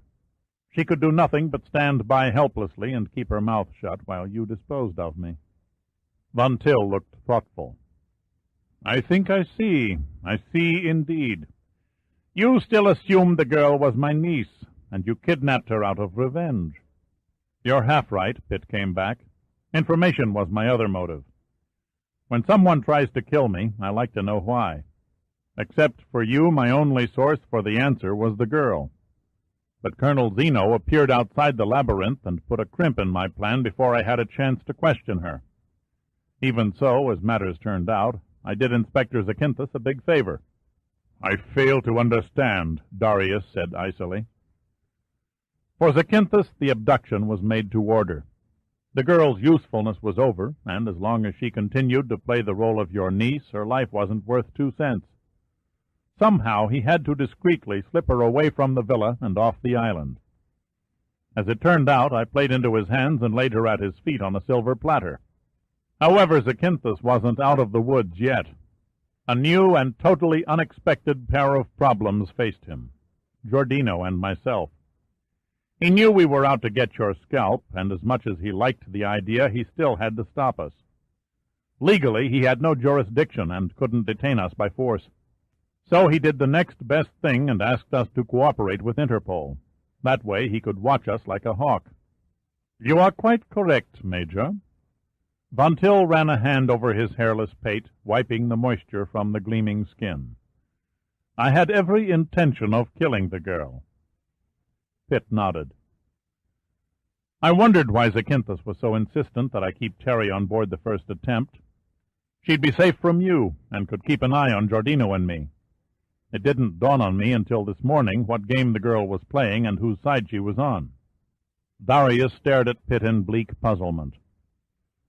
What goes on here, Major Pitt? You could not possibly have known all this.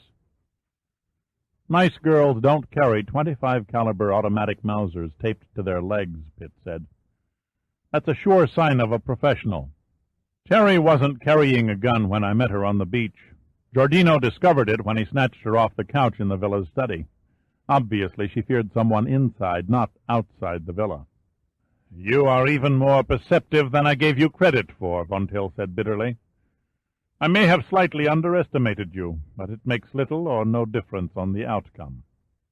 Only slightly underestimated? Pitt asked, consideringly. I wonder.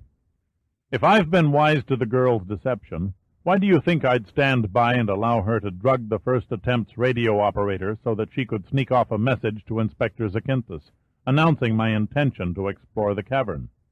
The answer is simple, Von Till said smugly. You didn't know Darius was working for me. He received the girl's message, but unfortunately for you, neglected to pass it on to Inspector Zakynthos. Face it, Major, you got involved with matters far above your head.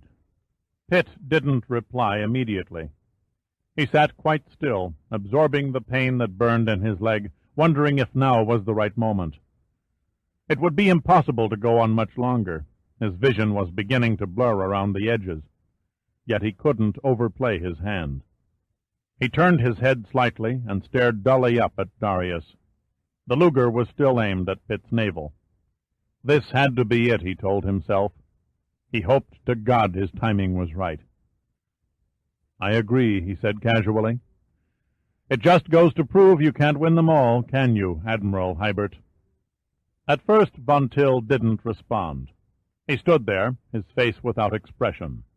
Then the sheer incredibility of Pitt's words began to register.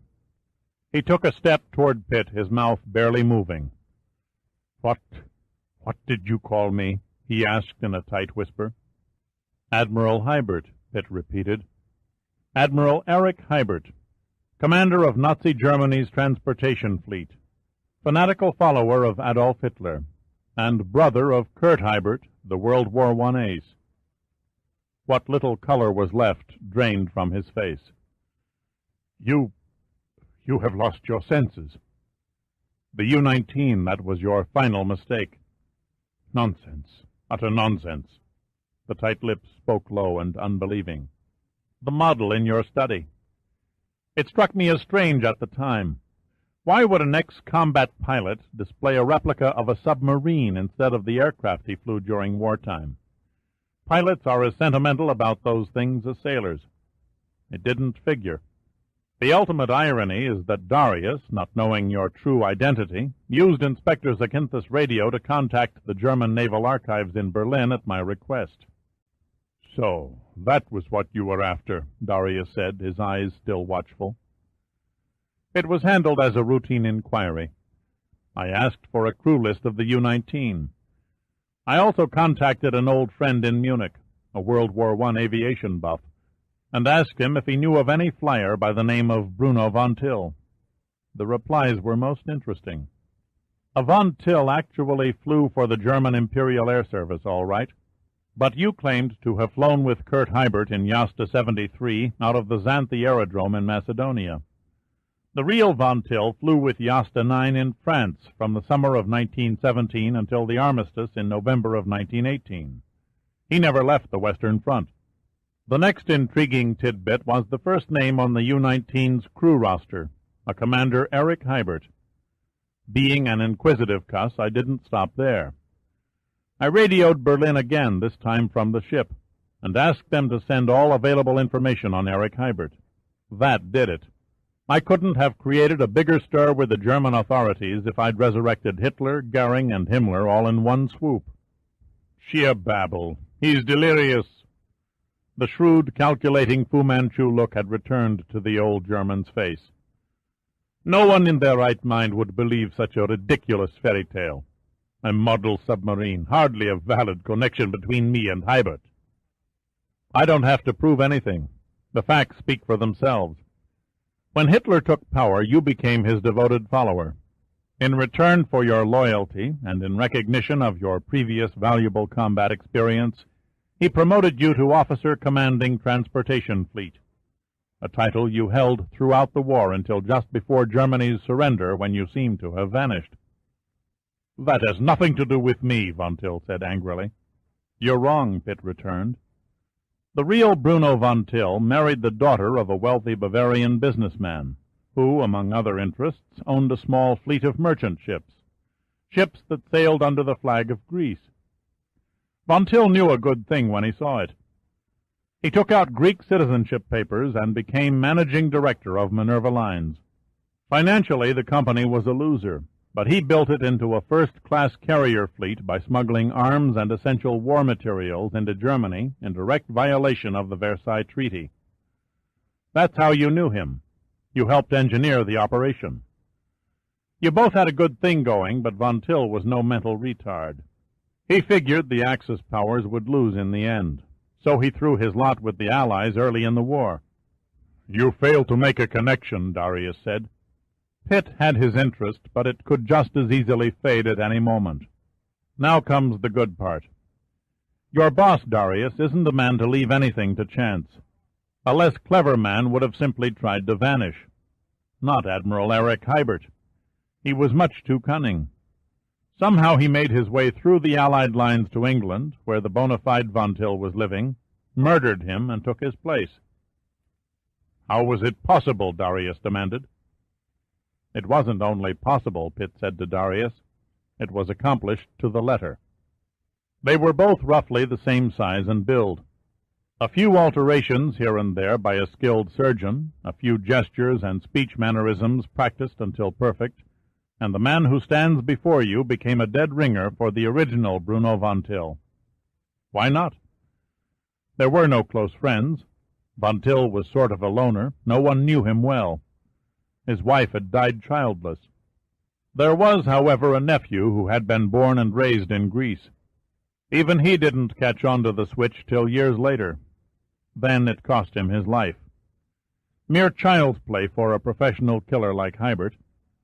The nephew and his wife were murdered in a faked boating accident. Terry, their young daughter, was spared. No benevolence on Hybert's part, I assure you.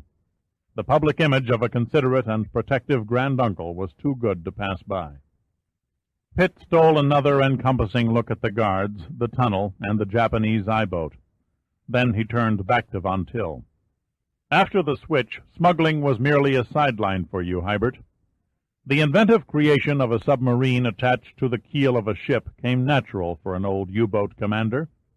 To the outside world, Hybert, alias Von Till, had it made. Minerva Lines was thriving, the money was rolling in. But you were worried. Things were going too well. The more prominent you became, the better your chances of being exposed. So you moved to Thasos, rebuilt the villa, and played the role of an eccentric millionaire recluse. Business as usual was no problem.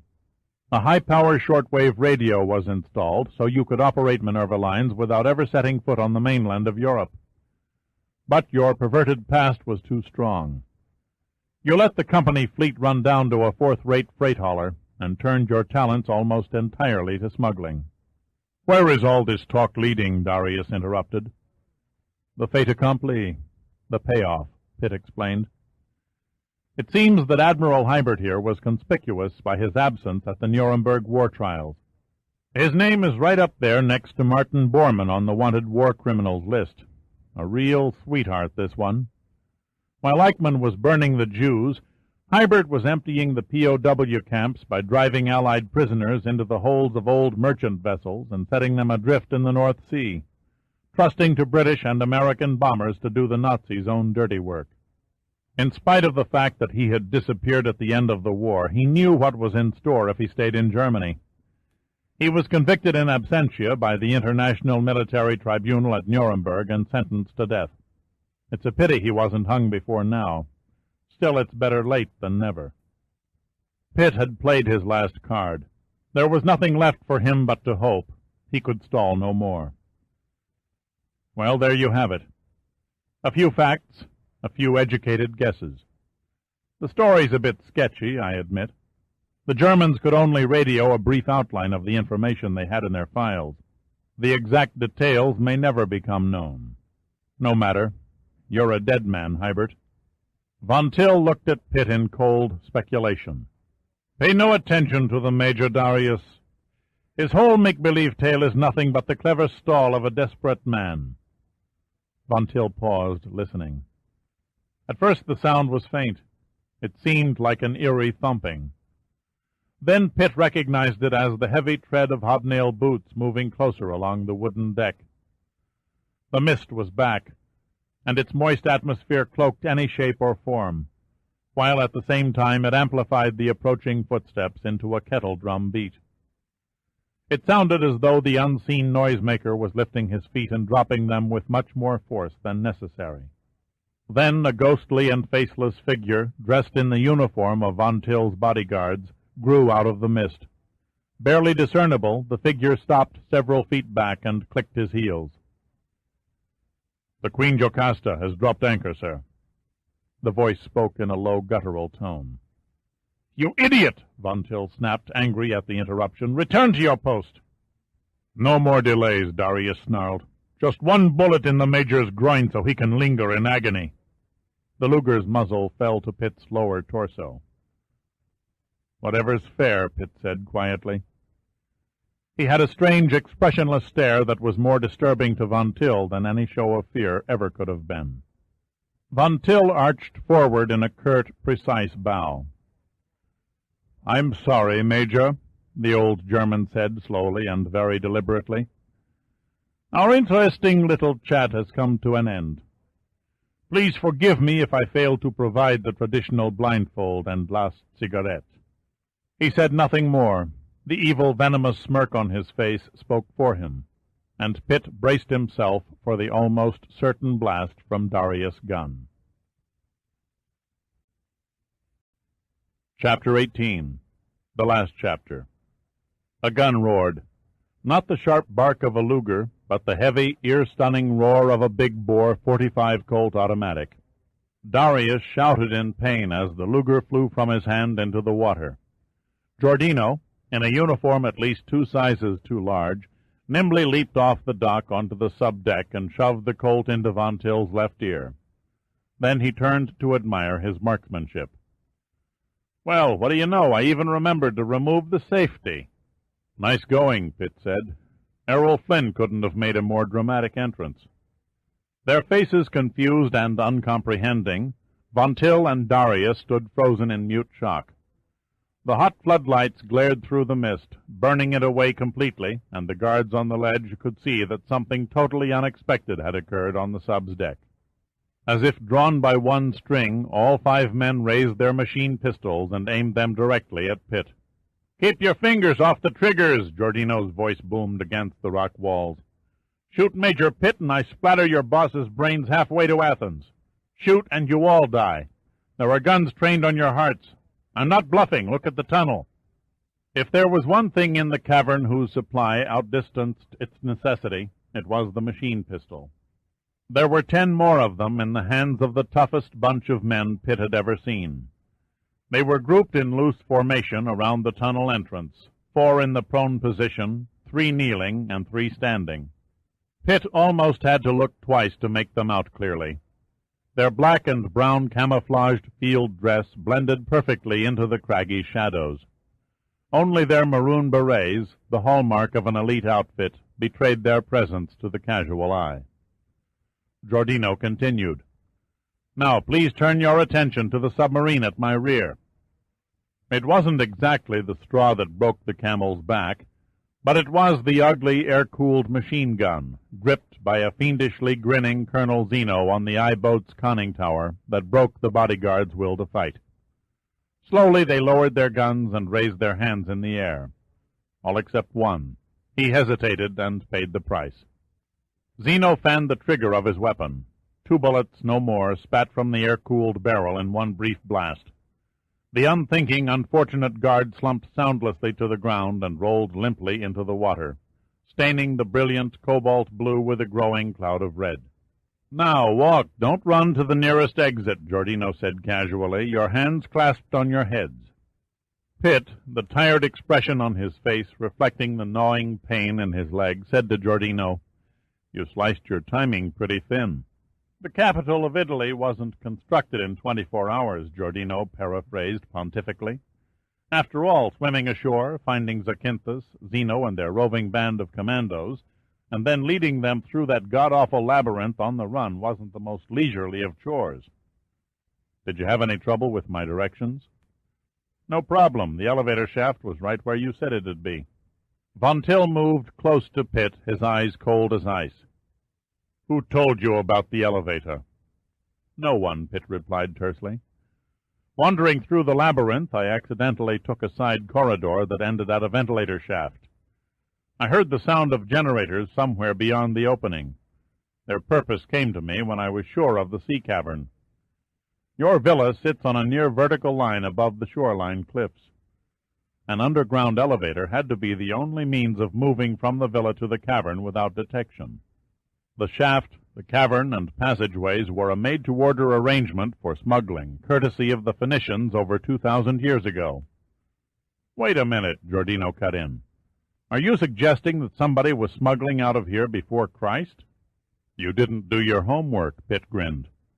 If you'd read the brochure that Zeno handed out before we started on the tour of the ruins, you'd know that Thasos was originally settled by the Phoenicians to exploit its gold and silver deposits. The tunnels and shaft are part of an ancient mine. Eventually it was worked out and abandoned. The Greeks discovered it a few hundred years later and thought it was some kind of mysterious labyrinth built by the gods. A movement on the dock attracted Pitt's attention, and he looked up. Zakynthos appeared seemingly out of nowhere and stood, staring down at Pitt for several long moments. Finally he asked, "How's the leg?" Pitt shrugged. "It'll probably smart a bit when the barometer drops, but it shouldn't slow up my sex life. Colonel Zeno sent 2 of his men after a stretcher. They should be here in a few minutes." "Were you able to overhear any of our enlightening conversation?" Zakynthos nodded. "Every word. The acoustics in here would do credit to Carnegie Hall." "You'll never prove any of it," Von Til said in contempt. His lips curled in a sneer, but there was a trace of desperation in his eyes. "As I've said," Pitt murmured tiredly, "I don't have to prove anything. At this minute, 4 war criminal investigators are flying here from Germany, courtesy of the United States Air Force, who were only too happy to lend a helping hand after your little shooting party at Brady Field. Each one of those 4 men is a specialist. They know every hidden identity trick in the book. Plastic surgery, a different voice, your advanced age, nothing will fool them. I'm afraid it's the end of the voyage for you, Admiral." "I am a Greek citizen," Von Til said arrogantly. "They have no legal right to abduct me to Germany." "Cut the masquerade," Pitt lashed back. "Von Til was the Greek citizen, not you. Colonel Zeno, will you please explain the facts of life for the Admiral?" "With pleasure, Major." Zeno had left the conning tower of the Japanese I-boat and was now standing next to Zakynthos. He grinned broadly under the big flowing mustache and eyed Von Til with piercing scrutiny. "We take a dim view of anyone who enters our country illegally, and we greatly dislike playing host to a wanted war criminal. If you are indeed Admiral Eric Hybert, as Major Pitt claims, I shall personally see to it that you are turned over to the war criminal investigators and placed on the first plane back to Germany and the gallows." "A most appropriate and convenient ending," Zakynthos said slowly. "It saves the taxpayers the expense of a long, drawn-out trial for narcotic smuggling. On the other hand, we lose the opportunity to bag half the illegal drug buyers in North Africa." "Aren't you forgetting that opportunity makes the thief?" Pitt grinned. "What do you mean by that?" "Simple arithmetic, Zack. Now you know how the heroin drop is made and where. It would be an easy matter to take over the Queen Jocasta, keep the crew incommunicado, and deliver the goods in person. I'm certain the proper authorities could hush up Hybert's capture until you can spring your trap at the cannery in Galveston." "Yes," Zakynthos said consideringly. "Yes, by God, it just might work, providing I can find a crew to operate the ship and submarine on short notice." "The Mediterranean 10th Fleet," Pitt offered. "Use your influence and make an urgent request to our Navy for an emergency crew. They can be airlifted into Brady Field. Time-wise, it shouldn't set the Queen Jocasta off schedule for more than 5 or 6 hours. If you push the old tub, you can make that up in a day and a half." Zakynthos surveyed Pitt with mixed curiosity and admiration. "You certainly don't miss much, do you?" Pitt shrugged, retaining his grin. "I try." "There is one thing I wish you'd explain." "Name it." "How did you know Darius was an informer?" "I smelled a rat when I searched the Queen Artemisia. The transmitter in the radio cabin was set on the same frequency as the set in your office. I must confess at the time I thought it might be any one of you. The field narrowed down to Darius after I swam ashore and met Giordino. He said that Darius had been stationed on your radio during the entire time between the arrival and departure of the Queen Artemisia. It was a cozy arrangement.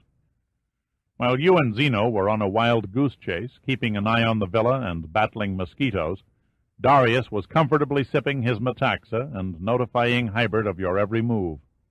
That's why I had the ship all to myself. The crew members were all busy down in the bilges, releasing the sub.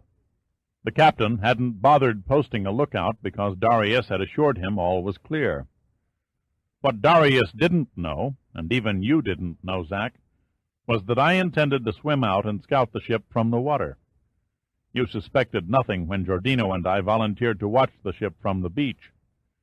It was only at the last minute, when I saw no sign of the Queen Artemisia's crew, that I decided to sneak on board for a closer look. My apologies for not clearing my actions with you, but I was certain that you'd have raised hell and tried to stop me. I'm the one who should offer apologies, Zakynthos said. I deserve the Dunce Award of the Year. God, how could I have been so blind? I should have guessed something was wrong when Darius was never able to intercept any messages between the passing Minerva ships and the villa. I could have relayed my suspicions to you on the road this morning, Pitt said, but it hardly seemed the right time or place, particularly in front of Darius. Secondly, without 100% proof, I doubt seriously whether you or Zeno would have believed my accusation. You were quite right, Zakynthos admitted. Tell me this. Where did you find out about the Queen Jocasta? The Air Force has a funny habit about loaning out their vehicles. Sooner or later, they want them back. After Giordino and I left you, we stopped off at Brady Field and returned the truck to the motor pool. Colonel Lewis was waiting for us. It was he who alerted me to the Queen Jocasta. One of his morning patrols sighted her cruising north toward Thasos. The next step was to check the ship's cargo and destination with the Minerva Line's agent in Athens. His reply added to an interesting coincidence.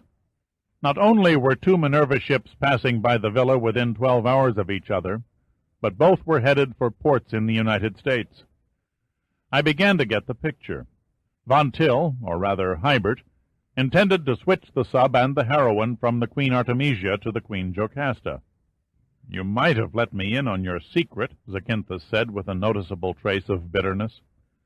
I came within a hair of locking Giordino up when he bounded into my headquarters, demanding that I, together with Colonel Zeno's men, follow him into the labyrinth. Pitt studied him. The inspector's face was grim. I considered it, Pitt said honestly. But I figured the less everyone concerned knew, the less chance there was for Darius to get suspicious. I also purposely kept the girl in the dark because it was essential that her message, warning your headquarters of my plans to search for the cavern, reek with serious intentions when Darius intercepted it. My actions were devious, I admit, but my reasons were valid. To think that the Bureau's finest investigator was shown up by a rank amateur. Then Zakynthos grinned, and there was a warm hint in the smile that removed the acid from his words. But it was worth it. Well worth it. Pitt was greatly relieved. He didn't wish to make an enemy of Zakynthos. He turned and looked at Von Till. The old German stared back at Pitt with a contempt in his eyes that went far beyond mere hate. The only feeling that suddenly welled within Pitt was one of disgust. He spoke quietly, but his cold voice carried to every inch of the cavern. You would have to die 100,000 deaths, and then some, to repay all the lives you stole, old man. Most men are born and go to the grave without killing anyone. But your list stretches endlessly from the helpless prisoners you condemned to the cold waters of the North Sea, to the schoolgirls you sold into slavery in the scum-infested back alleys of Casablanca. How ironic that a man who caused so many other people to die in agony should die horribly also. My only regret is that I won't be there to see your neck stretched, Hybert. See your withered old body jerk and bounce when it hits the end of the rope. They say the shock forces the bladder and the bowels to move. That's a fitting end for you, old man. Thrown in an unmarked pauper's grave to rot through eternity in your own filth. Muttering incoherent words, his face distorted in blind anger, and entirely oblivious to the surrounding guns of the gendarmerie, Von Till hurled himself at Pitt. It was the mad gesture of a hysterical man. Giordino's .45 clubbed him on the back of the neck before he took a second step. He fell awkwardly to the deck in a crumpled heap and lay as if dead. Giordino didn't even look down as he holstered the gun. You cracked him a bit hard, Zakynthos said reprovingly. Vermin don't die easily, Giordino replied impassively, especially when they're as mean as that old bastard. Darius had not moved or spoken since Giordino shot him. Any other man would have gripped a wounded and bleeding hand. Not Darius. The huge brute let his hand hang limply to one side, indifferently allowing the blood to splatter on the sub's deck. The lost expression on his face reminded Pitt of a newly caged gorilla he had once seen in the San Diego Zoo. An ugly, misshapen monster who could not grasp the meaning of the barred walls and the strange-looking animals beyond that stood 5 deep, observing his every movement. Pitt was very happy indeed that at least 5 of Zeno's gendarmerie had their guns trained between Darius' cold black eyes. Pitt nodded toward Darius. "What happens to him?" "A fast trial," Zacynthus answered. "Then the firing squad." "There will be no trial," Zeno interrupted. "The gendarmerie have never admitted to a traitor in their ranks." His voice was grave, yet his eyes were filled with sadness. "Captain Darius died in the performance of his duties." The cavern suddenly became silent. Pitt, Zacynthus, and Giordino all exchanged puzzled glances over Zeno's use of the past tense. Darius said nothing. He displayed no emotion, no sign of fear, only a resignation to a fate that precluded even the remotest possibility of hope. Slowly, very carefully, like a man who hadn't tasted sleep in days, he climbed from the sub onto the dock and stood before Zeno, his head bowed. "It seems I have known you for many years, Darius." Zeno sounded very tired. "Yet I haven't really known you at all. God alone knows why you came to be what you are. It is a pity. The gendarmerie lost a good man." Zeno hesitated, groping for words, but he could think of nothing else to say. Carefully, almost to the point of meticulousness, he withdrew the cartridge clip from his gun and removed all the shells except one. Then he reinserted the clip and held out the gun, butt first, to Darius. Nodding, as if in secret understanding, and searching Zeno's eyes for a sign that never came, Darius took the gun, turned slowly towards the tunnel, and began walking numbly across the dock. "No goodbye, no regrets, no to hell with you," Giordino said uncomprehendingly. "Just like that he wanders off and blows his brains out. 10 will get you 1 that Darius makes a break for it." "His life ended when he became a traitor," Zeno said quietly. "Darius knew it then. He knows it now. An early death was his fate when he dropped from the womb. There was no escaping it. 5 minutes to talk with his God and prepare his soul. Then he will squeeze the trigger." Giordino watched Darius fade into the blackness of the tunnel and said nothing. The finality of Zeno's words shattered all his doubts over Darius' intentions. Until the day he himself died, Giordino would never understand how anyone could let loose of life so unquestioningly. He turned back to Pitt. "Time's a-wasting. We're running out of the money. Gunn is probably having a spastic fit wondering what happened to his precious scientists." "Can't say as I blame him." The voice came from Knight, who was climbing out of the deck hatch, a sly smile across his face. "Great intellect is hard to come by these days." "An egghead comedian," Giordino groaned. "What has science come to?" In spite of the pain in his leg, Pitt couldn't help but laugh. "Maybe some of Knight's intellect will rub off on you when you escort him and the other eggheads back to the first attempt. I'm holding you responsible until they're safely on board." "Talk about appreciation," Giordino groaned again, "after all I've done for you." "It's better to give than to receive," Pitt said soothingly. "Now hop to it. If you expect to swim out through the submerged tunnels, you and the others will have to retrieve the diving gear from the bottom." Woodson crawled from the hatch and walked over to Pitt. "Maybe I better stick with you, Major, until you're bedded down." "No, thanks," Pitt answered, mildly surprised at the look of genuine concern on Woodson's otherwise expressionless face. "I'm okay. Zack here is going to take me to a hospital full of nymphomaniac nurses, right, Zack?" "Sorry," Zacynthus smiled. "Not unless the Air Force has changed its enlistment policy. I'm afraid the base hospital at Brady Field has the only decent facilities on the island for plugging bullet holes." The litter-bearers arrived and immediately eased Pitt onto the stretcher. "Oh, well," he said, "at least I travel first class." Then he sat up. "Damn, I almost forgot. One last thing. Where's Spencer?" "Here, Major, right here." The red-bearded marine biologist stepped from behind Woodson. "What can I do for you?" "Relay my compliments to Commander Gunn and give him a present for me." Spencer paled visibly at the sight of Pitt's bloody leg. "Consider it done."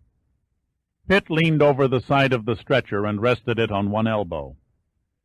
In the outer cavern, 20 feet down, there are several small fissures along the base of the north wall. One has a flat rock over the entrance. If he hasn't already muscled his way out, you'll find a teaser inside. Spencer's face registered total surprise. "A teaser? Are you serious, Major?" "I ought to know a teaser when I see one," Pitt replied jokingly. "See to it that you don't drop him." Spencer let out a long whistle. "Well, what do you know? I was beginning to think no such creature existed." He paused for a moment, deep in thought. "Christ, I don't dare damage him with a spear shaft.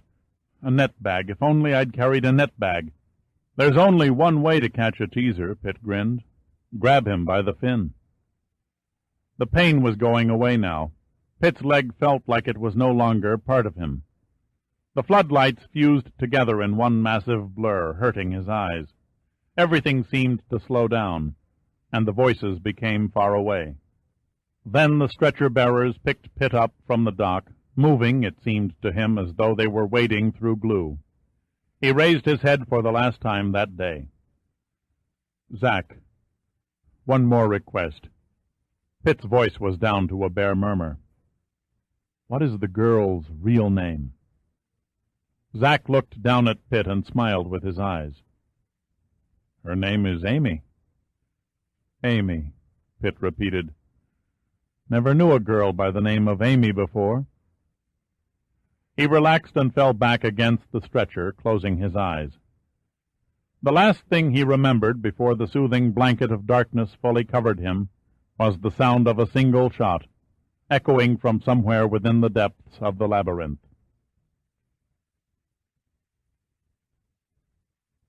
Tally.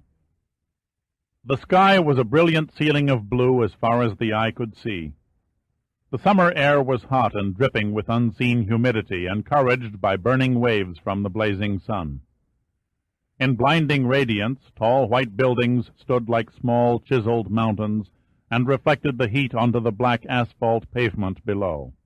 The traffic was heavy, and the sidewalks were crowded with scurrying office workers on lunch break as Pitt pushed aside the wide glass doors and limped stiffly into the air-conditioned lobby of the Bureau of Narcotics building.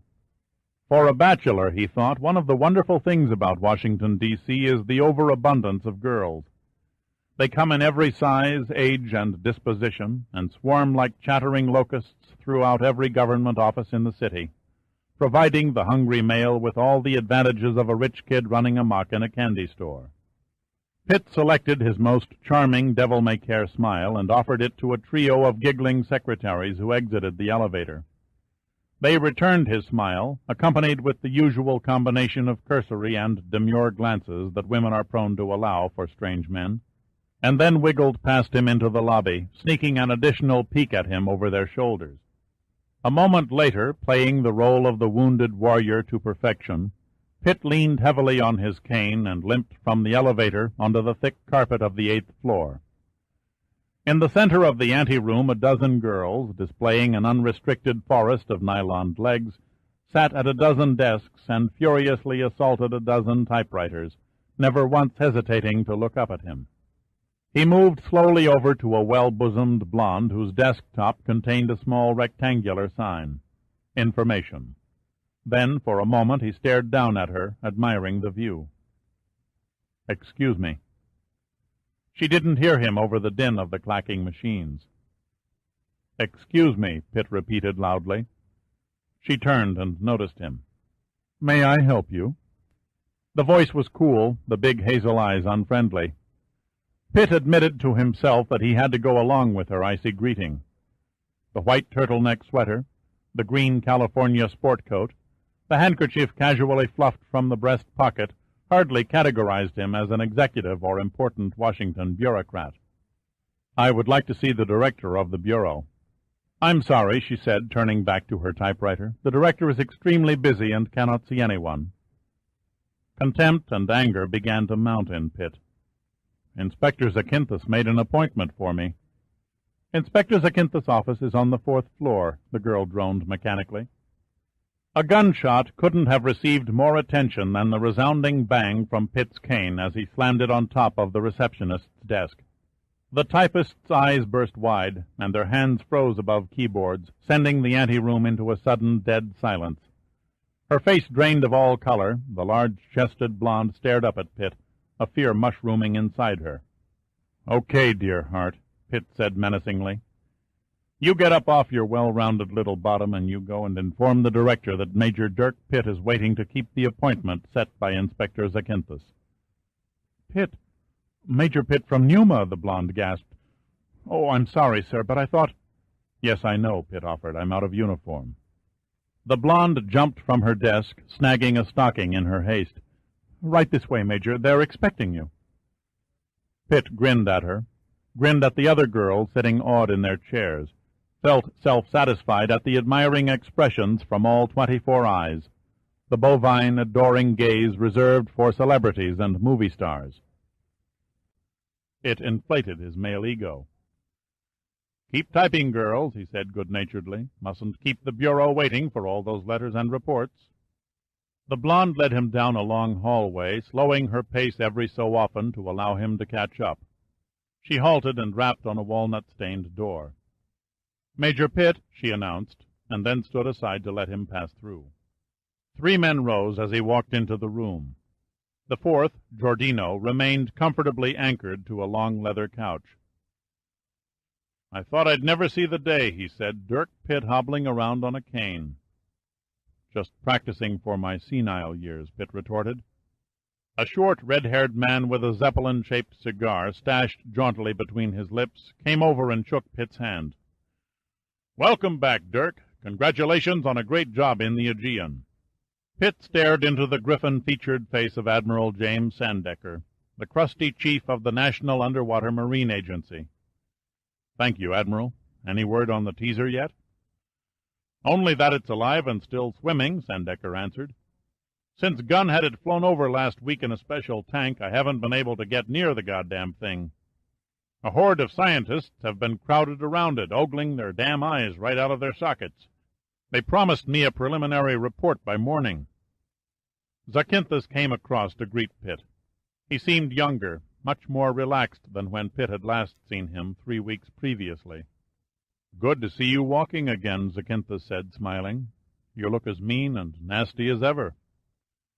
He took Pitt by the arm and led him over to a tall man standing by the window and introduced them. Pitt studied the director of the bureau and was studied in return by hard gray eyes that peered intently from a high-cheeked, pock-marked face. It was a face straight out of a police lineup. Pitt amusingly reflected that the director looked more like a narcotics smuggler than the chief administrator of several thousand federal investigators. The director spoke first. "I've looked forward to meeting you, Major Pitt. The Bureau is deeply grateful for your assistance." The voice was low and very precise. "I didn't do much. Inspector Zakynthos and Colonel Zeno carried most of the load." The director met his eyes evenly. "That may be, but you carry the scars." He motioned Pitt to a chair and offered him a cigarette. "Did you have a good flight from Greece?" Pitt lit the cigarette and inhaled deeply. "Air Force cargo planes aren't exactly famous for their cuisine and royal coachman service, but I must admit that it was considerably more relaxing than the flight in." Admiral Sandecker gave Pitt a puzzled look. "Why the Air Force? You could have flown from Athens on Pan Am or TWA." "Souvenirs," Pitt laughed. "One of my mementos of Thasos was too bulky to fit in the luggage compartment of a commercial airliner. Colonel Lewis came to my rescue and helped me hitch a ride on a half-empty Air Force cargo plane that was headed stateside."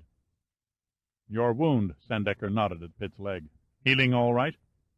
"It's still a bit stiff," Pitt answered. "Nothing a 30-day medical leave wouldn't cure." The Admiral eyed Pitt shrewdly for a moment through a blue haze of cigar smoke. 2 weeks. The tone reeked of cool authority. I have more faith in your recuperative powers than you have. The director cleared his throat. I've read Inspector Zakynthos' report with a great deal of interest. There is, however, one point he didn't cover. It isn't important, but out of personal curiosity, I wonder if you could tell me, Major, how you came to the conclusion that Minerva-Line ships had the capacity to carry submarines. Pitt smiled with his eyes. I guess you might say, sir, the secret was written in the sand. The director's lips curled in a humorless smile. He wasn't used to indirect answers. Very Homeric, Major, but hardly the answer I had in mind. Strange but true, Pitt said. After finding no sign of the heroine on board the Queen Artemisia, I swam to the beach and began doodling with a stick in the sand. A detachable submarine seemed like an abstract idea at first, but the more I doodled, the more concrete it became. The director leaned back in his chair and shook his head sadly. 40 years, 100 agents from 12 different nations, all struggling under the most adverse conditions imaginable to break Von Till's smuggling operation. 3 of those agents gave up their lives in the struggle. He looked gravely across the desk at Pitt. Somehow it almost seems a tragic joke that our efforts overlooked a solution that was so apparent to someone standing on the outside looking in. Pitt stared at him in silence. By the way, the director continued, suddenly cheerful, I don't suppose you've had a chance to hear the results of our Galveston stakeout? No, sir. Pitt carefully tapped an ash in an ashtray. Until 5 minutes ago, I haven't seen or talked to Inspector Zakynthos since we parted on Thasos nearly 3 weeks ago. I've had no way of knowing whether my small assist paid off for you in Galveston or not. Zakynthos looked at the director. May I fill Major Pitt in, sir? The director nodded. Zakynthos turned to Pitt. Everything went according to plan. 5 miles outside the harbor, we were met by a small fleet of Von Till's fishing boats. A bit tricky at this point, not knowing the proper identification signals. Luckily, I persuaded the Queen Jocasta's captain, with the threat of castration with a rusty knife, to desert the enemy and join our side. Did anyone come aboard? Pitt asked. There was no danger of that, Zakynthos replied. A boarding party would have looked too damn suspicious to a passing patrol boat. The fisherman merely stood off and signaled us to detach the sub. Interesting piece of machinery, that sub. The Navy engineers who studied it coming across the Atlantic were quite impressed. What made it so unique? It was fully automatic. A drone? Pitt asked incredulously. Yes, another one of Von Till's clever innovations. You see, if the sub had an accident or was detected by the harbor patrol before it reached the cannery, there was no way in hell it could be traced or connected to Minerva lines. And without a crew, there would be no one to interrogate. Pitt was intrigued. Then it was controlled by one of the fishing boats. Zakynthos nodded. Right up the middle of the harbor's main channel and under the pilings of the cannery.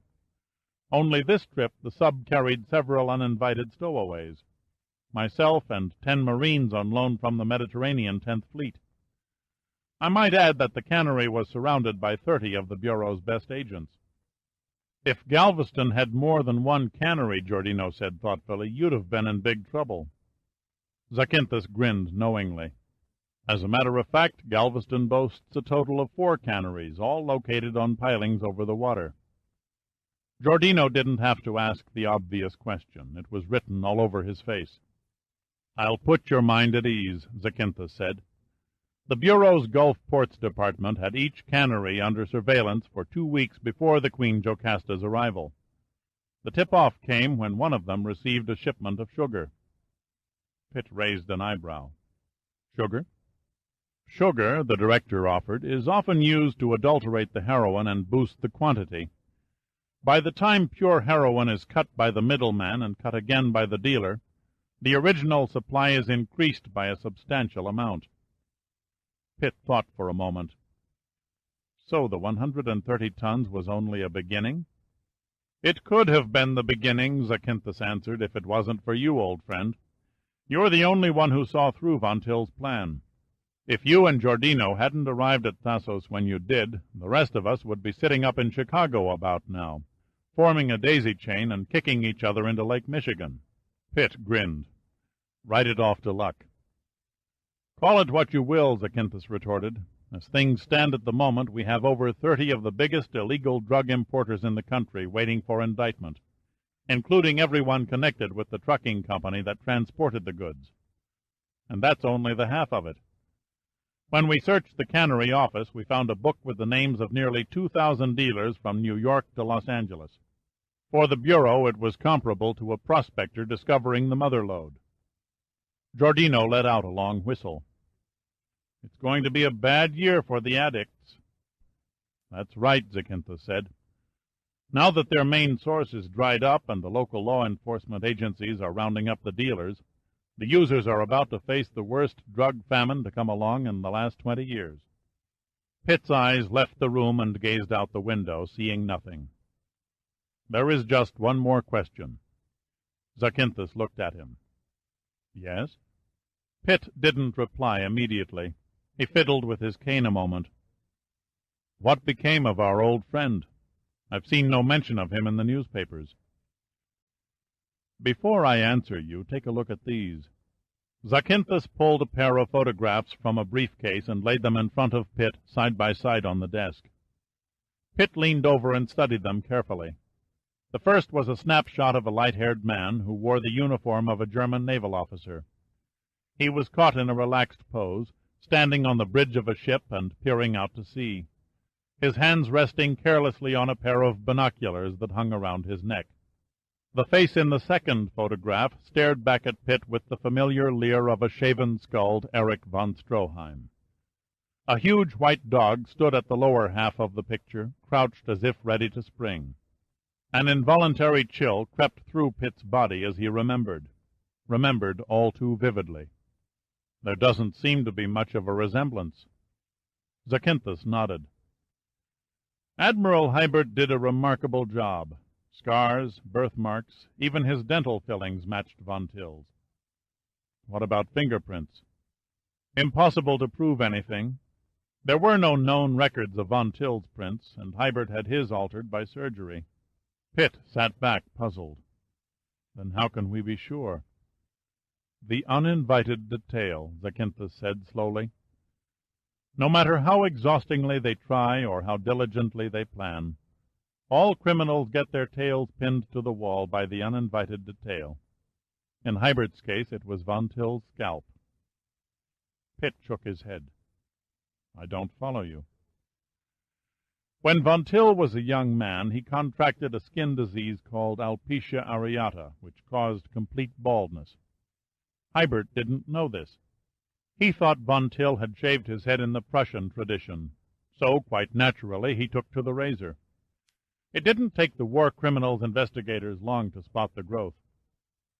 There was, of course, later evidence that confirmed Admiral Hibert's identity, but the hair was the first nail in the coffin." Pitt suddenly felt a vague mixture of relief and satisfaction. "Has he swung yet?" 4 days ago," Zacynthus said matter-of-factly. "You saw nothing in the newspapers because there was nothing. The Germans kept his capture and death quiet. They're sick and tired of having the mud of their Nazi past rubbed in their faces every time an old war criminal is ferreted out. Besides, Hibert didn't have the same notoriety as Bormann and a few others of Hitler's personal clique." "Makes you wonder how many more are scattered around the world," Pitt murmured. The telephone on the desk buzzed, and the director picked it up. Yes, I'll pass along the good news, thank you."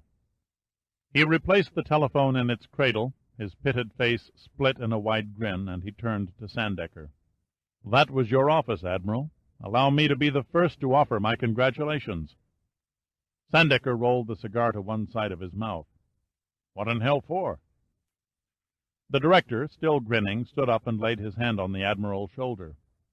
"It seems that your marine oddity turned out to be a viviparous female. Consequently, you, sir, are now the proud papa of a bouncing baby teaser."